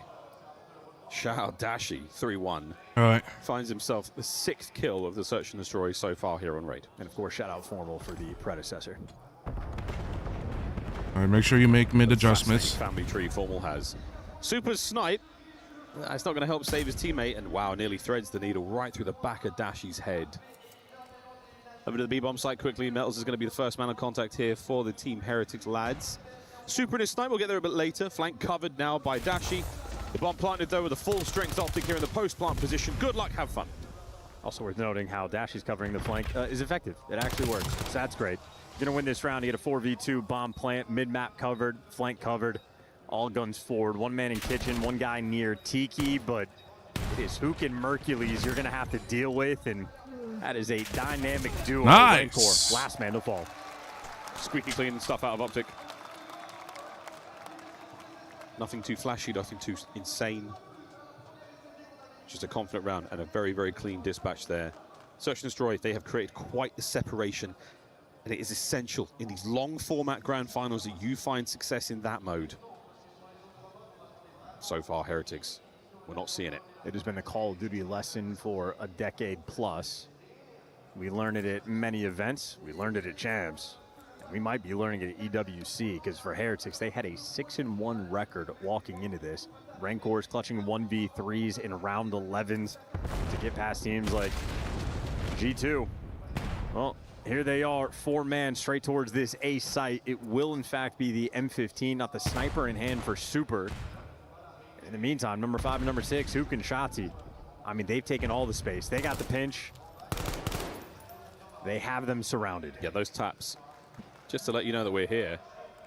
Try to force them forward. It's Mercules by the tree. What a power position this is. Very difficult kills found there. Shotzi in the ring. And he hasn't heard no bell. He's still going. It's a complete knockout on a Rancor. And now the last man left alive, Metals. Nice. Didn't even get to see him. Optic in Search and Destroy. Simply too much. Amar. Well, on point on the tree. No harm, no foul. Do you have any faith in the iron of Mercules? No, I do not. That is predecessor number 3, effectively the grandchild. Again, what a family tree. That is... You submit that to Ancestry.com, they're going to be so confused. Yeah, it's just weird gamer tags, not full names. Very, very strange looking. I believe that was in LA. 5-1. Same score as the last Search and Destroy we saw on Sake. We'll play Raid, Den, and Gridlock. All Search and Destroy maps if we can get to that coveted map number 9 here in this grand final at EWC. But for now, Optic, they can simply do no wrong. Real in the running to be the next James Bond at this rate. They're in a busy. Dynamic duo. What a duo. And this might turn into a 12-2 round count in the S&D if Optic can find this. Well, Shotzi's found his brand new home in the corner. He'll have the middle of the map. It'll be a bomb plant on the A site. Rancor back down, so everything is free. There, Shotzi throws the smoke there from mid just to assist. And here come the Heretics out, all through that back laundry position. Dashy will be the first man to spot them out. And he has not seen anything yet. Middle of the map, Hook finds the first, 30 to go. Everybody else trapped in ring. Shotzi can't take that victim. Nice shots from Super, making it interesting, but that time is ticking down. Yeah, this is it. It's so hard to see these players. Metal's lovely flank there through the driveway. Merc on his 5 spree. He's being tracked. And he manages to get nothing out of it. The last man left alive, Hook. Oh, from the hip, a 1v1, and he's dancing. 10 seconds to play. He's got to stay alive. Super unable to defuse. Goes the distance, and it's 6-1 in the next search.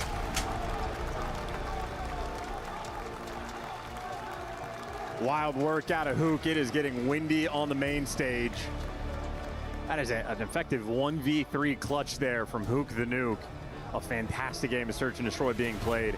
12-2 in round count. If the Heretics players were hungry, well, they have a donut to snack on before the next map. Tough scenes. Highlights That was a from good this map S&D. will mostly be Optic. They certainly had their way with the Heretics again. Search and Destroy, a very clear separation. Hard points close, we can take those. It's the respawn modes where the Heretics can find some success, but right now, Optic. In S&D, there is absolutely no separation. Lou, on stage with some fans. Well, boys, I am not exactly on stage. I am in the crowd because we have some important business going here. We have Optic versus Team Heretics, but it has always been about the Gentlemates fans here in Paris. Now it's time for them to make a choice. Left is going to be supporting Optic, right is going to be supporting Heretics. So let's find out who the real fans are. Vous l'avez compris, gauche Optic, droite Heretics. 1, 2, 3. Wow, wow, wow, wow, wow, wow. Okay, okay. I see how it is. Why Heretics? T'es français, pourquoi tu supportes Heretics? Parce que c'est les... Fuck Optic! I don't need to translate that. Pourquoi tu supportes Heretics, toi? Parce que... Merde, Optic c'est les Ops. Optic, c'est les Ops, of course. I'm supporting Heretics just because I don't want to root for Optic. Pourquoi est-ce que tu trouves que Optic c'est une bonne équipe, c'est une mauvaise équipe, pardon? Ah, parce qu'on les aime pas, c'est tout. We just don't like Optic, man. That's starting to look like bullying. Any players in Heretics that you like? T'aimes bien des joueurs d'Heretics? Tu penses qu'ils peuvent gagner? Bien sûr que oui. Bien sûr que oui, of course. Heretics can take the win. Boys, I'm coming to you. You guys are the only one rooting for Optic here. Can you tell me why, as a French fan, would you be rooting for Optic? Pourquoi, en tant que fan français, on soutient Optic? Parce que c'est la meilleure équipe du monde. Ils sont trop forts. Because they're the best team in the world. They are just too strong. Moi, j'ai envie de te demander si t'as un petit mot secret. Vous pouvez ouvrir vos vestes. Dashi, I love you, bro. Let's go Optic! Let's go Optic. Okay, wow. We have another word here. Fuck you, Optic! Fuck you, Optic! Fuck you, Optic! Fuck you, Optic! Fuck you, Optic! We need to invent some sort of air horn beep button system. Listen, we get fined when we say that word on broadcast. This is about $65,000 the crowd is going to have to pay up. That's fantastic. That is, you know what? That I don't mind. Where's it going? To a charity of our choice? Next one's going to be... Chat, I don't know why he's giggling, chat. I don't know. This is not a laughing matter. We're in the They're grand novel, finals though, of so the that one's Esports gonna be World Cup interesting. 2026. The time for fun and games and shenanigans is over. Starting to get a little bit closer to the business end of the tournament. Just sitting with my thoughts. They're evil, let them wash away. Well, Search and Destroy continuing to be a very, very tough spot for the Heretics. Now we enter an interesting part of our grand finals. The saga continues. This is the Den triple dose. This will be Den Overload followed by Search and Destroy and Hardpoint. It could well end on this map. We're going to find out real soon. Well, middle of the map now absolutely dominated by what looks to be Mercules alone. I think maybe incidental picking up the device. He is somehow not dead. He's got this. Great teamwork. He's got this. Hook is evil. We got some bad men in this lobby. That is every kill going their direction. That is 9-in-1 in slaying count off the rip. Optic setting the tone. Yeah, that's absolutely ideal. Find the corner, guard the goal, and escort that carrier right through it. Mercules here. This is tremendous damage. M15 puts himself in a lovely spot to find those kills. Big Bruce to his trusty Jaeger, to his trusty pistol, and is still getting the job done. Reinforcements on the way as Big Bruce shooting like somebody killed his dog and stole his car. This is 14-5 in slaying. You have a triple positive KD as a team. That's a lot. Top lane of the map now dominated. For God's sake, Merc, you find that kill. And we're seriously screaming for the three-peat there. Outstanding start thus far from Optic here on the Den Overload. Here comes Real trying to sneak one through. Rencor gets the kill. Trying to find something special here, but there's far too many players to deal with. Runs right into the guns of Optic. I mean, hesitation kills. As does John Wick, and as does Mercules leading the charge. Okay, he gets taken care of, so Optic gonna have to take this slow. These Heretics players are swarming around Hook. And I think Hook, he has an option here. Tries to take it slow and then hits the go button. Just trying to get out of position. Slow them down a touch, but this looks to be a goal. We're in 2-1, 3 minutes to play. Beautiful. I mean, just a great job on the Swarm after the fact. I think, you know, Optic really do have a high-risk, high-reward play style. They're always trying to set pace, go for the spawn kills, get pushed up and aggressive. When it hurts, it hurts. When it works, it feels fantastic. They've taken care of Rancor in the spawn. Trying to set up around this new device. Real at 3 and 7 playing. Keep away, he's good for 1. Keep away. Only lasts for so long. Shotsy clearing up the outside of the bottom lane of the map. Now again, looking towards that B gold. We found our success earlier. The stun connection is only going to hurt for a moment longer. Optic clear their side of the map out, but Heretics clear their side. So basically back to square one with 2:20 on the clock. Keeping it stable, vying for position. Just going to be taking our time. Gonna have to get maybe a 3-man wipe in either direction before you can truly make a move. Optic player is gonna be falling towards the middle of the map, so Rancor with an opportunity, him and Super to do some damage. Not quite the 3 down you're looking for, but Metals gonna go for it. Go for it indeed. Could be a kill and a capture. No. Hook. Defensive play. Saves it here for Optic, and the counter-attack is on. They've only got 1 man on the rooftops to deal with for now. Spawners are up, but it's Shotsy. That's right, going left. Trying to pull those defenders over. Mercules there through the lobby. Makes his side of the map safe, and now with the numbers on the attack forward. It's Dashy's trusty M15 holding the line. Standard overload push you're gonna see. Hook there, good for the trade. All about the pinch timing here from Mercules. Doesn't win the gunfight. Rancor takes care of business. And now it's last-ditch effort. We're trying to go in through the window. 1v1 to nice! Somehow, some way, Optic get it done. Still alive. Watching out for the trophies now. Metals from spawn. You still got numbers here. Bottom lane. Potential rally is on the cards here. If we get to 4, we end the half prematurely. Super's nade certainly helping. Watching out for the mid here. Oh, this could be a steal. Oh, Real, wait a minute. Oh, he gets, wow. He doesn't grab it. They go for the kills. They're going for the kills. Real on the front. He's down. Rancor goes right. Super finds the kill. Got to find the grab here and slide it through. Not going to happen. And Heretics might be able to just get this over the line. No, a fantastic grenade. Kyler Garland, what a save. Heretics, they keep hesitating. It is not ideal. I think they could have gotten it done a few times, and instead, 35 seconds left in the round. Optic looking to get it done. Shotsy going to be watching the bench. Actually, 2 players watching the bench. In the meantime, Hook, I mean, he is just so aggressive on this map. Dragging all the players back, and they win the first 2 gunfights. They win the first 3. This might be it. 1 more man to deal with on time. Metals is banged up. Trying to fight their way through. The slide is good. Nice! Optic up. And what a strong first half again. I know these boys don't read books, but they read that kill feed. Once that stun grenade team kill rolls through, instant call there from Mercules just to send it home. Knows he has the timing with the other 2 players coming off spawn. It is a delicate balance, but hesitation kills. You cannot misstep for 0.1 seconds at this level. Optic have cleaned up their overload. If in doubt, just send it. Really do. Here in overload. The worst that happens is you drop the EMP that bit closer to the enemy goal. The best thing that happens is you get an overload. You get a score. Throw caution to the wind. Try to find them. That's what Optic have done there, and they are up 4-1 here. 2 for Shotsy, 2 for Mercules. Single for Metals on the other side. Second half, 5 minutes to play. We could be seeing Optic on tournament point. With a lead like this, you can just alter the way you play. If you get the extra kills, it's great. You can go for the device, and a team kill is actually going to roll through for Miami. Hook wins a wicked gunfight. It's Mercules that takes him down.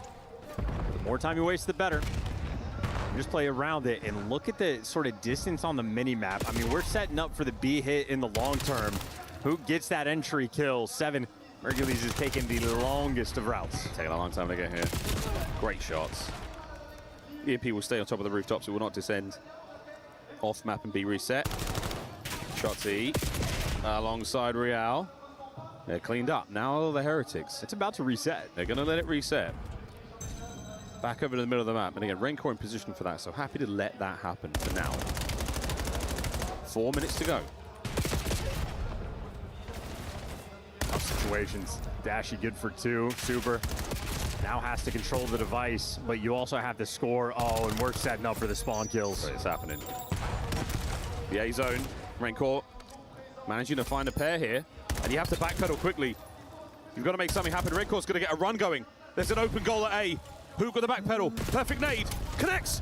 It's enough to stop one man. Nice! Picks up the next pair, and the save is good. It is late here in Paris in the Dark Knight, ready for the storm. 4-man wipe, 3 minutes left to play. And there is no pressure on Optic in these moments. And of course, Rancor is in the just wrong corner of the map. His teammates have to slow Optic down. They've really got to slow him down. By that time, that kill absolutely helps. Hook and Shotzi get theirs. Rancor finally picks up Hook and now must fight the spawners. 2 to deal with. Mercules puts him down. 3 minutes to play.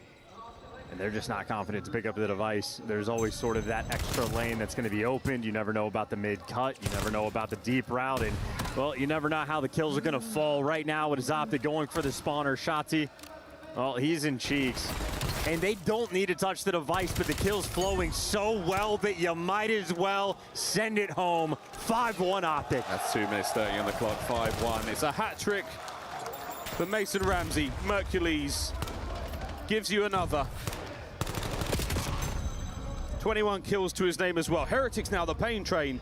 Destination the B goal, and we are all aboard. Metal's leading the charge. Can we find the kill? Super goes up. The pinch is on. Real can't find it. Shot Nice! for 3. Another save. 2 minutes to go. I mean, Optic are about plus 14 in the kills column. Metal's good for 2, but just away from the device. The slang from Optic has just been too impressive on this map. Shotzi, another multi-kill. Mastery on the map. All corners covered. Rancor able to find the 2. The possession here for the Heretics. A minute 45. This is so unbelievably challenging for them. Optic spread thin across their defenses now. They get to see the position of the overload carrier every sort of 5 seconds. And that is enough to track him down here. Well, Dashy from his spawn, good for another 2. Big Bruce shutting them down, has the device in hand, and now he gets to show off his pistol shot. Jeez. Jesus Christ. And we could be looking at a 6th goal. I mean, this is an effective parking. Happy to park it now. Big Bruce doesn't want to backpedal too far. And this is a free goal with a minute to go. Nearly, again, impossible. Will it be denied? Possibly not. 2-5. Heretics not in position for a rally. Top side of the map, the next EMP spawns. And there is 50 seconds to go. We would have to see the most efficient overload humanly possible. Nah, well, you know, 10 seconds for every single device reset. So already mathematically, because it takes time to run that bad boy home. Similar to what we saw in the, well, maybe overloads of years past. I forgot Heretics actually won the first one. It's Optic dominance. The best in this game mode. Absolutely lights out. Here's number 6. Who gets himself 1 on the board. 20 seconds left. EMP will go back to the middle of the map. 15 seconds. The last den overload of the Black Ops 7 year, and Optic have dominated it. They have dominated the kills. They have dominated the scoreline. We will not see extra time. Heretics know it is an impossible feat. Let's go. GG. Optic find themselves now on tournament point. 1 more, and the trophy is theirs. They're looking to go back-to-back. Welcome back. Both in Paris and at EWC. Wasn't watching the chat, but holy fuck. You know, you got guys like Sim, the Treyarch goat. The 4-2, now the 4-2, now the 4-2, but the two maps, unfortunate. Someone had to take the crown, and Optic, they have wasted no time. Chelsea joins the league. Well, then S&D, this is Optics is one of their better maps, I would say. So see how they do. Now it's over to the lovely studio and our companions over there. Thank you very much, Miles and Chance. Excellent cast as always, and excellent work on Den by Optic. Mercules definitely in the running. The score for HP, unfortunately, they kind of blacked out a little bit, and Overload, they just couldn't, they just can't do much about an overtime. Rosalie, you and I read the script though. Oh yeah, we did. And just like the 100 Thieves match, you're gonna let your opponent go up big. There we go. And then you're gonna steal in the second half if you're a European org, right? Yes, absolutely. That's the game plan because there's definitely no other option if you're a Heretics fan right now. I mean, with the way the Optic's playing, especially in the Overloads, what's tough about this is going into this, even in the head-to-head, Mercules and Shotzi love this matchup versus the Heretics. Both of them rocking 1.2s in the respawns heading into this. You go and you watch an Overload like that, it is hard to get your feet out of the mud when you get slammed. Close it out. Do not let it. Do not let the map point get to you. The last time these two teams played, both of these maps were basically in there. Play your game. Don't do bullshit. We get that yet again, and it feels like we're running up to the closeout at this point. All the boys frying, and Shotzi in particular, the way he played the Overload, breaking those lines over and over again. That spine of Heretics well and truly snapping. Nameless? Yeah, I think the gap in this is the search and destroy. You know, we saw Miami take 2 respawns. It's fantastic, but the S&Ds, they've won 2 rounds in this series. That's not going to cut it in the grand final. These guys have to lock in. We need to see some snipes from Super. You saw Optic taking all the space, giving up the entire map. If you're Miami, playing way too scared, need a little bit more aggression if you're Miami Heretics. Now, for anyone who watched the third place match, there was a team that went up 3-0, and then the other team won 4 straight. Yep. Ali, how do you mount a comeback like that if you want Spain's best players to walk away with a dub? You need something to swing the momentum. I think they just need a round here or an opener here that somebody pops off. But what's tough about it is I even think back to the frequency. Metals did do that at some point in this series, and even that wasn't enough to give them enough gas to keep going. So you just got to hope in the later half here they've got something behind the scenes that they've worked on in scrims with this map set. I think this is where you are proving yourself as a leader, and I think I look to Method Sick to really kind of round the troops here. A reminder, he's been around since the Heretics were in their early stages, back when Heretics were this club that was founded by the community and funded through those times. So him to watch where he's grown to at this point, your first ever grand final. Just tell the boys. How did the tournament go? Time we build from here and just focus on the series going forward. I agree with that. I just gotta say, when you look at the search though, it's tough, there's only man. so much Method Sick can do. Yeah. It's tough, especially when you're in your late 30s. It's kind of tough. And then all of a sudden, you're just playing a default the rest of the game and letting them dictate the entire pace. You have to be a playmaker. That's just the nature. You don't have to if you don't play a lot of, if you, right? you said it was a Fortnite tournament, right? And then again, if we yeah, if you don't scrim it, then it's not. If you don't play a lot of ranked or anything on Fortnite, then you're not gonna win. The thing is, like, not even just overall this season, but against the Heretics specifically. Heretics have never taken an S&D off of Optic Gaming going into this weekend, and it's almost frustrating because it's like that means they had a lot of practice, they had a lot of reps. You had so much VOD you could have reviewed. So the fact that they're getting slammed the way they are in the S&Ds, I'm blaming it on the boys. So here we go. We're looking at the searches. Sake was 6-1, devastating. You see Raid 6-1, devastating. Den is loading up right now, and it was 6-2 in Overload. So Enigma, Heretics got their work cut out for them. You saw a 2-point-something from Mercules, a 1.5 from Shotzi.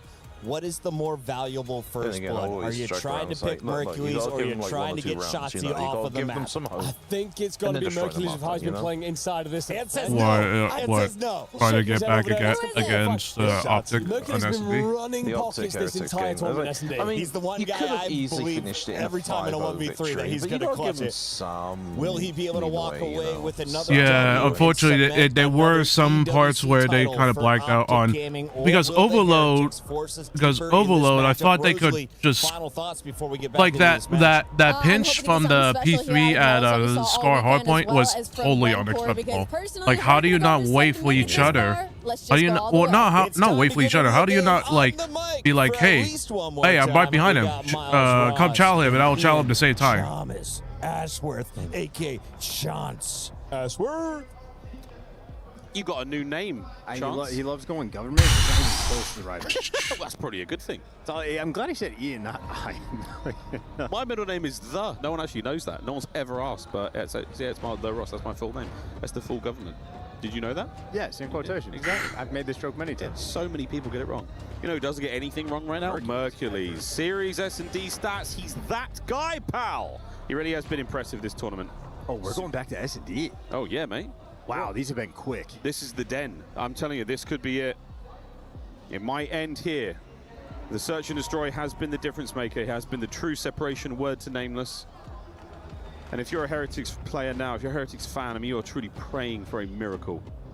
Because the search and destroy, all they have got so far is actually, 2 rounds. If it was me, in this grand final, if I was on that across 2 team that I maps. win against Heretics, I am going to rank up. I don't know how you are at maths, chat. I'm just going to say, you like That's that? not Huh? great. Get the fuck out! You know, half as many donuts screaming as in they his have face. round ones. That's not okay. Into den. Because what he did Search to and destroy. Well, yeah. So I mean, the thing is, I mean, I did hear a little bit of the interview. He did say like, Falcons did something against Heretics, so they kind of just went back at him because of that. Enemy spawn, Like running the show, both bomb sites, middle of the map, opening picks, clutches. Like if you were trying to game plan against the squad, it's genuinely impossible to do. like they were apparently they were doing some See if you can GA deliver shit some or of whatever. that special So. magic. Yeah. Looks like that bomb leaning towards the A site off the rip, but a 2-2 split. They're not in a hurry, but no snipes here. That's the NPC. And you know Dashy, what? though, he's got his out. Dashy's going to call that. And if he's smoked out, you But think he's that close, dragged level the 5. pressure and the attention. Is that Hook? And indeed Yeah. it does. Shots Yeah, starting to Hook- rotate. Hook's kinda in the Heretics had it front. perfectly timed out to take this A site. All theirs. In the meantime, though, reality is dancing with the devil. Yeah, this is. Oh, there you go. That helps. Can we find another here? Shots. All right, 3v2. Man advantage optic. Play on the together, retake. play together. Bomb site. Got to make your way over there now, lads. Well, plan A worked out. Plan B did not. Ooh. Unfortunate situation to find themselves in if you are super. But now, gun in front. Nice. Not going to happen.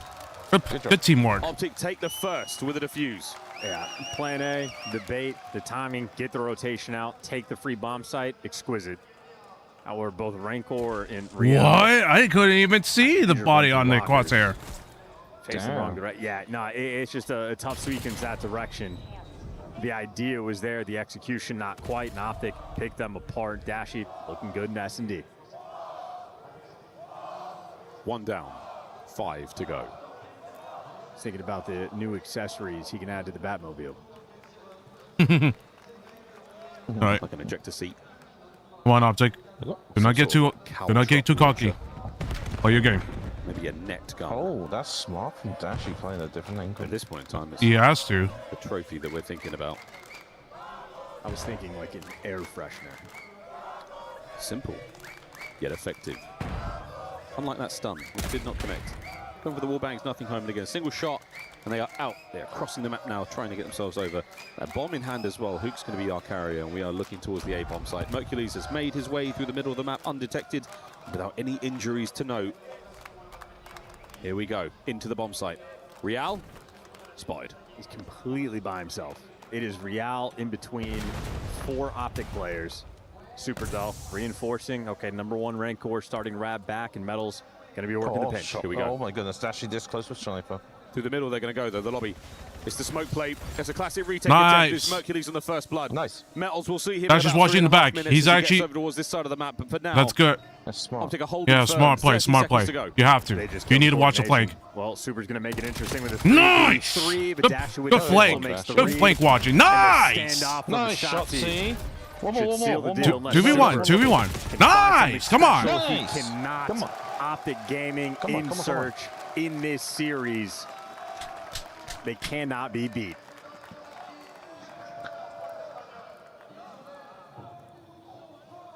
Coach Lucky has a very, very short window now to impart as much wisdom as he possibly can to the boys. Heard that a 1v3 happened Before against the round Riyadh starts. That's how we Falcons, do it so here at AWC.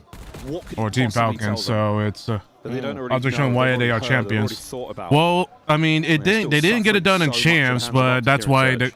well they're doing it for You know, you see this line back to back, so moving like butter. at least it's something. It's unfortunately not rings, but you know what? The team is stuck Fuck it.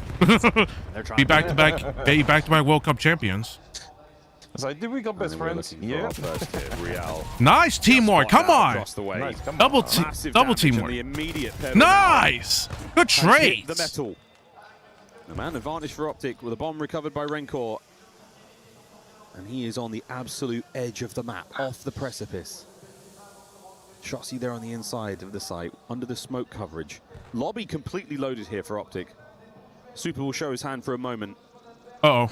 But this is a tough spot to be Oh, in. that's so taking that control is of the site. Is that the plan? Not as of yet. Optic, a quick reaction here. That's unfortunate. Clear. And by the time they've cleared it out, okay. Well, listen, it's going to be a pure tried and true 2 versus 2. Let's keep it 2v2. We are planning for the window.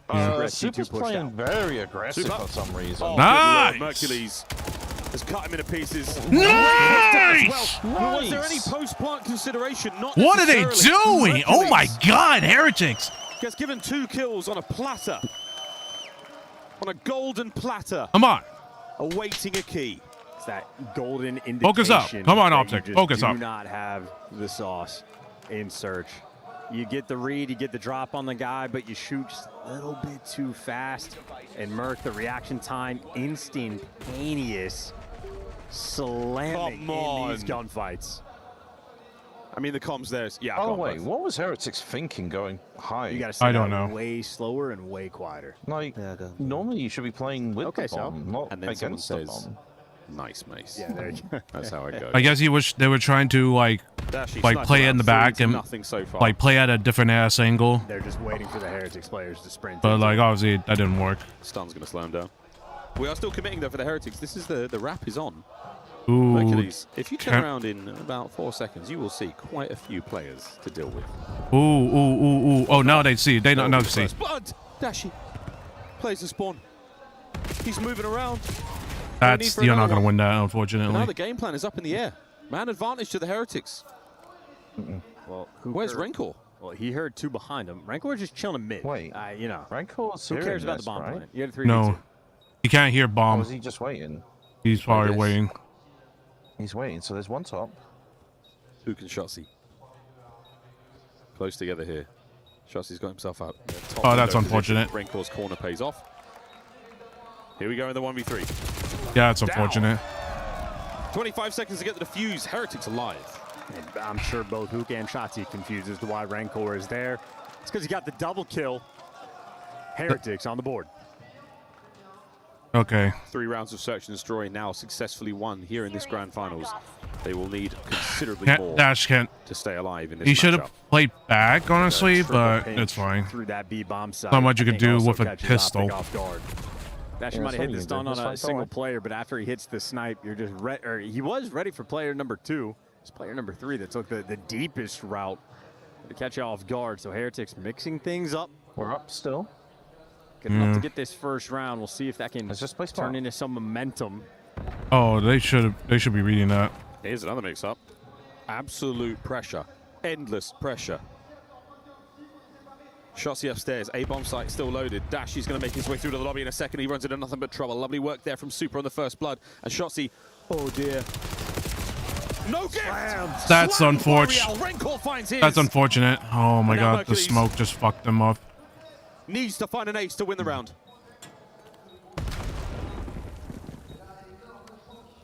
Ace and a defuse. Here at the Esports World Cup. Mercules playing this as delicately as he possibly can. 20 seconds. 15. Oh, if he just aimed a little better, he would have been fine. Found a He would have gone another one. Den to win 2 rounds. Good plays. Shout out to the smoker, Dave. Just dropping the aim assist from Shotsy and Real. Absolutely wicked work. It's had a solid series, all things considered. And Super, of course, leading the charge with the MPC. Nice to have happen. That is unfortunate. And now that I think about it, that's one of the first times you actually get to see the difference. He almost had it. Between Codcaster and the individual POV. Yeah, if he just had 2 more bullets in, I think it would have Almost had it. Vamos. See, my Spanish is getting better. Single round separating our teams here on Dead. A battle by the B-bomb site, and Metals made a tough stuff there on the first blood. And the second. Hook's next up to the plate. Does he have what it takes to bring down these players? Metals is so banged up. Finally down, and Hook looking for another. No good. Dashy in a 1v3. Yeah, great job by Real to stay alive. Go next round. Yep, inside Fine. tin. Okay, Metals sets you up. You know what? Give him some rounds. Remaining Heretics players knock you down 3 rounds. We're in a tied row. up. We're tied up. Yeah, we're tied up. That's fine. That's fine. 3 in a Let's just row. Relax. Who now. are these Come on, guys? you know Where that are we? What's they're happening? changing. How? You know they're changing up shit. So Where and why? you know What they're have you done changing with up the shit. Heretics? They're trying to play together. This So team knows what they're doing. They grouping up together and flying. They are saying on delay and getting after it very quick. Another stack on the B-bomb site. This time they don't have to go for the full retake over towards A. And I think now they've shown enough pressure and presence on the defensive end. Optic gonna have to start to mix things up. Back in the attacking round, Super. He's gonna take a peek, take a gander, misses the shot. Now he has to keep it out. Oh, he came so close to that first kill. Wow. Oh, Mr. B-bomb site now on the attack. Real in a delicate dance with 3 members of Optic here. He's got to get at least one of these, and he's got himself nothing. Well, That's technically, okay. Dashi does take care of Hook. Man advantage Optic here on the B-bomb site. Giving the credit to the map on that one. Gravity claims another. This could be Super's moment with the snipe. We've been waiting for it. This will be bomb plant, and he's got the perfect angle because they are coming through Dojo. Here we go. He gives it up. He wants a better angle to work with. Or are we going to retreat? There's the intel. Snap. Nade. Beautiful work from Metals. And it's a 1v1 with 30 seconds to play. Mercules is gone for the defuse. And the crowd is doing its darndest to tell him. But it was a fake. Mercules. we're playing with the crowd. He's been on the receiving end of that before. And that's a lesson you do not forget. Mercules, the meta adaptation. Hops it. You know, I think he might be expecting the crowd to be on his side, but different pockets. We're just toxic here in Paris. It's truly all it is. And he makes the right play, the right read. The adaptation is good. But Shotzi still could have said the crowd will let us know. The crowd will let us know. Wow, Optic. What a way to break the spree. 4-3 now. 2 rounds away from a championship. It's unfortunate. We're going to have to find a way to, you know, kill it for the crowd in the future. Just unlucky what it's turned into. We just turned the broadcast off for everyone in the venue. That's Metals his. up. Great first blood. Okay, who's got the plan? No, he's not. does not have Just the a little plan. bit too much. I'm going to finish We're it. not covering him. Oh, wow. Heretics have come swinging in this round. Okay, this is why they need to. They need to adapt. They need to adapt to this, to Heretics' aggressiveness. Are they starting to believe? They're playing at light speed, Miles. Just so fast, so aggressive. They had back-to-back defensive rounds, tripling up on the B site, flying through it nice and aggressive. And with that success, they just mix it up. They go through mid. What happens to Optic on the offensive push? Well, they triple stack the B bomb site. They're ready for the fight, ready for the pressure. And I mean, Dashy's spidey senses, he's probably turning to check that in maybe just a second, has spotted anything, but Heretics are just so fast. It is difficult to play against this speed.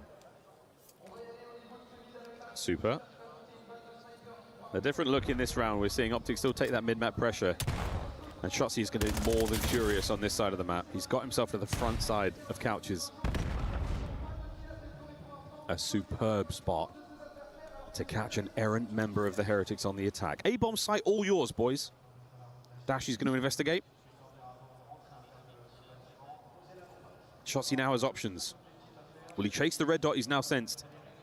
But he'll pass Real in that moment. Away bomb plant and a very unusual map to look at. And I think Optic might be far enough away that the game clock is going to kill them in this round. They have to move. The lobby play is going to be big. Real is going to yield results. Surprise, Hook. First blood. Now the next two are going to be forced, and Shotzi's going to have to chase, but Real's just too patient. Now you're going to have to fly into the bomb site. It's not a fun situation. The trades are good, and Heretics, man, they got that A-bomb plant again, able to execute. Wait a minute. 2v2. Smoke now. Oh, it's getting ugly. 1v1. Yeah, can't do it. The blade. And it's done. Heretics, map point. They gotta realize that the Heretics is gonna play aggressive. They have to watch that. They have to watch out for that. I believe it was Real that they leave towards lockers, still making a little bit of noise. So Shotzi just effectively pinches the wrong direction. And once Real pulls that disappearing act, well, again, the game clock just too easy to play around. Rancor gets the stamp on that round. I'll take and get this at round 11. Let's get this around 11. Let's get a win. Let's just expecting a reaction here from the Heretics coaching staff. It's not done. Job's not done. Map point. Come on, map point. Come on. Optic absolutely all in on the B-bomb site, fully committing to this one. First blood and the bomb plant now. A nade to the back line delivers. Shotzi on for the attack. Here we go. Last man left alive, Real, and the pressure insurmountable right now for the Heretics to handle. And he is an M15. All right, good. He's going to want to pick up a different weapon if Group he up, can. group up. He just doesn't have a lot of time. Go. This looks like a round 11. Unless the back pedal. Real. Step by step. Moment by moment. Real! No! We're choking! We're choking! The young man. He's cleaved Optic, man by man. That is a career highlight just play. kill him! Where was the hell? 1v3. Where was the backup? Oh my god. Saying the alphabet. Oh, just running him. We're playing like pussies. A special sight to see. Hey. Real just gets given the goods. I mean, who no, just we moved? needed There's to no need to. close it out. It was so Timing gets close. weird. He catches the freebie. And with no time on the clock, I mean, listen. Why is who going there? Just hunts these two players down. Great tags on Dashy. He's forced to back away. Merc tries to run, gets tags on him. Fucking go, man! Let's go! Let's go! To run at a pair of world champions and hunt them down. What a special play. Dennis indeed. Okay, this is a map that Optic are good at as well. So they have to just clutch up. That's it. They need to not let that map get in their heads. Two players at the same time. Not a lot of men can do that. Vamos the Heretics, they finally find a search and destroy. The spark they needed. It was a 1v3 on the fringe in a round 11 that has helped kickstart their entire tournament run. It is Real that he was able to stretch his way to help make it to the grand finals. And now that his muscles are a little bit looser, he is flexing on the main stage against Optic. They are still alive. No more knots, feeling loose, feeling free, and a step closer to the trophy. We've really earned that round, earned that map. Heretics finally finding their form once again. Back to the firing range, back to our coaching staff, passing their wisdom. JP, have the headset on right now. Coach Karma to his right, getting ready to guide the boys in the trenches. He will be the man on the front line. Coach, methods there for the Heretics. I need you to fucking lock in now. Final moments again, just to prepare the boys. Optic are still on tournament point. One more is all they need. As we now play Den for one last time. Every mode on this map. Hard point. 3 in a row. Optics. Interesting year for the Heretics. Question is, what's Heretics gonna bring out? A couple top 3 placements looking fantastic. That's what I can't remember the specifics, but they're both 1-1, so Real leaves the team and goes to effectively a Spanish organization. Played like they did at the start. So a little bit of rivalry, but the way they spoke about it after was not how the they players necessarily wanted it to go down. Breathing. They got the band back together and yeah, they didn't have the best chance. yeah. I mean, that's like the thing that they need to do. They've been impressive sure. stuff here. And obviously, Heretics the reason Real came love back on to the team try and is get for into your moments like spawns, that. create confusion, So that we will be let staying you on focus Den on at the one triple guy, dose. then they take point. And the final time When we will see this Optic map were in playing Black against Ops 7. Heretics I don't know if this is my for the favorite first map or if game, it's Scar. I can't decide. It's they okay. But I do know at the controlled start of the game. year when we looked at Den, They were we were like, fast we paced, should have opened up the and they roof side of made the map and have sure like a route for the mid. Heretics It feels could a little not bit breathe. weird. No, that was the right call. Shout out to, you know, the game designers to do it for a living. They're a little bit smarter. Brittany. See what I mean? Thank you for your incredibly hard work, team. Another hard point. Shotzi It's is happening. flying We're going again. absolutely wild. Now again, down. if the Heretics Four can down. win this map, we will go to a final map. Gridlock, Search and Destroy after this. If Optic win it, the tournament ends here. And what's interesting about the best of 9 format, anyone is going to have nerves on the main White stage. and Merc. Of course they're Do you going to not know have corner? nerves for their first little stint in a grand finals. With the length that it is Nice, for a best of 9, I mean, you just get to flex out. You just get to get used to it. Gun shooting hot. Okay, they spawned out. They spawned out. They spawned out. Problem is they don't have spawns for Start next. For the Heretics. Optic, though, they've taken over the time. And They've they don't have taken over spawns those anymore. left side spawns. We've seen this on a few Okay, they kind of have in this series spawns. alone. Fantastic leads can These spawns are evaporate very- immediately. Okay, with one Merc, solid relax, hold, but Optic. so far the Heretics are finding good Good amount of kill. success You here on need this the first map. kill. Once. Now open to business. 23. The thing is, it's either you try to play discipline or you run in like an idiot. Heretics looking all right so far. Rencor in the feed. Perfect nade work there from Mook, Shotzi, and Dashi. A trio of lethal thrown. There's the break. Nice. You want the trophy at the end of the series, and you would love a trophy on the initial P2. A punishing moment, but well coordinated from Optic. Good job. They know what they were dealing with. And Dashi actually keeping the Pinch is M15 dead. out. At least off spawn. Maybe picking it up Mostly off the front. ground. But One hey, the more. right gun for the right You got job in two the more, right my moment. One more. Shooting bullets. Raining out Come on. lead. Good enough to trade out medals here. It is a scrappy final stretch of this P2. Dashi sticking with the M15. Nope, not the right gun for the job. Final 15. It's getting chalked up. It is going to the Heretics. Have about a 25-point lead on the rotation. Point lead and a lead in the kills department as well. They're far more productive. The energy from that Search and Destroy win now bleeding through in a hard point. Den, a special place right now for the Heretics. Thank God the overload's gone because No one watched that it. was a beatdown. Dash Good. gunfight. Nice one, It's going to be a Dash. staggered push from Heretics. Shotzi, you know where most of Good them time, are. good Go, time. go, go. Shotzi working with who? Nice. It's the bait and switch, and it's good. Good to trades, wipe them good off trades, before. good They trades. Did not wait for reality. Good flip, good flip. Good watching spawns, good watching spawns now. Spawns. A momentary mishap. Dashi's on it. And Optic, well, No, they take she got full flash control, but scrappiness for the final 30 seconds of this P3. Scrappy, but again, still interested to see where Optic are at right now. What a insane finals it has been so far. Let's go for a quick check-in with Fly Saudia. One guy's behind us. One guy's definitely like. Watch out outer. Bro, half outer. Go ahead. Yo, one guy's bottom right. Did you kill him? Yeah. When is that? Nice. That's three. Last guy real. Probably near. Last guy real. I'm just taking a shot really. They're playing through old one. Is there multiple? Two. I seen two. He's bottom right on me. Back door. And super. Oh, back door. Nice. I got this. Back up. I know. We're good. I'm blocking. Okay, Rancor is still. Yo, bottom red. They're in the back. Good comms now. Take your time. Just hold back door. Back door. We spawn close. Small. Not me. Challenge. Nice. Four. I got time. I detonated back door, Kyler. Okay, I'm lucky. Tell me what the trophy. It's a little bit delayed though. Okay. Close. I got stuck. One went red. Small already. Two red. It looks like. Red. Watch out. Two back door.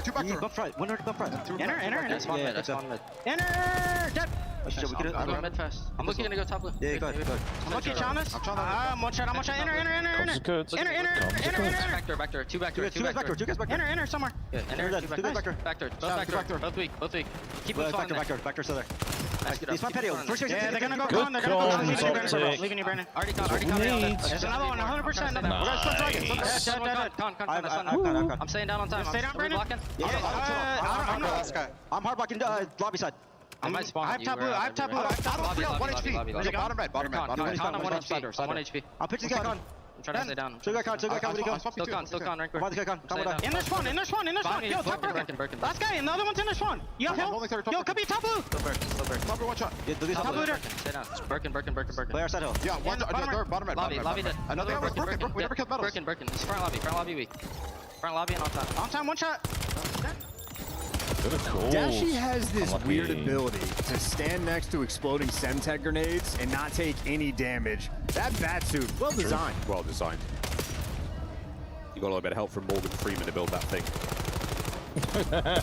19 and 12. He finds the kill.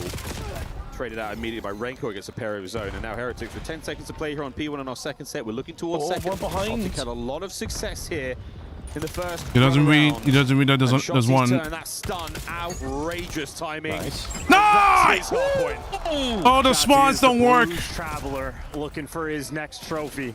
Inside the time, great cooked up nade, dropped it right on his face and backing him down. 3 Heretics players in garage. See how hard it is to bring it down. See how hard it is to break this hard point. Merc, woo! What a kill from Rencor. Dashi, nice. NPC, looking solid but super. Just that. 35 seconds to play here on the second hard point, and we are looking at a lovely run from the Heretics. Once again, the pace in this lobby. I mean, it's just light speed. It is everybody schmoving as fast as they possibly can. Nice shots there. Pinch him, nice. Simply overwhelmed. Final 20 seconds. All of that is going to be collected by Optic. That is a massive chunk of scrap time. I think Metals even was thinking about maybe to go strip it away while his teammates rotate. And that might be a costly mistake. Hook hounding them on the new time. Nice! And he is shooting nukes. 20 kills for him. Nearly gets another, but at this point in time, all he needs to do is buy that space and time for his teammates to get in towards that hard point. Set up now 1 point. Shotzi watching in the middle of the map for a second longer. Here come the Heretics through that direction. Dashi by Lockers. Uncharacteristically rocking it there with the NPC. 2 Heretics members left here. Now to 1. They've been super snuffed here on P3. Bullied. Absolutely bullied. 50-point lead now for Optic. They're still running. The dojo cleaned up. Optic safe on the right-hand side of the map. Heretics not giving up on the hit towards P3 just yet. Flying through the middle of the map. Real soars into the kill feed. Looking to bring down Dashi as well on the flank. That is ideal now for the Heretics. 15 seconds to play and an onslaught now towards the top right. Optic spawn out. It's a good moment for Heretics, but they're going to need another. Have to win these gunfights, have to find their way through. Super, that is a fantastic win. His teammates now backing him up. Shotzi back down to his spawn. He is tucking himself in the corner. Fantastic.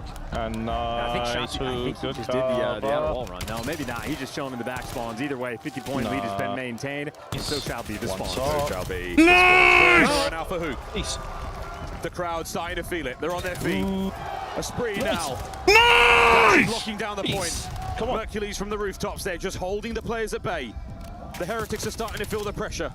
The pulse quickens. The breath shortens. Decisions getting a little bit harder to make as the time ticks against them. Unlucky. 3 in the feed. He gave up the back spawns as the pinch was rolling through. Dashi stands tall, but gets gunned down from Metals. Yeah, unlucky. So final 20 seconds, they're going to be able to get. It has just been sort of maintaining this 50-point margin. Wow, nice pickup there from Real. Nice 2, nice 2. You get the win. Nice 2, nice 2, nice 2. Shots from Rancor. Nice 3. P1. Let's go. Gap between these two teams. Heretics, a little bit of life, a little bit of fight. But Optic, obviously, these guys are flowing. They are crawling around this new time. New set, new hard point. Back over the middle of the map. Rancor middle. With Rancor. Can't break anything here. Metals manages to get to the contest spot. So much pressure here. He's not able to find anything. Teammates make their way forward. Trades on point. And the hard point changes hands for a second. Okay. Except for Hook. Okay, Hook. Still the 50 points. They've eclipsed the margin. Worried about mid-cut is number 2. Good challenge. Real worried about the time. Gonna get it mid-cut. Unlucky. Taken care of. Good shoulders, but not good enough to actually win the gunfight. Rancor is going to be there in the time. Hercules is going to be good for 2, and the onslaught is coming. Oh, here it comes. One more. Optic flying to the point. 20 to play here on P1. Play smart, play smart. The P2 are wide open. Thank you very much for that one, Hook, to walk on their back. Gets the kill as well. My word, Super saves it all. And instead of playing for the spawns, he goes for the chow. So let's get the last bit. Get the last bit. Missed a moment there. Yeah, they got it. Still a 50-point gap between these two teams. We've seen 50 points evaporate fast. Evaporate like Super does. Another frag grenade of Shotzi. Onto the time we go. It's Real and Metals finding the kills. Hercules dodges the blade of Rancor. Spawns in the back now for Optic. The reinforcements are close. The attack is now on. They're trying to hit this through garage. One guy's going to go through couches, but it's the solo chow. Super's going to give you 2. The wall bang Nice, is good. good Oh, shot. nice! Devastating on P2. Dashi gets Go, another. go. 3. Hold the point! 30 to Yeah, play. hold The on. win can be found here. Hercules out the Mercs front, behind out you. discovered. Mercs behind Pitch is you. covered, and Never Dashi mind. continue Nice. to take over, Nice. looking for the championship. Still battling. Still finding every possible second. Ring Check caught the from the roof. rooftops. Check the roof. He needs to find some way to contest. He has to get in there. Dashi shuts the door in his face. Real lucky, dips a toe, lucky. but at 2:39, and Come now on, climbing. Luke. Hold P3 must be watertight. Well, Dashi, it's the classic. He's been doing it since Let's the start get of the the year. 44 and Dashi on Soaking the up that old beautiful. P2 time and Beautiful. calling in the Forced them hellstorm. to stay on that Hellstorm now. point, but destroyed them with the kill Call him streak. Batman. It's another gadget on his utility No belt. kill. Heretics alive. They survived kill. the attack. Shit. Merc from the dojo. Nice work. The sensei strikes alongside Hukan Nice. Shotzi. The last man Renkor. Yes! The final moment. Back to back, let's go! It's another night in Paris. Come on! To back EWC championships for Optic Come on, Gaming. baby! Wasn't rings, but hey, back to back EWC World Cups. Let's go. From Let's the go, sands baby. Of Riyadh Let's fucking to go. the city of light and love. Optic Gaming are once again the champions of the world. Come on.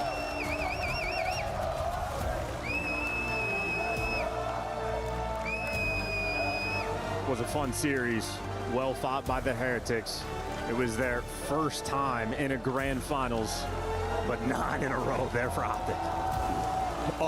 Come on, baby. Holy fuck. You have been doing amazing right before you get to the trophy left. You have to break the ultimate key here, boys.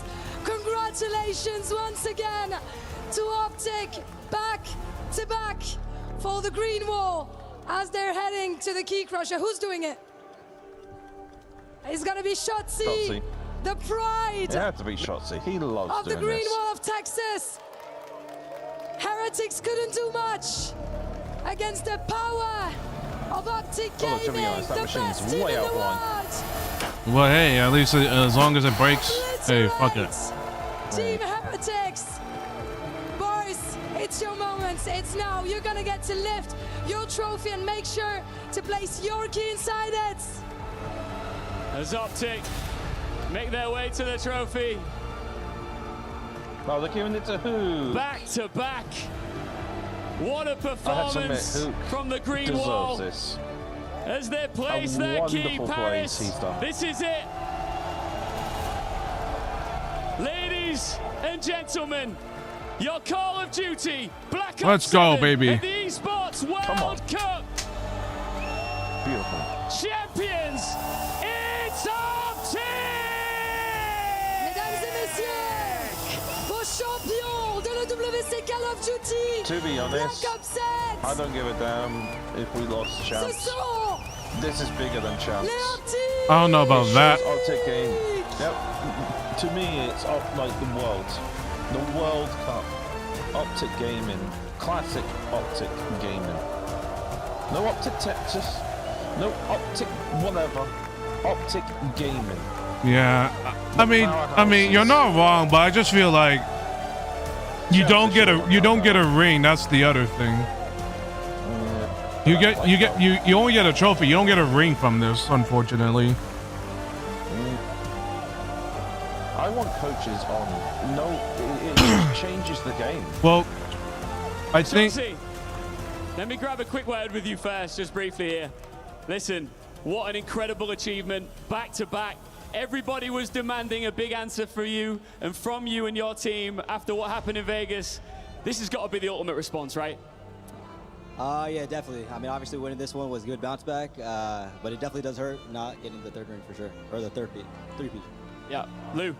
Effectivement, première question, on s'attendait à une réponse de votre part, forcément après les champs. Est-ce que tu es content d'avoir pu soulever ce trophée? Ça fait énormément de bien de faire ce back-to-back, mais évidemment, on aurait voulu revenir pour le three-peat aux champs. Now, Hugh, I'm turning up to you now. Congratulations, of course. Man, a month and a half ago, you were lifting a major trophy in Paris.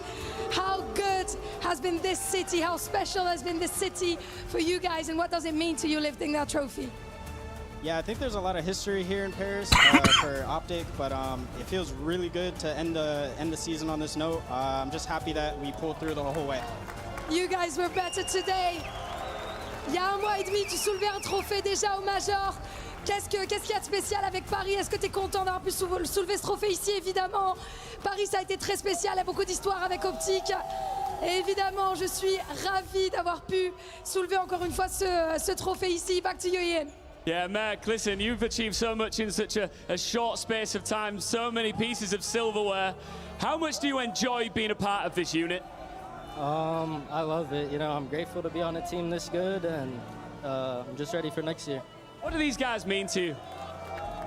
Everything, you know, without our team, there's no me without my team, so. Congrats, man. Ouais, du côté de Mercury, c'est tellement important pour moi parce que il n'y a pas de moi sans eux, il n'y a pas de moi sans mes teammates. C'est vraiment un travail d'équipe et je suis trop fier et content de faire partie d'Optic. Now I'm turning to you, Dashi. Congratulations. The back-to-back, of course, I imagine you must feel amazing. Some people were doubting a little bit after that Champs Finals. Yet you come back. Can you tell me why that EWC trophy remains yours, and why are you the best team in the world right now? I mean, this feels insane. I mean, this is the ultimate, definitely, I guess, response from Champs. So obviously, it's not the pinnacle, but it's damn near close to it. So we'll take it. Still. 150 bands. That's 150 bands. Man, that's pretty solid indeed. Donc ouais, forcément, il y a des gens qui doutaient un petit peu après les Champs. Est-ce que c'est une bonne réponse? Pourquoi ce trophée reste le vôtre? Et bah tout simplement, c'est un feeling incroyable. Je suis trop content. Je pense qu'il n'y avait pas de réponse, de meilleure réponse possible après les Champs. Et pour le coup, on gagne aussi beaucoup d'argent sur cette scène. Donc ça fait énormément plaisir. Actually, there's another important piece of the puzzle here that we need to complete at the Esports World Cup. When it comes to your trophy, you get to select 3 teams, the crushed keys that go in the bottom of it. Give me 1-0, yeah? Yeah. One by one. Who do you want to go first? We're going to start off with FaZe Esports. Okay, why is that? Why is that? I think it's obvious. It's my favorite team. Of course. My favorite team. So FaZe are the first to go into the base of your trophy here. Quite a fantastic pick. Indeed. Do you guys have a second one for us? Who do you want to be part of the trophy? We do. It's going to be the 100 Thieves. Yeah. Obviously, your second favorite team. Yeah, second favorite team. I wonder who the second team's Deuxième, going to be, évidemment, by les the way. 100 Thieves qui vont faire partie du trophée d'Optic. You know what? Our My question keymaster is what's literally gonna doing this be as we 3 or speak. 4? Your third and final key. It's got to be the grand fuck finals, you. man. We got to go with Miami. Heretics Miami is the third and Heretics. final key to complete. What a run it's been, Dashi. Have you got any words you want to say to your friends and family around the world? Listen, I love you, Mom. I love you, Dad. I love you to my brother as well. I love Paris, man. I love playing here. This is, can we have an event in Paris every time? Like, win them all, right? I'm 2 for 2 in Paris, so. And that's a pretty actually. solid record, mesdames Yeah, et that would be messieurs. super. Est-ce qu'on peut les applaudir? Encore une fois, les Optiques. And don't think that we forgot the main event. Our EWC 2026 Sony MVP. Congratulations for the back-to-back Shotzi! Wow. Good job, man. He deserved it. He stepped the fuck up in this tournament. But you know what? I mean, it wasn't the 3-peats and the ring, the 4th ring, but you know what? You got next year. Man, Shotzi, wow. The Yeah. double back-to-back I for think you here. next year, You know, this you has were to be getting Optics that year. exact, those two I mean, exact same trophies last I mean, I heard that there won't be time has Omni passed, movement but by you're the still casters, the very according to best. Can you casters. tell me how you managed to be There's no on that Omni top of the movement, game so a year, you can years die, after years? you And can do you want to dive thank back, anyone but for that's that it. journey?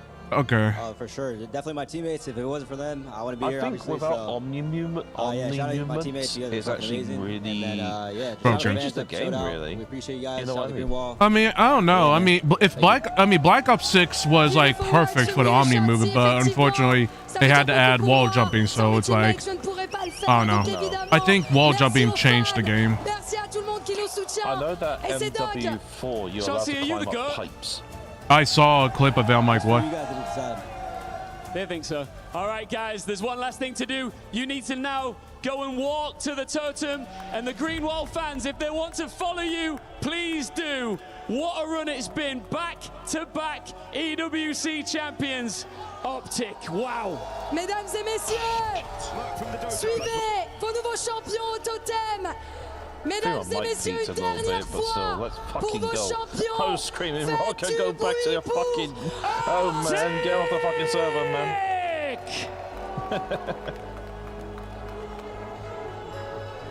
This is one of my favorite parts of EWC. The players, the elation on their faces as they make their way to the totem, and the fans when they recognize the fact we get to follow them over there and continue this celebration. Yeah. How did I get to this laid in point, that though? lap. That's the moment I want to reflect on. Starting with you, Enigma.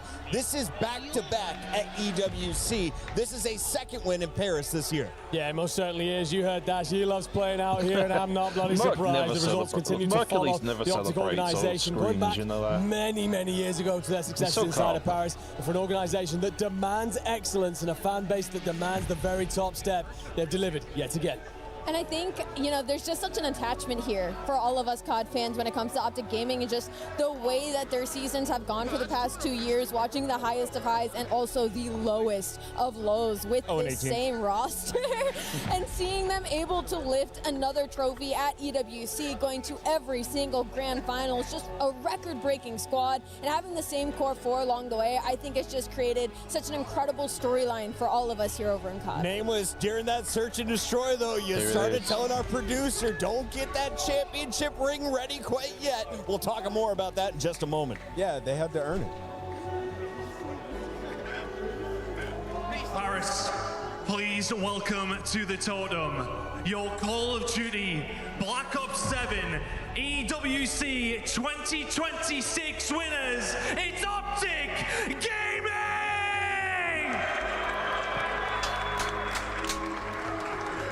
This is amazing. Congratulations, boys. Bring it on in. Back to back. Once again, get it done. Bruce, fantastic, boys. Excellent work. Excellent work, Hora. Guys, damn, everybody. Congratulations once again. Without further ado, the stage is yours. Place your frame and make history. All you guys going. Head on up, Dash. How low? Oh my goodness, that's wonderful. Yeah. Here it is.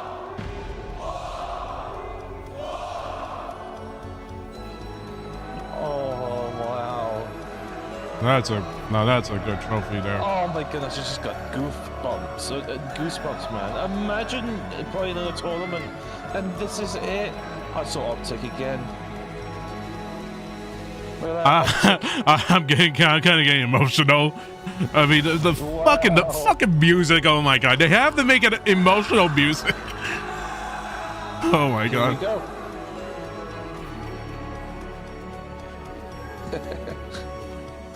There it is. Optic Gaming in the Wall of Champions of 2026. Yep. Look at all these trophies, man. Fucking hell. That's amazing.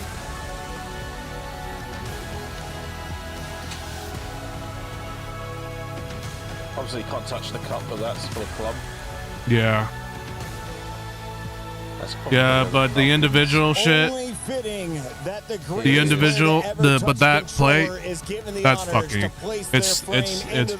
It's great. And lift the trophy. The MVP Shotzi earning an extra $25,000 personally on top of the $600,000 as a team. Yeah, you know, Chris, it is hard to live up to expectation. Yeah. After losing champs, to come back here and vindicate themselves and get this victory, defend their Optic title. deserves this. It's I mean, absolutely obviously stunning. losing These champs. guys holding that trophy That up in wasn't front the of the Optic green we know. wall. What a moment for them and what a moment for That Optic was not fans. the Optic we Unbelievable know. performance. And throughout the entirety of this weekend, everybody had their Now moments. I mean, Optic you got have won incredible this. snipes out of Dash. This is the Optic we game in deserve. that final hard Yeah. play. Mercules was the Lisa Nagai. Yeah, just felt like, you know, it just felt like, you know, they were less prepared during that grand final, that the CDL grand finals. But you know what? This time they were quite a bit more prepared. Does a couple of duds here and there, but then he'll turn around and he'll give you 40. He'll turn around and give you the 3-piece in the 1v3. It's just an all-around one of the greatest of all time. Well, the thing is, they did say they upgraded the PCs. It just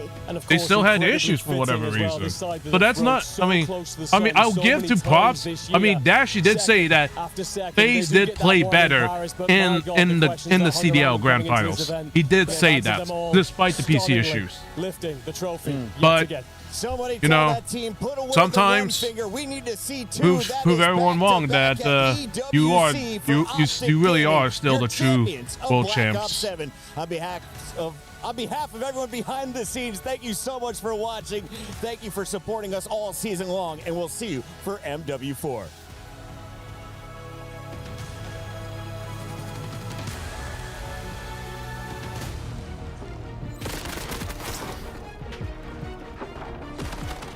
Very sorry for, well, Falcons, I do want to say, this was disgusting. How the fuck do you not see him? Well, how the fuck do you not see him? Blindest player of all time. Yeah. No way!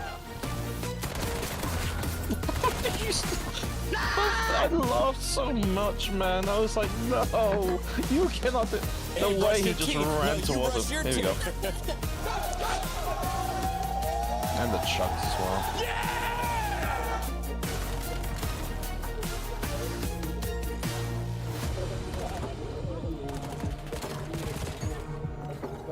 Found. Will he check it? Will Hydra look right?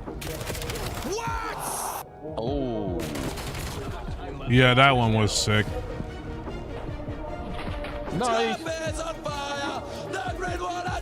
Oh yeah, there was definitely this whole thing was so much crowd cheese. This whole event, this whole Sunday was just crowd cheese. But you know what? Both played it like super well off the crowd. Like, yeah, there was definitely crowd cheese, but you know what? Hey, who can play it off better? I think Optic played it a little better. Yeah.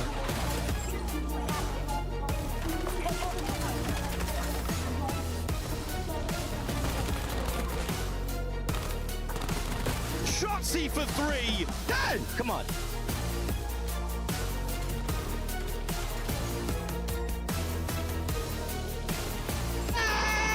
Come on!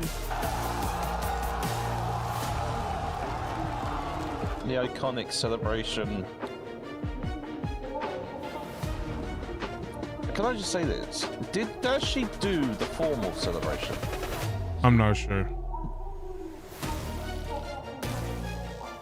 You know what I'm talking about.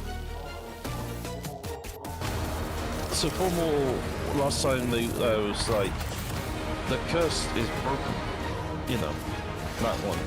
I'm not sure.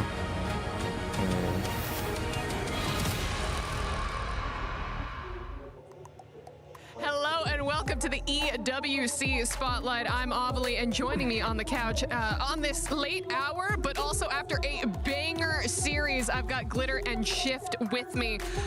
Shift, we do have to talk immediately about Call of Duty Black Ops 7 because back-to-back EWC Call of Duty title winners.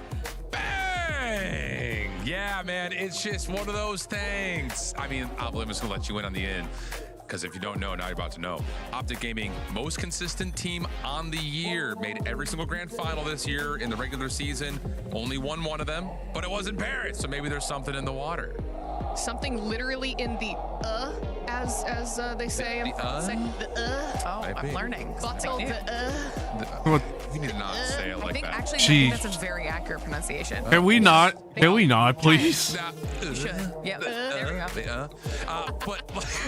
I get what she's trying to do, but like it's so cringe. Come out and absolutely do what they needed to do. Yeah. Most importantly, I mean, Optic, you know, they choked a couple maps and even that other S&D, but you know what? That they get it done.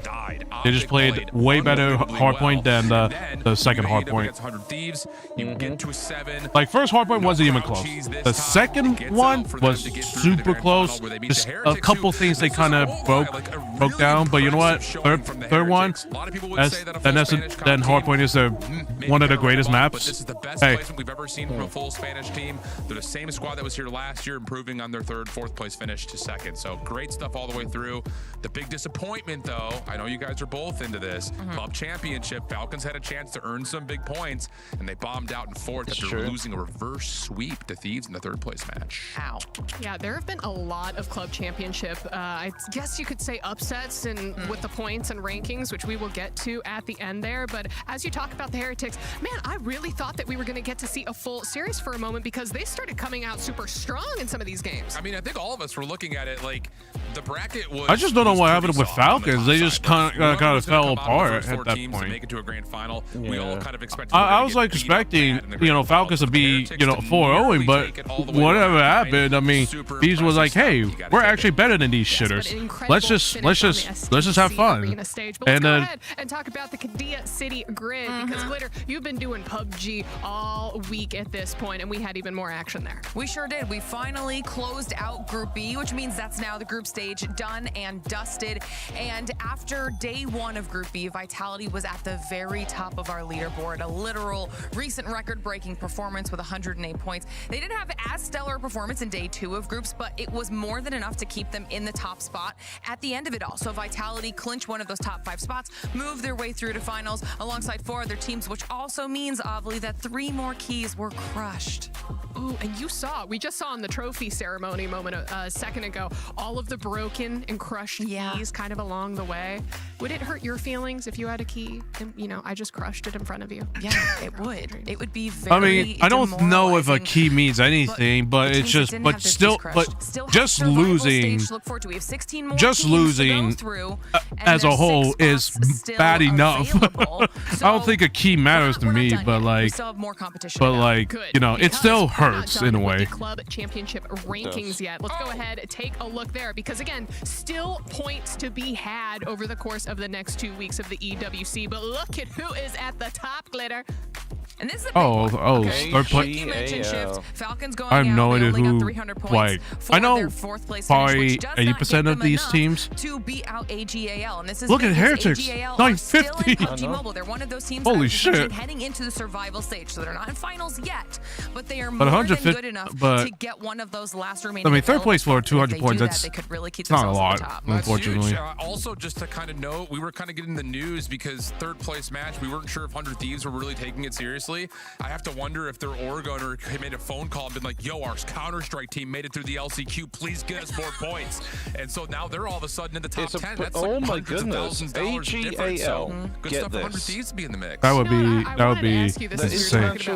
What do you think the co-streamers comms were like as they were AGAL is like a Chinese org or something like that? Oh, I mean, that's peak content right there. Oh boy, that's interesting. And the series was so good. Oh, Thailand Chinese. Okay, that makes. We always love to get to the end of a title because we Hold on, I roll a wanna- title every single year. We're gonna have a new game in October. So when we get to like the last day, you just want to see all the teams play their best Call of Duty, and they absolutely did. All the playoff matches were absolutely insane.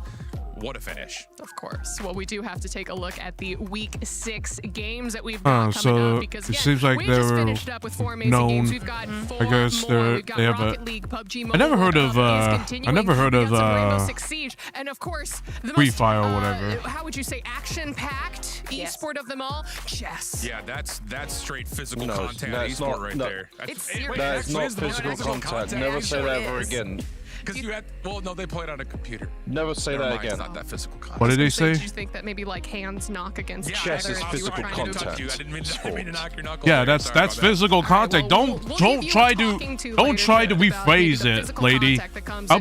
Do not try to rephrase that. That's physical contact. Thank you so much for joining me. Oh yeah, let me just knock the queen over for the with EWC Spotlight. with Thank a you all forehand. so much. Well, they are using the chess.com game, not the actual chess, physical chess. But it's kind of interesting that they're using, but it makes sense for an esport to have only the chess game. Was built to move. Not trapped at a desk in one singular posture for 12 hours a day. It's time your chair evolved. This is Secret Lab Titan Evo. The chairs are not that bad. I tried it before at Anime Expo, but quite fucking expensive. My parents would be like, "No, we're not getting a $500 chair." Play is in our DNA. Whenever we let it out, it becomes our superpower. The problem is, and now I'm gonna say it imagine an now, entire city being built to we're supercharge finally, it. Kadir City, powered by Play. You know, it's finally over for the CODs.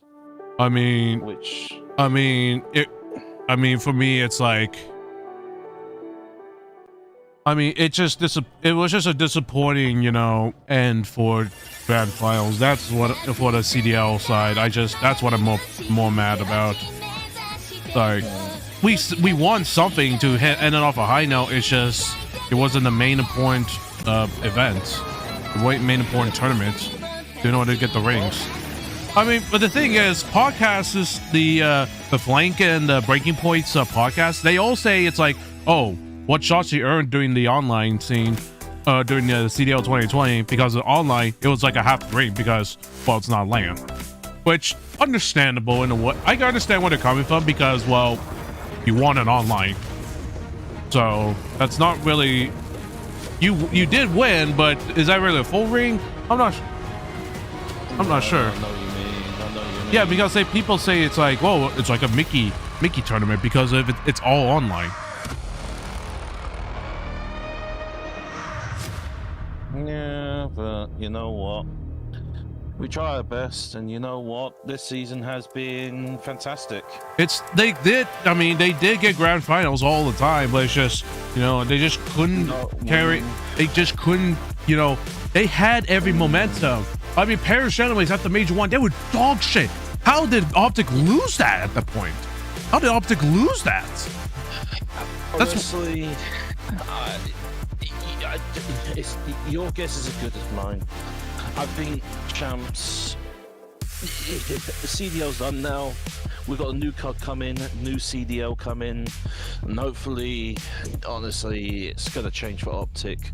I mean, second, first, second, and now champions and then of the second, World Cup. and then second, and then first. Yeah. So second, first, second. Oh wait, second, first. So. Yes. Now 7 competitions, 7. Yeah. 2 wins, 2 championships. No, I can't take it. I'll be right back. Yeah. Well, chat. That's it for now. Oh wait, I forgot to add my collab PNG. Add his PNG. But we're gonna talk. I gotta get. I know. I have to. I know that watch party is over. We're not done yet, though. Later, in about a few hours, I'll be doing a collab. So I'll be doing a collab, and I'm actually excited for this. I'm actually excited for this collab since it's a brand new game. I never played it before, so it's gonna be exciting, and it's gonna be exciting. It's another multiplayer game. I think it's made by the same people as Repo. Let me double. No, that's not it. Let me check right now.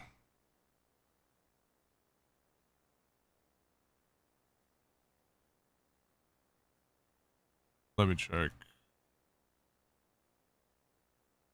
No.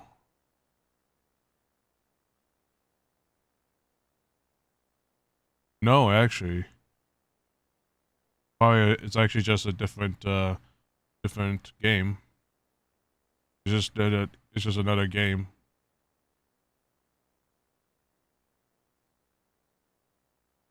So it's not the same game from other releases. It's a different game from a different company.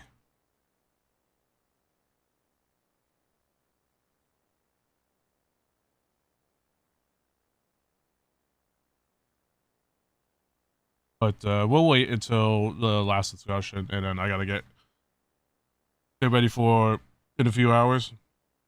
I gotta get shopping, and then I'm gonna get I gotta do some shopping, and then after that, I'm gonna do some shopping, and then after that, come back, get ready for it today, get ready for the collab.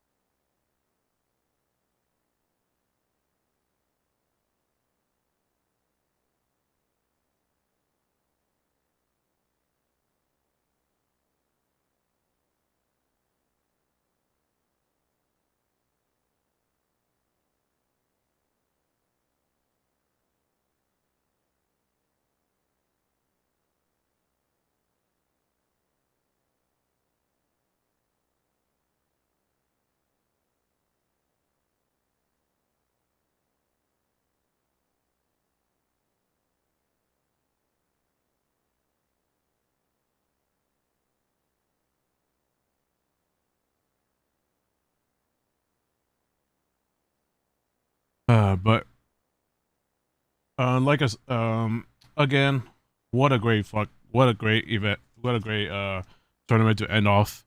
What a great high note to end it off.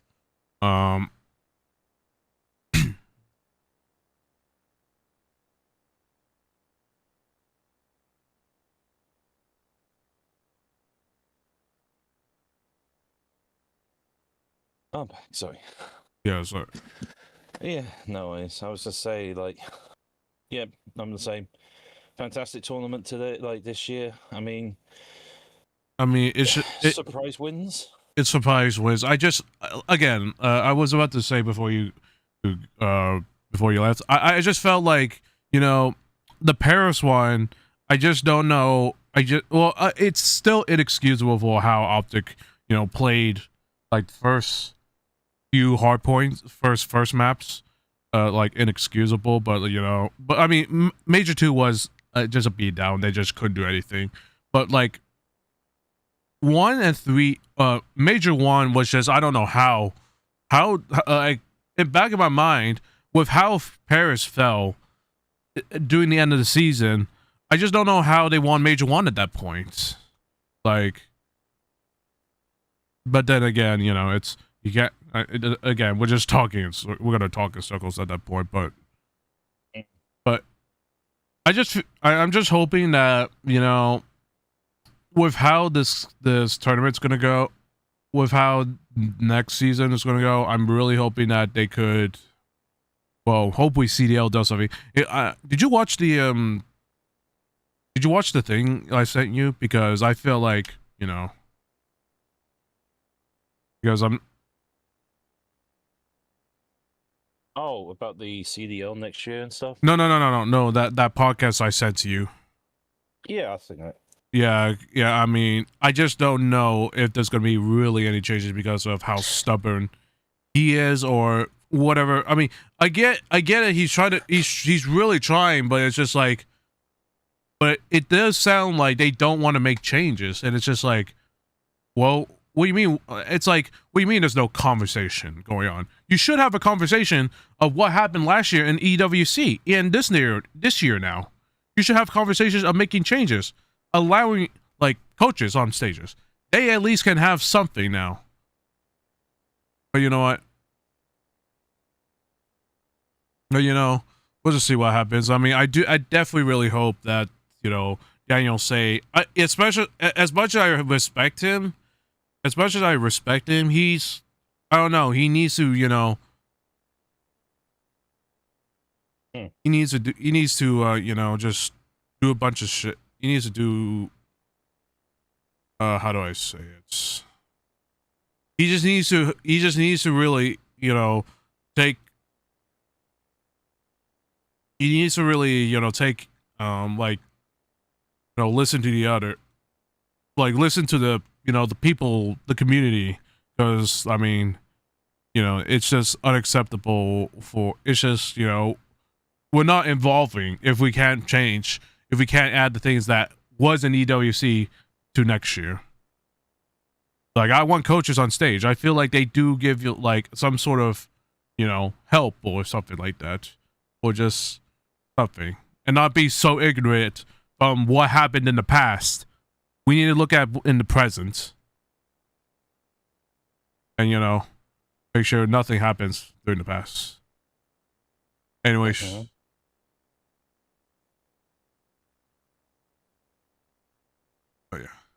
But yeah, I guess anything else you want to say before I have to head off and then get ready for my collab?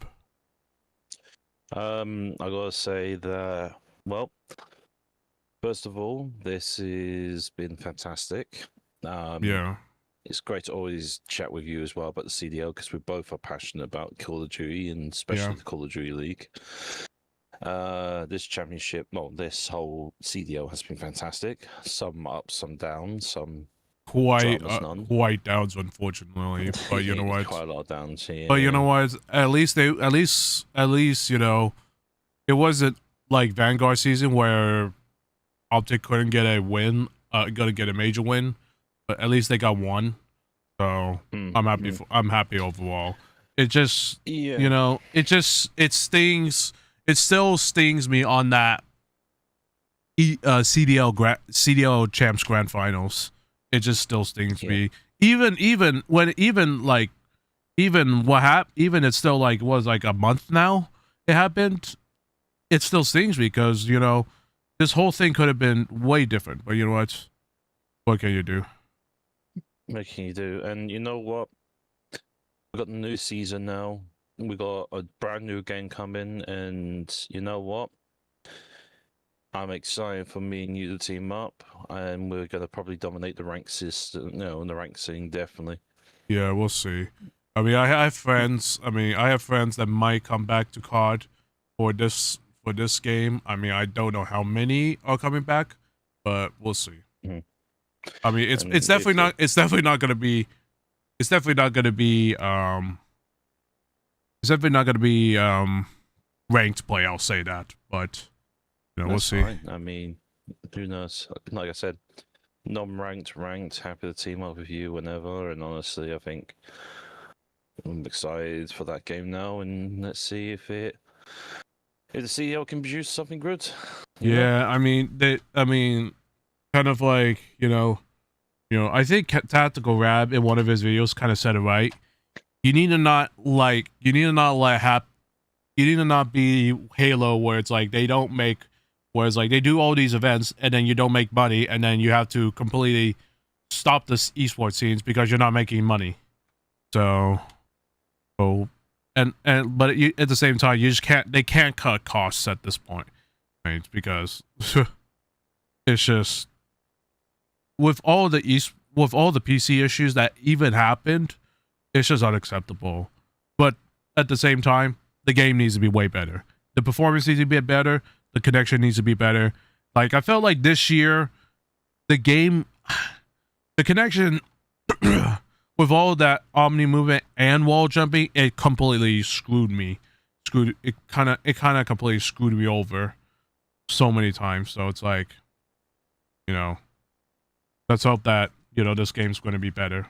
If not, I'm getting to a point where I'm not even wanting to play Call of Duty at this anymore. Or just take a break completely from Call of Duty, because I'm getting too tired of it, or of the bullshit that's going on in the game. So we'll see.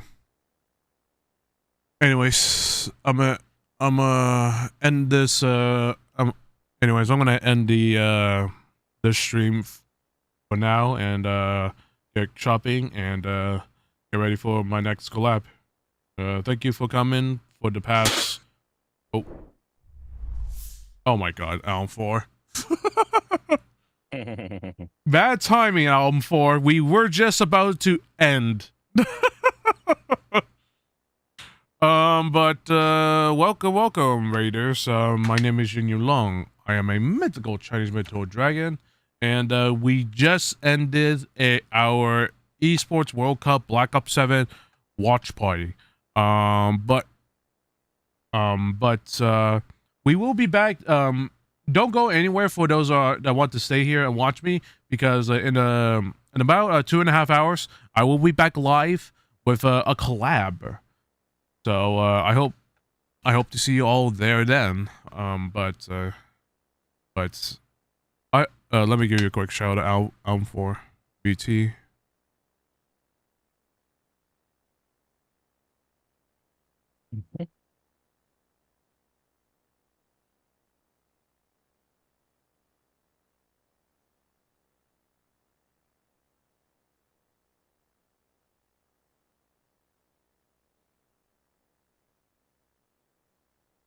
Urban Dictionary. It's a good term, Doku. Don't worry about it. I know I'm using the word correctly. I just don't know how to explain it. I just know it in my brain. Glaze. Oh, that's not what. Oh. Oh, wait. Because you found something a little sussy washy. I see. Well then. Okay. Well, anyways, y'all. Enjoy your collab and everything, man. Yep. Thank you for joining again. Yep. Hopefully I could do. Unfortunately, I'm not gonna do the league watch party, the league matches watch parties, but I will be doing major watch parties again. Hopefully. Oh yeah, major is fun. Yeah, no, majors. I feel like that means a lot more than league matches, but you know what? Yep.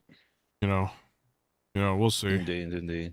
Yep. Yeah. All right. You have a good night. Man. You have a good night on your side, and I will see you next time. See you later, man. See ya. Take care. See ya. You too. All right, chat.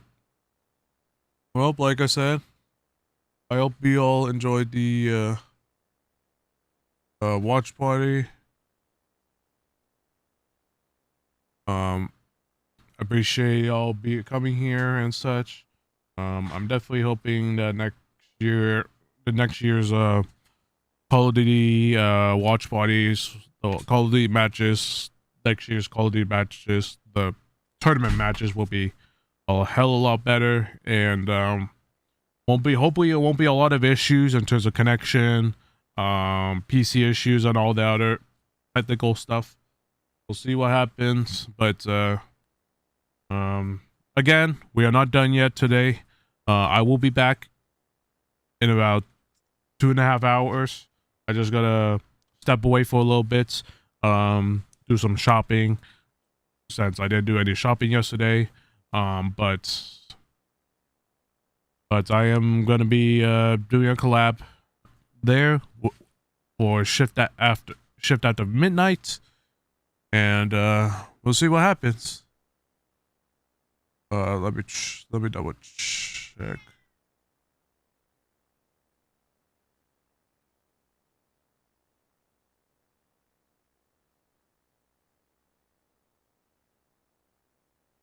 Hold on.